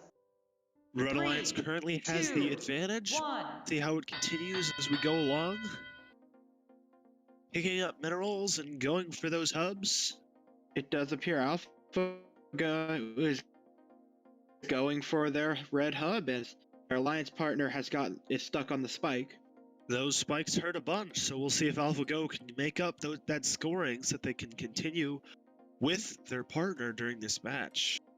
Maybe a quick shove as they're trying right now would send them off the spikes, as it does. Let's see. There we go. There we go. That's partnership between these alliances to get their partner 9830 to continue competing as they start whizzing across the field. Blue Alliance AlphaGo continuing their fast cycles. Blue Alliance hasn't caught up yet, but they are trying at 18 points. While AlphaGo with their fast cycles are up to 69 with 61 seconds left in the match. Remember, there's ducks on the field. You can pick them up and place them for points. They all count for points as one of the blue robots drops it.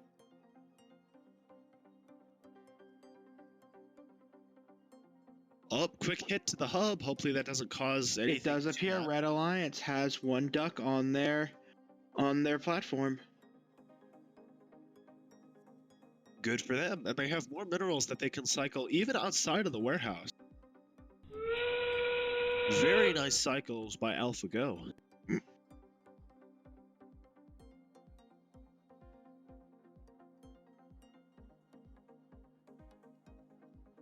Oh, they dropped Blue Alliance cycling duck here in this end game, along with Red Alliance.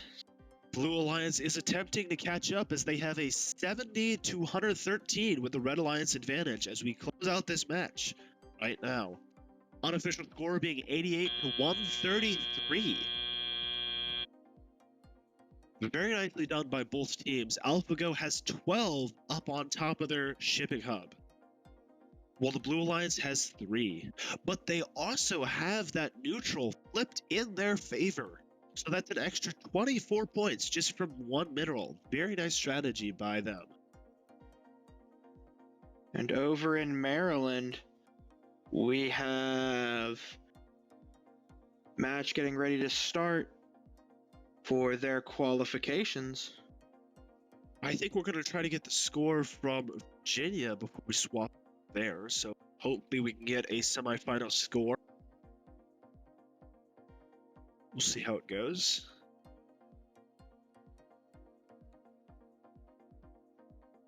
Again, nice triple-digit score by AlphaGo. They have a nice robot, which, if our friend was here, never mind, score is coming up. The Red Alliance wins their first match in semifinals, 100 to 80. There was only a 10-point penalty on blue, but none for red, so I'm glad that we can see no penalties here in the semifinals.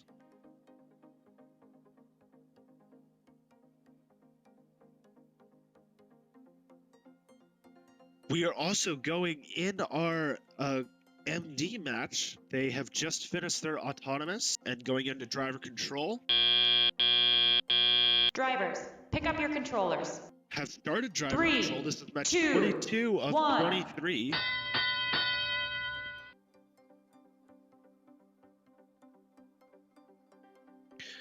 As we go into driver control, hopefully we can get some minerals placed on those shipping hubs, as places one in the mid part of that shipping hub. One of the red robots does not appear to be moving at the moment. That will be a sad moment for Robot Uprising. It looks like they're up and moving.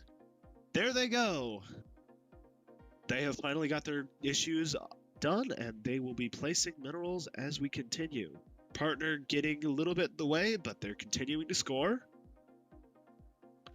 as they grab a mineral from the warehouse. Over on the blue side, we do have a robot in the warehouse and one outside. Let's see if they can grab minerals to go in place. Robot Uprising doing a nice job placing minerals. They already have 3 in the high goal for the Red Alliance. And there goes a 4th. They got it. They get out of the way for their alliance partner and go right back into the warehouse. Nicely done on these cycles. Just try to stay out of each other's way and rotate. Nice job by Robot Uprising. They're both going into the crater at the same time. Let's see who comes out first for the Red Alliance. Blue Alliance is still in the warehouse, spinning around and maybe dancing a little bit. Let's see if they can get minerals throughout this match. Endgame has started, and Robot Uprising quickly going over to that ducky wheel so they can spin it. The duck is on the wheel, and the spin has begun. Very nice job. Their first ducky is off. Their alliance partner continues to place on that high goal. As Blue Alliance tries to catch up some steam with they're going over to their corner to knock ducks. Let's see if they'll get it. Only 3 seconds remaining. And the unofficial score being 83 to 26 in favor of the Red Alliance.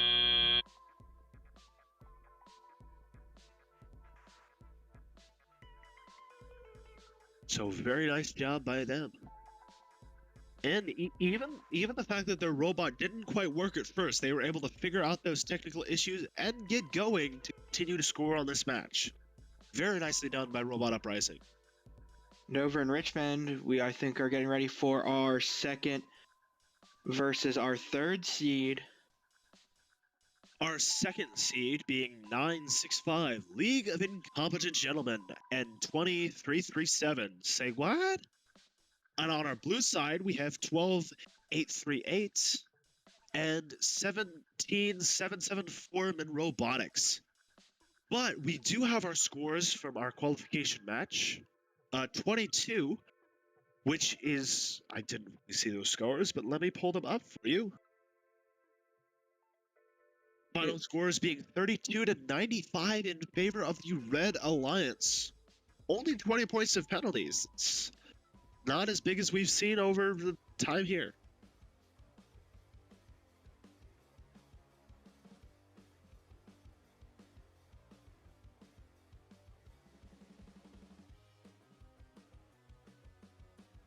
I'm thankful that we haven't seen robots without their switches on for a while. That has happened previously.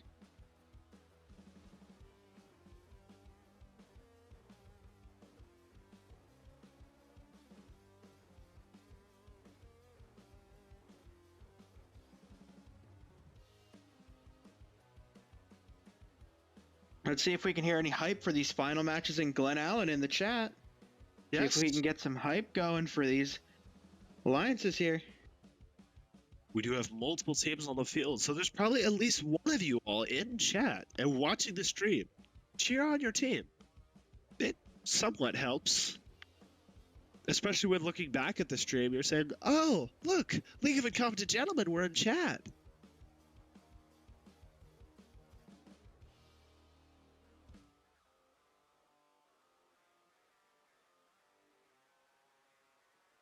Woohoo! From Mutant Princess.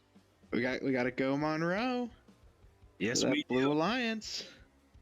Cheering for the Blue Alliance as we get ready for this match.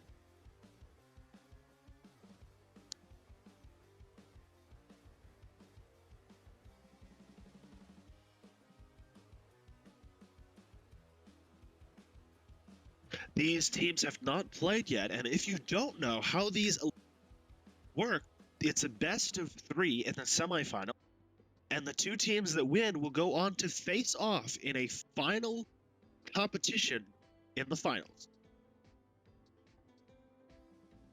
It is interesting seeing one of the refs with a ref-style mask. I don't know if that's on camera right now, but he's got the zebra mask too.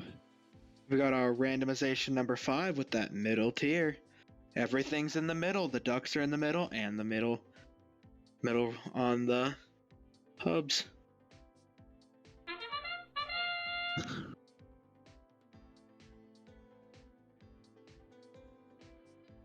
We are starting this match. We do have a negative penalty for the red, but it may have disappeared. That may have been because they placed a mineral on the middle.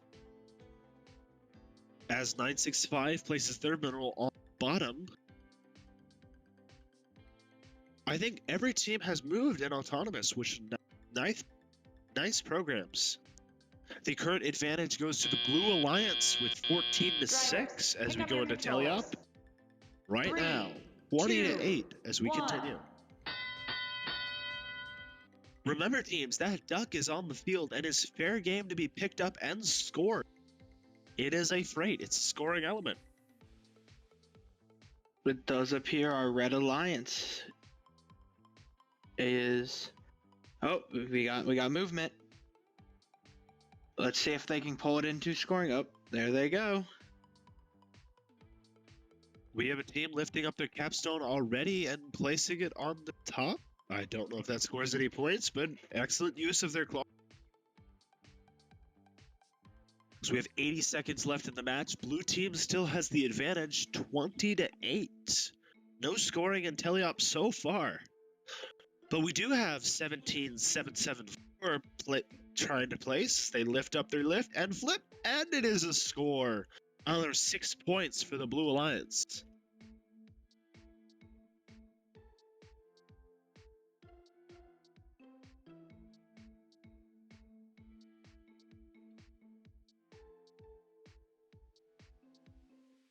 We do have somebody going for a placing in the neutral one. They do place, and it was a heavier one, so the blue now has the advantage on the neutral hub. A very nice play there.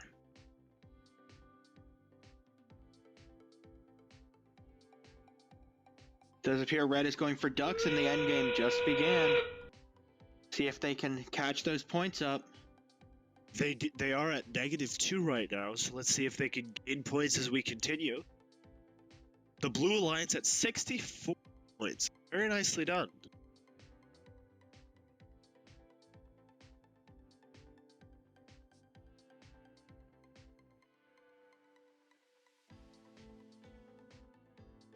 As we end off this match with an unofficial score being 94-52.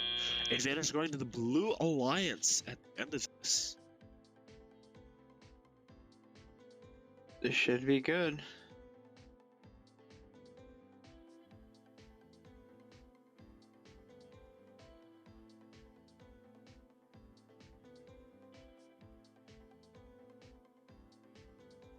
As it does look like a robot did flip over at the end there. And as we go to the Maryland competition for the final qualification match. Number 23, on one side we have Tactical Sheep. Number 7, I know they're ranked pretty high, so let's see how they do it. In Glen Allen, we have our results for Glen Allen, 94-52, with the Blue Alliance pulling an upset. There was a 20-point penalty for the Red Alliance, so that is a little unfortunate. The MD qualifier is getting ready to start. Checks all around. Good to go. Everybody in the audience should be ready. And match is started. Robots moving across the field to place minerals. Oh, careful, 18264. If you bump it too much, you could get a penalty. I hope they didn't get one there. Oh, that's definitely a penalty. Oh, they just shoved their shipping hub all the way across the field. That's not so good for Blue. That is not good for Blue. That should be a couple majors there. We'll see how that scored going on in the match. It was continued contact for every 5 seconds. It's 5 points. Pick up your controllers. 3, 2, 1. They also have longer cycle time because they push their own shipping hub all the way across the field. Red Alliance, in the form of 17575, is going for that neutral hub. If they can place a cube or two, maybe they can claim that neutral hub to swing the match in their favor. Surprisingly, Red Alliance has the negative points. Oh, there's Blue with the negative 22 for that movement, probably an autonomous. Red does take the neutral hub. Very nicely done by them. That's 20 points. If you can get it tipped towards your side, it's quite a lot, especially going into endgame.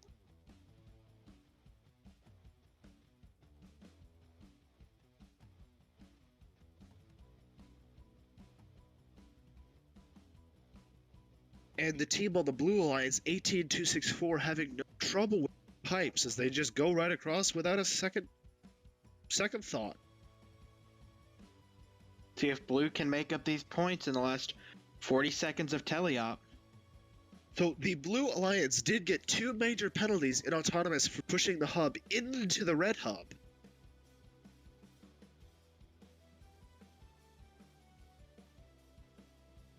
As we go into the final part of the match, don't be confused, there is a minus sign in there. 52 to negative 62.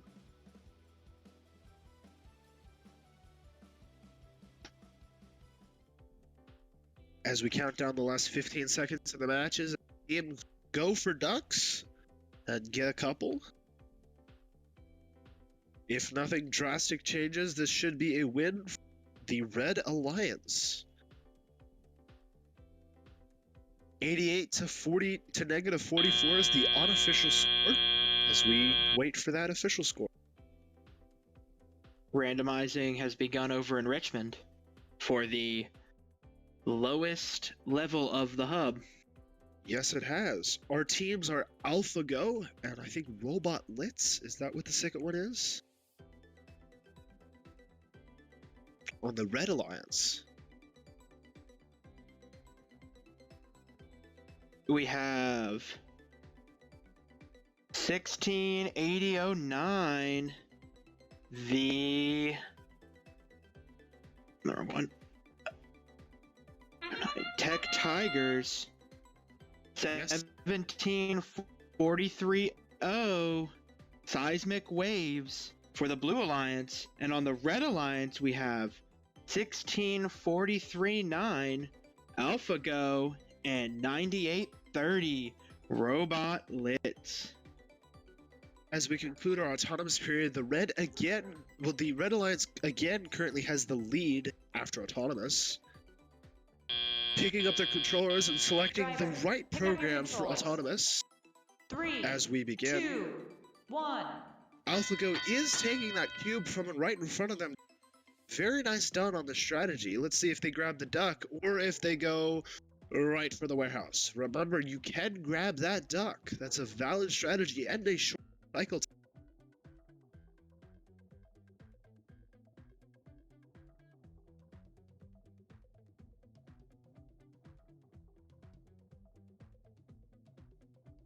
AlphaGo is going for their very quick cycles. Yes, it has been fun to see them, and hopefully they will continue with those fast cycles. They also have suspension on their robot. They're keeping it quick. Just bouncing over those pipes like nobody's business. Oh, they got stuck where, and they're through again. We have 60 seconds left, and they already have 7 minerals on that high part of the shipping hub, with the score being 19-68. Speaking of scores, we also got our score from qualification match number 23 over in Maryland with a score of 102-0. 140-point penalty Alliance, including a yellow card.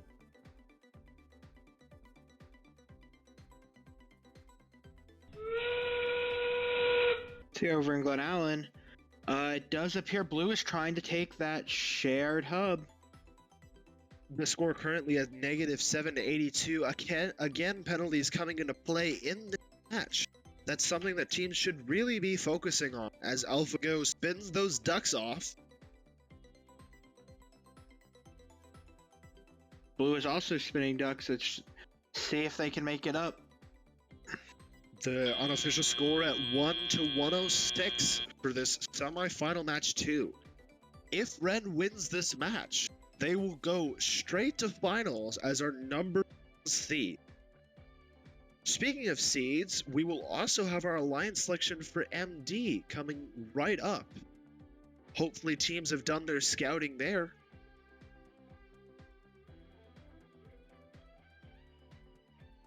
With all the qualification matches included, we will have our top teams getting ready.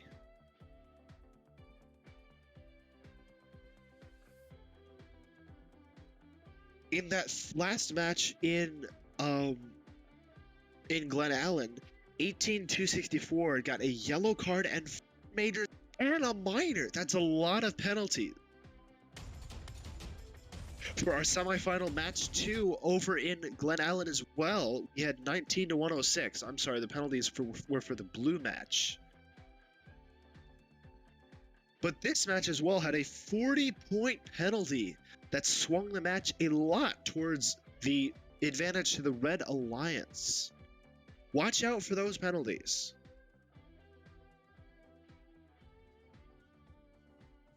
Oh, and that does advance our number 1 alliance into the finals. That does advance our number 1 alliance to take on whoever wins by final 2. We haven't seen any tiebreakers yet, so we'll see if we can get one. Although it will take just a little bit longer.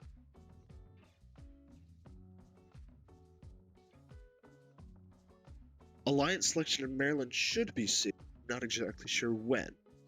They could be waiting till 4:30, especially to give teams time to chat and to find out what their alliances want to be. Who wants to pair up with who?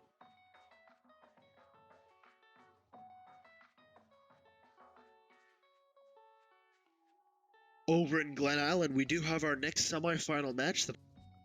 It's going to be up with 965 League of Incompetent Gentlemen and 2337 Say What? And 12838 Lancaster's Kinetic Storm and 1777 Monroe Robotics.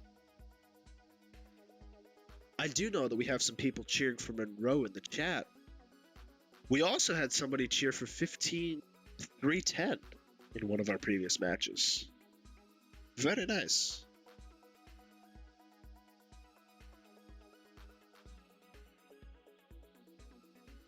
And alliance selection in Laura will not be happening until 4:30.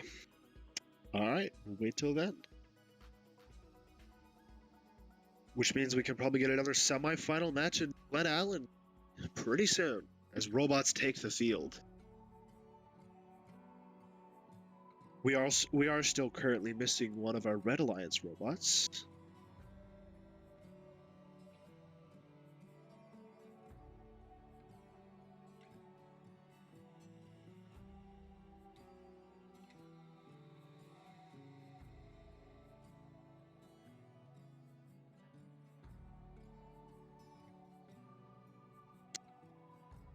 So if the Blue Alliance manages to win this match, they will advance on to face our #1 Alliance in final. But if the Red Alliance can get a win here and upset this Blue Alliance who has the advantage, we will go to a third match to decide who will go to finals.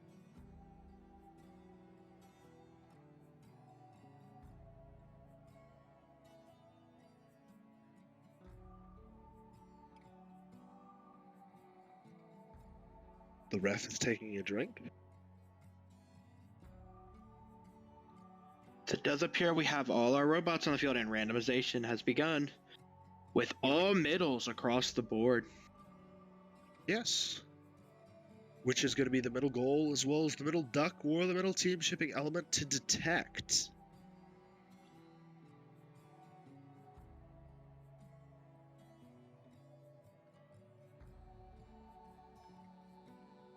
I think all teams are ready to go and ready to begin this autonomous period, although the rest are still deliberating.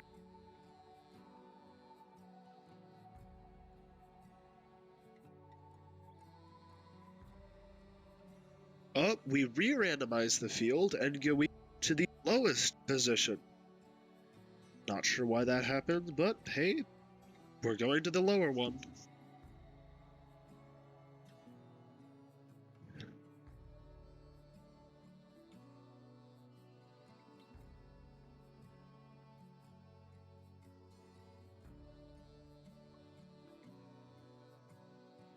They are starting the match in autonomous as the teams move to place their minerals. 17774 has hit that shipping hub twice for autonomous, so maybe when they go back home they tweak that autonomous so they don't hit it anymore. As there is that a triple major on the Blue Alliance? That does appear to be the case with the negative 90 points. Considering the last score of this match, that would change entire course of this.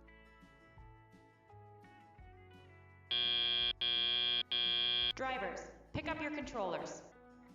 3, The Blue Alliance is scoring quick though, as they're trying to bring that back. Yes. Red Alliance has a mineral caught in their robot, so we'll see how that one goes as we can. They're placing the team shipping element up there again. It needs to be supported, but okay. And they're placing the other team shipping element up there. Why not? So there's a strategy. There is no toppers left on the field. But it's their own toppers.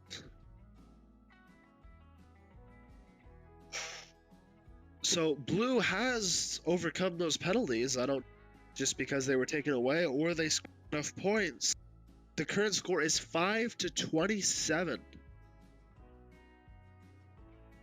Here, and there's a fight going on for that neutral switch. It does appear Blue is trying to regain control. And they do.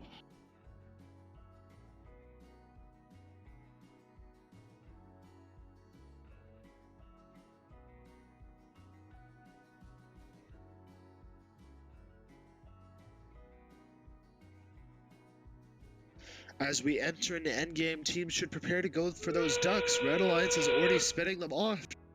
Close this match out. Remember, Red Alliance is hoping for the upset, if I remember correctly. Yes. We'll see if they pull it off. They're scoring high. They're scoring fast. 5 seconds left as they continue to do ducks. Here goes one more. I think it just barely got off in time. Unofficial 33 to 71. No, 39. I do believe the duck is still on the platter. Well, it fell off. It just was at the end.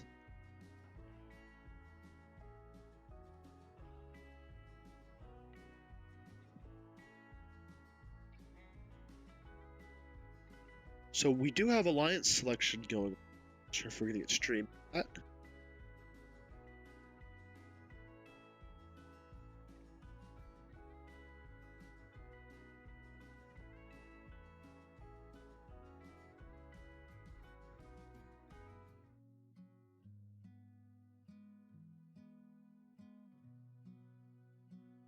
We are waiting for the score in Glen Allen as it comes to hopefully finish out this semifinals.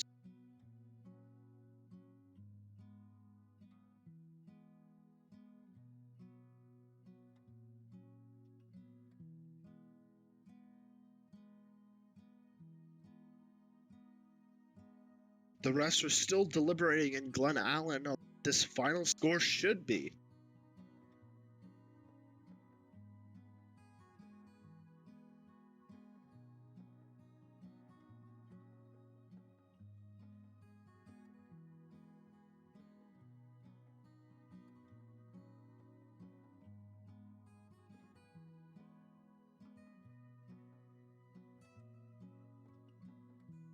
So I think they're done deliberating. Scores are and here posted. comes the score.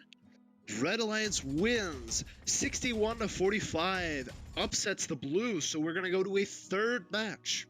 A lot of that was because of penalties.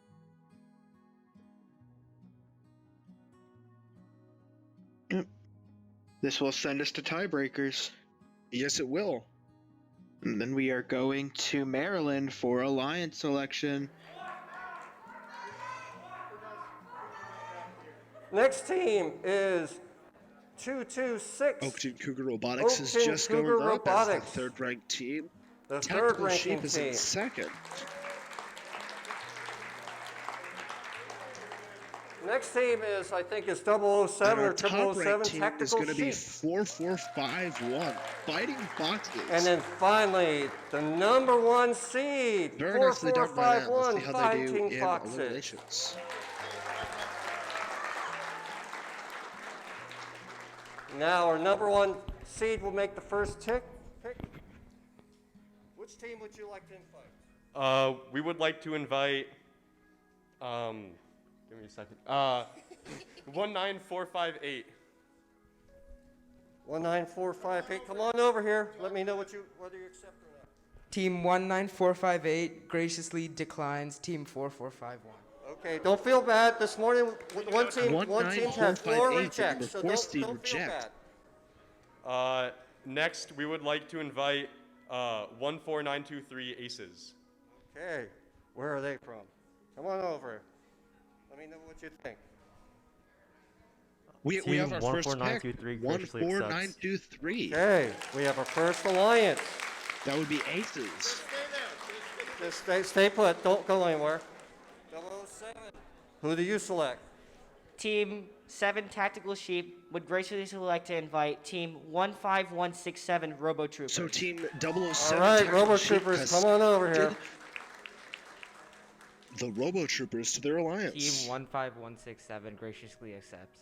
All right, we have our second alliance. 226. Team 226 would like to graciously invite 19941. Team 19941. Metal All right, Masterminds. 19941, Yes, it is. which is Metal Masterminds, M&M's. Team 19941 would like to graciously accept. Okay, we have our third alliance. All right, number 4, are you ready? Do, do, do, do, do, do, do. All right. Don't get nervous. And after saying don't get number nervous. 5.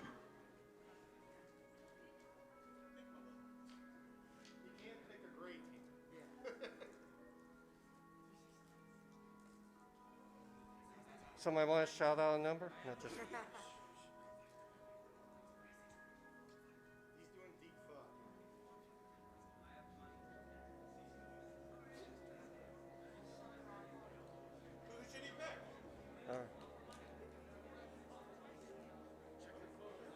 Just right, pick we're the gonna next have to team we're gonna down. have to pick 14607 is open. All right, it's just like the game Millionaire. You can call a friend. Oh my gosh, he's really calling a friend.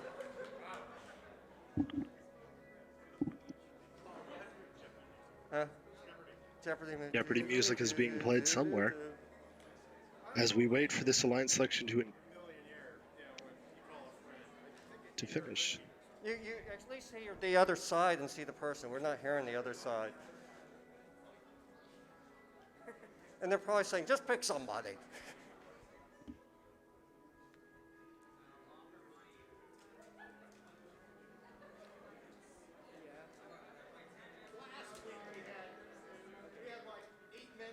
All right, what you got?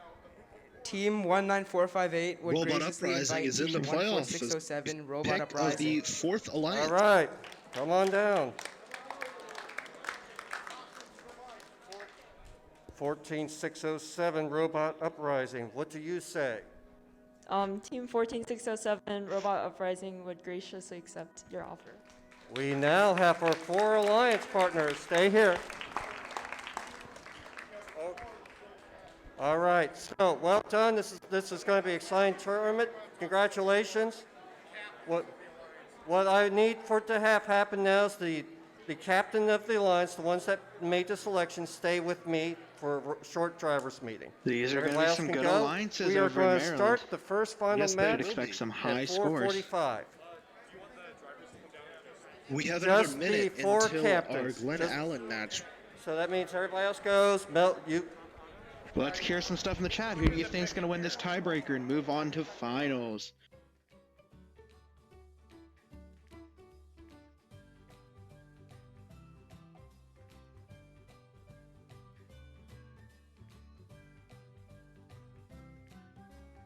Teams will be taking the field soon.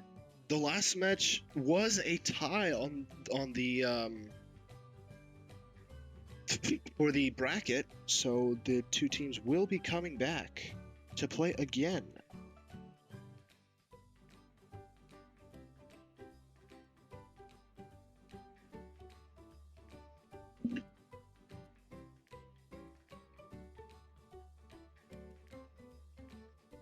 We also have some generous sponsors that have helped Chesapeake and other teams. So just give them a thank you. They have supported this program a lot. The timer has gone out for Glen Allen, but an alliance timeout was called. So we're going to have another 3 minutes until we get on there. Hopefully those robots are doing okay and we'll be ready to go pretty soon.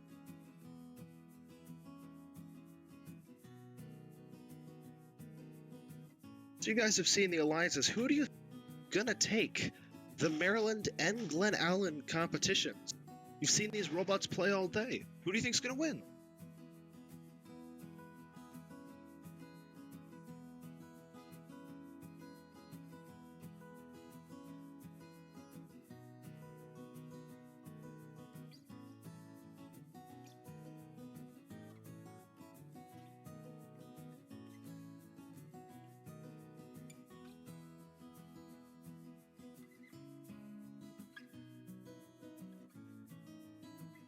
While we have this time, we should also thank our wonderful volunteers.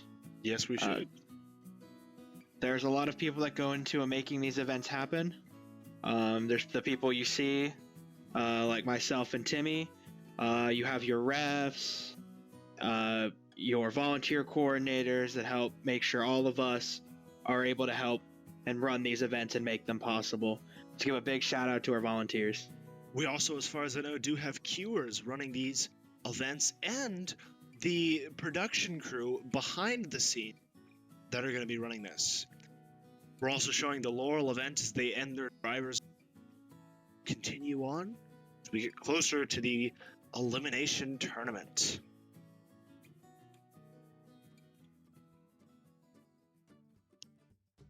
Glen Allen, we were still about a minute 3 seconds left till we can go there and have our robots compete on the field, as one of them is already set up.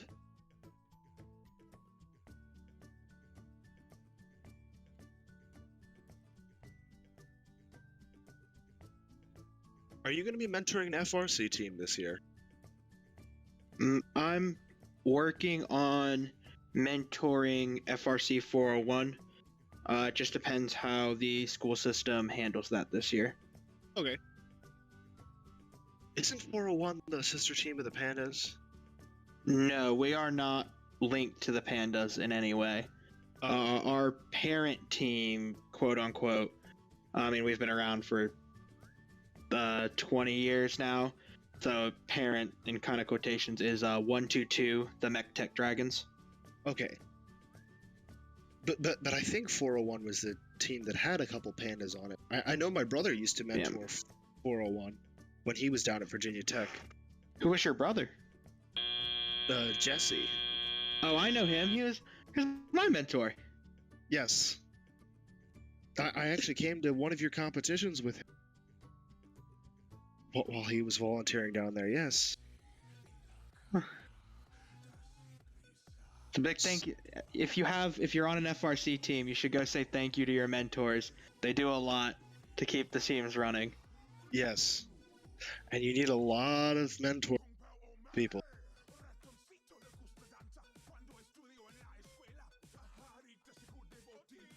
So we do have our teams in Glen Allen that are getting ready to play. Again, it's 965 League of Incompetent Gentlemen. 23-7, say what? And on the Blue Alliance, we have 12-838 Lancaster Kinetic Storm and 17-77-4 Robotics.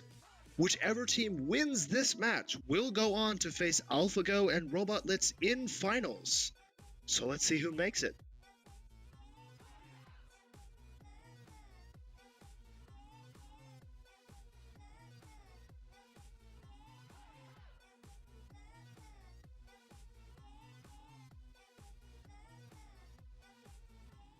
I think they're getting ready to do randomization pretty soon.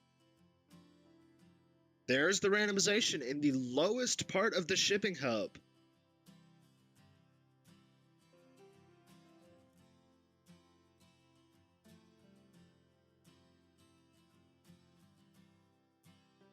Match should be starting pretty soon once everybody gets ready and everybody's in their position.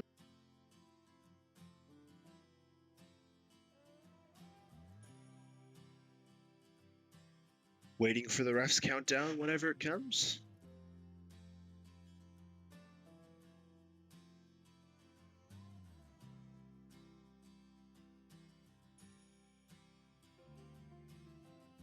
So if you are in the chat and you are cheering for one of these teams, let us know. That way eventually when people come back to watch these semifinals, hey, my friends were in the chat cheering for me. Is it the Red Alliance or the Blue Alliance? As the match starts, we have 30 seconds for autonomous period. 17-7-7-4, just barely touching that goal, but placing their mineral on the top. And they are going for the park. 965 has stretched their robot out of the field and then flips over. Oh boy, they are the League of Incompetence. That flip is unfortunate. Drivers are picking up their controllers as we continue into this teleop period. Drivers, the lead going to blue with 32-3. 3, 2, 1. Let's see if 965 can get off driving a little bit, but they don't have all their wheels. Maybe if they go towards those pipes, they can get back on their feet, but we'll see. We do have a robot going for a cycle on the Blue Alliance. Let's see if they can grab that mineral. Robot's going for it on the Blue Alliance. One of them hit it. Let's hope that doesn't cause a penalty. We haven't seen too many in the previous matches. It does appear that... So League of Incompetent Gentlemen is still flipped over, but they're slowly moving for that park. If they can get in there, that is points in endgames. Hopefully they can do so.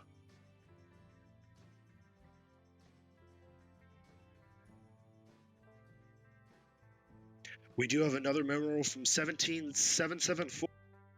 Great, that's going up there.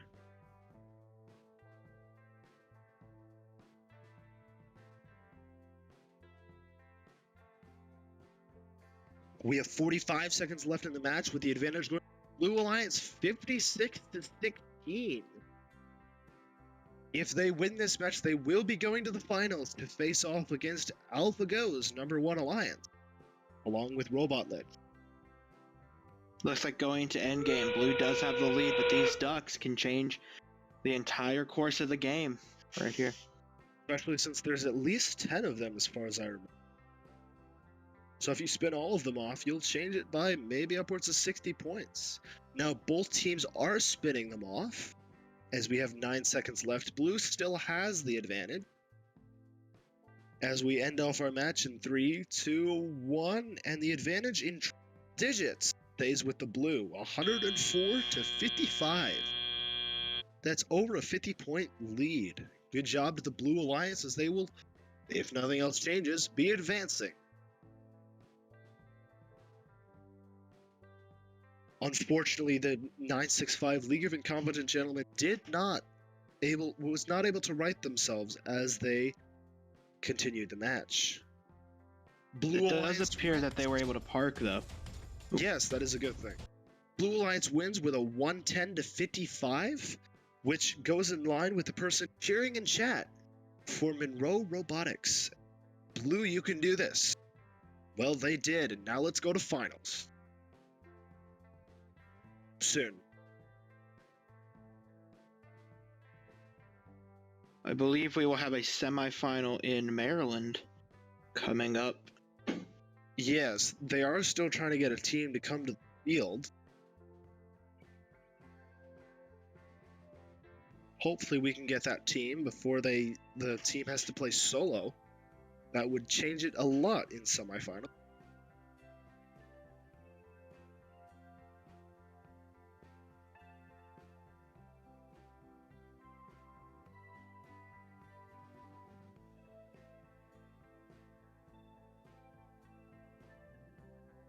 Team has not showed up yet, and I'm hoping we'll see them pretty soon. Is that a team for the #4 alliance that's missing? It does appear that it's for the #4 alliance. It does appear that it is 14607. They're missing 14607. And speaking of the numbers, if we want to announce, starting with the Red Alliance, 4451, the Fighting Foxes, which fought their way to the #1 seed, coming out of the regular matches. And their partner, 14923, which is going to be Aces. We've seen them a lot over the competition today. We'll see how well they do with Fighting Foxes. And our #4 alliance, starting off with 19458, which is going to be Equilibrium.exe. And their partner, which we're still hoping will show up, is 14607, Robot Uprising. We got a lot of 14s today.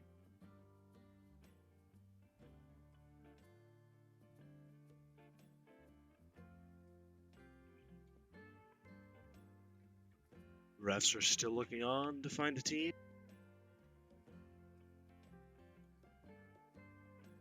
The Kiwers are probably rushing to try and get the team.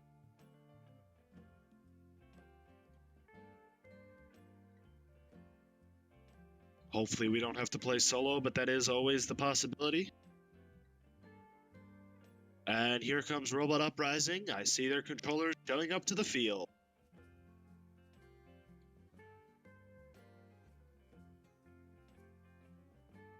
Oh, they're running with their robot. Not always the best choice. They are. And now they've left the robot on the stage and are back. Lifting the robot on the field as we get ready for our semi-final match 1 with the #1 and the #4 alliance.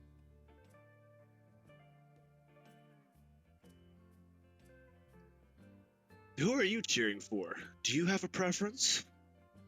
In this one, I do not. I believe that this should be a pretty even match between these two alliances. Hopefully. Ooh, but it is official. Blue Alliance will start with minor penalties for game delay. Ouch. 3 minor penalties. Hopefully that won't change the difference in this match, but you gotta make sure you get to the field on time. Hopefully their robot is working, but they will start off with 3 minors.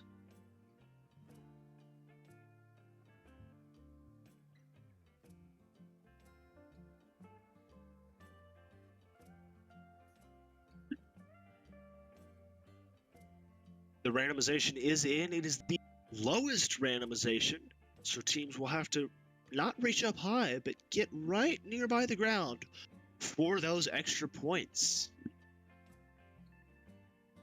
As the match starts, I heard the match start. There it is. Teams are placing minerals. Hopefully. One of the teams didn't happen to start with a mineral. I don't see the minor penalties for the Blue Alliance, but they have 6 points at the moment to Red 0. But Red does place a mineral in the right location for 10 points. Drivers, pick up your controllers. With Teleop 3, starting, the advantage 2, is to the Blue 1. Alliance with 13 to 38. Oh, wait, no, never mind. As I was saying it swings Red. 44 to 19. 50 to 19. The scores are just climbing as we continue. One of the Red robots is over on the blue side. I wonder if they're playing defense or if they're just sitting over there to have a good time. Maybe there's a party there that I wasn't invited to.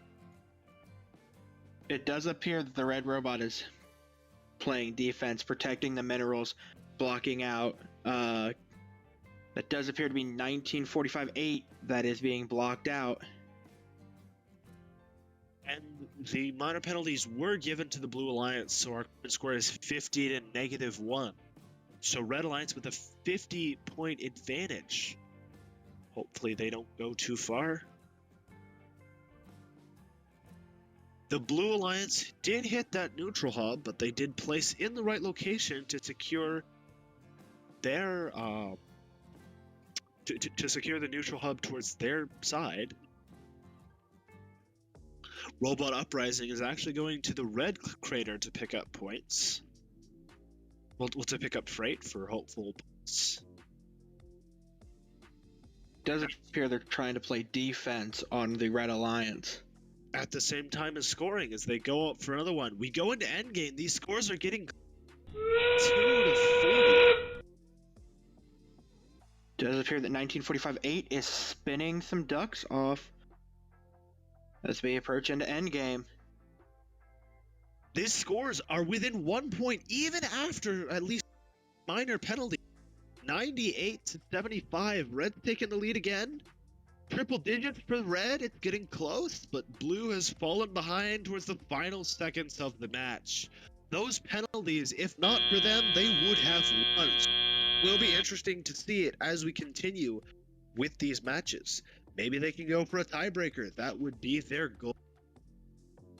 It does appear that we have the finals match for Glen Allen, starting with our randomization being in the highest part of the shipping hub, randomization number 3. The refs are putting those in place, and teams are getting ready to start their autonomous. I haven't seen a multi-mineral autonomous. It would have been us, but we didn't make it.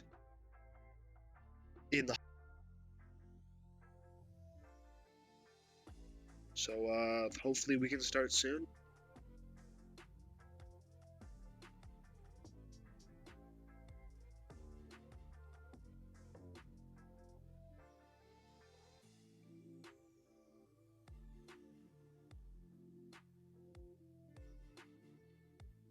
Refs are making sure that everybody's ready to play and everything's ready as teams have their finger hovering over that start button to start their autonomous.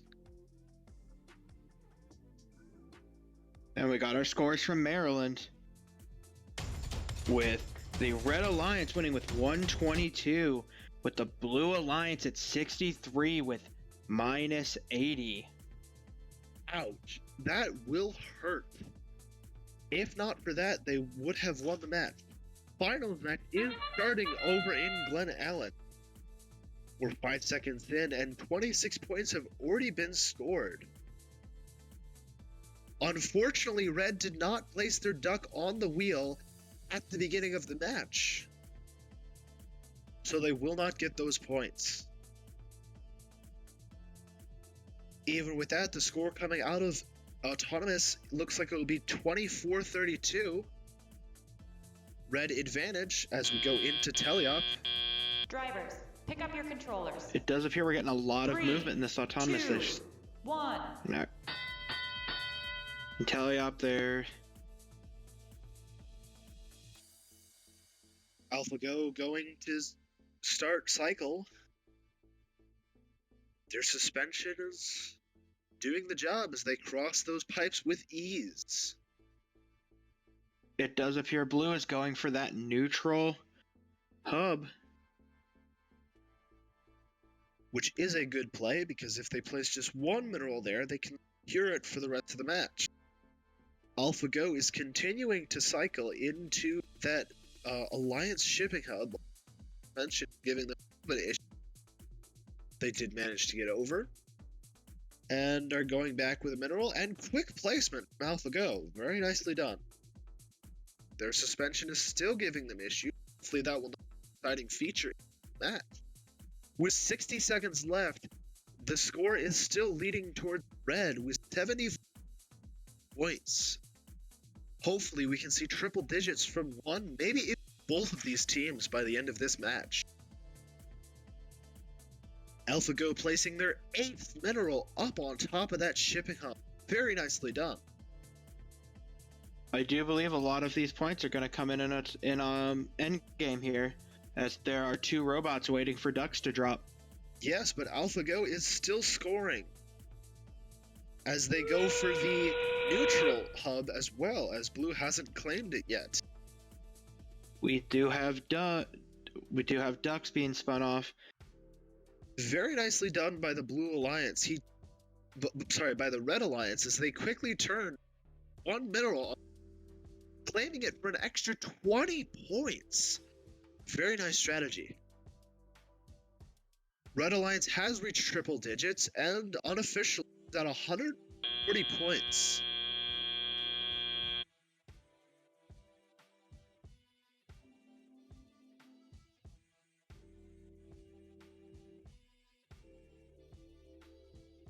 Unofficially, we have 99 to 150.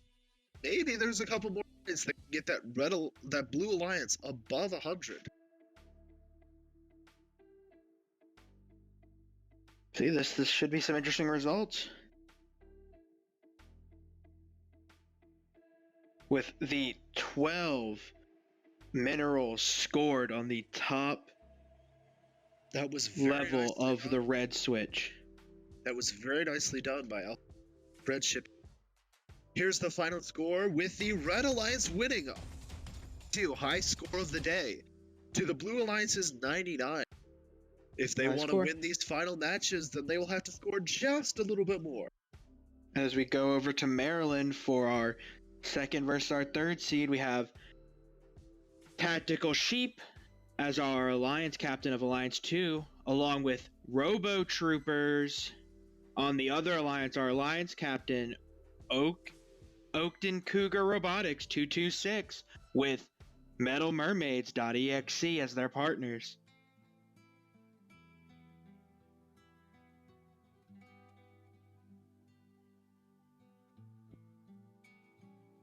As these teams prepare, these designs look really cool. I mean, some teams have the 4-inch Spectrum wheels, and 226 has like an 8-inch. So very nice.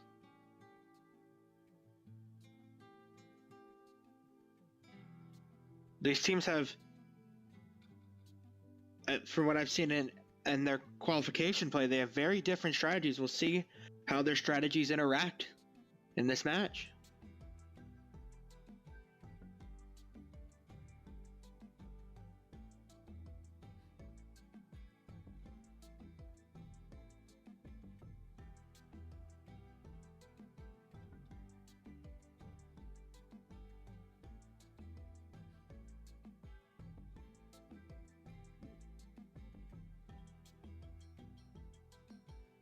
They're getting their autonomous set up and initialized.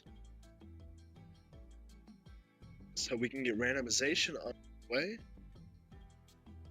And randomization is in the highest goal. Randomization number 3.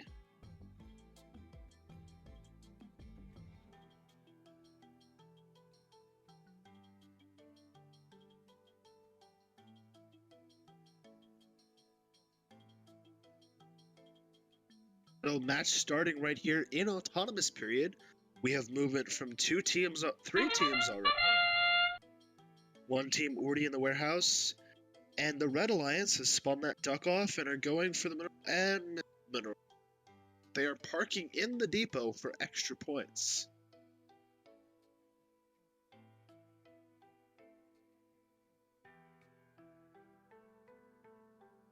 And Blue Alliance, no, that's Red Alliance that quickly went in for the final couple seconds into that warehouse for extra points.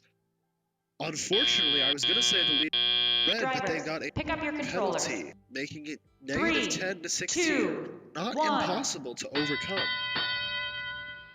Here we go as we enter teleop. Red Alliance is going for a charge. Right here, going straight in for the neutral hub, while their alliance partner is going for their color hub. So we do have multiple robots, 2 robots going for this neutral hub, trying to claim it. Currently, it's like swaying in between. I think it is to the Blue Alliance side right now. Currently, it does appear to be neutralized. Yes, as 226 continues to place on their shared, and 15167, the Robo Troopers, are placing on their shipping. Very nicely done. They already have 6 up there. That could be the difference in this match. Remember, they started off after a major and have already brought it back. This is a very high-scoring alliance here for Red.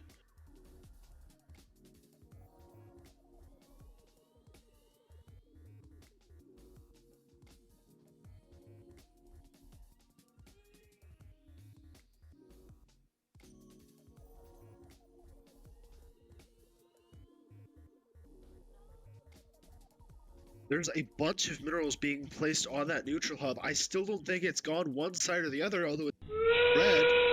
Robo Troopers continuing to place on top as they have 10 minerals up there already. Very nice. It does appear Blue is going for ducks as they have already left that central scale. We'll see that might give them an advantage as it looks like they've taken the lead from their first. Oh, coming back in even. This is going to be close. Red took a little bit to get to those ducks, so that may be the difference in the match. And with Red having the lead. But let's see. 119 to 128. Blue has the lead, and it's up and down unofficially till our official score. I think it's going to be the difference between the neutral hub. Which way it depends. We'll see.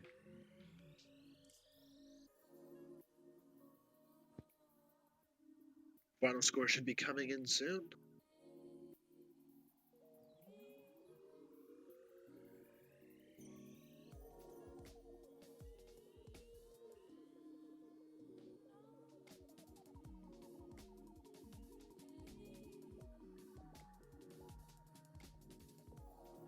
Blue Alliance is going down in score. They didn't score that many penalties of the match.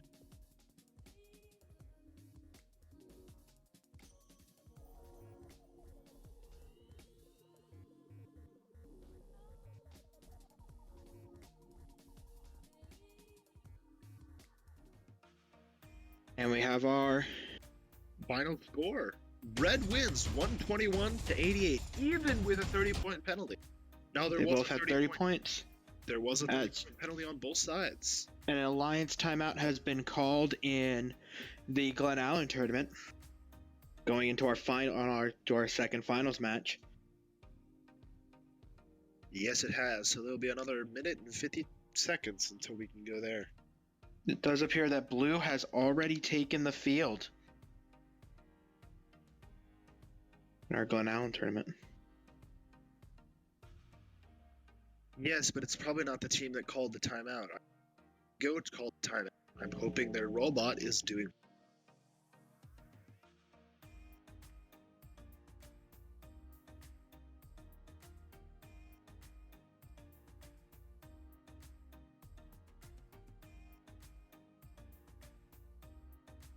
It's interesting how the Ducks have kind of decided some of these end of the matches.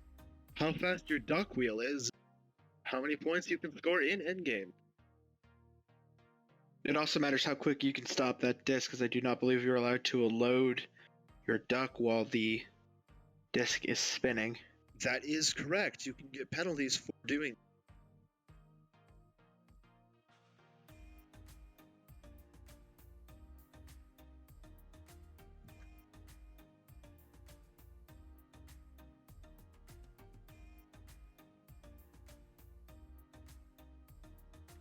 We do have 35 seconds until this Alliance timeout is over, and the teams will have to take them. I think we do have one red robot showing up right now. As there's 20 seconds remaining in this timeout. Hopefully AlphaGo doesn't take too long. I don't see their shirts yet, but we should see them soon.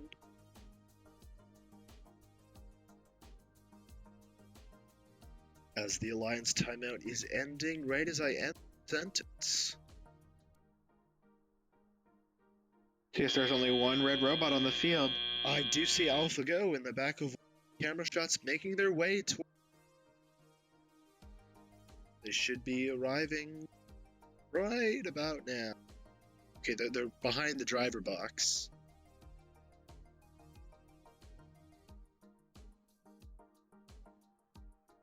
You will be able to see them taking off their robot. They are taking the field. And getting ready to go.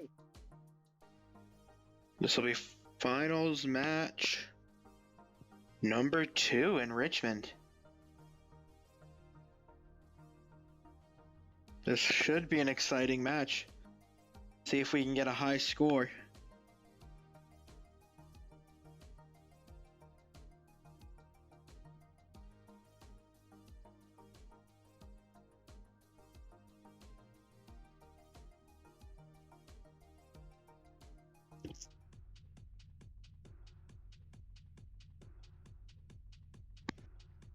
So the Blue Alliance needs a win if they want to go to a tiebreaker match. But if AlphaGo wins here, they will win the entire event and be moved straight to state finals.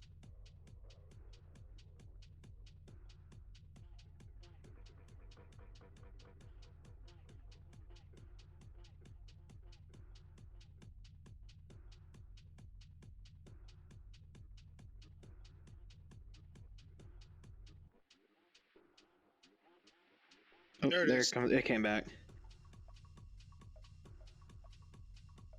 Randomization kicked us out. Yes, we do have randomization match. AlphaGo did miss their cube. They didn't quite place it. Well, Blue did get it, but they got the duck and their parking.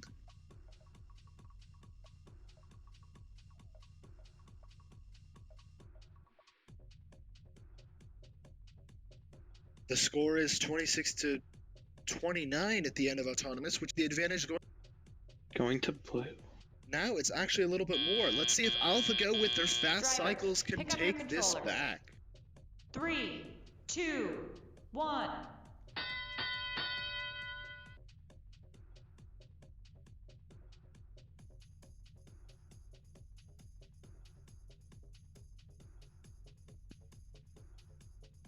See here, we got some pretty good action out of Red, and Blue does appear to be trying to take that neutral switch here. We'll see if they can pull it off. The neutral hub doesn't take too much to do, especially if the Red Alliance isn't going for it. That would be 3 points for the Blue Alliance. The Red Alliance lost their freight, and they're going for another one. They already have 4 up in the highest point of the hub. Hopefully they didn't score a penalty there. What's going on with their lift? Is AlphaGo okay? Alpha Go, you have to go score points. AlphaGo's lift does appear to be overdoing. Ooh, it is now forcing itself into the ground there, it does appear. That is a rest in peace for AlphaGo's lift. They have the wrong side. Remember, if they want, they could still score in the depot. They could still score in the depot, or they can still score as we're approaching endgame. They might still be able to score with Ducks here. The Ducks might decide it with it being 54 to 56. We're getting a really close game here. It might make all the difference. 17-7-7-4 is dropping a final mineral. AlphaGo's trying, but they're not doing great. We do have a lead to the Blue Alliance right now, as there's 10 seconds left in the match. Red Ducks are still spinning off as fast as they can. And the end of the match with the lead going to the Blue Alliance, but it's close, within 10 points. Could be anybody's game here. We might be going into tiebreakers. If Blue wins this, it's going to tiebreakers. If Red wins this, that would be it for Richmond. I really hope that they can fix that lift as we await our final official score. I haven't seen any negative points in finals, which is great. They're counting up all the Ducks to make sure they got every one.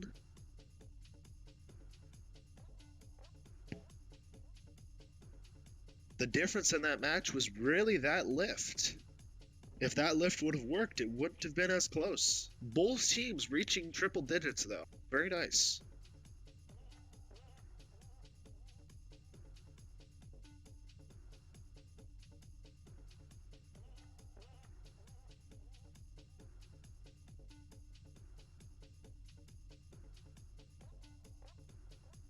And the final score, Blue wins, pushing this to a third tiebreaker match. No penalties, but AlphaGo will have to go once again. Hopefully they can fix their lift and be in this final match. Alright. Alright, as we move over to Maryland for our semifinal match 2. We can get started over there. As we have 44-51 Fighting Foxes. Moving that shipping hub, that's probably going to be a penalty. Again for Robot Uprising. Let's hope it doesn't kill their match this time. Negative 30 points, a major penalty. That is going to hurt them again. Last time it was 3 minors. They've got to be able to recover from this. But Red does miss their cube going into the shipping hub, so that should help. Drivers are picking up their controllers. Currently, the lead is to the Red Alliance, 42 to negative 11. 3, 2, Let's see 1. if Robot Uprising and their partner, 19458, can take this lead back. There was contact with the Red shipping hub there by the, contact on the Blue shipping hub by the Red Alliance.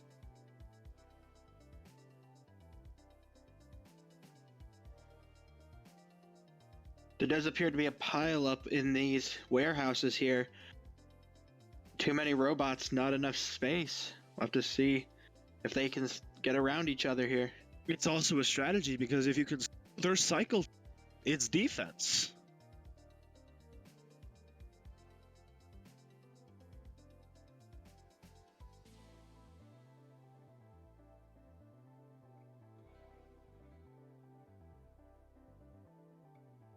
As we continue on through this match, we have a couple minerals scored on the shipping hub, but we really have to continue. There's a lot more defense being played in Maryland compared to over in Glen Allen. As Robot Uprising places another one, they still are hurting from that major penalty, as it is 58-3 with 42 seconds left in this match. Hopefully they can overcome this, but it will take a while. Blue Alliance will have to see. They're currently trailing. They might be able to get a bunch of points now that we're into endgame here. Yes, as the Ducks start spinning and falling to the To be honest, I don't know if the Ducks are having fun or if they're being hurt by falling to the floor. That's a whole other debate. Are we helping the Ducks or are we hurting the Ducks? I believe we're getting rid of the Ducks out of our warehouse. So I think we're helping the Ducks. But our warehouse is the white square. Oh, I guess that is a good point. The match is over with the lead currently going to Red Alliance, 130 to 67. That major penalty still hurts, and that may send the Red Alliance into our finals. We will see if any other penalties are assessed before the final part of this match.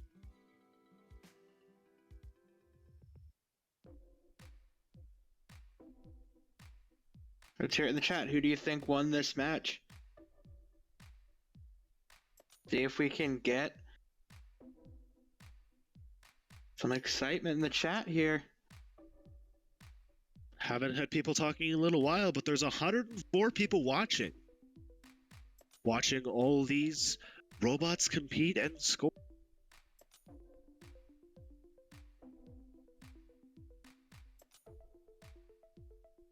A big shout out to all of our volunteers who helped made this possible.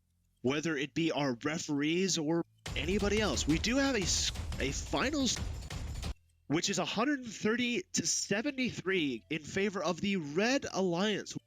Them on the final. Hope to see them there as our #1 alliance advances. Alrighty, and as we move over to Glen Allen, I really want to hear in the chat, who do y'all think is gonna win for our event at Glen Allen? Get some excitement in the chat. 105 of you, there should be at least one of y'all on the teams in Glen Allen. I've got people typing in Discord over on the other screen, but I don't have anybody typing in chat. Hopefully AlphaGo can fix their lift in time for this match, as I think they're going to take the field pretty soon. That lift was the difference in that finals match. Blue team is taking the field.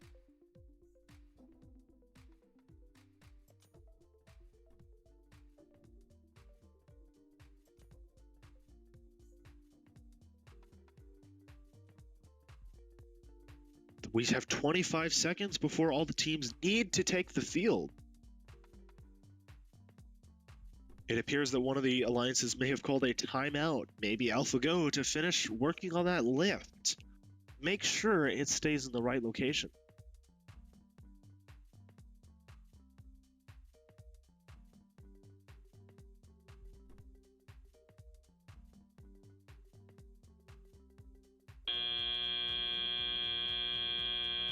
That end of that Lions timeout has happened. Let's watch as the red team takes the field. There they go.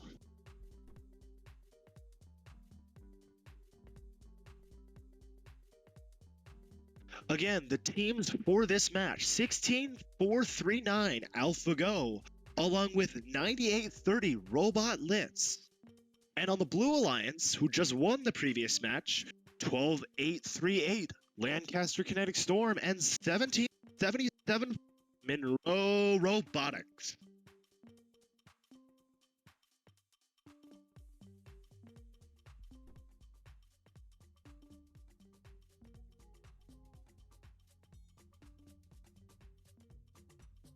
I do see AlphaGo. I'm not sure if their partner has taken the field just yet. Oh, there they are, as they take the field and set up their robot for this autonomous period.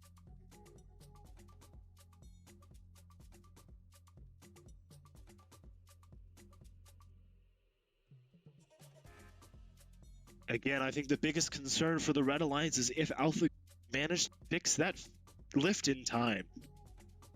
If they are able to, it will do very well for the Red Alliance in this match, as I think that was the difference in the previous match.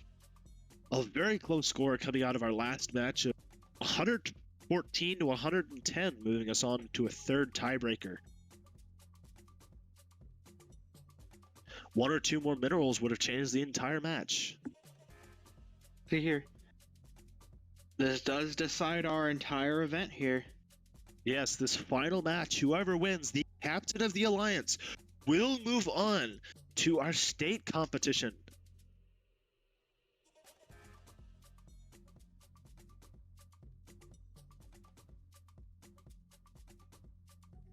We are in our final unless we get a tie match, which is not impossible.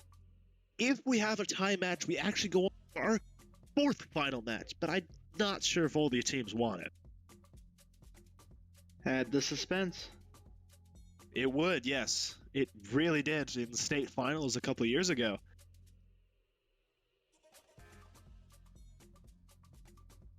I think it was Robot Uprising that was in those finals. They were just playing in our other event.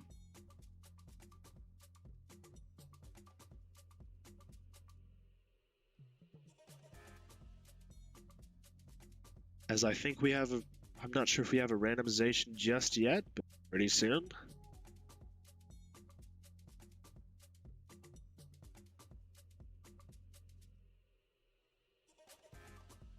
Randomization number 6 in our top.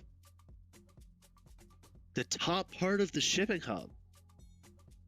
Ooh, this plays really well into Alpha's hands. We'll have to see here if AlphaGo has fixed their elevator. This could be a really, really good match. Hopefully we'll see it early and it works.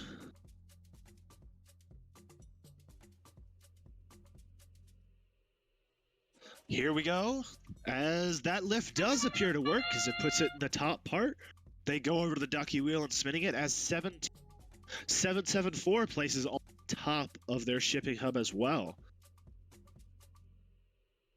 AlphaGo has finished their entire autonomous already and is taking a break for the next 12 seconds. As 17774 does get that duck off and parks as well. We're coming into autonomous with a high scores for both teams. Now 42 to 52. There's a 10-point difference. Pick up your controllers. This is the final match of the tournament. Let's see. Wins. Go quickly picks up a and already hoping to continue that lead. Their partner maybe is stuck again in that corner position. AlphaGo hits them and they're free. That's the second time we've seen that today. Very good for AlphaGo, as they seem to have a little bit of struggle with the ball, and they managed to place it and are going back in the crater. We're already at 70 points for the Red Alliance, and we still have a minute and a half left in the match. We should reach triple digits. Let's see how it goes.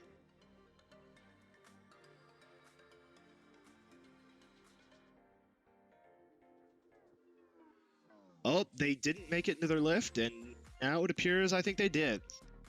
They can also pick up that duck that's on the field. The duck is fair game for scoring. And they go quickly to claim that neutral hub. Good choice by them. If they can get that tip towards their side, that's a 20-point difference. Blue does maneuver it towards their direction, but drops one of their cubes off as they do so. AlphaGo is challenging them at the neutral scale. Yes, they did. You are a couple seconds behind me watching the stream, but AlphaGo continuing to cycle for the shipping hub as they put another one up, having 8 minerals already in that shipping hub. 9 cycles in total. And as we enter endgame here, the duck's starting to fly. AlphaGo is doing really well with that suspension, not even really noticing pipes are there. Sometimes yes, other times who cares? As those ducks are falling off in the end game, the final 7. Red team has the lead 146 to 84.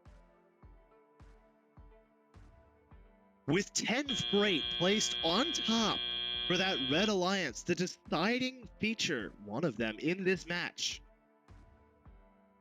We should see the final scores soon, as their robots are staying still, everybody's nerves. Refs deliberate.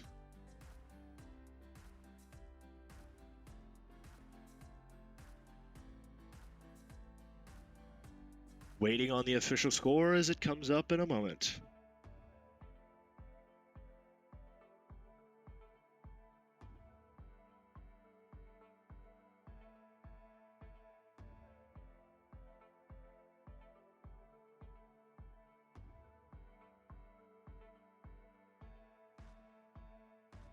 This score will decide the tournament and decide which team is going to state competition. Currently, it seems to lean in AlphaGo's favor, but we'll see as we get that final score. Anything could change. If one of the robots moves at the end of the end game, they could get a penalty there.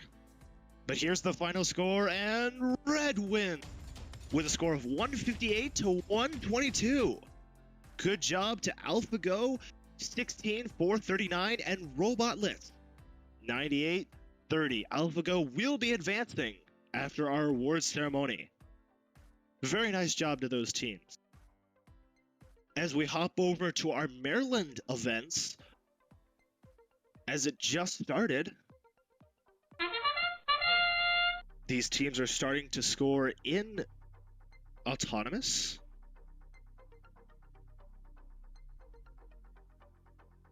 Team number 7 has a fast autonomous. They've already got the duck and they placed their mineral. And I think they're going to sleep over in the depot.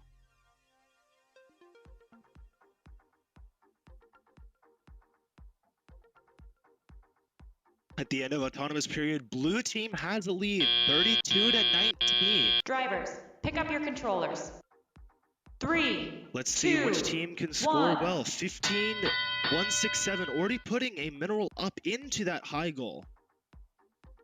Fights over the neutral hub begin with blue placing their first mineral and red picking up one to try and do so. Red is also putting minerals on the top of the shipping hub very efficiently. Good job to Robo Troopers there. The Alliance is still holding their lead right now. Yes, and I think there may have been a penalty for the red. I'm not fully sure, but I thought they had a higher score. Red placing another mineral up high for that high goal, as their partner tips that neutral towards their favor, and the Blue Alliance helps them out by accidentally scoring a mineral on on the red side. Robo Troopers placing one, and their partner placing another. 7, 007. Again, blue just sent a cube to the other side, a heavy. That is going to be an interesting situation going into the final moment of the match. Tactical Sheep are doing a very nice job for their alliance partner, putting all of those minerals on that hub and securing the win. We're not even in endgame yet. We already have 123 for our score as teams maneuver to get those duckies started. Endgame is now started, 117 to 82. Look at how empty that warehouse is. There's like 5 minerals left, maybe just a little bit more, as those duckies are flying onto the field. That was a very nice job by the Red Alliance, clearing out their warehouse almost completely. This is still relatively close, only 20 points separating the two teams. At the end of the match, there's 35 points separating these teams. Very nice job. Both teams reaching triple digits. Scores are still unofficial, but it looks like our Red Alliance may move on to the finals to face off against our number 1 alliance. On one side, for the other event, Glen Allen, we had our number 1 alliance sweep. So in this competition, are we going to have our number 1 alliance sweep? Or is our number 2 alliance going to be able to come back and conquer in finals?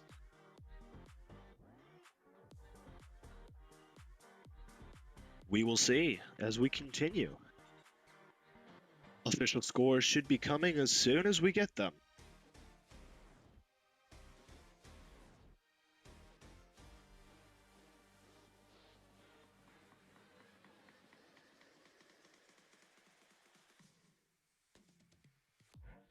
Teams are waiting the final scores. They may see them up on screen, but scores can change. The officials come out. Someone saying that Discord is cool in chat. I mean, right, that's what I'm currently using right now to talk to my colleague. See here. Can we get any excitement in the chat before our scores are posted? It appears my camera may have frozen.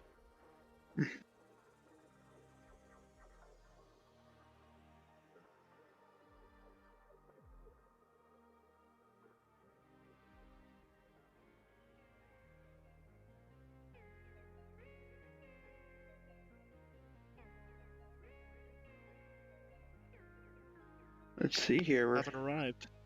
It does appear that the refs are debating still.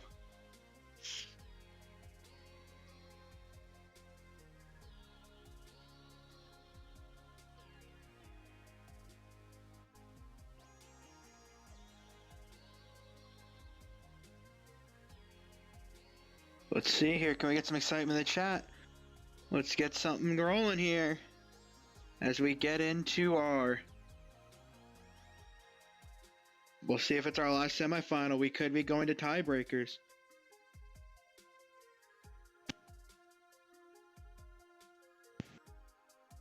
There you go. You're back. See here.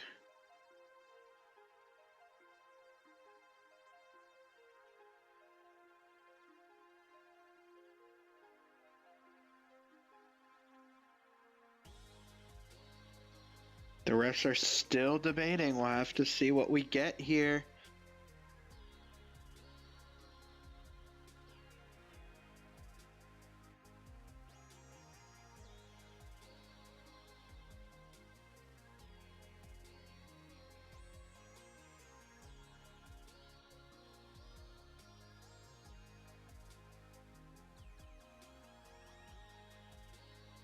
So we got 007 right here in front of our camera with 15, 16, 7.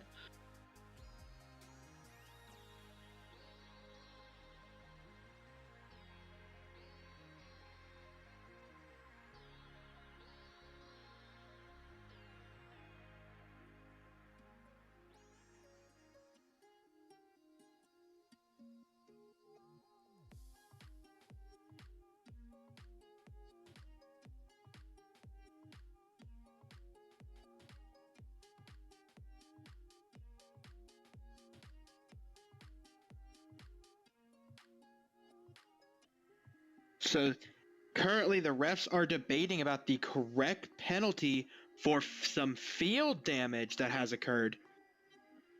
So this could change the match. Field penalties are a major penalty. And I think is a red card, am I correct?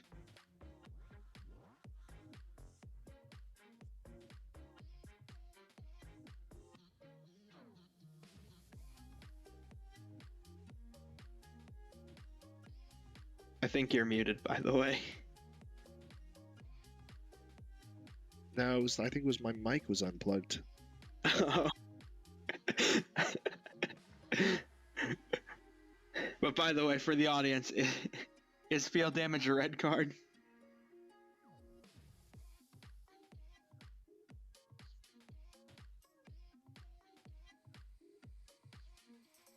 We will see as we continue to deliberate.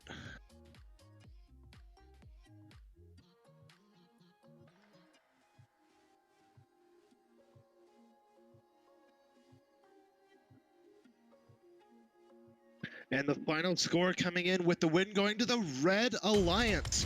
168 to 158. They had a minus 30 penalty and they still got the win. Without that 30 points, that would have been over 200. All right, so we have a winner. These were some So good we have teams Alliance today. number 2 has won They're here. going into finals. Alliance 2, which will They fought become hard. blue. 226, They play against Alliance 1994. number 1. That would have been red. above a 200 score. We haven't seen that.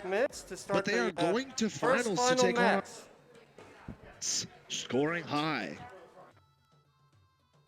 So now we'll have a 5-minute timeout.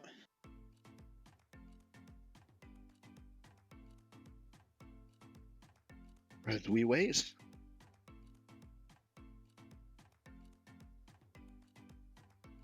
So how do robots eat salsa?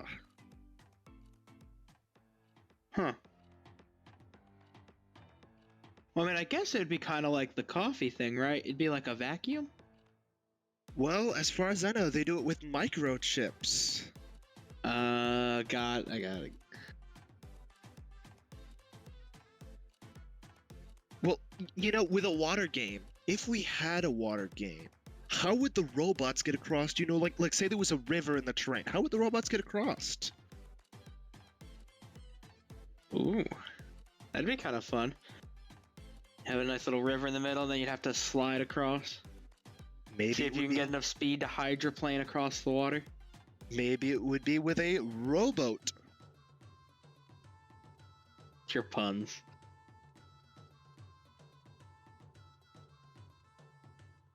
I mean, I've got another one. What do robots wear in the winter?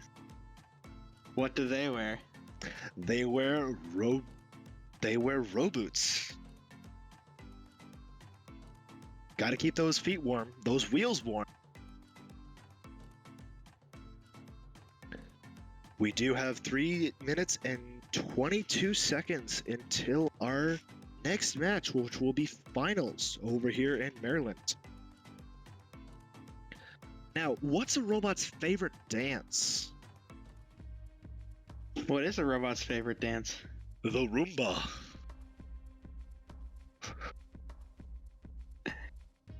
Here. You know, somewhere in here, there's probably like, what's a robot's favorite music? And I've heard a whole bunch of different ones, you know. But for us, it's always been hip hop. We're the Frogbots. It's gotta be hip hop. So the Frogbots. So when is your next competition? I know y'all were supposed to participate today. We were supposed to participate today. We have been offered a competition in January, but our next scheduled competition will be in January as well. So it's a decent bit of time. I would have loved to today. Maybe an alliance with AlphaGo would have worked out. Especially with 2 high-scoring robots. That would have been fun. Well, now y'all will be out and about in January, and we'll get to see y'all's true performance. That gives y'all an extra month. Yes, to it get y'all's does. robot even higher top shape. Which will help a lot, especially since we did have a couple problems before competition. It wouldn't have hindered our performance too much, but since we have the time, why not up our cycle time? Yep. Also, some good driver practice time right there. Especially after being able to watch all these matches, now y'all know what to practice. Yes.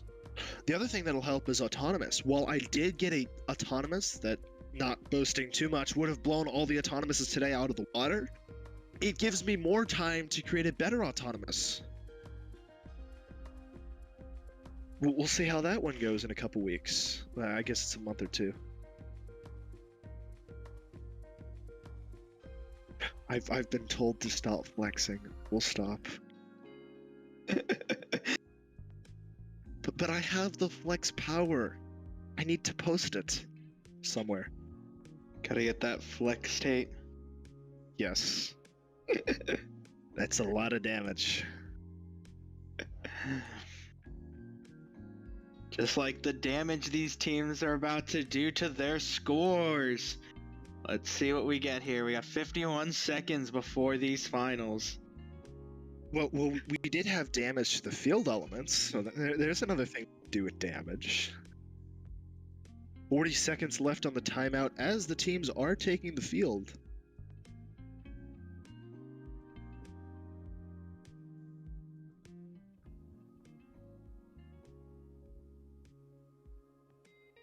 Although we'll probably post at least robot leaks before those competitions.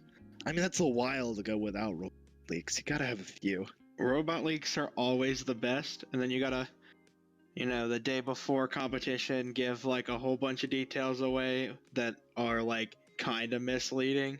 Those are the best parts. When you show up to competition, you roll up. Yes.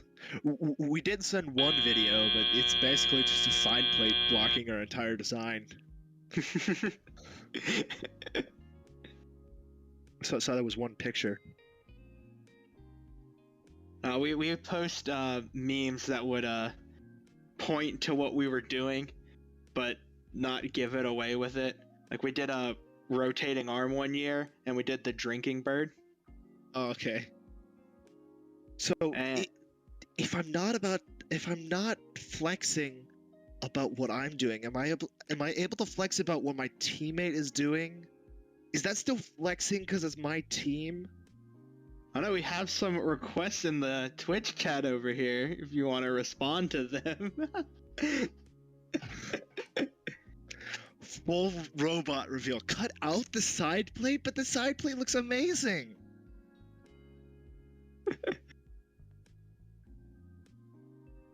I'm also getting a part.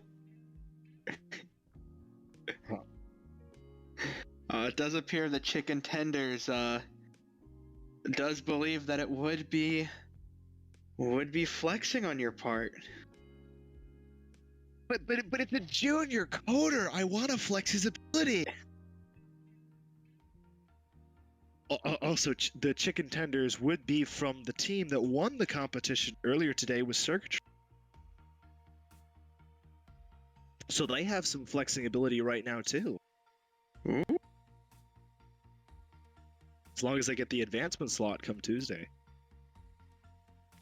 This next match, which is coming right up, we have our teams that have taken the field. Our number 1 alliance is going up against our number 2 alliance, 4451 Fighting Boxes, with their partner 14923 Aces. And on our number 2 alliance, we have Tactical Sheep, number 7, with 15167 Robo Troopers.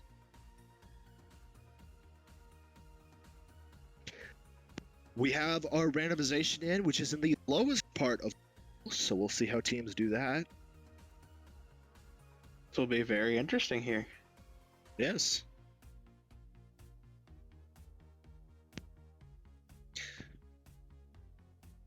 Now, I will say, because I stopped coding a couple days before competition, because we found out we weren't going, I don't have a blue auto, so that would have been an issue if we were able to go again.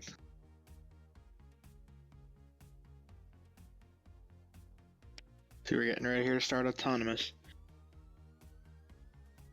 We'll These two titans of teams here. We'll see if we can call them titans after the score. The two titans, that name was given to two specific teams a couple years ago that were just going back and forth. They never actually allianced. But the match of the titans was fun to watch. Or at least that's our name for it.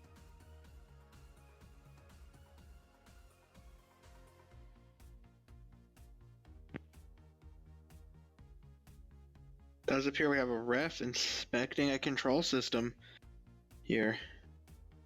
Hopefully it's working. It'd be sad to get all the way to the finals and then have an ESD issue.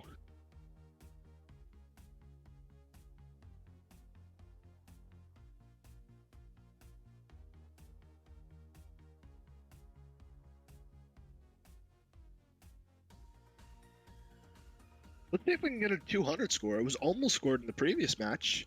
So if the number 2 alliance can do that again, why not? Speaking of the match, it's starting now as two teams are in movement. One of them almost, I don't know if they placed their mineral at the top of that shipping hub. It appears that they did not. The Red Alliance placing their mineral in the bottom, and their partner is moving and going to place their mineral as well, which they also place. Very nicely done. The lead is currently to the Red Alliance, 62-5 coming out of Autonomous. Let's see if this Blue Alliance can pick up the pace. Drivers, pick up your controllers. Here we go, 3, 2, beginning the Autonomous 1. matches, Robo Troopers go to work like normal in their cycles. One of the Red Alliance is going to play defense on Robo Troopers, so we will see how they deal with that as they're being pushed into a corner. Our Red Alliance here is taking off. And the 72 points. The Red Alliance is not allowed to block the Blue Alliance from getting freight. A ref was just jogging over there. He was give penalties, but I think they stopped. Robo Troopers continuing. This score is separated by a lot. Again, as we were talking about earlier, Autonomous can separate these teams by a lot. We'll see how they do as we continue in this match with 72 seconds left, the score being 82-33. That lead for Red and Autonomous still helping out a lot as Robo Troopers having a little trouble with a ball as they send it back into the warehouse. And with a big penalty to red, this just closed in. Oh boy. Bringing it 52 to 37 right here. That red robot has to be very careful inside that warehouse of blocking these teams from scoring as they get out of that warehouse to no longer score more penalties, but I think they knocked into the blue shipping hub. Is that more penalties for the Red Alliance? Will that change game? Final seconds as we go to end game. The Red Alliance still has the advantage 70 to 44. Can these Ducks make the difference? The Blue Alliance is placing on that neutral hub. Hopefully they can claim it for 20 extra points. That would be the difference in this match if they can get it. Those Duckies are flying off those wheels as fast as we can. 100 to 78 in the final moment as those Duckies continue to fall. 4, 3, 2, 1 is the advantages to the Red Alliance. Cheer. 130 to 84. Let's see how we do as we continue. To see if there's any penalties here. Well, we do know of one on the Red Alliance, but they got over that and are continuing to score very well. Oh.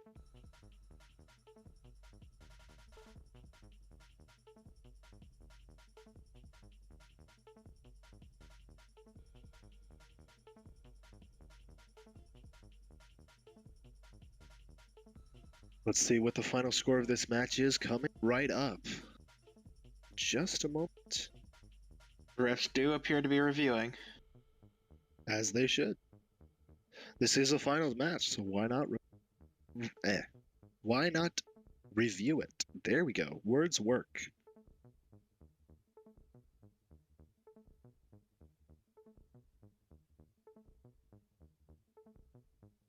Now here's a question. What's a robot's favorite country? What is a robot's favorite country? Botswana.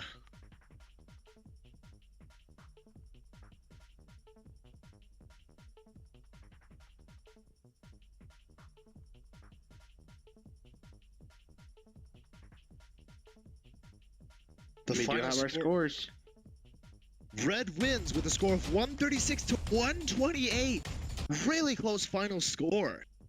This is going to be a continuing close score going into the next couple matches. We have seen the Blue Alliance score 180, so there is potential, although their cycles were slowed down by the defense of our #1 Alliance. We do have a 5-minute window until our next 5-minute clock match has started. Well, now So I be got a aware of question that. for you. Make sure you Oh, get down here boy. when it starts winding What down do you to call a 1. robot that always runs into a wall?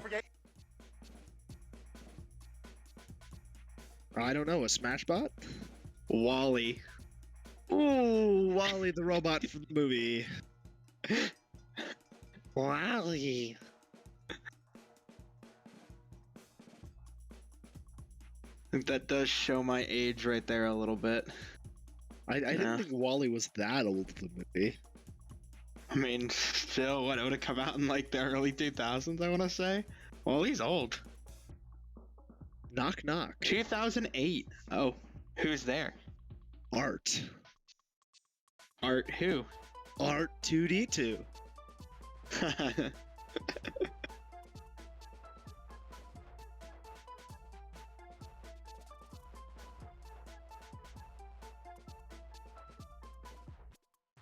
Let's see. Knock knock. Who's there? Anne. And who? Android. That's a phone there. I need to get a lot better jokes.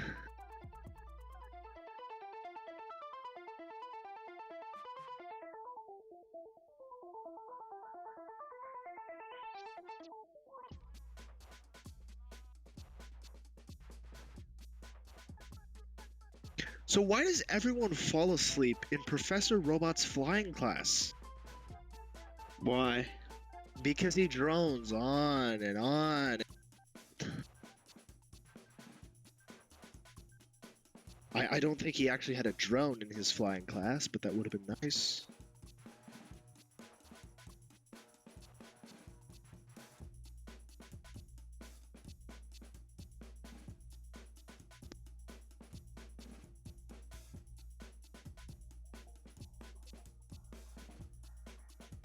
We still have another 2 minutes and 30 seconds until our next match, so hopefully we can get the teams down here soon. They are able to call a timeout in the next 20 seconds if needed, though, so that they may have a little extra time to fix their robot. Why did the robot fall in love with the magnet? Why did the robot fall in love with the magnet? I don't know. Because he couldn't resist the magnetic attraction. Ooh.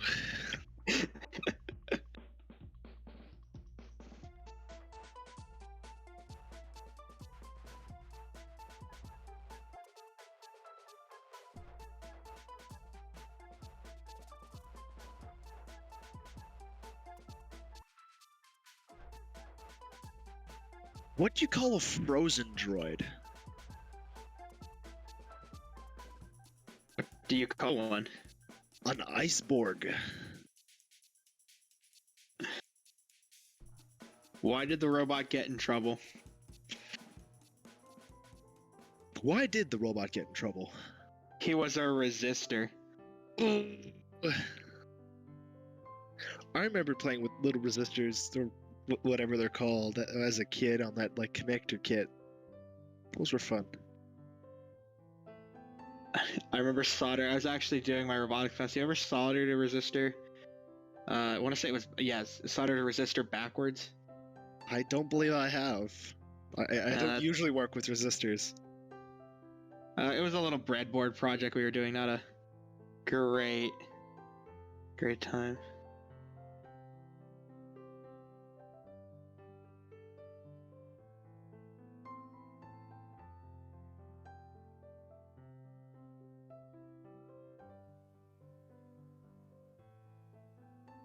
Yes. We do have 22 seconds till our timeout is over and our teams will take the field. 2 of them have already made it to the field.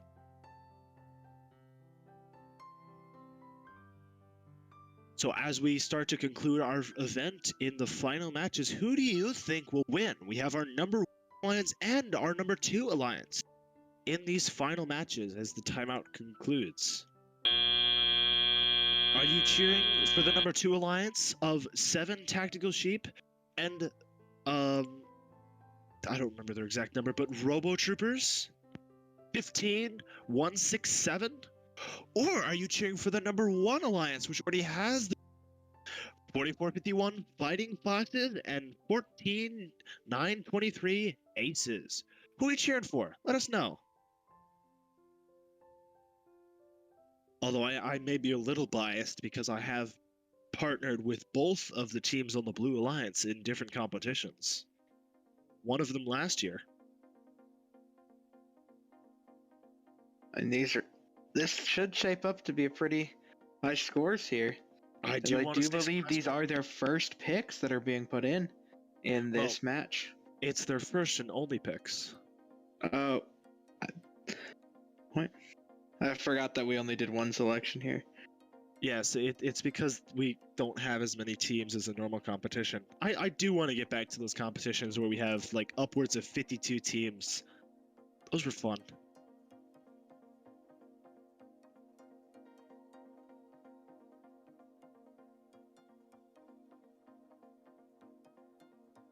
We are almost ready to go. Refs are talking to the teams, making sure they're all initialized, all that fun stuff before it begins.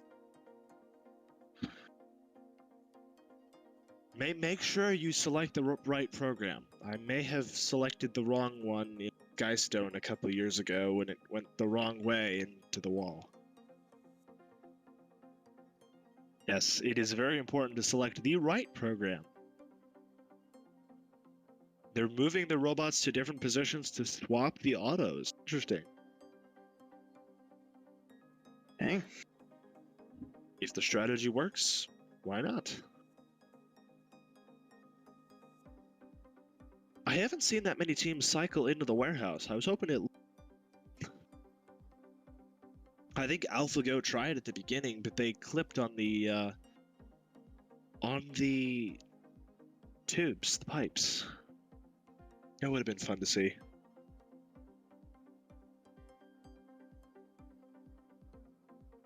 Although it is hard to fit through that gap or over there without accidentally messing up your odometry or something like that. The About all you randomization can is- really do in that situation is kind of use the wall as a 0.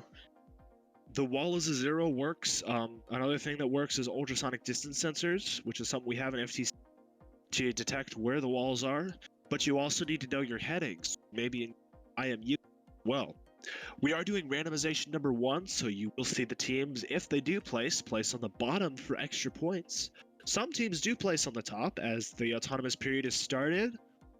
We have a red robot moving. We don't have any blue robots moving. Hopefully they'll move a little bit, as the autonomous period was one of the things that killed them in the last match.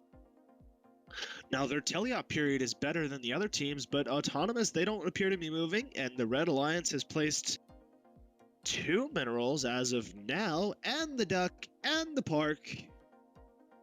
So again, they have a 56-point lead to blue. As our match begins. Drivers, pick up your controllers.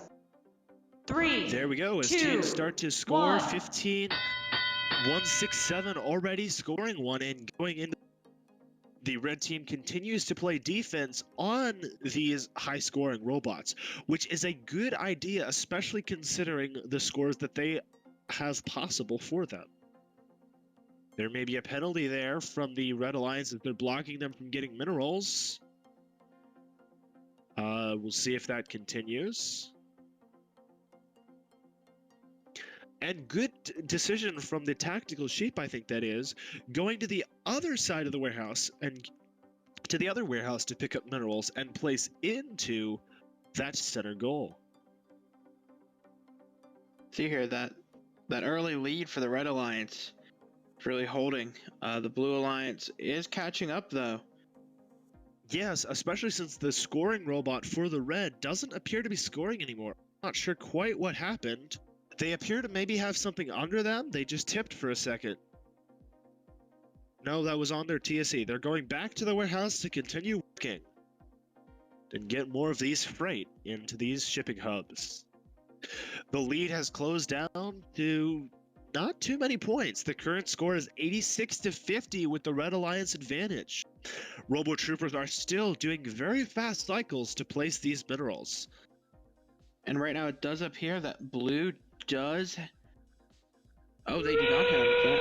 Blue is now taking the neutral switch, or the neutral hub. Which is a good choice from them, especially being about 20 points behind. They do have it. Ducks are being on the field. There was a second pause when the troopers didn't have somebody placing ducks, but they're doing it now. There's a 20-point just... Oh, we are getting really close. 5-point difference. This match is going to come down to the wire as final unofficial score is 122 to 117. And I hear don't... the Red Alliance got one less duck on. But I don't know if they've included the score for the shipping hub being tipped towards Blue. So Blue may take the lead, depending on how this final score works out. We may be going into a third tiebreaker match. That would be exciting to see, as these scores are closer than ever. The last score, I think, within points. We'll see how this one does. The last score was within less than 10 points. It was within 8 points. So these teams are scoring over 100 every single time in their match. As we saw from earlier today, these teams can do it. They got good matchups. Did their scouting.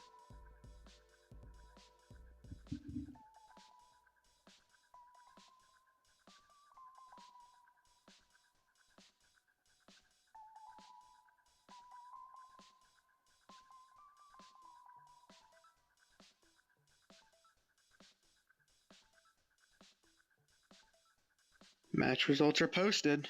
Here they come. The Red Alliance wins with 138-107. They win the entire tournament and 4-4-5-1. The Fighting Foxes will be going to the state championship with their advancement slot. The other team, though, did give a nice fight as number 7, which is Tactical Sheep, and 15167, which is going to be Robo Troopers. This was good action out of all teams. These were good matches throughout the day. We almost had a 200 score from Robo Troopers, but they had a 30-point penalty. I would like to say thank you to all the volunteers that have made this possible, all the refs and everyone else, as we wrap out this final competition. All of our cuers, the volunteer coordinators, they have made this competition possible so that these teams can come compete with their robot. This has been the Maryland competition. You've seen your winners, which is 4451 Fighting Foxes. And our other team, if I can get their name quickly, is going to be 14923 Aces. They were able to pull off this win. Alrighty. And I'd like to say thank you to our sponsors, First Chesapeake, and we will see y'all back here on January 8th. For another competition.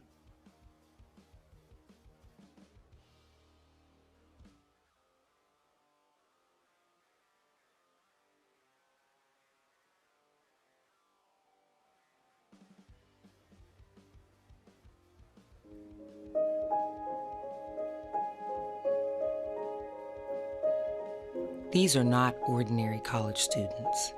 They're extraordinary students. Capital Tech students.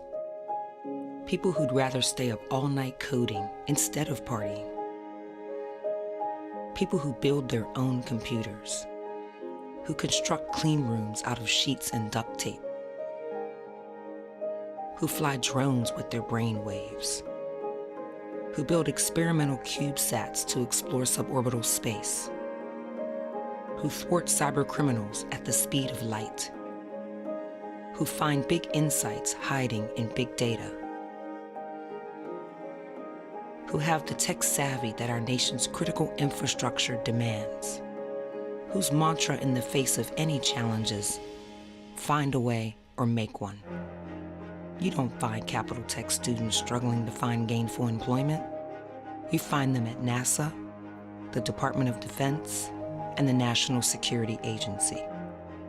Our undergrad, grad, and doctoral students are a pipeline who fuel America's most tech-driven government agencies and private sector supply chains. It's here that they learn to work the levers of advanced technologies, to not only further their lives and livelihoods, but to ensure the future of America's prosperity. Capital Technology University, the talent to shape tomorrow.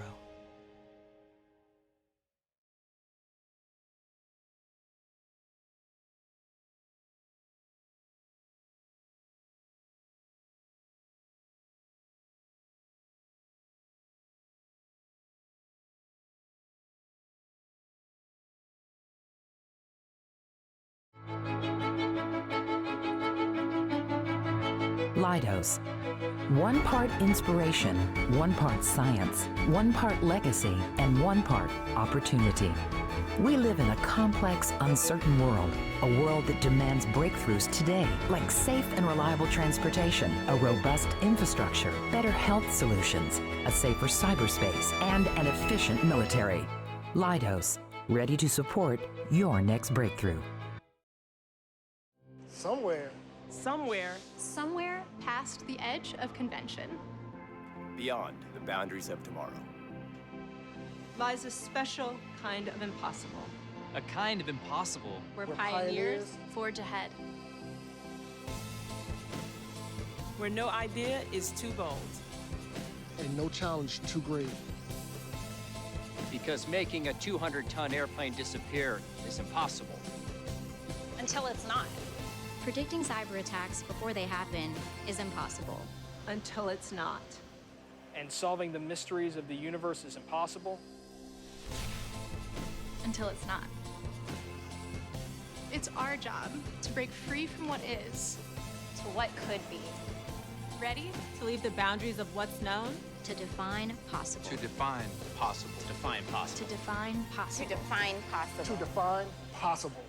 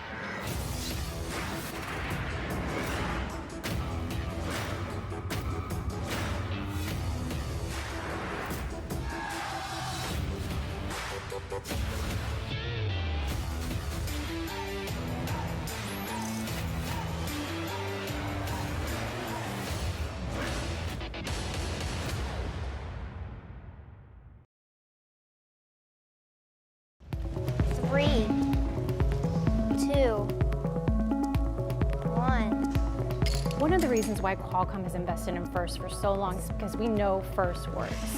That worked. Perfect. We see these students coming through the program, not just learning about engineering, but also those 21st century skills that are so important. FIRST is probably like the biggest reason why I'm confident at all now. 4 years ago, I was the shyest, quietest child on like the face of the planet, and FIRST definitely changed that. Part of this Rube Goldberg machine is sort of fostering the relationship between Qualcomm and FIRST. Working at FIRST teaches you various skills that you can directly transfer to the workplace. It teaches you to work with people with different personalities. It teaches you to respect ideas that you don't necessarily agree with. Most of all, it teaches you to meet aggressive deadlines that you will necessarily face at the workplace. Qualcomm invents breakthrough technologies for wireless, and so this machine and programs like our partnership with FIRST are really, our way of inspiring kids that STEM can be fun and working with the team can be fun. Science, technology, engineering, mathematics are foundation of what industry is on right now. We are a technical leader in the world. We know that there's a shortage of students with STEM skills, not just in the US, but globally. And that's why Qualcomm's so invested in making sure that these students have the skills necessary to compete in a global economy of the future. I do like taking on a problem because once you finish it, you feel really accomplished. I feel like technology combined with teamwork and creativity can solve basically any problem that we face today and will be very crucial to the success of our future.